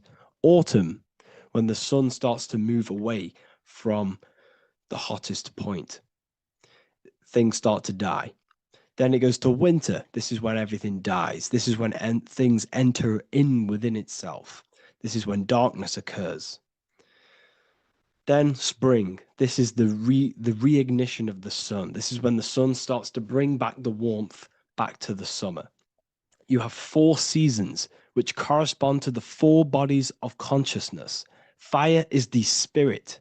This is when you are passionate. This is when you are taking action. This is when you are fiery. The sun is blazing. You're taking action. You're very passionate. You're very spirit. You're in the spirit. Autumn is water, emotion. This is when you start to become very reflecting. This is when you start to feel emotional. Because in autumn, there's lots of water. This represents the emotional body of consciousness. Winter is the mind. This is air. Winter, what happens in winter? Everything enters within itself. The leaves die. The trees die. Everything dies and goes within. This is the mind. The mind is the darkness, remember. You close your eyes to enter within the mind. The winter represents meditation. In the winter, what do people do? They stay inside of their house. They research more. They read more books. They become more intellectual. They think more in the winter because we are so we're stuck inside. So we're more reflective. We're thinking more. We're more communicative. We're more intellectual. In the spring, this represents the earth, the body. This is when we start to come out of the mind and we awaken to the body. And things start to grow again. The plants start to grow. The earth is growing again and reborn again. This is the body. This is when you become more active in the spring. And then the summer, back to the summer, we then take action on these thoughts and these thoughts that we gained over the winter. Essentially, this is just a massive cycle. And this is a daily cycle also. The nighttime is the winter. The morning is the spring. The midday is the summer. And the evening time is the autumn. This is a microcosm. We have 4 bodies of consciousness. You are the sun, you are the soul, and the soul has 4 bodies: summer, autumn, winter, spring. Emotion, air, body, spirit. Sorry, emotion, mind, body, spirit. So you are the soul. You are the pure essence of consciousness. The sun is your soul in the heart. And the seasons are inside of you because you are a microcosm. Okay? You are a microcosm. The word sun is son. The Latin word for sun is sol, which is soul or solo, because the sun is solo. It's on its own. You are the soul, and the soul has the 4 different bodies of consciousness. So before we move on any further, if I've blown your mind, please, if you can, leave a like, a comment, a share, and a subscribe. Let me know what videos you want me to make in the future. Please drop a like. It definitely will help me. You are a microcosm of the macrocosm. Man is a miniature universe that goes through its own cycles. The seasons of the summer, winter, spring, and autumn do not occur merely outside of him, but within him as well. The summer is within you. You feel different in the summer. You feel different in the winter. You feel, depending on the body of consciousness, it's your soul's interacting with. So the sun in the sky is your soul inside, and the sun goes through these cycles, which is affecting your bodies of consciousness, because the cycles represent your bodies of consciousness. Now, this ties in with the Bible. This is why we have 4 Gospels. This is why Matthew, Mark, Luke, and John are always seen with the 4 different zodiac sign animals or symbols. So you always see each one of the Gospels. If you just type in on Google Matthew, Mark, Luke, and John, type in ancient pictures, paintings or pictures of them, and you will find these 4 zodiac signs are always standing with each one. Taurus, the bull; Leo, the lion; Scorpio, the eagle. An old symbol for Scorpio was the eagle. And a man for Aquarius. Here you see very, very ancient paintings and artwork. Here we see Matthew, the man, Aquarius. Here we see John, the Scorpio. The same here. We also see it on the tarot cards, on the world card. We see the 4 fixed zodiac signs. Here we see it as well. These are called the 4 fixed zodiac signs. Now, when we look at the zodiac, we're no longer looking at the sky, because what you must understand is as above, so below. What is above you is inside of you. What is above is what is below. What is outside of you is within you. The zodiac is inside of you. The zodiac revolves around the sun. The sun is your soul. These are different energies of your soul. Like I said earlier, the 4 seasons are the 4 bodies of your consciousness. And in each body of consciousness, you have these different energetic energies that you can work with. Okay, so this is the true astrology. This is the true astrology, the internal esoteric astrology. You can't find much information on this at all. Very hard to find. So what we're looking at are the 4 bodies of consciousness. Obviously, when you look in the middle of each, when we look in the middle of each season, spring, the middle of spring is Taurus. The middle of winter is Aquarius. The middle of autumn is Scorpio. The middle of summer is Leo. These 4 signs are known as the 4 fixed signs. Okay, Scorpio is fixed. It's the middle of autumn. Scorpio is a water sign, emotion. Aquarius is the air sign, the mind. Taurus is an earth sign, the body. Leo is a fire sign, the spirit. This is why we see Matthew, Mark, Luke, and John with the 4 fixed signs of the zodiac, which represent the 4 bodies of consciousness. Leo, the spirit, fire. Luke, Taurus, earth, body. Matthew, Aquarius, air, mind. John, Scorpio, water, emotion. Each gospel is depicting Jesus and showing Jesus in each gospel. Each one of these gospels is showing and depicting Jesus according to the different body of consciousness. In John, this is when Jesus starts to turn water into wine. Water is emotion. Wine is transmuted emotion. This is when he does miracles with his emotions, water into wine. Aquarius, which is Matthew, air, the mind. Inside of the Gospel of Matthew, this depicts Jesus as an intellectual person, a person who's communicating and using his mind, his mental body a lot inside of the Gospel of Matthew. Go and read it, and you will see this. Luke, Taurus, earth, the body. Luke shows and depicts Jesus according to the body of consciousness, the physical body. He shows Jesus as a human, being a human being, helping people physically and helping people's physical needs, like giving away food and doing all sorts of good things for other people. Leo, Mark, inside of the Gospel of Mark, this shows Jesus as a spiritual teacher, a passionate person who is taking action. Each gospel is showing Jesus according to the different body of consciousness. And Jesus represents you, the Son. That's why it's called the Son of God, the light of the world. Jesus represents your soul, and your soul has these 4 gospels, the 4 bodies of consciousness, the 4 fixed signs, the four elements, and the 4 seasons. These things all correspond to your consciousness. So this is Leonardo da Vinci showing you the exact same thing. Jesus is the I am, the sun, the soul, in the middle, on his own.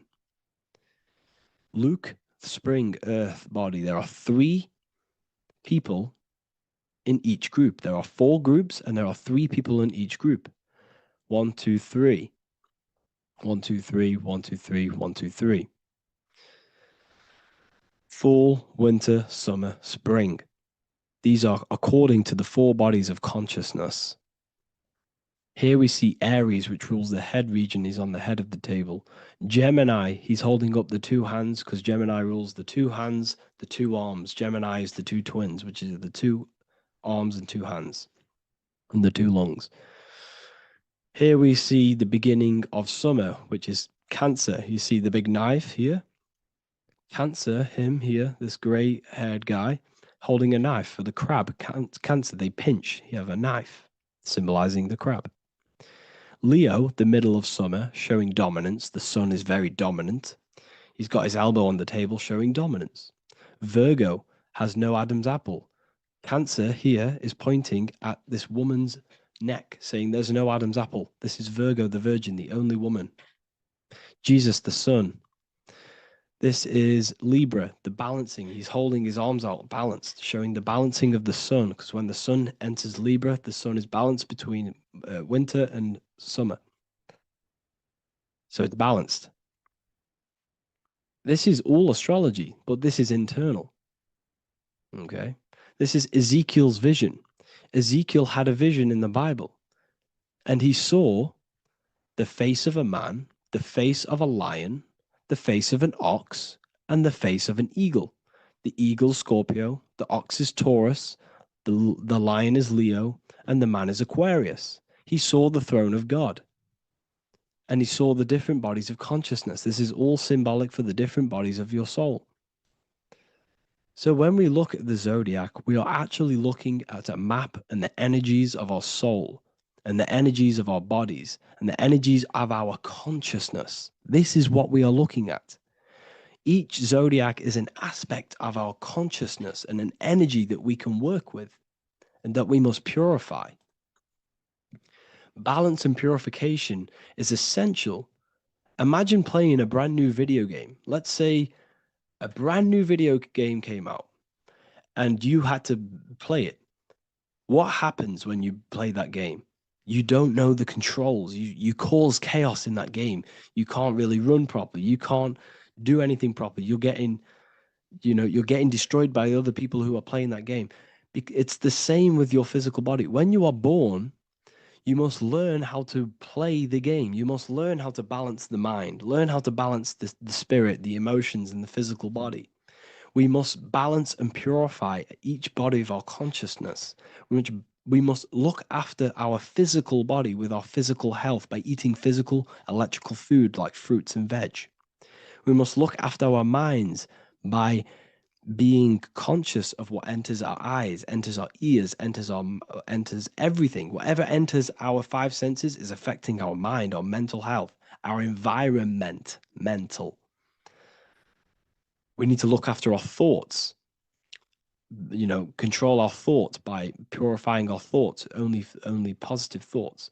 Then we must purify our emotions, feeling only gratitude and love and not feeling these negative, dull emotions. Then we must look after our spiritual body through meditation and looking after our spirit. But remember, when we look after our mind, it all begins in the mind. Each body of consciousness is interlocked with the other. If you have an unhealthy body, you have an unhealthy mind, spirit, and emotions. If you have an unhealthy mind, you have an unhealthy body, spirit, and emotions. If you have an unhealthy emotions, you have an unhealthy spirit, mind, and physical body. They're all interlocked. You must balance each one of them. Look after your physical body. Look after your thoughts. Look after your emotions. Look after your spirit. But remember, the mind is the most powerful one. It's mind over matter. Once we look after the mind, once we start to control our minds and control every thought we think, this will then turn into discipline in our physical body. Because once we learn how to discipline the mind, we learn how to discipline what we eat, we learn how to discipline what we feel, we learn how to discipline our spirit. This is all interlocked, but work on the mind first. Work on the mind first. All of this knowledge is inside of the brand new Book of Wisdom, Volume 2. This is a revolution of human consciousness. If you've read it, please leave a review down below. If you've read Volume 1, leave a review down below. This is the next revolution. I don't see this information anywhere. This is the next revolution of human consciousness. And of course, if you are serious about this and you truly want to gain enlightenment and join an amazing community where you can connect with me on live calls, lectures, the Manifestation Mastery course. You can gain access to my library with over 45 PDFs plus my books. And if you do join the university, you can order a volume 2 free of charge. All you have to do is to pay for shipping.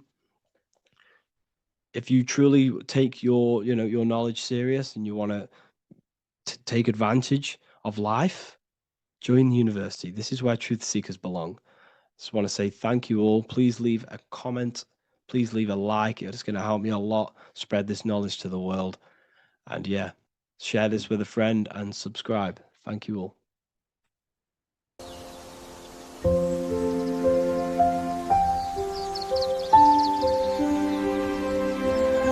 bookofwisdom.com. Visit today.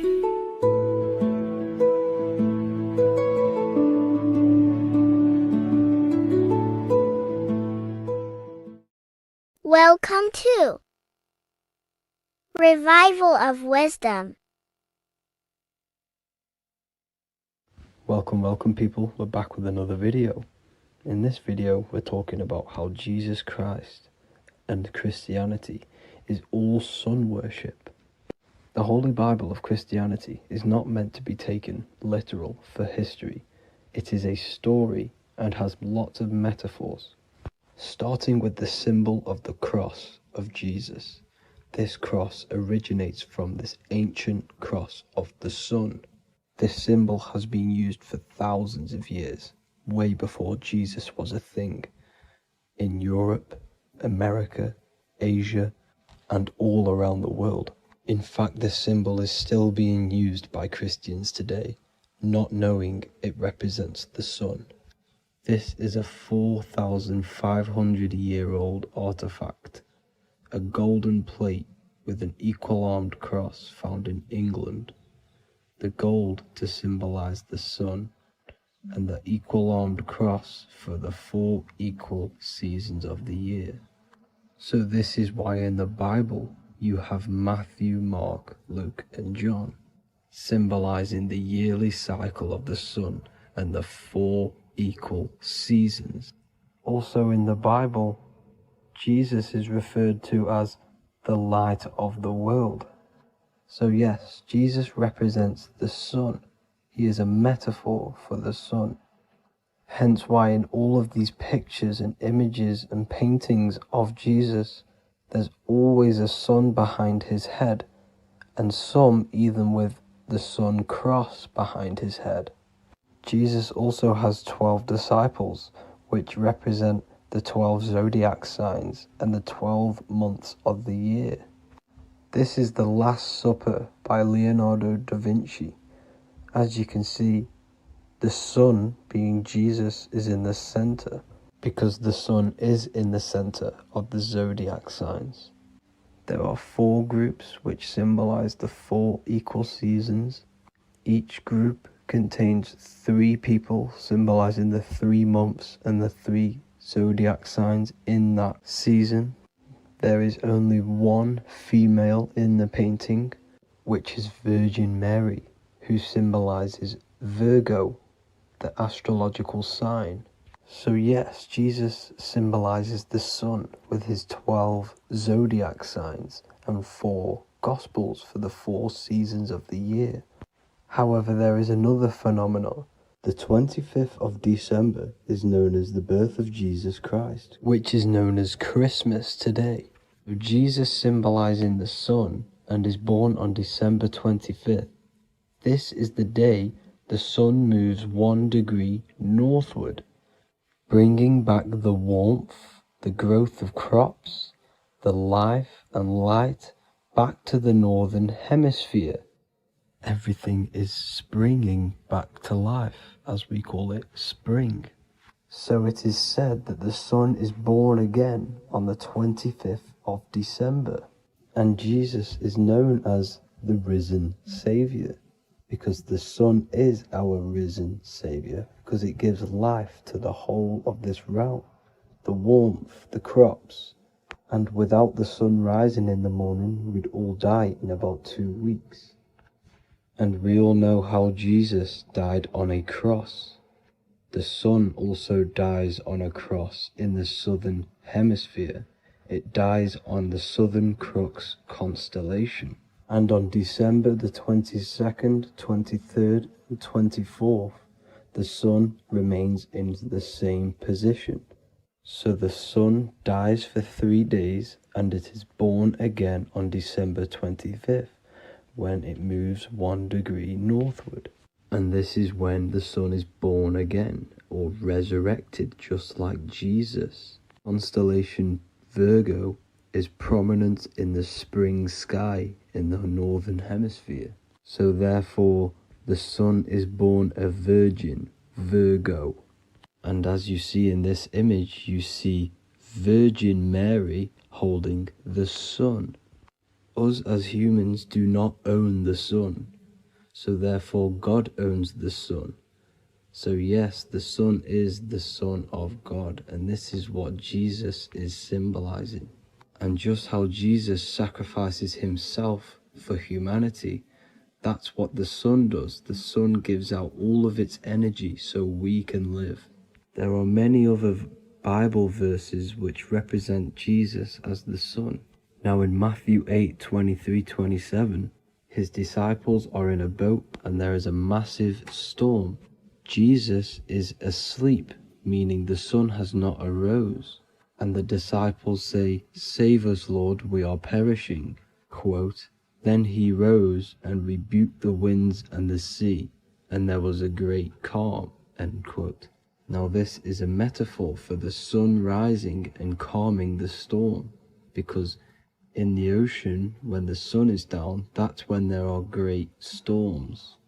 The worship of celestial bodies go back thousands of years, and it's called astrotheology, and it can pretty much be traced back to all ancient civilizations. Now going back to the ancient Egyptians, the god Horus, the god of war, and he symbolized the sun in the morning.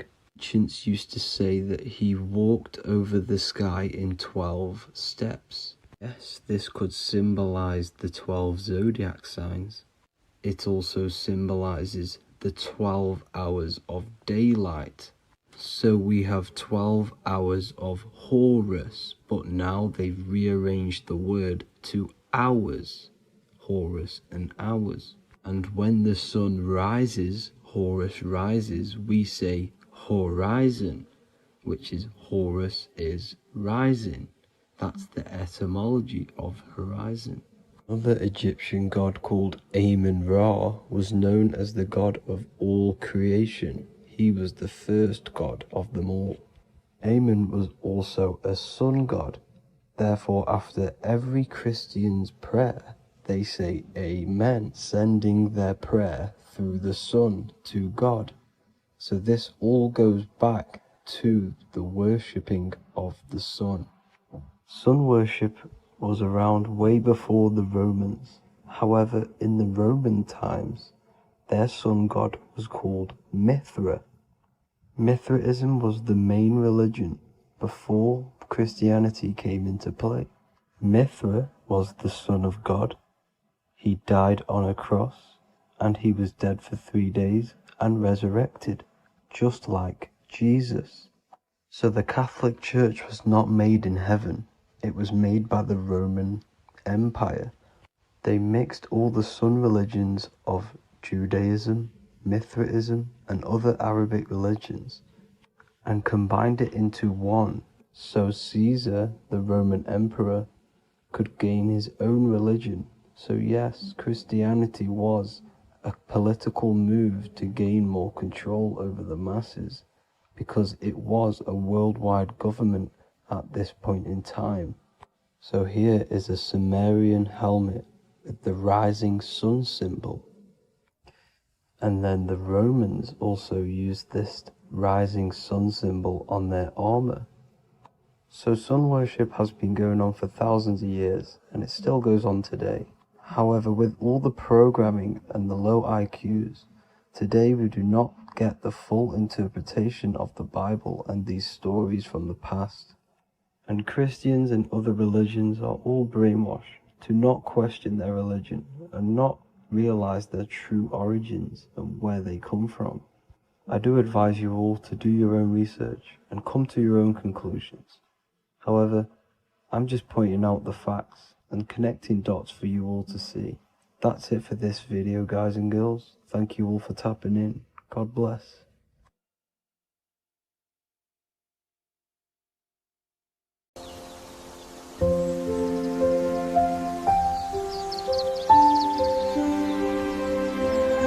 bookofwisdom.com. Visit today.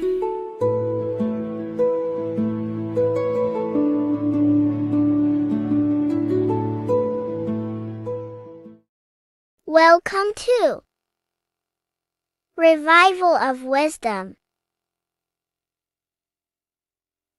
Welcome people. We're back with another video. Please make sure to hit the like, the subscribe button, and turn on notifications to never miss a video.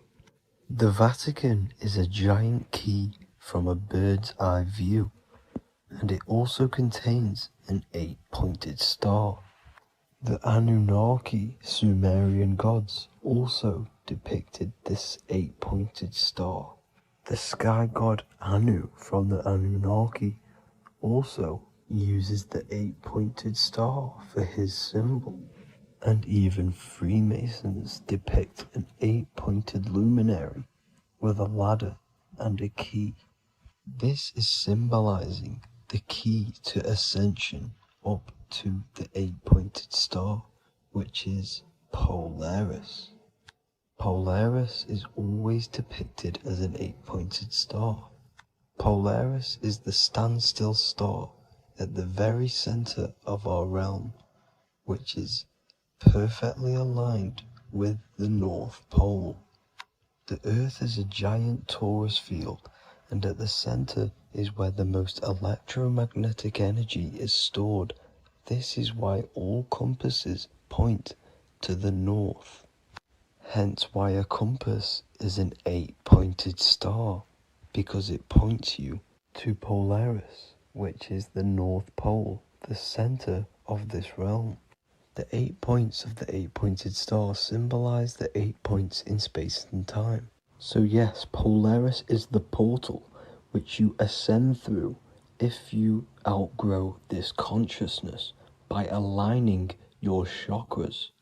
Our earthly realm is a macrocosmic reflection of us, and we as humans are the micro reflection, with the earth containing its 7 chakras as well as us.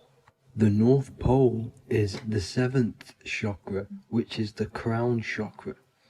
So the key to ascension is held by the Vatican, hence why it's a giant key, because they mislead the masses through their religions, which teaches the masses to look outside of themselves.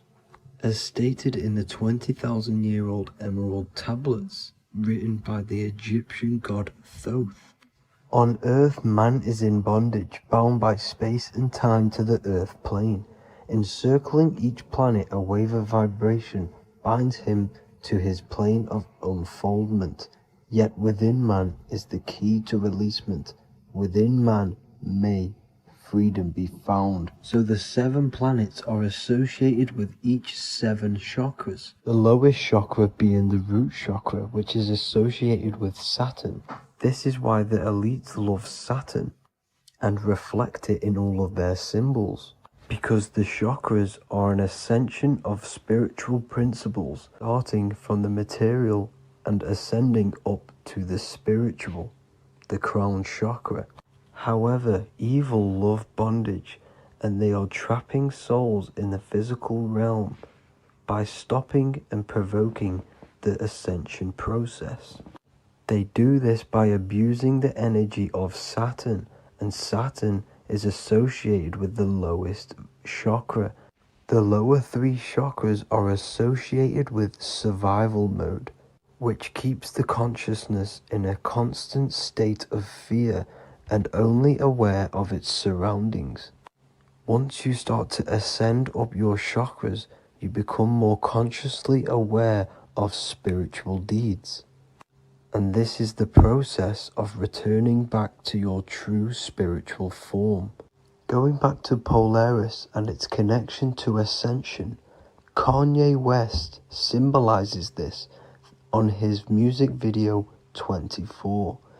As you see him rise up into the sky, you see an 8-pointed shape around him, which symbolizes the 8-pointed star, as you see the beam of light. And even NASA symbolize this in their Space Delta logos, a bear holding a key with an arrow up to Polaris, the 8-pointed star. Here's another NASA logo of an arrow from the Earth to Polaris. The series Lock and Key on Netflix is all about portals and doorways, and they have the Kundalini energy as one of their keys. Kundalini energy is the energy which rises up the spine, the 33 vertebrae, and activates the third eye. The third eye is the spiritual gland which connects humans to other spiritual realms. We are not the body. Our spirit, our soul inhabits the body. We exist physically, spiritually, and mentally. Therefore, we are multidimensional. The intellectual and spiritual inhabit the body. Therefore, this is just an avatar within this timeline. However, within each and every one of us, we all have the key to releasement, as says in the Emerald tablets. This releasement is ascension, up until higher states of consciousness. As stated in the Emerald tablets, man is in process of changing to forms that are not of this world. Grows he in time to the formless, a plane on a cycle above, and another one saying, man is a flame bound to a mountain, but we in our cycle shall ever be free. Know ye, O man, that when ye have progressed into the cycle that lengthen above, life itself will pass to the darkness, and only the essence of the soul shall remain. That's it for this video. I hope you all enjoyed. Please feel free to leave a like, subscribe, and comment any subjects you want me to talk about. God bless you all.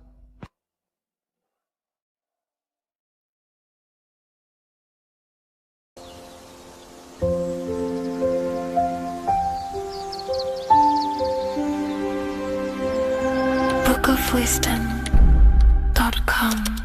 Visit today.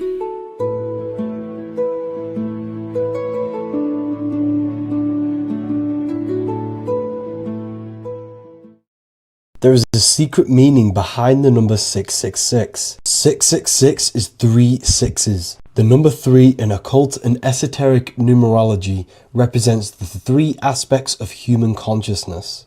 We see this symbolism in the all-seeing eye with the light and the triangle. The triangle is the number 3, the eye represents consciousness, observation, and the light represents the light of consciousness, because consciousness is pure light. The 3 aspects of our consciousness is thoughts, emotions, and actions. Every thought creates a feeling, and the feeling creates the action. All physical manifestation is driven from these 3 aspects of our consciousness. All physical manifestation comes from thought. Every object you see around you, this screen, the phone you're on, the laptop you're using, or the iPad, was a thought in the invisible realms of consciousness. Then it was brought into physicality through feeling and action. This is because man is made in the image and likeness of God. We are all mini creators. We are all extensions of God's creative consciousness. Therefore, the number 666 represents 3 sixes. 3 is thoughts, emotions, actions. The number 6 represents the cube, because cubes have 6 sides. This material world that we experience, everything has 6 sides. Everything's created by cubes. We can move forward, we can move backwards, we can move left, right, up and down. This is the cube that we are stuck in. Therefore, 666 represents our 3 aspects of our consciousness, thoughts, emotions, actions, all contributing towards our physical self, material world, material pleasures, completely cutting ourselves off from our spiritual, true, divine self. which means 666 is representing a state of consciousness. A state of consciousness where we only operate from a place of material needs and survival things. As humans, we possess a physical material body in the physical material external world, but we also possess an invisible inner world, which is what we call spirit. When we disconnect ourselves from our inner world, we become lost in this materialistic way of thinking and acting, which can lead to no life purpose, a feeling of emptiness and voidness in our hearts. Humans possess the ability to transcend our animal instinctual natures and turn to the divine mind, to the spiritual inner world. It is our inner world that is projecting our outer world. The outer world is just an effect of our inner state of consciousness. It's important as we go through this human life to not lose ourselves and look for our validations outside of ourselves. The external world is simply just a mirror, mirroring with mathematical precision what happens inside our consciousness.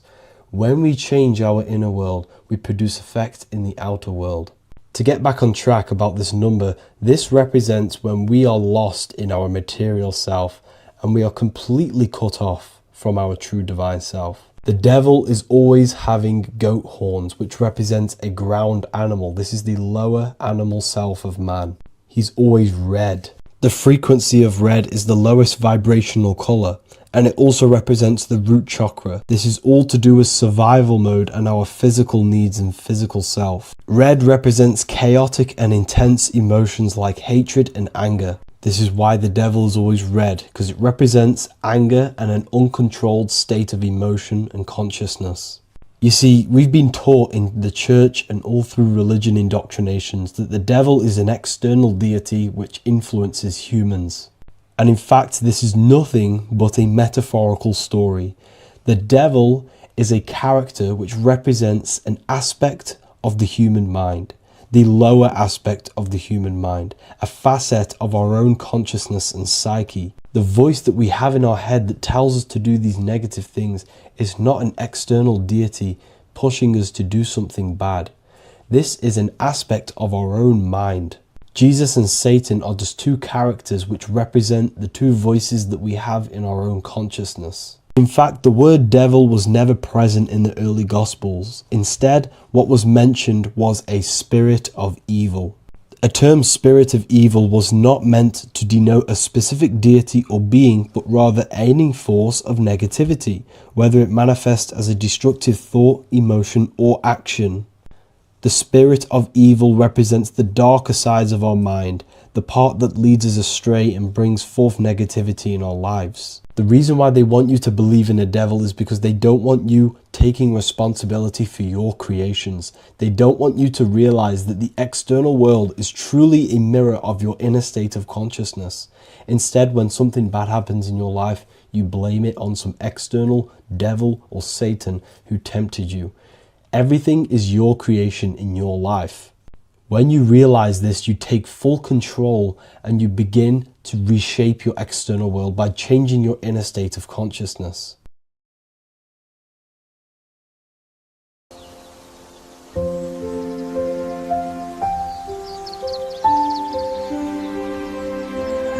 bookofwisdom.com. Visit today.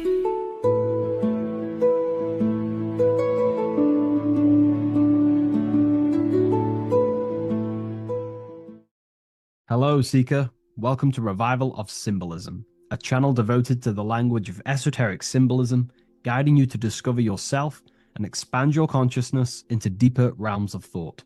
I'm Harry B. Joseph, also known as Revival of Wisdom, and today we're going to be discussing this particular piece of Freemasonic artwork, and in the context of force and form. This is a very important ideology to understand about life, your reality, and ultimately to gain your personal power. So if you want to gain your personal power, you have to understand force and form, which is one of the most basic understandings and teachings within the occult schools of thought. So if we look at this piece of artwork that we have here on this Freemasonic drawing or painting, whichever it is, we see in this context force and form. Now, there is a lot going on in this piece of symbolism. There's so much more than just force and form. However, in this video, we're just going to be breaking down the force and form aspects so you can gain an understanding. Here at the very top, we have light rays. This represents force. Here below, you have the physical manifested plane, form, force and form. All creation is force and form. It is the interplay of force and form. Force is the invisible energy that moves, and form is the pattern that contains and directs that movement. Force without form is chaos. Form without force is lifeless. So without any force, there would be no movement or manifestation. Without form, there would just be chaotic forces within the universe. So force and form are the opposites in duality, force and form, okay? So without any force, which is your spiritual life force, your consciousness, which is force, your body wouldn't even exist, because your body is the formation of the spiritual forces. Your life is a creation of your forces, such as thought, emotion, imagination, desire.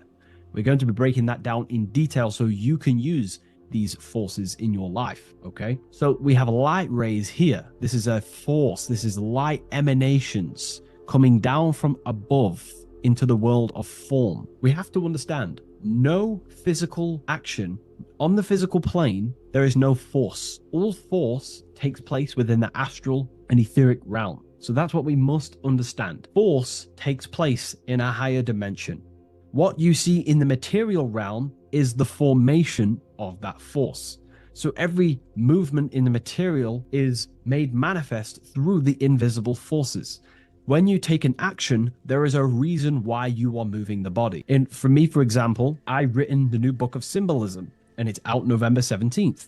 The force that driven me to build that, to take the actions to build that, is a force, and that is an emotion or a desire. So that we all have a desire, which is the force that moves us. And that desire is not a chemical reaction within your nervous system. That desire is, in essence, a spiritual force that takes place within the astral plane. So we have the mental plane.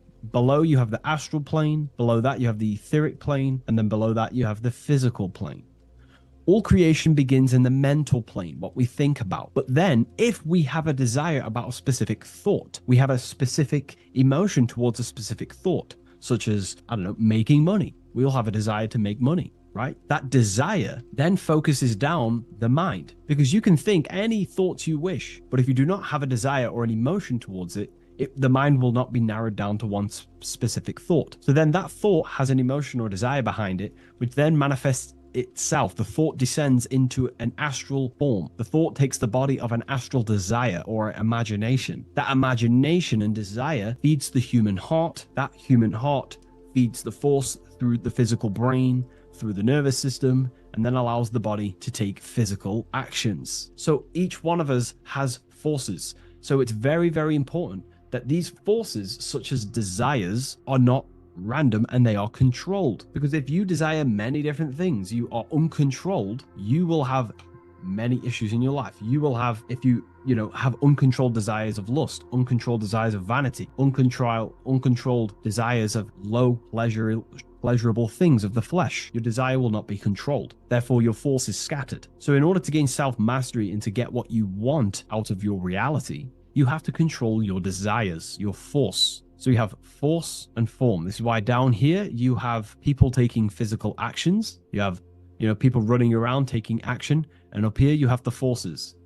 So it is the astral forces that is in constant rotation and interplay with the physical material realm, force and form. Force originates in the higher planes of consciousness and descends through the mental and astral into the physical. Within the mental plane, force takes the shape of thought. Thought is the first outline of form, the archetype that gives structure to creative currents. When one conceives an idea, the pure spiritual energy flowing through the consciousness becomes clothed in mental matter. This mental form is the mold through which all subsequent energies must pass. It defines the direction of movement and determines the quality of the outcome.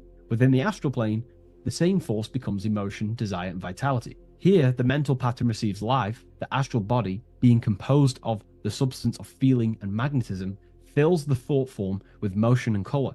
Force in the astral plane is dynamic, fluid, and responsive to rhythms of desire.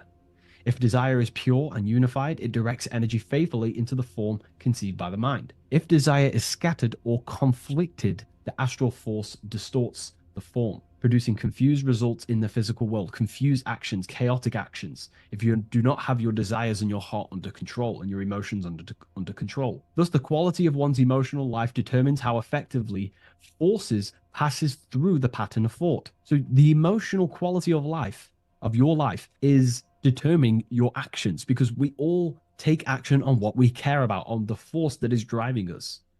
So we must unify our heart with the higher mind, with higher thought, thoughts that are not selfish, thoughts that are not egotistical. In the mental plane, there are three subplanes. We have higher mental plane, lower, middle mental plane, and lower mental plane. Higher mental plane is higher thought. This is what people call the higher mind. A lot of people say the higher mind, but they don't know truly what it is.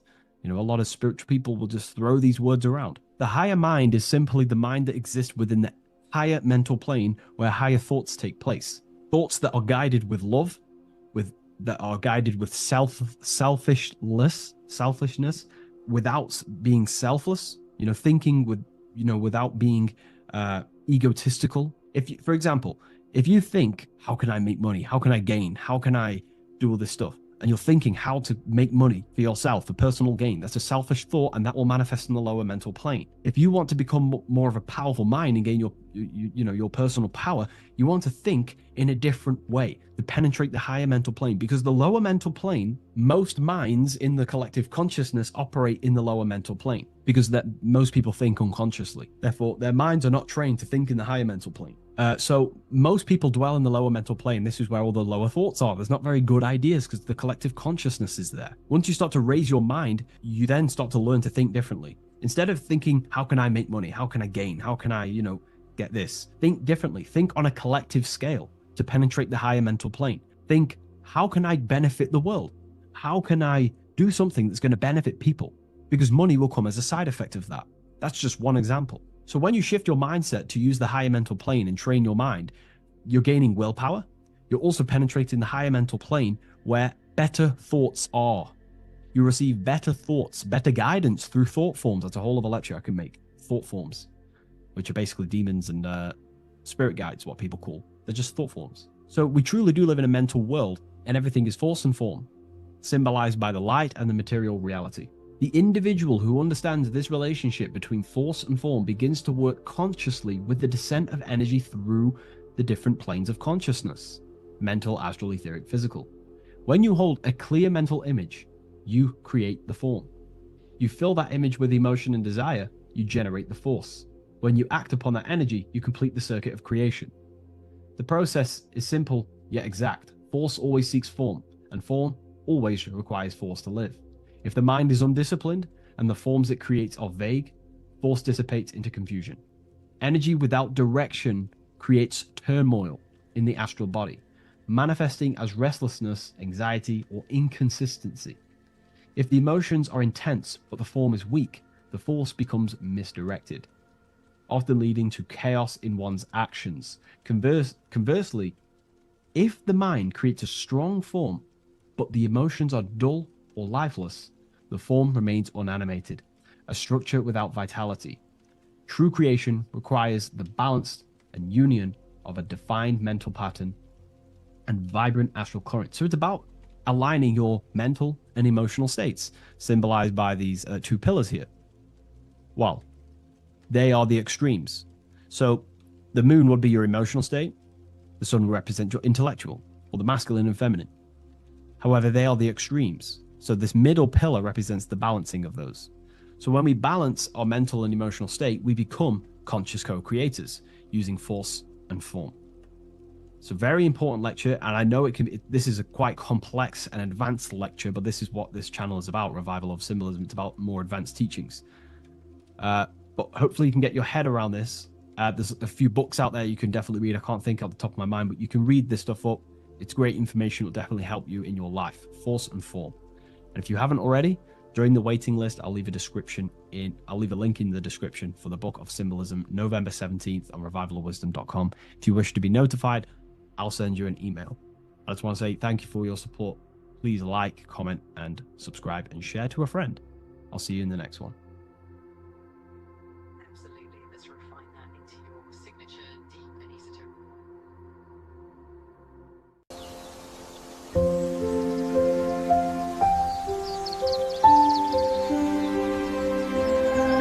bookofwisdom.com. Visit today.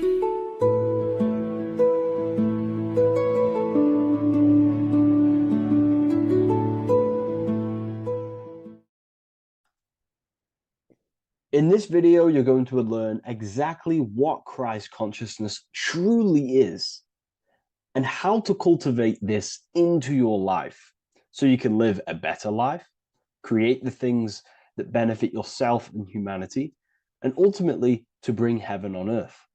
This is the true way. If you're familiar with my work, you know that, I'm pretty much obsessed with symbolism.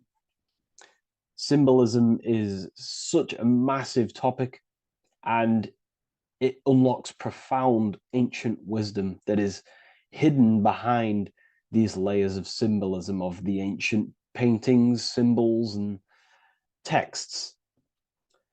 So I was going through some Christian artwork and I came across this painting. It's a well-known painting called The Sacred Heart of Jesus. And it just blew my mind what this is revealing about human consciousness and Christ consciousness, which is what Jesus represents. If you're not familiar with Christ consciousness, you should definitely do a bit of research on that. But I'm going to explain it today in detail. So when we look at this painting, we are looking at symbolism. We're looking at consciousness, a state of being, a state of living, a way of thinking, a way of feeling, and a way of acting in the world. As I've said this many times, we're all creators. We all create and generate reality.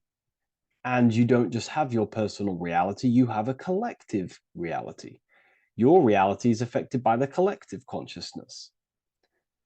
Depending on the collective consciousness's understanding of reality will also affect your life. We have a collective life and a collective experience.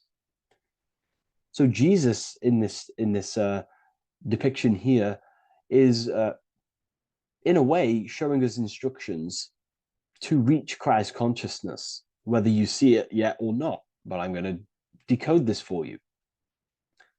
And your mind might be blown after watching this. Okay, so what is the meaning of Christ consciousness? What's the whole purpose of this? Very simple. Like I mentioned before, we have a collective experience on this world. And Christ consciousness is the natural consciousness that we all need to be functioning on to generate peace, love, and unity on the earth in this experience we call life. That's what Christ consciousness truly is. It's a state of being that we need to cultivate within our own self, within myself, others, and everyone in this life and experience, so that we can all live in peace and heaven on earth, what they like to call it, so that we can generate the best experience possible together on this thing we call earth, on this material world, this material dimension.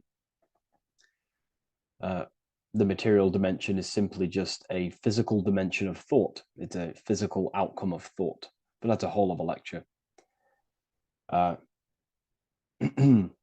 So please leave a like, leave a comment if you have any topics to talk about that you wish for me to cover, and definitely leave a subscribe if you like my content and channel. So to go deeper into this, right, we've explained what Christ consciousness is and what it actually, will do to the earth and what it will do to reality in our collective experience. And it's also representing a profound understanding of self, a deep understanding of the true nature of self, the true source of self, what the self is, pure consciousness, pure God. We are all Jesus, Jesus is you, a physical manifestation of the divine made manifested physically. A physical manifestation of consciousness, okay, of spirit descended into matter. However, Jesus is a symbol that should not be worshipped, but something that we need to cultivate, maybe look up to, and cultivate within our own mind and hearts and actions. So he is someone that we should embody into our own very own being. We need to reach a level of intellect, the mind, a level of emotional understanding, and ultimately this creates Christ consciousness. Okay, and now I know that was very, very vague what I just said, but I'm going to explain it a bit more. I don't want to give it fully away yet because you need some more information, more keys. So let's observe the top end of this painting. Jesus with this circular light emanating around his head is symbolic of the mind, of our thinking aspects of consciousness, the way we generate thoughts, ideas. The mind is also good at also ruling communication. It also rules what we give attention to. Okay, so this is symbolizing the mind of every human being. The mind is a very powerful center of consciousness located in the head, of course. This is why Jesus is the head at the top with the circle around it, representing the mind. Now, to reach Christ consciousness, we need to purify our minds. Purification of the subconscious mind. The subconscious mind is the hidden aspect of our mind with all of our memories, belief systems, and everything we've ever experienced is stored within there. We have traumas there, we have bad belief systems that hold us back.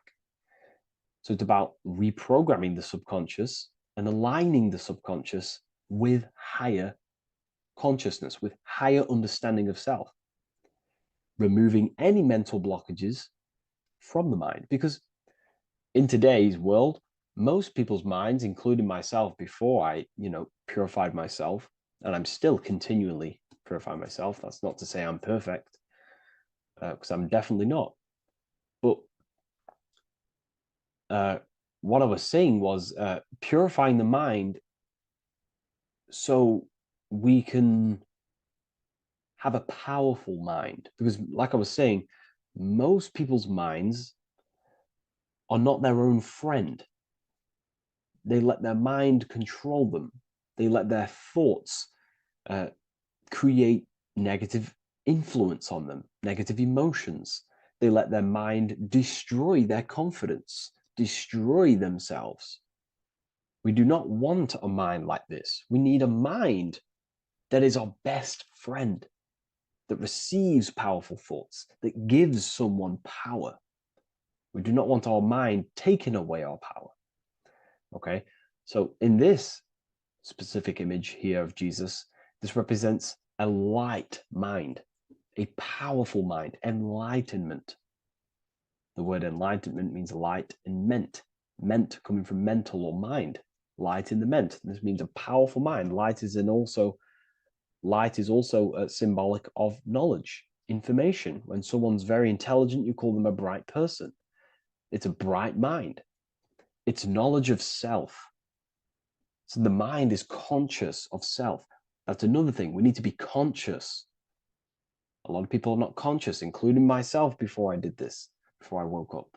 Most people are not conscious of their actions. They're not conscious when they're actually awake in the day. They do things unknowingly. Are we conscious of our thoughts, emotions, and actions, what we're giving attention to in our mind? Because ultimately this shapes our experience. There's a great quote, I think it's Julius Caesar or one of the Roman emperors, who says the quality of your life is dependent on the quality of your thoughts. Something along them lines. I don't know if I'm 100% correct there, but it's very true. Our thoughts dictate our happiness. So to cultivate Christ consciousness, we need to be conscious of our actions, conscious of our thoughts that we're giving attention to. there is a level of mastery that we can achieve within ourselves where we become conscious of every single thought that enters our mind. That sounds easy, but it's definitely not. But that's a high level of mastery that we can achieve and cultivate within ourselves. So we're looking at a powerful mind here from Jesus, a powerful mind, a purified mind. And we purify the mind through, affirmations, meditations, ritual work. Rituals are things we do every single day with an intent in our mind and an emotion in our heart to impress that state of consciousness into our subconscious, so it can slowly rewrite our consciousness and align our consciousness and sync it with higher thoughts and higher emotions with love. We can sync our consciousness with love, which is ultimately what Christ consciousness truly is. Well, now we're going to go on to that now. So we've gone over the mind. Now we go over the heart. Now notice, before we go into the heart, Jesus is revealing. He's pulling back the robe, symbolizing opening the heart, revealing the heart, revealing the soul, the light of the heart. Our authentic self lies in the heart. Our pure intentions, our love, our soul needs to be shining through our heart. And our soul is unconditional love. Now, that's not to say that we can get corrupted hearts. We surely can have corrupted hearts, for sure. We can love sick and twisted things, and that's evident in today's world. People love killing people. People love hurting people, manipulating people. People love power. Now, that's obviously an inversion of the natural state of consciousness for humans. When we're born with a natural state of love, of unconditional love for the self, for everyone else, for animals, insects, the earth. We love everything as a child. And not only do we love everything, we actually act upon this. As a child, we do not act on anything we know is not good. And I'm talking early stages of being a child, before we're indoctrinated, before the mind and heart become corrupted. We are pure. This is symbolizing this. Light represents also purification and truth, because when you shine light on something, it's the truth. You see it. You shine it through the darkness. It reveals. So light, this is symbolizing revealing the light of the soul, of love consciousness, holding love in the heart, true love. Not love for sick and twisted things, but true love for the self, the body, and for everyone else and all things. Holding love in the heart. There's a famous saying of keeping the sun in your heart. Keep the sun in your heart. It's a very famous saying. The sun is a symbol of love. What does the sun do? It gives abundantly. All it does is give light, give energy, power, light to the earth, and everything is feeding off this source. The sun expects nothing back. It just abundantly gives. It's a symbol of love. This is the love principle of creation. Now, the heart is also governing our actions. What we think about, in our mental field of consciousness, is directly corresponded and observed in our hearts. What we think about directly corresponds with what's going on and what we feel in our hearts. Thoughts produce emotions. So if we give attention to negative thoughts, there's no wonder we're having negative emotions in our hearts. So purification of the mind is also having an effect in purification on the heart.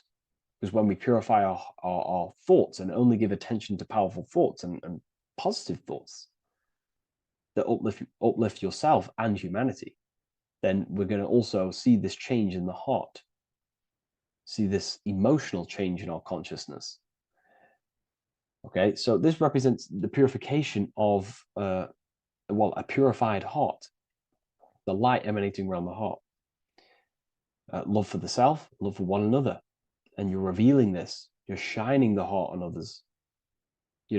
This represents, revealing your true self to everyone without suppressing aspects of self, revealing the light, not holding back the light.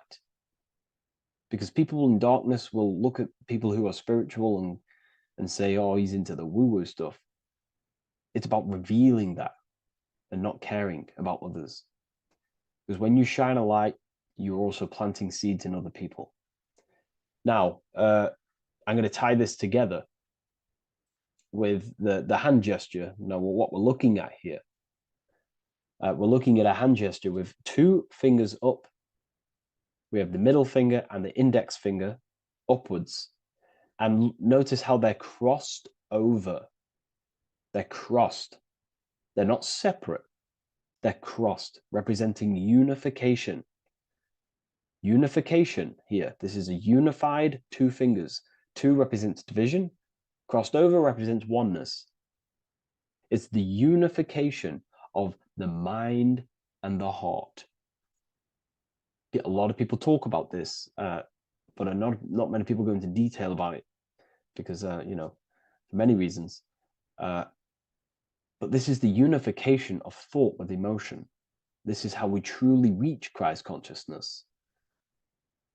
And ultimately, when we do gain the love in our hearts and we do slow, it's a gradual process of cultivating love for the self and everyone else in the world, because we're so programmed to be divided. But it's a slow progress. But when we do cultivate love in our hearts for the self and one another, love is a very, very nurturing and growing force. Like I said, the sun earlier, that is pure love energy. It makes everything grow on the earth. While love in your heart grows connections with people. It grows care. You go out your way to do things to people and give people things. It's a very nurturing and growing energetic force. And me personally, I think the whole universe is built upon love. The whole thing. Without love, without the love, there is nothing. Nothing is, love is the only true emotion that truly exists. Everything else is either an opposition of love or a different degree and branch of love. Love is the only true emotion, and everything is built upon that principle. Okay, love is what guides us to a higher consciousness. When we cultivate love in our hearts, we become a vessel for light, more energy, more vibration. Our electromagnetic field expands, or biofield, when we hold love in our hearts. It's a very powerful force. And when we do cultivate a strong spiritual compass within our heart, because that's what our heart truly is, it's a spiritual compass. It tells us, well, it doesn't tell us, it knows what is right at all times. If you think something, your heart tells you whether that is right or that is wrong, whether you should act upon it or whether you should not. The heart knows what's good and evil. No one told you this as a child. As a child, you already knew this. You came into the world, you knew what was right and wrong. You knew it was wrong to hurt people. So this unification that he's doing with his hand symbolizes thinking with the love of the heart. Represents thinking with love of the heart. Thinking with love of the heart for the self and the collective. Now, ultimately, what this does is give birth to perfect action. Why? Why does this give birth to perfect action?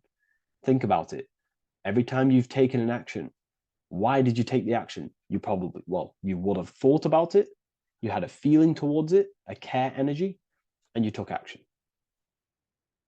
Why do we go to work? We care about paying the bills and staying in our house. We go to work to earn money. We think, we care, we act. Everything you see in front of your reality, on the screen that you're seeing right now, you've called your eyes. Everything is in front of you because you care. It's the heart energy that leads the body. Okay? And that's even present in the body. Have a look at the body. We have the head, thought, then emotion, then our feet is at the bottom, and our feet take action. Thought, emotion, action. Thought, emotion, action. So even the body is basically a blueprint of how creation is manifested. So we receive thoughts from the divine planes, from the higher planes of consciousness. We receive them. That's another thing that I missed. If we purify our minds, we're basically attuning our mind to a higher part of the mental plane, and we will receive higher thoughts. We will receive thoughts that are more genius, what we like to call today, or better quality thoughts. We receive good ideas when we attune our mind to a higher consciousness. Okay, so we are like a radio. We receive thoughts based on what our mind is set to. That's why we call it a mindset. So, like I was saying, we receive thoughts through the head. We feel the emotion, then our feet take action. Thought, emotion, action. So the body's a blueprint of creation. It's beautiful when you really notice this. So this unification is about thinking with the love of the heart, which gives birth to perfect action in the world. And this is the state that we need to cultivate within myself and everyone in the world, so we can give birth to heaven on earth through action. Because ultimately the world is molded through action, physical action. And them actions are molded from thoughts and emotions. Now,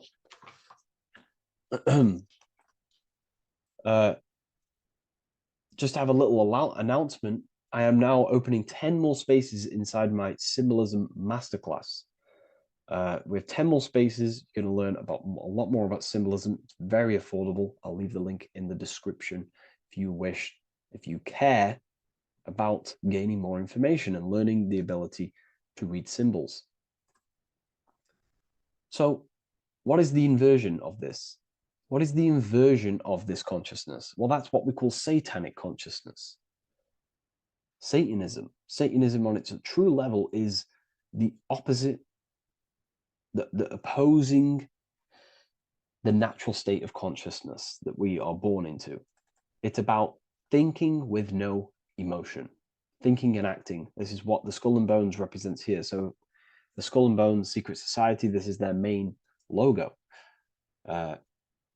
Again, we have the skull, which represents thought, and the bones, which represent action. The bones take action in the physical body. We're looking at thought and action with no emotion, no empathy, no love for one another, only love for the self, the inverted love. Okay? We're looking at gray. Gray is a symbol of dullness, death. There's no emotion in gray because colors provoke emotion. When we look at a color, it invokes an emotion. Gray has no emotion. So we're looking at dullness of the emotions. I'm not going to go too deep on this subject. I'm going to create a whole new lecture for that. In fact, I think we have a great lecture inside Ethereal University on Satanism. We're going very into depth of what Satanism is and what Satanism consciousness truly is. And again, it's just the cross inverted. Satanism is just it's the invertation of, I don't know if that's a word, but it's the inverse of natural law, natural consciousness, of love consciousness that we are born into. Okay, so ultimately the message in this video was to create love in our minds, love in our hearts, think with the love of the heart, think with the care for one another, and that gives birth to perfect action. And when we align, when we do truly act out what our heart is telling us, and I know this from first-hand experience. This is what happened to me. I woke up, I started to follow my inner guidance. I always took action on it. I was saying yes to it every single time. And it led me, I'm getting goosebumps actually saying this. It led me to where I am. That action, me saying yes to my heart, to that knowingness of goodness within me, was like a domino effect. And that domino effect, every time I did it, it was just opening more and more doors, not physically, but mentally. I was receiving more information. I was receiving more opportunity physically. My work started to explode on social media. Like, when you follow your heart and truly take action on what you know is good, it's like a domino effect that leads you step by step to where you're meant to be. And it's so profound and it's so, beautiful. And I'm telling you this from firsthand experience. This is ultimately how you kind of unlock your purpose in this physical world as well. So not only is it going to create a better world, it's also unlocking your true soul form and soul purpose while you're here. It's very beautiful. So I thank you, everyone. Please leave a like, comment, and share, and subscribe to the channel. And I'll see you all inside Ethereal University if you decide to take your studies to the next level. Take care.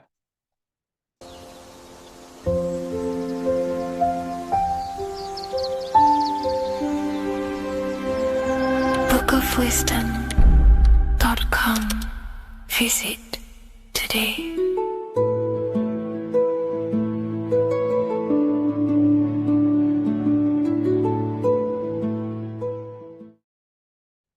What if I told you many people around you have probably sold their souls? It's more popular than you think, and it's very easy to do. Selling your soul is not something that you can just go and meet the devil and do it. It doesn't work like that. But before I tell you exactly how you can sell your soul and how not to sell your soul, what is the soul? So looking at Jesus, we always see two lights surrounding his head, one surrounding the heart. And as of course, if you've been watching my channel, you know Jesus represents you. He represents the divine essence of the universe made in human form. Each one of us possess a fractal of God's infinite consciousness. We are all God. We are all God experiencing himself in a three-dimensional divided form, separated from his oneness. God wanted to experience himself, so he made this world. So each one of us possess a soul, and the soul is the spark of God's infinite loving consciousness, filled with God's loving moral law. So the reason why Jesus is always have a light above his head and a light on his heart is because this represents the brain and the heart. The brain is not the mind. The heart is not the soul. The brain is the physical manifestation of the mind. It is the physical mechanical computer for the spiritual mind. The heart is the physical manifestation of the soul. The heart is a brain. In fact, it contains 40,000 specialized cells, which are the exact same cells found in your cranial brain. Yes, your heart is an emotional brain. Your cranial brain is a thought brain. It's a computer. Okay? Everything that exists physically exists non-physically. This is what the ancients called spirit, just means invisible force. The mind, the thoughts are not made of atoms. You can't touch, you can't find tangible thoughts, imaginations. These things exist spiritually in metaphysical counterspace. It's the same with your emotions. The emotions are spiritual. They are not physical. You can't touch them. So thoughts are the language of the mind. Emotions are the language of the soul. Sometimes we can become eluded by thought and we can become eluded by emotion. If we are led purely by emotion, we can create illusions in our perception. The same if we rely only on thought. We must balance these two. Okay? So the mind is the creator. The soul is the operator. Every thought we think is being judged by our soul. The soul is the judge. The soul tells you what is right, what is wrong. And even the Freemasons depict this spirit and matter in their black and white checkered boards. White is spirit, black is matter. Matter is dead, spirit is life. This is what this represents. Physical reality is not just physical. For every physical object, for every physical manifestation, there is a spiritual force bringing it into existence. Consciousness brings everything into existence. Before you kick a football, there is a change in your inner consciousness before you take that action of kicking the football. Everything exists in spirit before matter. You existed in spirit before you were physical. We also see this in alchemical Freemasonic artwork. This represents the clouds. This is the mind. This is the heavens. And then coming down into the heart, which represents the earth. The light entering the mind into the heart, because every thought we think is being judged by the heart. The heart speaks to you through emotion. The soul speaks to you through emotion. Every thought you think, your heart is telling you that is right, or it's telling you that is wrong. Why? Why is this? Emotions can guide us, okay? Emotions are the language of our soul. Our soul guides us to our soul purpose. Each one of us contains a purpose in this physical life. There is a reason you are alive. There is a reason why you came from spirit into a material reality. Your jealousy reveals where you need to be in life. If you are jealous of someone, this is your soul saying you need to be there. That's where you need to be. Your fear reveals your greatest growth in order for you to reach your life's purpose. If you fear something, this is your soul telling you you need to overcome this in order to reach your life purpose. This is the next obstacle. The soul, your life purpose is not found in your passion. It's found on the other side of your greatest fear. The soul's always seeking, it's always seeking truth. It's always seeking to expand, to learn. The soul must go through pain in order to overcome, in order to grow. That's why we are here, to grow and expand and create. We also see this in alchemical artwork. Again, the mind in the clouds, the heart and the soul. They must work in unity. Each one of us contains the spark of the divine, which is the soul. Okay? Which is the soul. This is the operator. G-O-D, generator, operator, destroyer. The generator is the mind. The operator is the soul. The destroyer is the body. Everything will generate, everything will operate, and everything will die. That's the Trinity, the Father, the Son, the Holy Spirit. There's always a Trinity, Brahma, Vishnu, Shiva. Okay, so each one of us contains God's law, and it's encoded within our consciousness, within our soul, within our heart. That is what's judging everything you do. Every time you hurt someone, you can feel it. If you've ever punched someone, you can feel it. You know it's wrong. If you've ever stole something from someone, it doesn't matter what you've learned in the past. If you steal something, you know deep down within your soul it's wrong. This is because each one of us are encoded with God's law of love and integrity. I don't care how tough you think you are and how hard you think you are and what you've done in your life. I don't care. You know what is right, what is wrong, because you are encoded with love.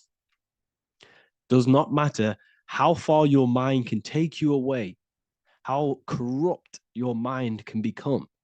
There is always a spark of love and empathy in your heart, in your soul. You know this when a child. When you're a child, you're not racist. You don't want to hurt anyone. You don't want to steal. As a child, you're pure love, you're pure awareness, you're pure. You would never think about being racist. It's the corruption of the mind that leads us to corruption.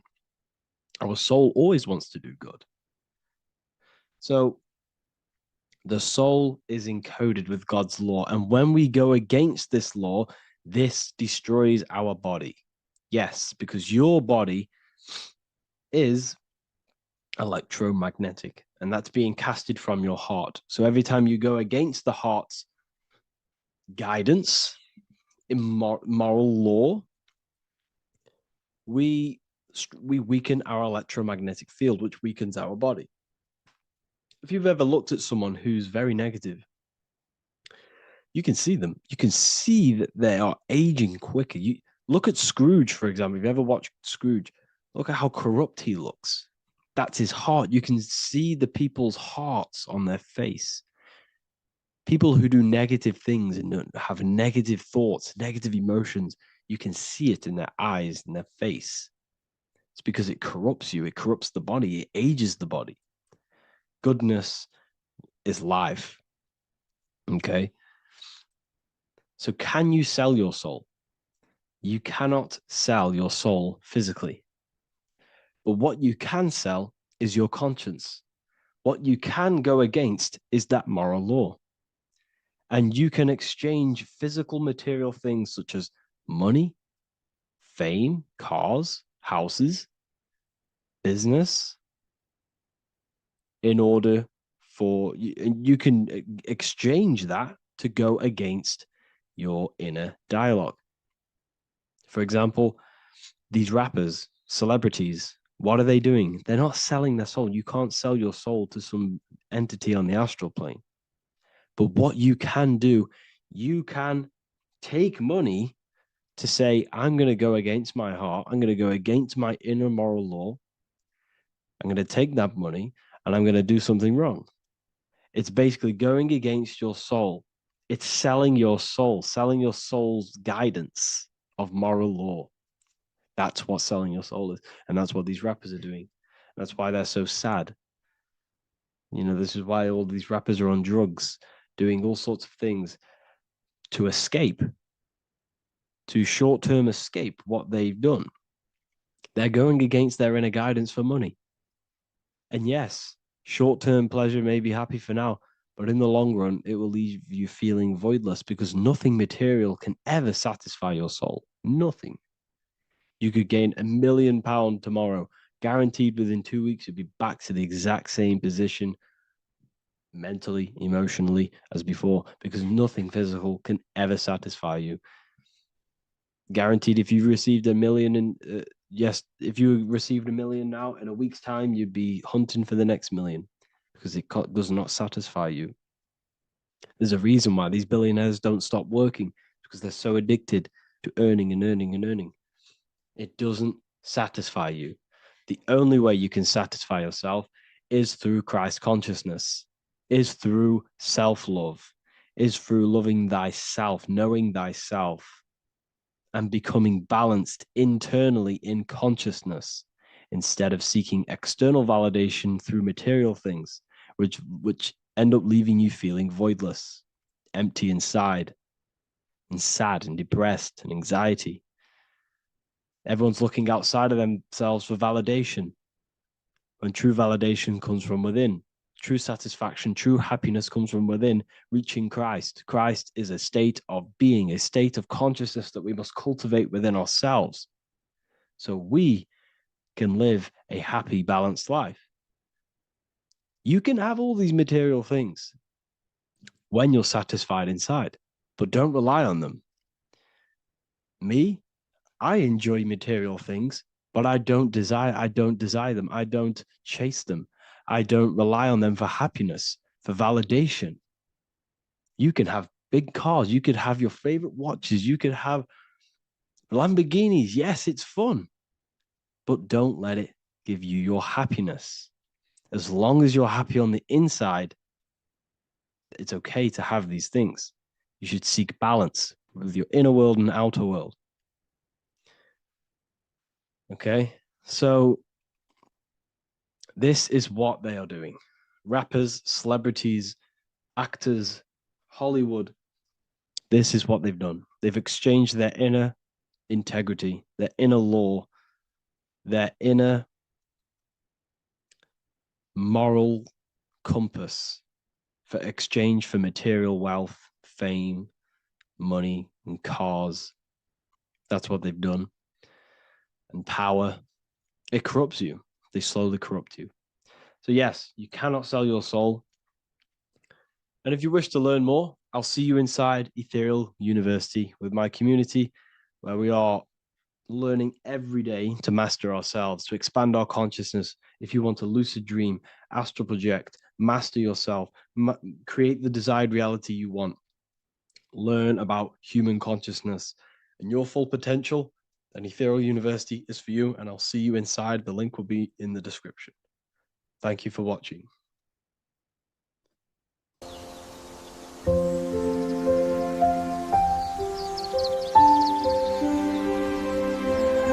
bookofwisdom.com. Visit today.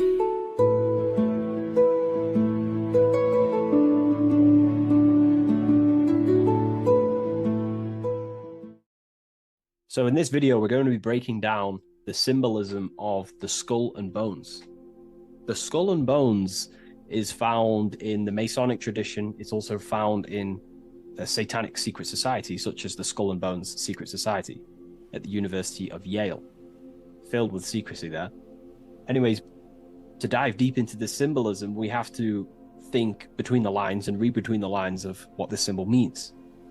So this symbol is obviously a symbol that represents something in yourself. It is a way of living. It is a way of think, feeling, and acting. It is a state of consciousness. Each symbol represents a state of consciousness. Each symbol reveals something about yourself, the way you process things, the way your consciousness functions.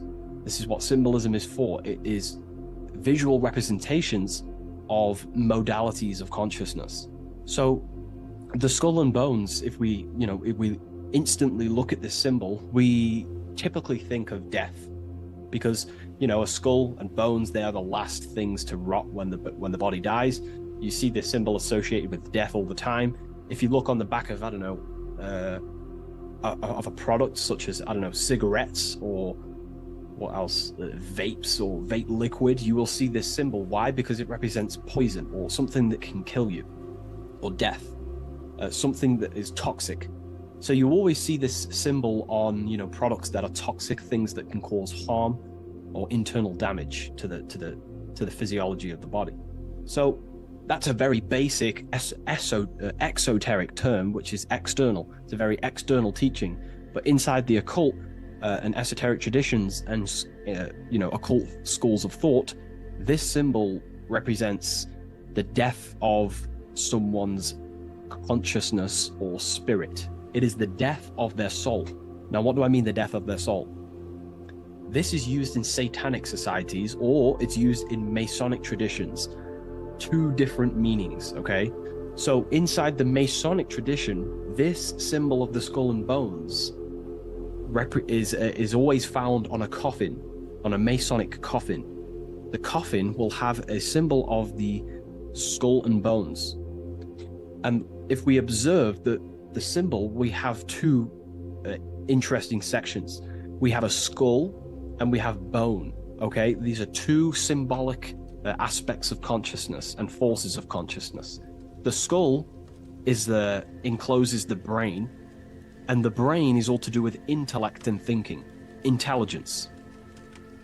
However, these bones are for the limbs, such as arms and legs, and the arms and legs are specifically for action. The body uses these bones for taking action in the external material world, in the manifested world. So it's a symbol of thought and action, intelligence and action. But what is that the death of? If this symbol represents death, it is a symbol of the death of something, which is the soul. Okay, you can have very high intelligence and you can also act upon that intelligence. However, you could also have no connection with your divine nature. So the thought and the skull and bones is a state of consciousness representing someone who is in the coffin. The Masons use this on a coffin. It is a symbol of thought and action. Mainly, it represents base consciousness. In the Masonic tradition, it represents base consciousness. I'm going to explain the satanic tradition of the symbol after, but in the Masonic tradition, they use this symbol to represent someone who's on base consciousness, which means they only think and act. They have no connection with the divine self. no connection with their higher self or the spirit or the divine nature of themselves. They only use their intelligence and they only use their body. They have no connection with emotion. There is no emotional symbolism in this image here. Hence why the image is either gray or black. It's normally gray because gray symbolizes dullness.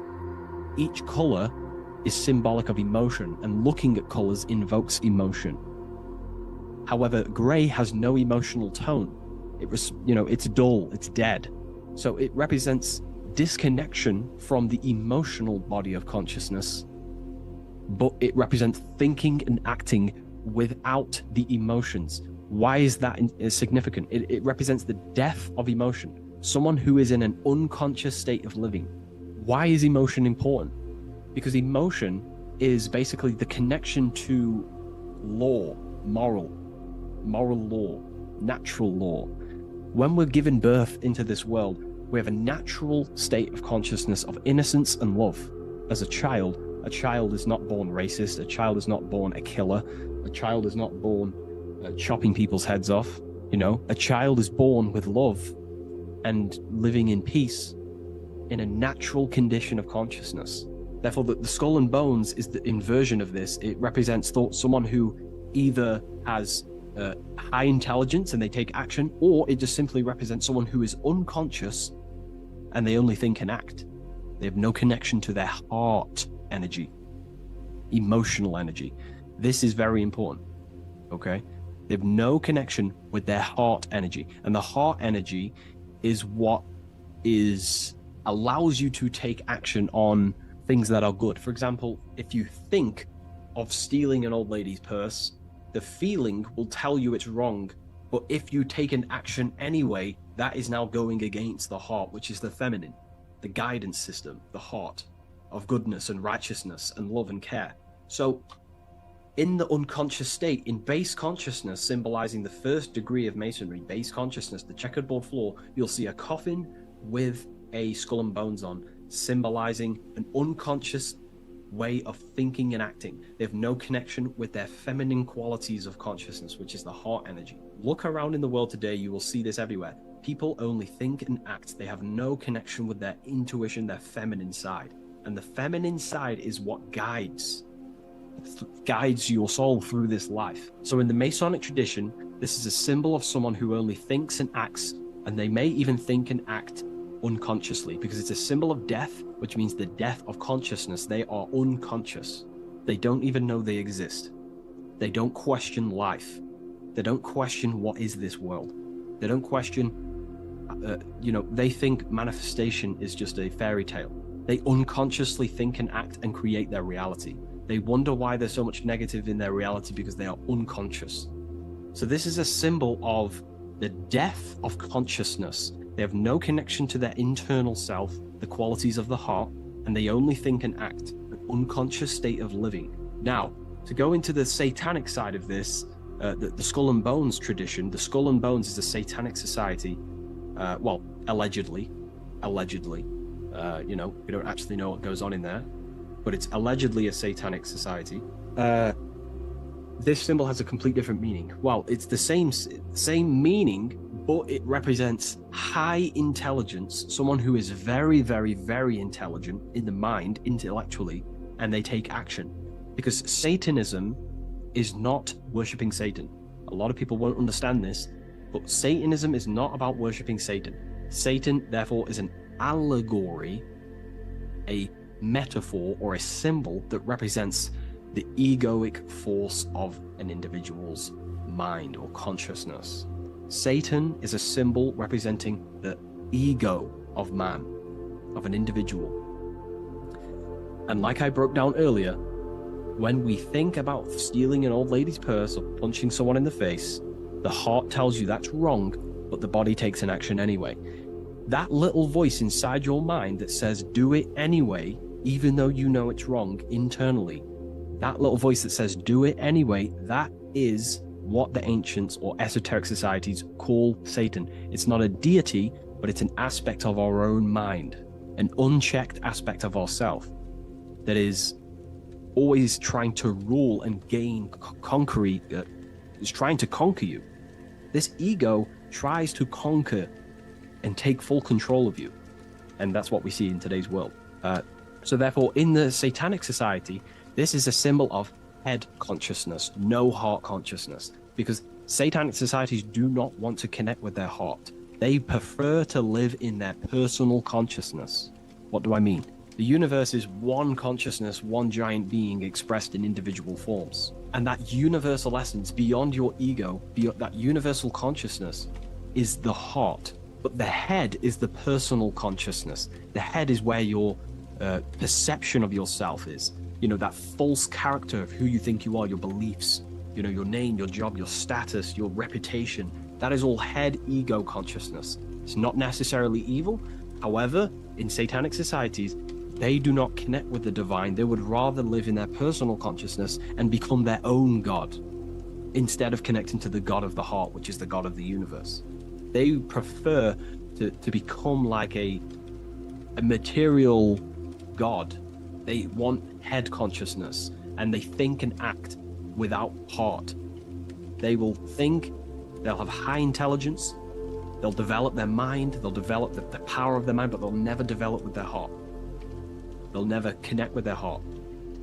So this is what this symbol is representing in Satanic societies. They live in Satanic consciousness, which is simply head consciousness, thinking, acting, high intelligence, high IQ, no connection with the divine. Okay? And today, this is what this, you know, the world is being pushed upon.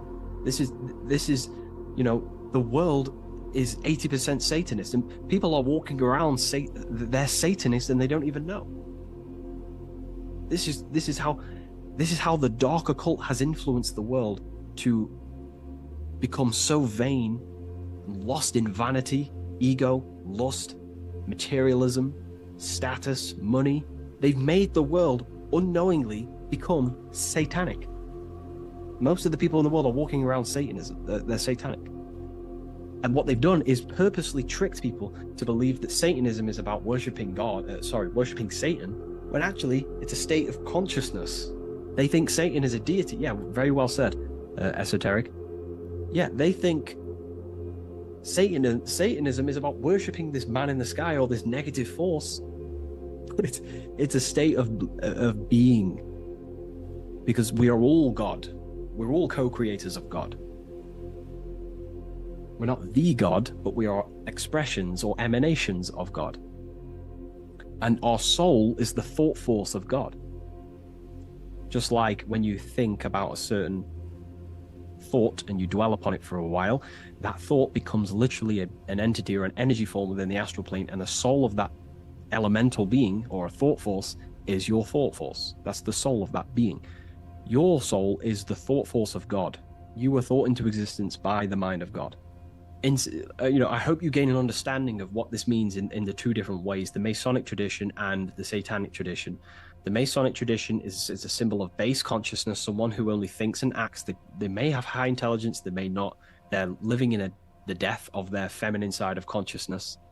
They're emotionless, have no connection with their moral compass of the heart. They have no intuition. They only think and act.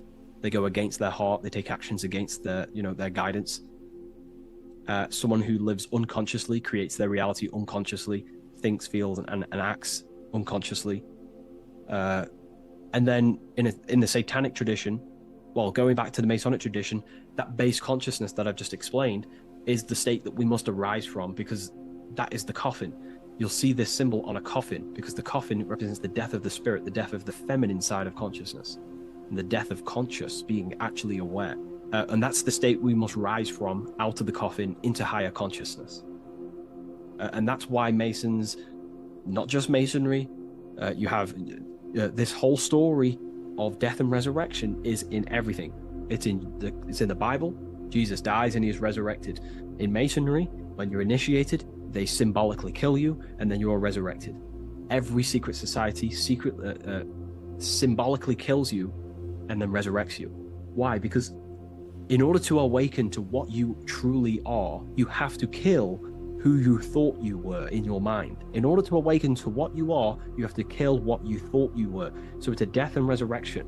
Okay, so This is the state we arise from, but in the satanic tradition, this is glorified, this state of consciousness. They are conscious, they have high consciousness, but they only have intelligence and action. Their intelligence and action are one, they think and act instantly.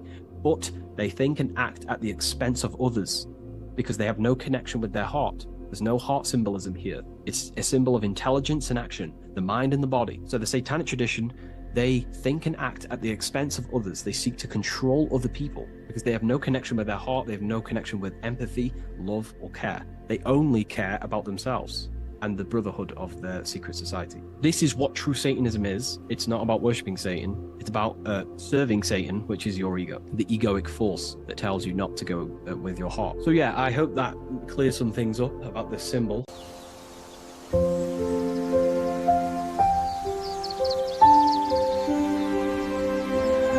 bookofwisdom.com. Visit today.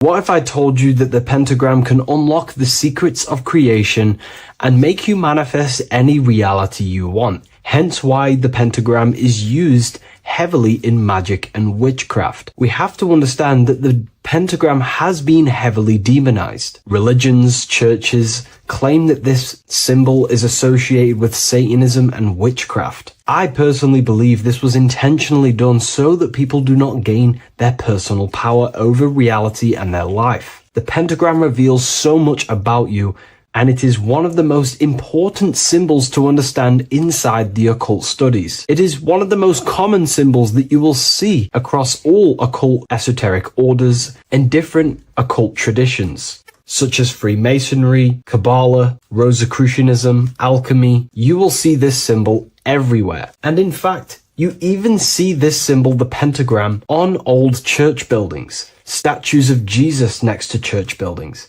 You will see this symbol used by Christianity itself, which is very contradicting about the church. But I'm not here to tell you to think anything. You can simply take this information with a pinch of salt and see if it benefits you. The pentagram used by the early Christians was said to symbolize the 5 wounds of Jesus on the cross. But this goes much deeper in an esoteric explanation. The pentagram ultimately represents the 5 elements of creation. All creation falls within these 5 elements. We have spirit on the very top, then you have air, water, earth, fire. This is the correct placement and order of the elements. Air is always on the left, water is always on the top right, earth very bottom left, fire bottom right, and spirit placed on the tip point of the pentagram. It's a 5-pointed star drawn with one continuous line. But this actually reveals much deeper things, and we're going to be going into how to use this symbol for magic and creating your reality towards the end of this video. But now we're going to give you a basic understanding of the pentagram. It's showing you the 4 physical elements symbolized as triangles and spirit symbolized as a circle. The 4 physical elements are made out of the base element, spirit, or what the ancients called ether. Ether is the underlying base of all physical matter. This is the substance that animates physical matter with life force. All physical matter has its origin in the etheric substance, or spirit, what we want to call it. It is simply the life force that animates the physical thing. However, if we go deeper onto this symbol, it also represents something personal to the individual who wears this symbol. If you wear this symbol, you're basically saying you're putting your divine nature over your material nature. Your divine self is in control of your material self. You put your spiritual needs before your physical desires and needs. Hence why the spirit is on top, looking down over the 4 physical elements. The circle is continuous, one line, eternal, no beginning, no end. The triangle has beginning and end and points. You can see the beginning and the end when you draw it. On a deeper level, this is pretty much showing the process that symbolizes the structure of the macrocosm, the universe itself, showing how the invisible spiritual planes condense and crystallize into the visible physical world. spirit turning into physical reality. But if you wear this symbol, you're basically saying, I put my divine nature over my material nature, showing that your spiritual nature rules over your earthly existence. You put your spiritual needs first. If you see this inverted, it is now the opposite, placing spirit on the bottom, basically saying, I desire the physical things over the spiritual. But what exactly is your spiritual nature? Well, your spiritual nature is simply your internal self. You chase things that are immaterial, such as knowledge, love, experience, expansion, gnosis. These are the qualities of spiritual things that the spiritual person likes to chase and desire, instead of desiring the things that are temporary in the material world and never actually lead to fulfillment. True fulfillment is by chasing spiritual things: God, the nature of creation, the self, gnosis, knowledge. But if we go even deeper, this symbol ultimately represents how reality is created. Hence why this symbol is heavily used in Kabbalistic magic and so-called witchcraft. We are all magicians. Each one of us are creating reality. There are just certain ways you can actually create reality: by becoming conscious of them, by becoming conscious of the elements and the qualities of the self that actually create your experience in your life in the present moment. If we look at the pentagram, we see that when you draw a pentagram, it is one continuous line. It is one expressed in 5. The order of the elements are very important. Spirit at the bottom, fire at the bottom right, and so on and so on. Because this is showing you the descent of the spiritual into the material, the invisible crystallizing into a material reality. As you can see, when you start to draw the pentagram, you see spirit at the very top. You're descending down to fire. Fire is the closest element to spirit. Hence why in magic and witchcraft, people like to use candles. So you're descending first into fire, then into air, then into water, then into earth, then back into spirit. Because of course, the cycle of creation unfolds itself. When you die, you return back to spirit, and then you reincarnate yourself back into physical reality if you wish and desire to. Everything is under this process of matter spiritual. In the daytime you wake up, you're in your material body. When you go to sleep, you enter your astral spiritual body. Everything's in this continual process, renewing itself in spiritual, then material. But the reason why this is associated with magic so heavily is because each one of these elements corresponds to a different body of consciousness, a different vehicle of consciousness. Consciousness has many different vehicles it uses to create the tangible self, the physical reality. For example, consciousness has a spiritual nature. The spirit element in this case symbolizes the emanation, the descent of the one power, the one force that we are all using. Each one of us is using this one power, the power of the source consciousness,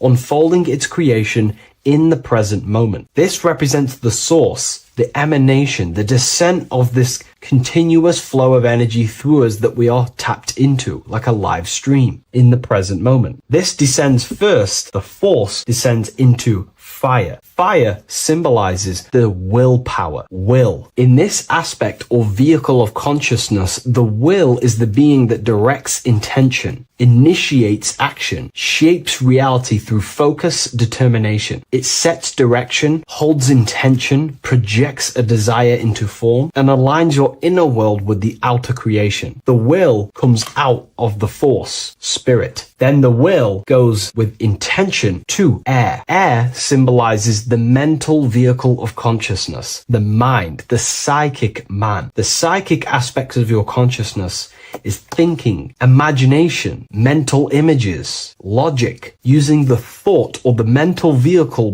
body of consciousness. Then that thought has an emotion, which is then water. So it goes from the force to the will to the intellect to the water, the emotional body of consciousness. The emotional vehicle of consciousness amplifies the thought into an emotional desire that you want to take action on. No one takes random actions, and if we do, we say we're very bored and we don't care. The water is the energy, the emotion you have to fulfill something. And that emotion then descends into earth, which is the physical body to take the physical action in the present moment, to fulfill that desire, to fulfill that will, that thought, that desire. And that is how reality is created all the time. Now, there is much more that you can go into with the pentagram, because true magic is about changing consciousness at will, not casting random spells. It's the ability to change the direction of consciousness using the power of the will to direct these forces to create change in the internal world so it can project outwardly in the external world. Because consciousness creates the external reality. What happens within us, we see change outside of us. So true magic is about manipulating the forces and the vehicles of consciousness that exist within our own mind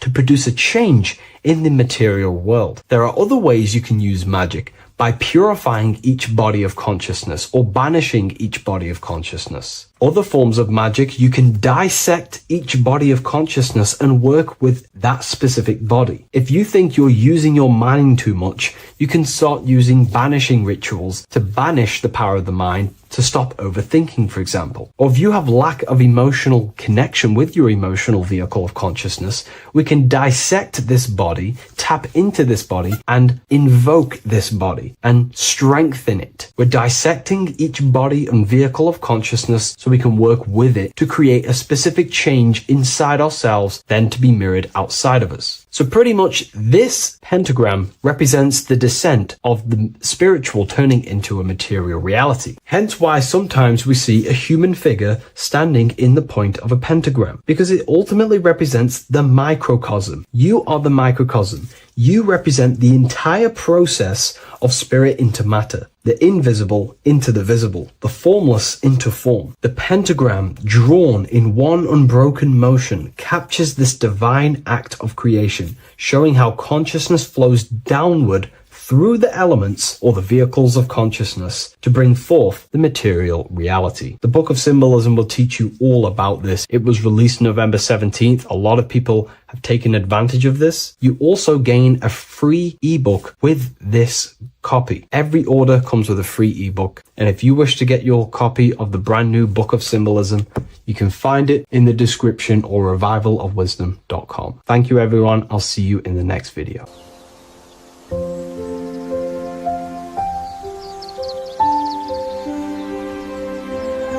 bookofwisdom.com. Visit today.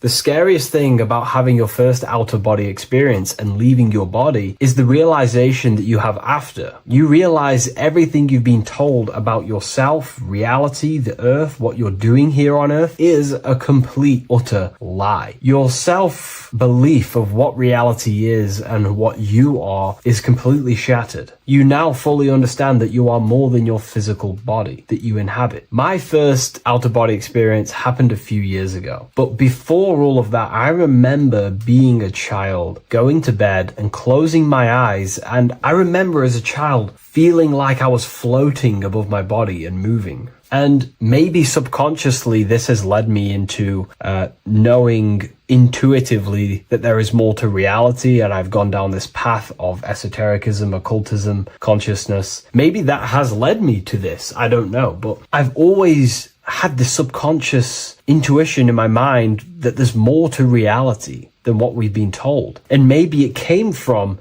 having these experiences as a child. And I'm pretty sure some people in the comments will also have that experience, feeling like you're floating when you close your eyes in bed as a child. I remember this very vividly. But a few years ago, I had my first out-of-body experience, and it completely shattered everything. And it confirmed to me that I am eternal, and there is so much more to the self, to consciousness. I then realized after my first out-of-body experience that our self is not just here in the physical dimension, it's existing in every dimension there is in the universe. However, our mind is focused primarily on this physical time space. When your mind is totally giving its attention and time to this particular time space, it locks in the mind or consciousness into that particular body of consciousness, such as the physical body, right? But for example, let's say you have a daydream and your full focus isn't in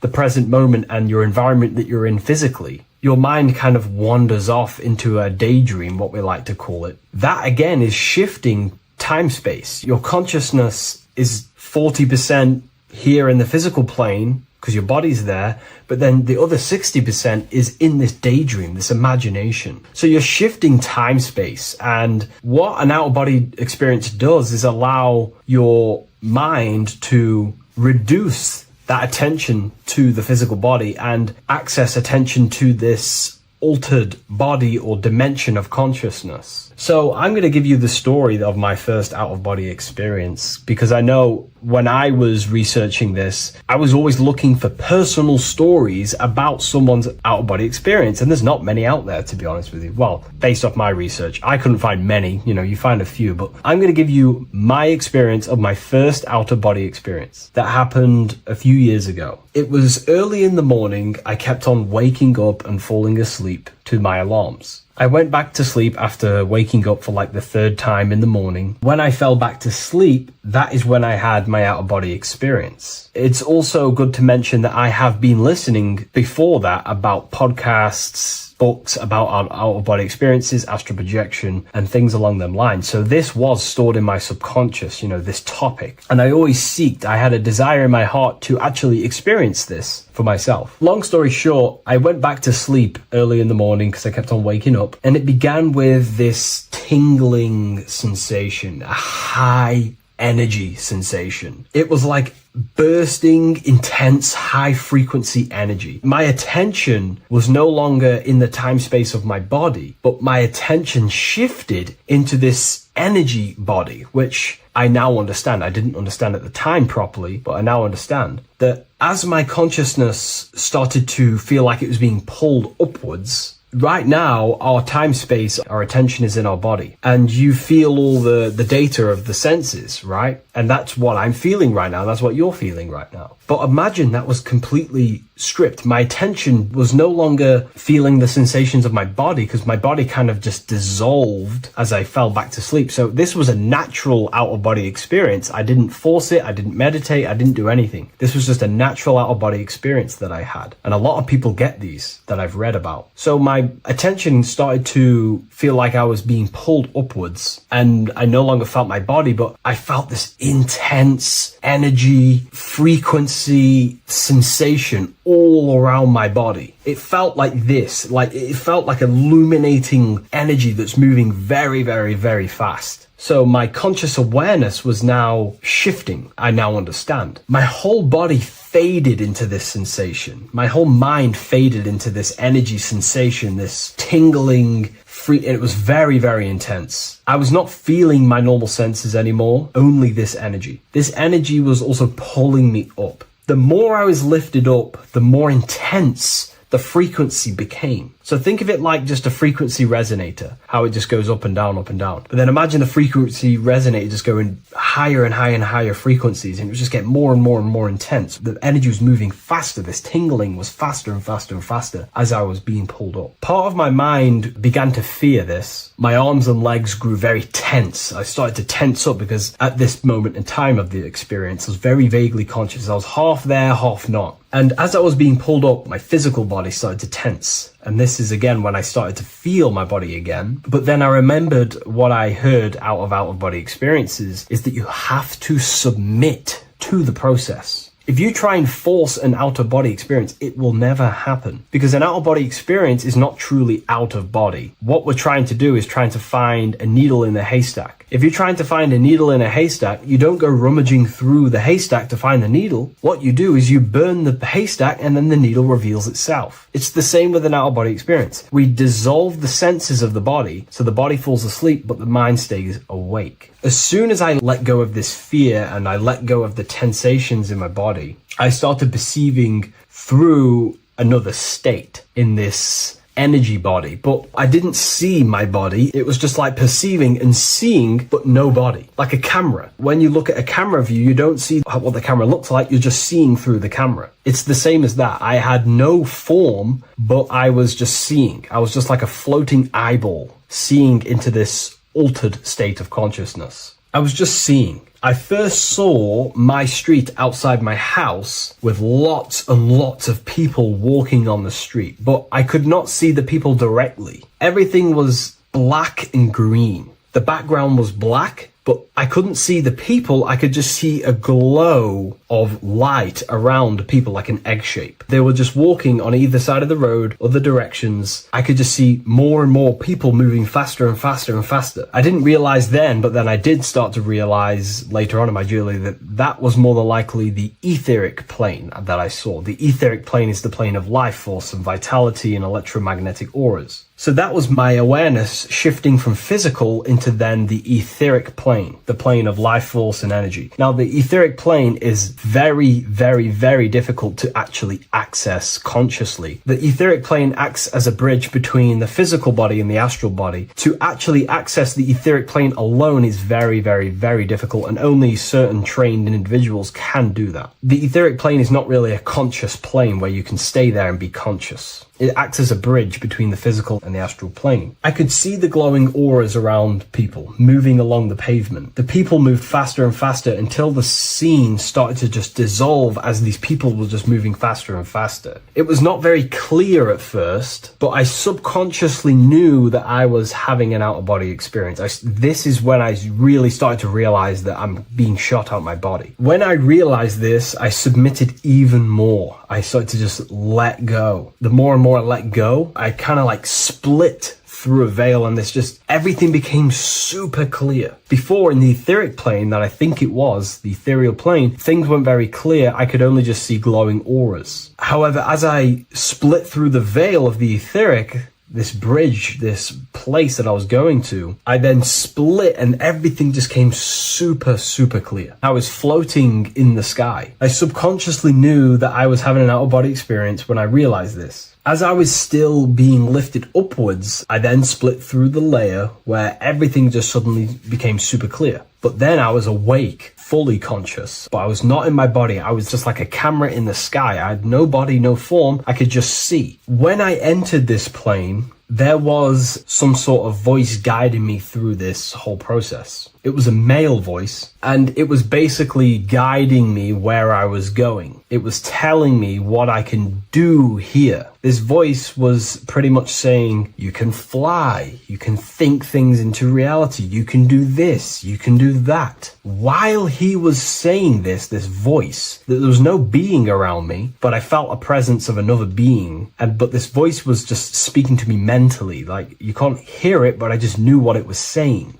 It was so weird to describe. It was like telepathy. You couldn't hear it, but I just knew what it was saying. But it was a male voice. It's so hard to describe. I still could not see any form of myself. I was not seeing my astral body or any shape. I was just perceiving a point of awareness like a floating eye, like I said earlier. While this voice spoke to me, I saw fractal patterns as he was saying, you can do this, you can do that. And while he said, you can fly, I remember just seeing this line like splitting and creating fractals. It was like this black line that was just splitting off into duality, creating fractals. But then my physical body just went through this line, split, and then split into fractals again. So strange, very difficult to explain because it's four-dimensional. To explain it in physical language, it's very difficult to actually explain what was going on. So as he was saying what you can do, I was seeing these fractals dividing and then creating fractals. When he says you can think things into reality or something along them lines, my awareness just did a full 360 as if I did a backwards flip. I had no conscious control over this. That's something that you later develop as you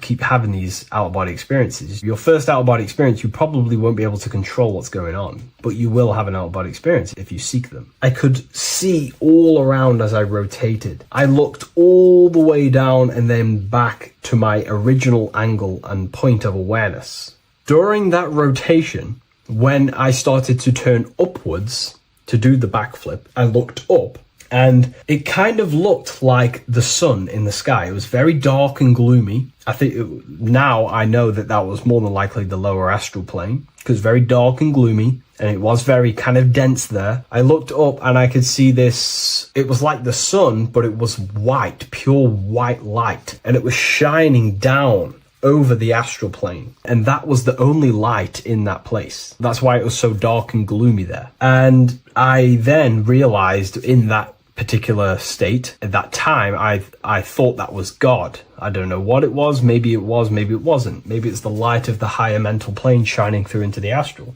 But I looked up at it and I realized that was God, that was the source, that was the higher dimension beyond the astral plane, which is the mental plane, the higher astral planes and then the mental planes, the planes of thought. Then once I saw that, I was in complete shock. As I rotated backwards even more, I then get the view of seeing down, completely down, like a bird's eye view. And I could see like an old medieval gloomy town. It was dark, almost night, with very little light. The only light present was the light from above. The town was old-fashioned, gloomy, misty. I looked over it from above. Then the experience began to fade. I don't remember anything after that process. But I'll be honest with you, the process of leaving my body for the first time was extremely intense. The frequency, the energy were overwhelming but powerful. Letting go and choosing to have no fear was the key to that experience. Just to give you a little bit more wisdom on what I actually experienced now, what I realized what was happening, I now understand that the voice that I was hearing was not an external being guiding me. It was actually a higher aspect of myself, a part of my own consciousness that is not focused in the time space of the physical world. My physical mind is focused here in this timeline, but once I exited this timeline and focused elsewhere, the higher part of myself guided me towards that experience. This higher version of ourselves that we call the higher self is a higher dimensional being, but we're just unconscious of it. This being exists beyond our ordinary thinking mind. Our self exists everywhere in the universe, and we can unlock higher versions of ourselves as we progress on our journey of awakening and self-realization. Because let's say right now, only 10% of your awareness is actually in the physical plane. Science tells you that 90% of you is actually in your subconscious mind. 10% of your awareness is your conscious mind. So there's 90% of you that your conscious mind is not aware of. But our conscious mind becomes so addicted with the physical world and distracted with the physical world, it just gets totally locked in with the physical. And we never pay attention to the hidden aspects of ourselves, the unconscious aspects of ourselves. And that's why everyone in the esoteric and occult space talks about gnosis, seeking knowledge of self. Gnosis is not knowledge, it's knowledge of self obtained through direct experience. So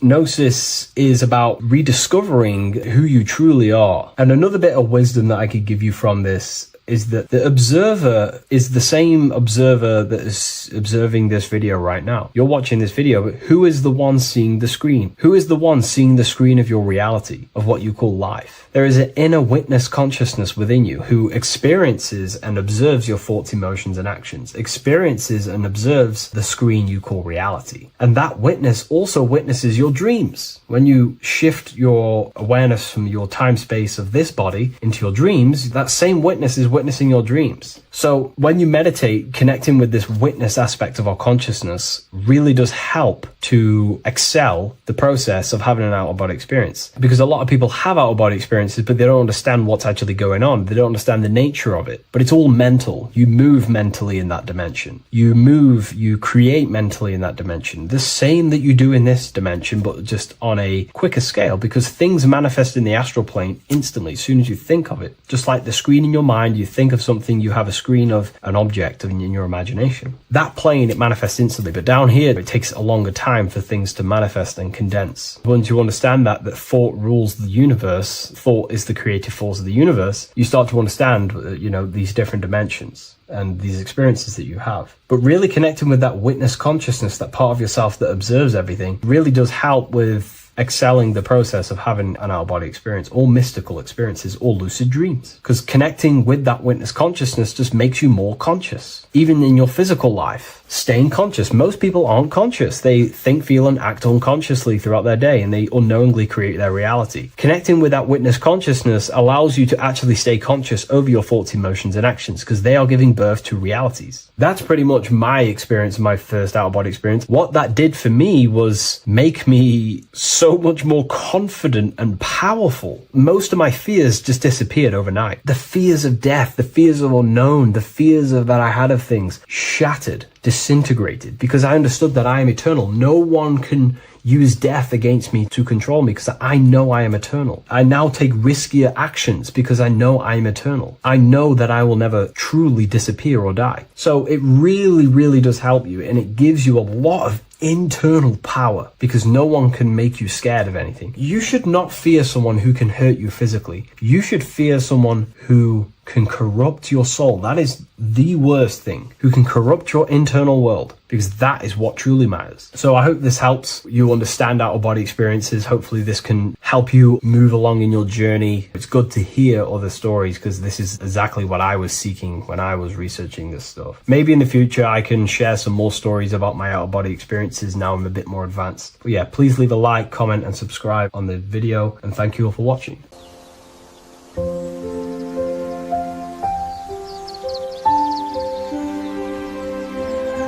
bookofwisdom.com. Visit today.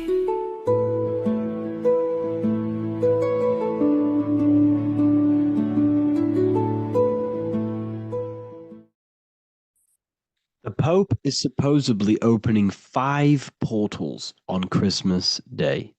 Now, I know this video is a bit late, but I'm going to be commenting on what I think this symbolism and this ritual truly means, and what they are trying to do to society with this symbolic ritual. So the first thing we must understand is that everything these people do on a mass scale, all of these major events that they take place on, are all symbolic. They're all ritual. They all have purpose. Okay? So when we look at the locations of these 5 doors that are in Rome, we actually see the sigil of Lucifer when we connect the dots of all of the 5 door locations. This is the sigil of Lucifer. Lucifer is not what you think. Sigil of Lucifer represents the outline of the human brain and our visual perception field. Now, the human perception field is how our brain interacts with the external reality. Our external reality is not physical. The only thing that exists outside of you is pure energy, formless, vibrational energy and light. Your brain is an energy decelerator. Your brain decelerates this light, this energy, into a material reality or perception that you can interact with. You don't look into the external world. The energy, the light, enters the eye retinas, goes through the optic nerve, and travels to the back of the brain called the visual cortex. And the visual cortex is what shapes your visual screen. Now, if you are seeing the screen, this means that you are not the body, you are not the brain, you are the perception observing the screen that you are seeing. You are the eye behind that, you are the person behind that. So, what this is actually symbolizing is perception. This is a symbol of perception, of perceiving the material plane, of how spirit interacts with matter. Now, what's Lucifer? Now, the word Lucifer means the light bearer. He's known as the light bearer. The word Lucifer originates in Latin. Luci means light, and fer means to bring. It's the light bringer. The eyes, the visual perception of the light bringer to your reality. You see, everything outside of you is light. You are made of light. The word hue man means light. Hue means color, which is a form of light.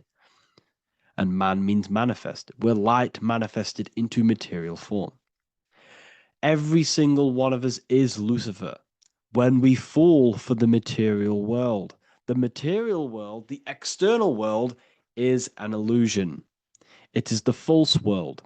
It can elude you. It can make you fall in love with the material things, material pleasures, lust, money, fame. These things make you fall. This is the fall of Lucifer. This is the mythological story. This is the symbolism behind Lucifer. It's you. Are you falling for material pleasure because you are a divine spiritual being from the higher planes, not from this plane? Now, if you let your divine being fall for this material plane and fall for the evil that can take place in this plane, then you are Lucifer. It represents the false light, the false reality. This symbol, the sigil of Lucifer, it symbolizes the interplay between light, consciousness, and the perceptual experience of the physical reality. The external world is truly internal. What we visually perceive is essentially light waves carrying information, which then gets processed by our brain, the central computer of our nervous system. Okay? So, how many doors are open? 5 doors. So 5 is the number of perception as well. 5 fingers on each hand, 5 points on the human body, 5 toes on each foot. We have 5 senses. 1, 2, 3, and 4, they're spiritual numbers. 6, 7, 8, and 9, they're material numbers. 5's the gateway. 5 is the middle bridge of how our spiritual self interacts with the physical self, how spirit interacts with matter. So this ritual is symbolic of perception. This is maybe bringing in a new perception. A new event will happen after this, a new perception of the world. Or personally, I think this ritual was to obviously shape the collective consciousness, because your reality is an externalization of your inner consciousness. It's simply just a mirror. Your material life, your material world outside of you is simply a mirror reflecting with mathematical and geometric precision of your internal consciousness. Your consciousness is creating and causing the effect called reality, physical reality. Your life is a result of every thought you thought in the past. Therefore, with that being said, everyone who perceives this ritual of, the Pope's opening 5 spiritual portals, who's letting in demonic energy into the world, they're going to let demonic energies and demonic spirits all in the world. Well, what if I told you the only portal they're opening is a portal in your own mind for negativity? By you believing in negative forces coming into the world and going to possess everyone, that's opening up your own mind. The collective spiritual community has been brainwashed in thinking there's going to be demonic energy. Therefore, what will happen? There will be demonic energy. Not because the Pope opened up a portal to the demonic energy, it's because everyone opened up their own minds to the demonic energy. Therefore, we as a collective consciousness shape the external world on a macrocosm scale. For example, the microcosm is your personal life. Your personal life. You have created it through consciousness. Your belief system is just externalized in your world. But on a collective scale, we all believe in money, for example. And because we all believe in money and we believe that this piece of paper holds value in our minds, okay, in the mental plane, this has an effect on the physical plane by shaping the physical plane by being ruled by this belief on a macrocosm scale. Yes, I know that money doesn't exist. It's just a belief in my mind. But that doesn't have an effect because the collective consciousness believes that money has effect, has power. When it doesn't, it's just a piece of paper with a belief behind it. If the collective consciousness stopped believing in money, then the collective consciousness would have broke the spell and we would have no longer had a material plane ruled by money. You see, our beliefs is ruling and shaping our physical plane. This physical world outside of you is truly just an effect of the mind, an effect of our consciousness, our inner world. So I believe this ritual was done to change our perception, to make us think the Pope is bringing this spiritual energy and negative forces into the world. And it's just simply us creating the negativity in the world by believing in this, by thinking this. Remember, they have the power to send messages into millions of people's minds through media. And then messages are then believed, and that belief is shaping our world. What have I told you? That the New World Order is not manifested by the elite, it's manifested by you and us. We're all manifesting the New World Order. They can't manifest it. We can, because we are the ones believing it. We believe it. It is reality. It shapes our own prison. We're all shaping our own prison by believing in the prison, by believing in money. So this ritual was all to do with perception, creating a new perception, creating fear in our minds to, of course, distract us from what's really going on. This is all a ritual to implant messages in your own mind. So I hope you all understand this video, and I hope you all gain some insight, and I'll see you inside the university.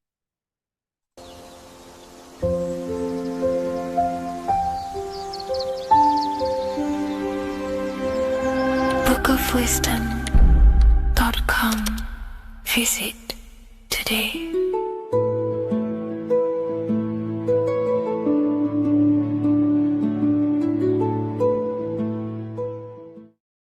Welcome back, people. We're back with another video. Let's jump straight into this. Make sure to tune in till the end, because this has got so much information in this video. So sit back and enjoy. So everything's torus fields. The Earth's a torus field. Everything's torus, which is electromagnetic field, electric and magnetic. The center of the torus field is where the two opposing forces meet in the center. And this is what creates the plane of inertia, the dielectric plane of inertia. Okay? You got red shift, blue shift, positive, negative, south and north pole, right? This is what the ancients were showing with the tree of life. As you can see here, this is the plane of inertia, and this is the torus field. Everything consists of this. Everything is a torus field. A atom is a torus field. Okay, now the inertia is the 0 point. So this plane is a 0 point. It's the balance between two poles. Okay, now this creates matter, because matter is two opposing forces in motion equalized. So these two forces coming together is what creates matter on this physical plane. And this is why we can't see the electromagnetic field, because it consists of one of the elements, which is either electric or magnetic. But when they combine together, it's what creates this physical plane, which is physical matter, which is light in motion. Now, everything is one. Don't get confused by duality. Duality is two opposing forces, but them two opposing forces are created by the same substance. It's two aspects of the same substance. So, for example, water and ice are the same thing, you know what I'm trying to say, but it's two aspects of the same substance, because all is one. The whole universe is one. All goes back to the one, which is God, the creator, or magnetism, whatever you want to call it, because magnetism pulsates. Electricity has two poles, red shift, blue shift. Okay, so red shift, blue shift is electricity, and electricity vibrates, and all vibration always comes back to a standstill point. But magnetism is what pulsates. This is why your heart pulses. You breathe, which is a pulse. This is the breath of the universe, magnetism. Now, this is why the earth is green, okay? Earth can be spelt heart. If you just move the H to the beginning, it spells heart, okay? Because the heart is the center of the torus field, which is the heart chakra for us humans, okay? We consist of the same field, as you already know. Heart being the center, which is green, which is the center of the 7 colors. The center of the 7 colors. This is the most powerful chakra in your body. People think it's the crown chakra, but it's the heart chakra because it's the center of the torus field. You must align them all and combine them all into one, which is the heart chakra. Now, earth is green. Nature's green. Okay, this is because we live on heart chakra, the plane of inertia. It's the center of the torus field. Okay, and this is what the Egyptians called Isis, which is nature. Nature is balanced, and nature is female, Mother Nature, because it looks after us with the fruit it grows with abundance and the water. It's a female energy, Mother Nature, and this is the symbolism of an equal, balanced arms. This is the scales, it's balanced. Mother Nature is balanced. This is why the sky is blue, because what comes after the heart chakra? Blue. Sky is blue. We live in Midgard. This is what the ancients called Midgard. You don't have to take this tree literally. It's a metaphor. We live in Midgard, where both positive and negative duality here. Now, Mount Meru. Mount Meru was known as the center of the earth, okay, or known as Hyperborea. And this is the North Pole, the electromagnetic North Pole. But when I say Mount Meru, it's not an actual mountain. They weren't saying there was a real mountain in the center of the earth, a magnetic rock. No. The plane of inertia, okay, there's something called a hyperboloid. That's what it's called, a hyperboloid. And this is the center of the torus field. And this hyperboloid is what is in the shape of a mountain, you see? So if I go to this next one, they say Hyperborea on this map. Why do they call it Hyperborea? Because this is the hyperboloid in the center of the torus field. And this is the electromagnetic mountain, a metaphor. Mountain, what they're metaphorically saying, this is the electromagnetic mountain at the center, the double vortex, the center of the torus field, which is the North Pole. Pole of electromagnetic energy. So this is why they call it Hyperborea. It comes from the word hyperboloid. And the center of the earth is so sacred. And they symbolize this with, obviously, the North Star, which is Polaris. And this is where the swastika comes from, because it's the 4 seasons moving around the North Star. This is the Big Dipper constellation moving around the North Star, which is Polaris. There's that pole again. Pole. Magnetic pole of the torus field. And this is where the green, emerald green, aurora borealis comes from. It comes from this center hyperboloid at the center of the earth, where the most electromagnetic energy is stored. The center of the plane of inertia. The center of the plane of inertia.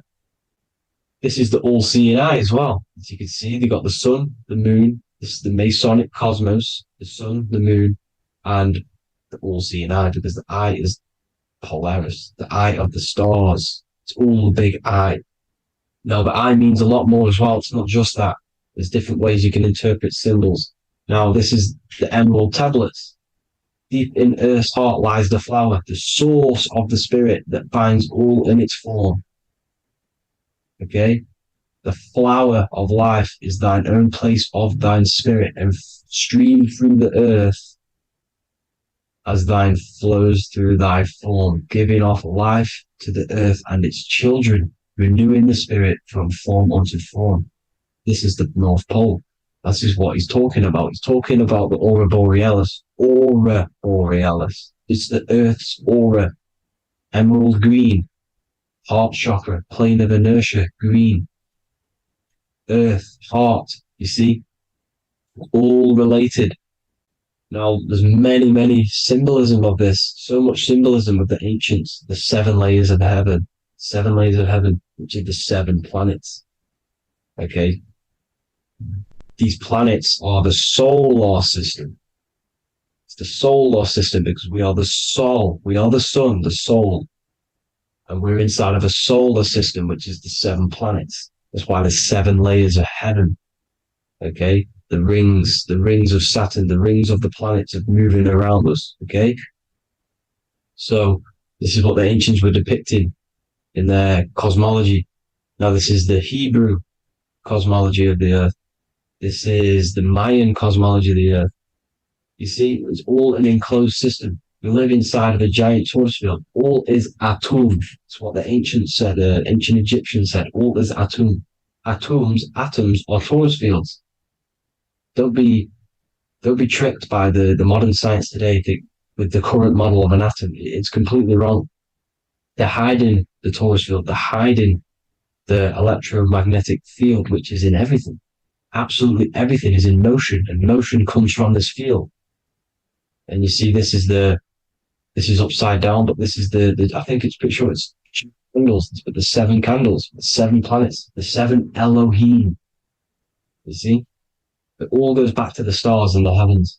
Now, this is how the earth really works, with the stars on the outside of the cosmic egg, and then the torus field spinning around the sun and the moon, the positive and the negative charge. The sun gives you energy, the moon takes your energy. The moon controls monthly cycles. Moon is mon. This is etymology. Mon, month, money, demon, monster. Stir is star, moon star. We are all stars. Youngster, minister, superstar, Hollywood star. We're all stars. We come from the stars, which is heaven. Our soul comes from the stars. You see?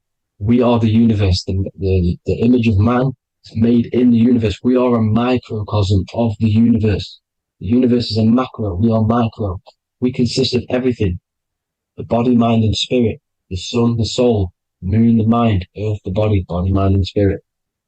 We have 12 systems in the body, which are governed by the 12 zodiac signs. Starting at the Aries, which is the ram, the ram of God, all the way down to Pisces and Capricorn, kneecap. It all goes back to the stars. We are the stars. We are the universe. Everything is inside of us. Everything. Like I say, the Temple of Solomon, the Temple of the Soul, and man, the soul. The temple is the body. The soul is the soul. And the man is the mind. The temple of the soul and the mind. Body, mind, and spirit. We consist of the 5 elements. Air, spirit, water, earth, and fire.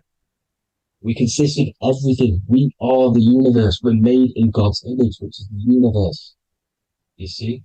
Now, everything goes back to the stars. The ancients worked with the stars because the stars govern everything. They govern the systems in the body. They govern your life. This is why your zodiac is so important, your sign. Each zodiac has a specific element associated with it as well. Aries, which is the first sign, the Ram of God, which is a fire sign.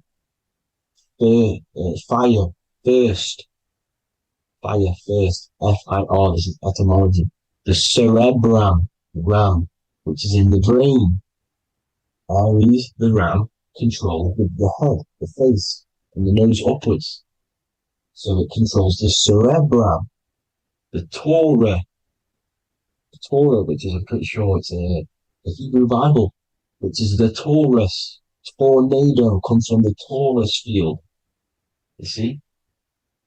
Everything's inside of you. It all goes back to the Taurus field, and the Taurus field is everything. Now, like I said, 12 zodiac signs, 12 systems, 12 cranial nerves in the brain, the 12 disciples of the Bible. All symbolic. Have to read the Bible properly. Now, this center, at the center of the earth, right? This is what's stirring the ether And the ether consists of the four elements. Because there's five elements. Spirit can be called ether. People call it spirit or ether. Ether is pure potential, pure energy. It's what connects the astral to the physical. It's the dimension between the physical realm, which we're on, and the astral. So it has pure potential. It's pure energy. This is why we say either. I either want to go there or there. It's connecting two scenarios. That's what the ether is. It's connecting the two worlds, the astral and the physical. The center is like the cosmic womb. There's a black hole in the center. This is the center of the torus field. This is the womb of creation. This is the womb of creation. And inside of this black womb are the five elements, and everything's being stirred around. Everything's in motion. Light is motion. Everything's motion. Now, like I said earlier, light crystallizes into physical matter. They are the same substance. Spirit and matter are the same substance, but different variations, different aspects of the same substance. Low vibrational spirit turns into matter. High vibrational matter turns into spirit. Or light, whatever you want to call it. Matter is light crystallized. This is where we get the 7 metals from. The planets. The planets are light. Specific frequencies and vibrations of light. When these lights, or the planets, materialize, material metals, materialize, they turn into the 7 metals. Saturn turns into lead. That's why lead is red. Saturn is red. The sun turns into gold. That's why the gold is yellow and the sun is yellow. You see, Saturn is the time god. What happens in autumn? The leaves turn red and they die. This is why Satan, time god, the reaper, everything is crystallized till it's death and then reborn again. You see, rust, when things rust, it turns to red. Because it's Saturn. Saturn crystallizes everything. He's the reaper who comes around in winter. You see? He's Satan. Jesus and Satan, the sun and Saturn. They say we live in a solar system. The solar system. I think I've already just broke this down. The 7 planets are the 7 chakras. Everyone already knows this. But I'm going through it anyway. But this is where we get the 7 planets from. And the 7 metals. You see, all the ancients knew it was an enclosed electromagnetic system. It's not a spinning ball in the middle of space, people. They want you to believe this so you get stuck in this material world. Because if you believe everything's material, you can never affect this plane effectively.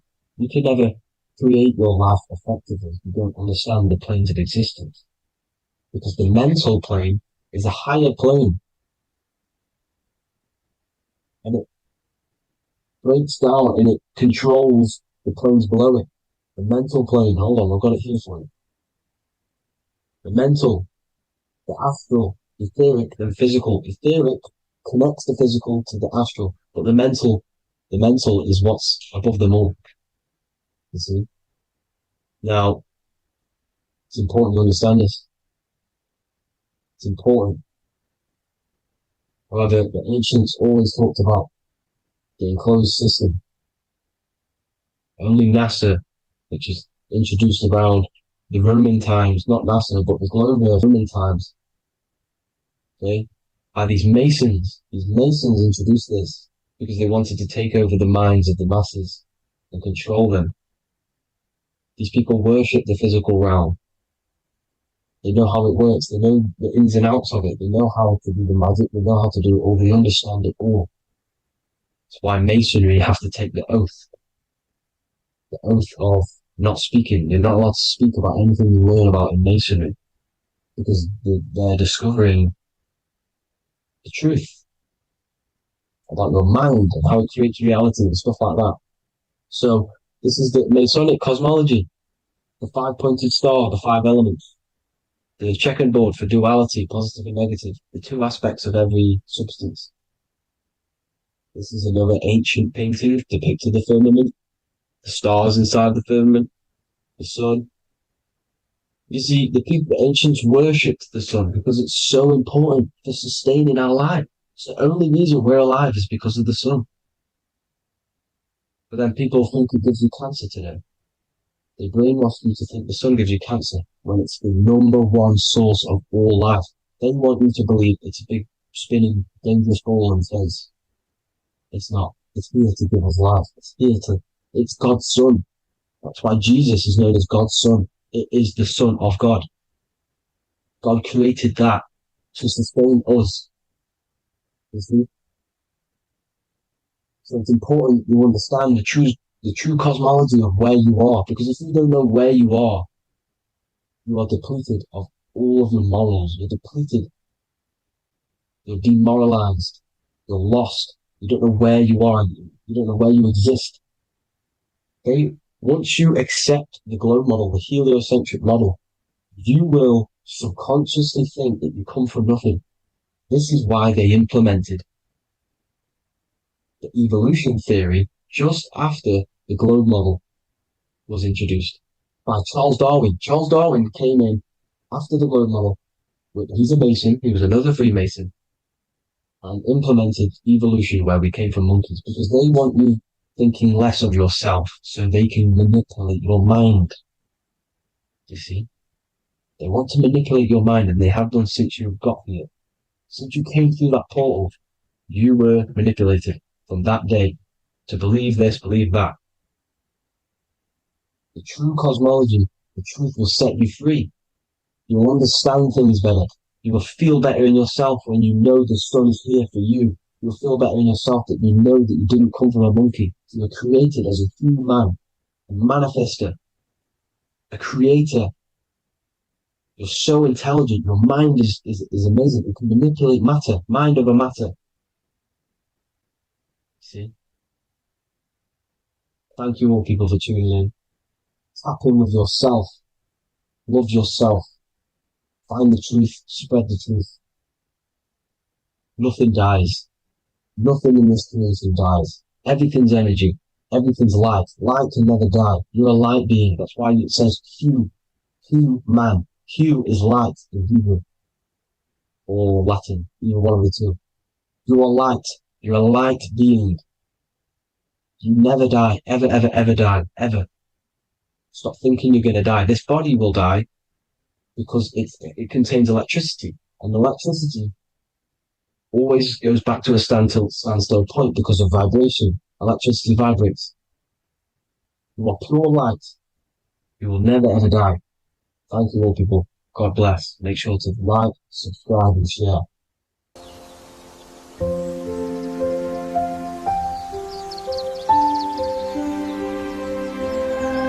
bookofwisdom.com. Visit today.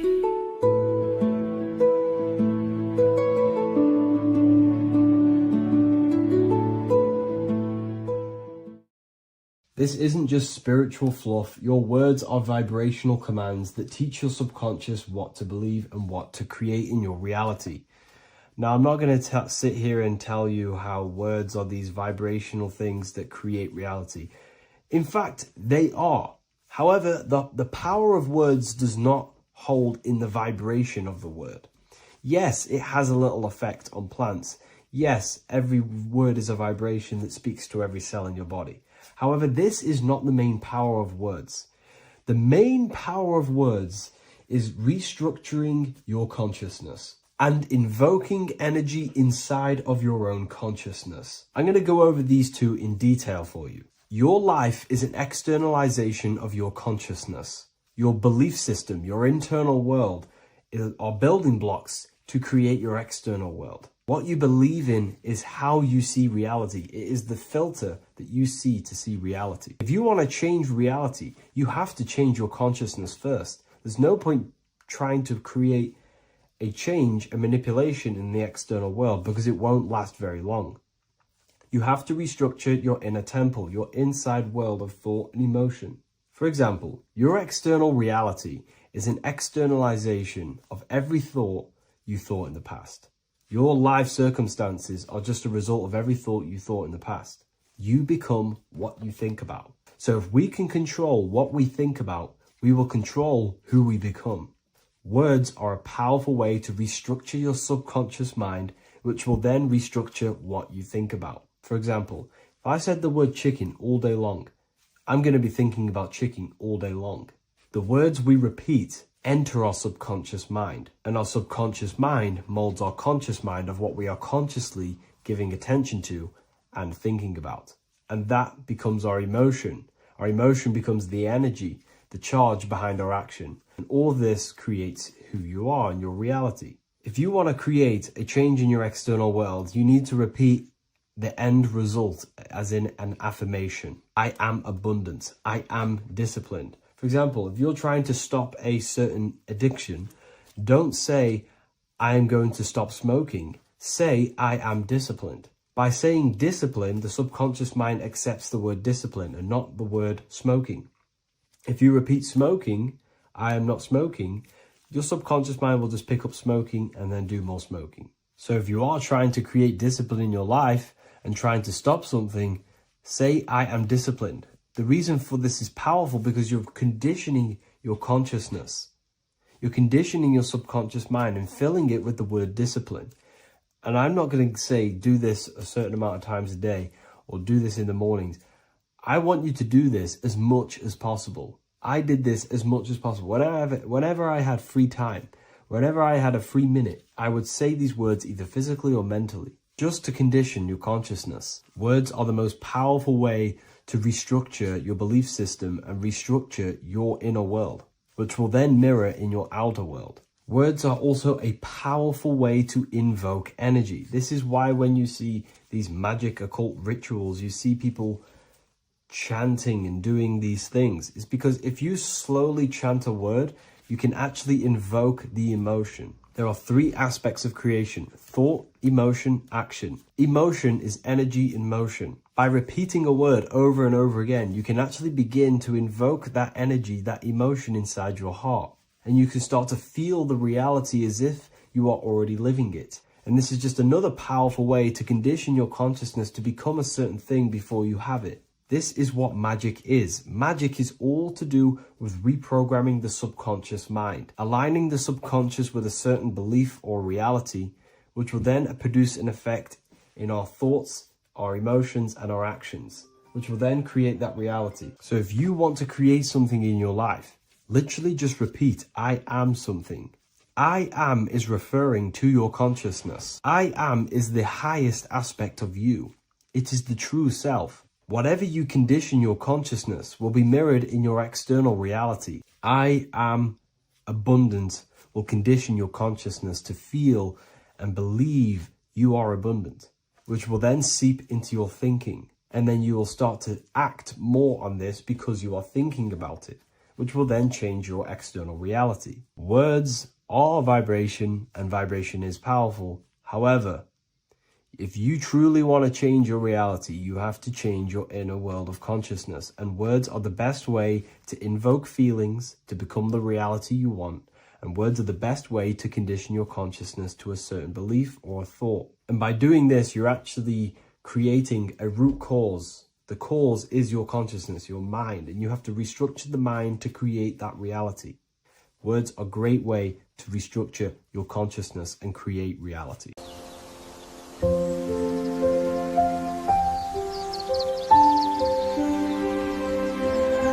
bookofwisdom.com. Visit today.